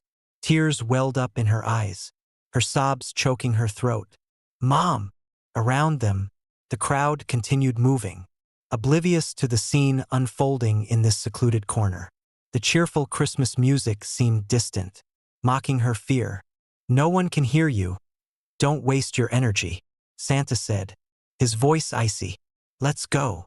In her desperation, Emily remembered the small whistle her mother had given her, instructing her to use it only in danger. She quickly brought her free hand to her neck, grabbed the whistle, and blew hard. A sharp sound pierced the air, cutting through all other noises. Santa jerked back, loosening his grip momentarily. What are you doing? Not missing her chance. Emily yanked her hand free and ran as fast as she could toward the crowd. Help me, Mom! A few people turned to look, realizing the little girl was distressed. What's wrong? A woman asked. Santa Claus. Emily panted, turning back but finding he had vanished. Only an empty space remained behind her, as if no one had ever been there. Her mother, hearing the commotion, rushed over. Emily, there you are. I was so worried. Mom! She hugged her mother tightly, tears streaming down her cheeks. Santa Claus? He tried to take me away. What Santa Claus? Susan looked around, her face filled with concern. He was there, but now he's gone. Emily pointed toward the hidden corner. A security guard approached them. Is everything okay? My daughter says a man dressed as Santa Claus frightened her. Emily's mother explained. There's no Santa Claus in this area, the guard said seriously. We only have the photo booth with Santa on the ground floor. But I saw him. He knew my name and tried to pull me away. Emily insisted. The guard exchanged a glance with her mother. We'll check the security cameras. In the meantime, it's best if you both stay together. All right, thank you. Susan held her daughter close. Come on, let's go home. On the way back, Emily sat quietly, her eyes distant. She felt as if eyes were still watching her, even after leaving the mall. In a dark corner of the parking lot, the mysterious Santa stood silently, his cold eyes following the departing car. We're not finished yet. Emily, he whispered, his voice dissolving into the night air. Back home, even though she was safe with her family, the unease wouldn't leave Emily. She wondered whether it was just a nightmare or if there was a real danger lurking in the shadows of the Christmas season. After the strange incident at the shopping mall, Emily became more withdrawn. She frequently gazed out the window, as if fearing that the mysterious Santa Claus might appear at any moment. Emily's mother, Susan, noticed the change in her daughter. Sweetheart, is something bothering you? She gently asked, sitting down beside the little girl. Emily hesitated. Mom, I think that's Santa Claus. He's not a good person. Susan sighed. You're still thinking about that? I told you, it might have been a misunderstanding. The mall checked and didn't find anyone. But he knew my name, and he wanted to take me away. Emily looked at her mother with frightened eyes. All right, if you don't feel safe, we'll stay away from the mall for a while. Susan reassured her daughter, but she herself was starting to worry. However, work and daily life didn't allow Susan to stay home for long. A few days later, she needed to return to the mall to finish Christmas shopping. Do you want to come with me? She asked. Emily shook her head firmly. No, I don't want to go there anymore. Okay, you'll stay home with Dad. I'll be back soon. At the mall, the Christmas atmosphere was as lively as ever. Susan tried to complete her shopping quickly, but as she passed by the area where children took photos with Santa Claus, she involuntarily stopped. A chill ran down her spine, prompting her to look around. Nothing seemed out of the ordinary, but she couldn't shake off her anxiety. Suddenly, from a distance, she saw a Santa Claus in an old suit, just as Emily had described. He stood quietly in a hidden corner, his eyes seemingly following her. Susan's heart raced. Could that be the person Emily met?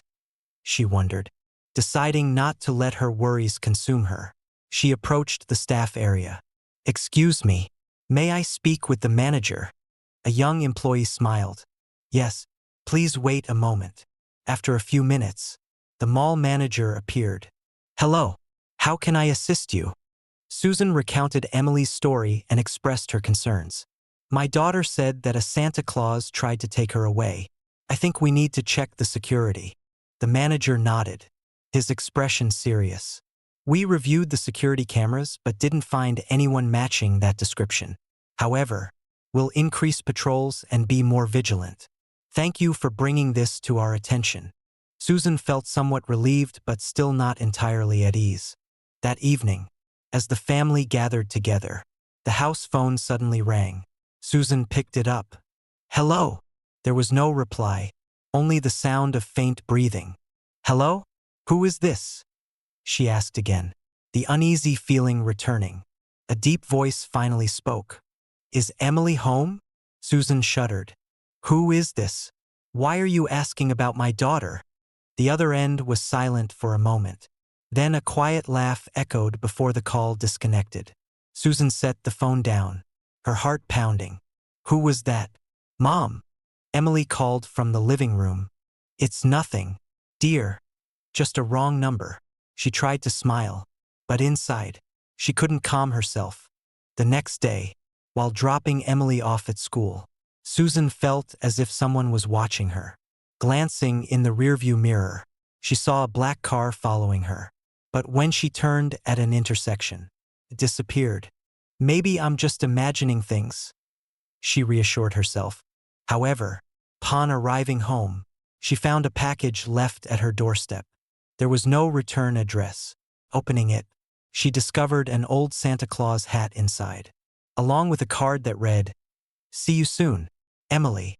A surge of fear overcame her, and Susan immediately called the police. The police arrived and listened to her story. We'll investigate this, but it might just be a malicious prank, they said. But my daughter is being threatened. You have to do something, Susan nearly shouted. We understand your concern and will increase patrols in this area.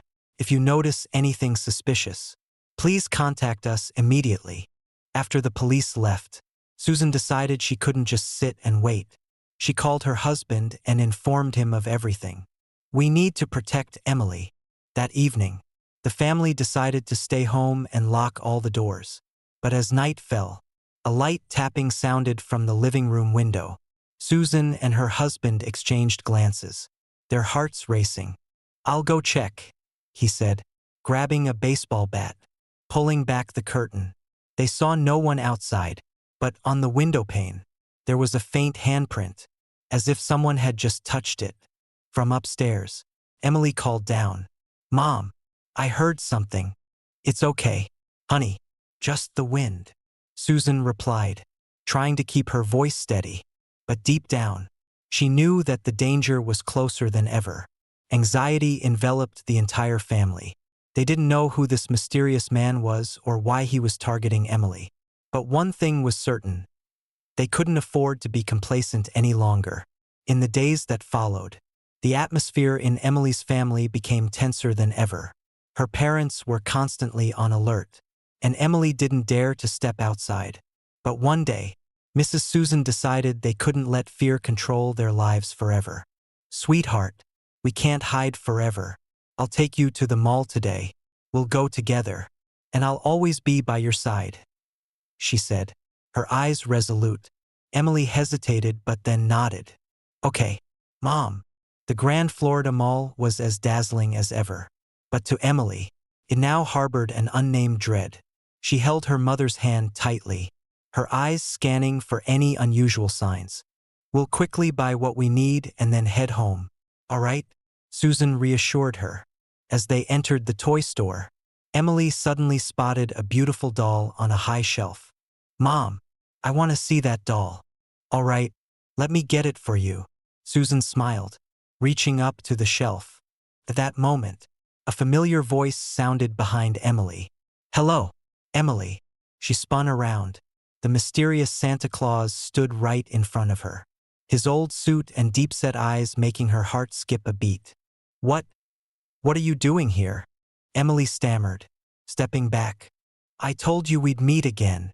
He grinned, the sinister smile making her shudder. Before Emily could react, Santa grabbed her hand. Come on, we have much to do. Mom! Emily screamed, but the Christmas music and the noisy crowd drowned out her voice.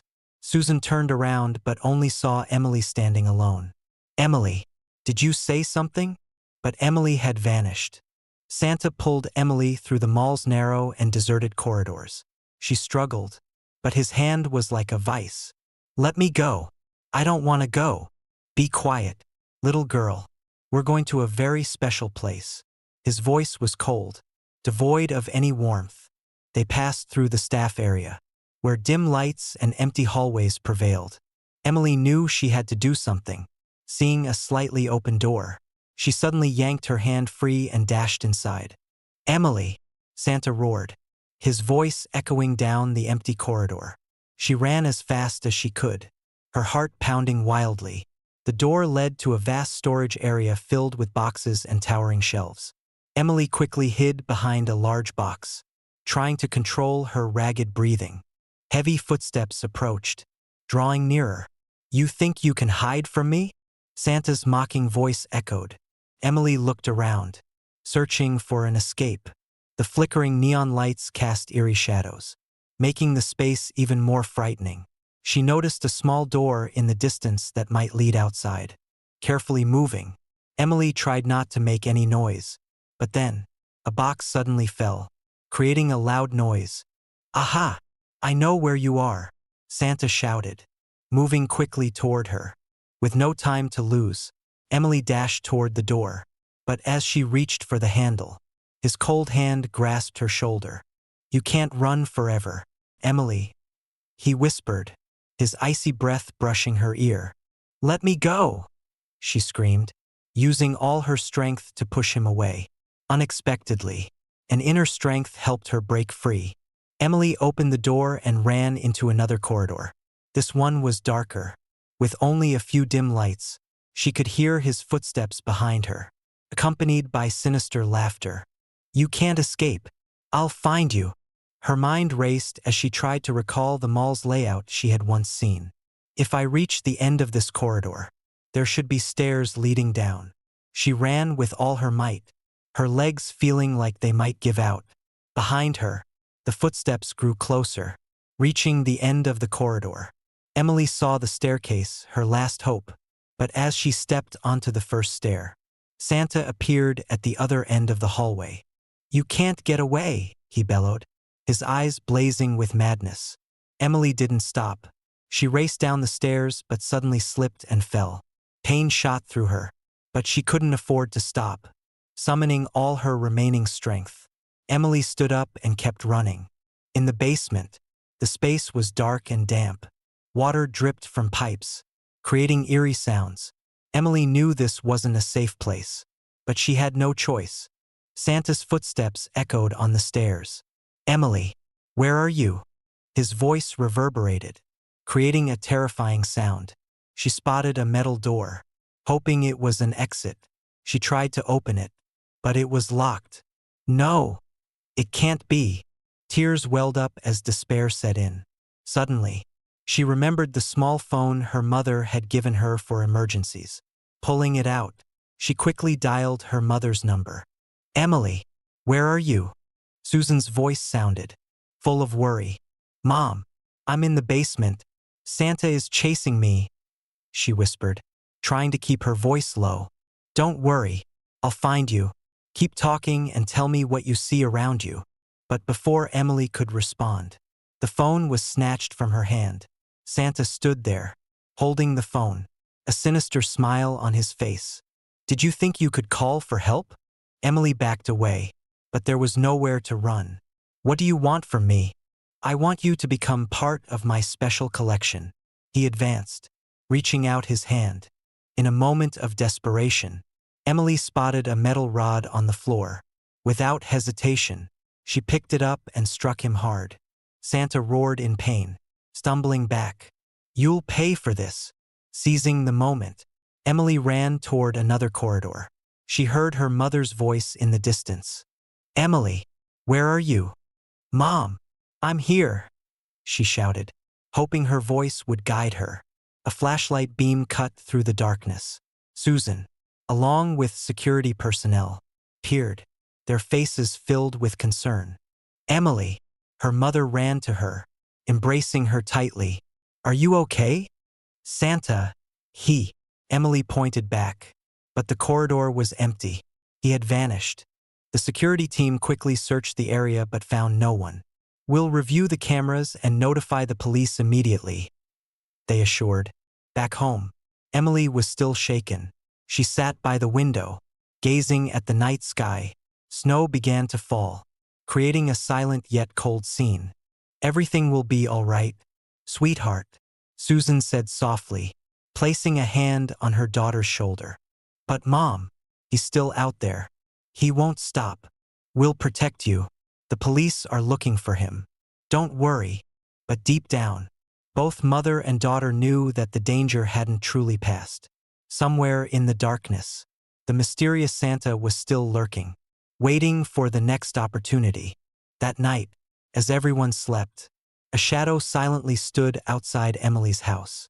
Cold eyes stared intently at her bedroom window. The sinister smile reappeared. "We're not done yet, Emily. Not yet." After the terrifying night at the shopping mall, Emily was no longer the innocent girl she once was. Fear had deeply rooted in her mind, causing her to frequently have nightmares about the mysterious Santa Claus with cold eyes and a sinister smile. The family decided they couldn't let this situation continue.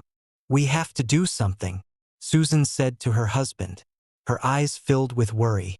"Emily can't live in fear forever." Mark nodded. "I've called the police. They'll come to talk to her and start an investigation." The police quickly got involved. They listened to Emily's account, noting every detail. "He knew my name and tried to take me away," she whispered, her eyes full of fear. Detective Johnson frowned. "Can you describe him more clearly?" "He wore an old Santa suit, a scraggly fake beard, and his eyes were very scary." The police reviewed the security footage at the shopping mall. In some blurry frames, they saw a man dressed as Santa Claus lurking in dark corners, watching Emily and her mother. "This person is not on our staff," the mall manager confirmed. "All our Santas are stationed at the photo area, and their costumes are brand new." News about the mysterious Santa spread quickly. Local media began reporting, causing the community to panic. Parents worried about their children's safety, especially during the festive season. Meanwhile, the police continued their investigation and discovered a horrifying truth. The man in the Santa suit was Michael Carter, an escapee from a mental institution a month ago. He had a criminal history involving child abduction and assault. "We're dealing with an extremely dangerous individual," Detective Johnson announced at a press conference. "We advise everyone to be vigilant and report any suspicious activity to the police immediately." The community became even more anxious. The shopping mall increased security measures, and events involving Santa Claus were canceled or tightly controlled. Fear enveloped the season, turning the joyful Christmas time into a period of unease.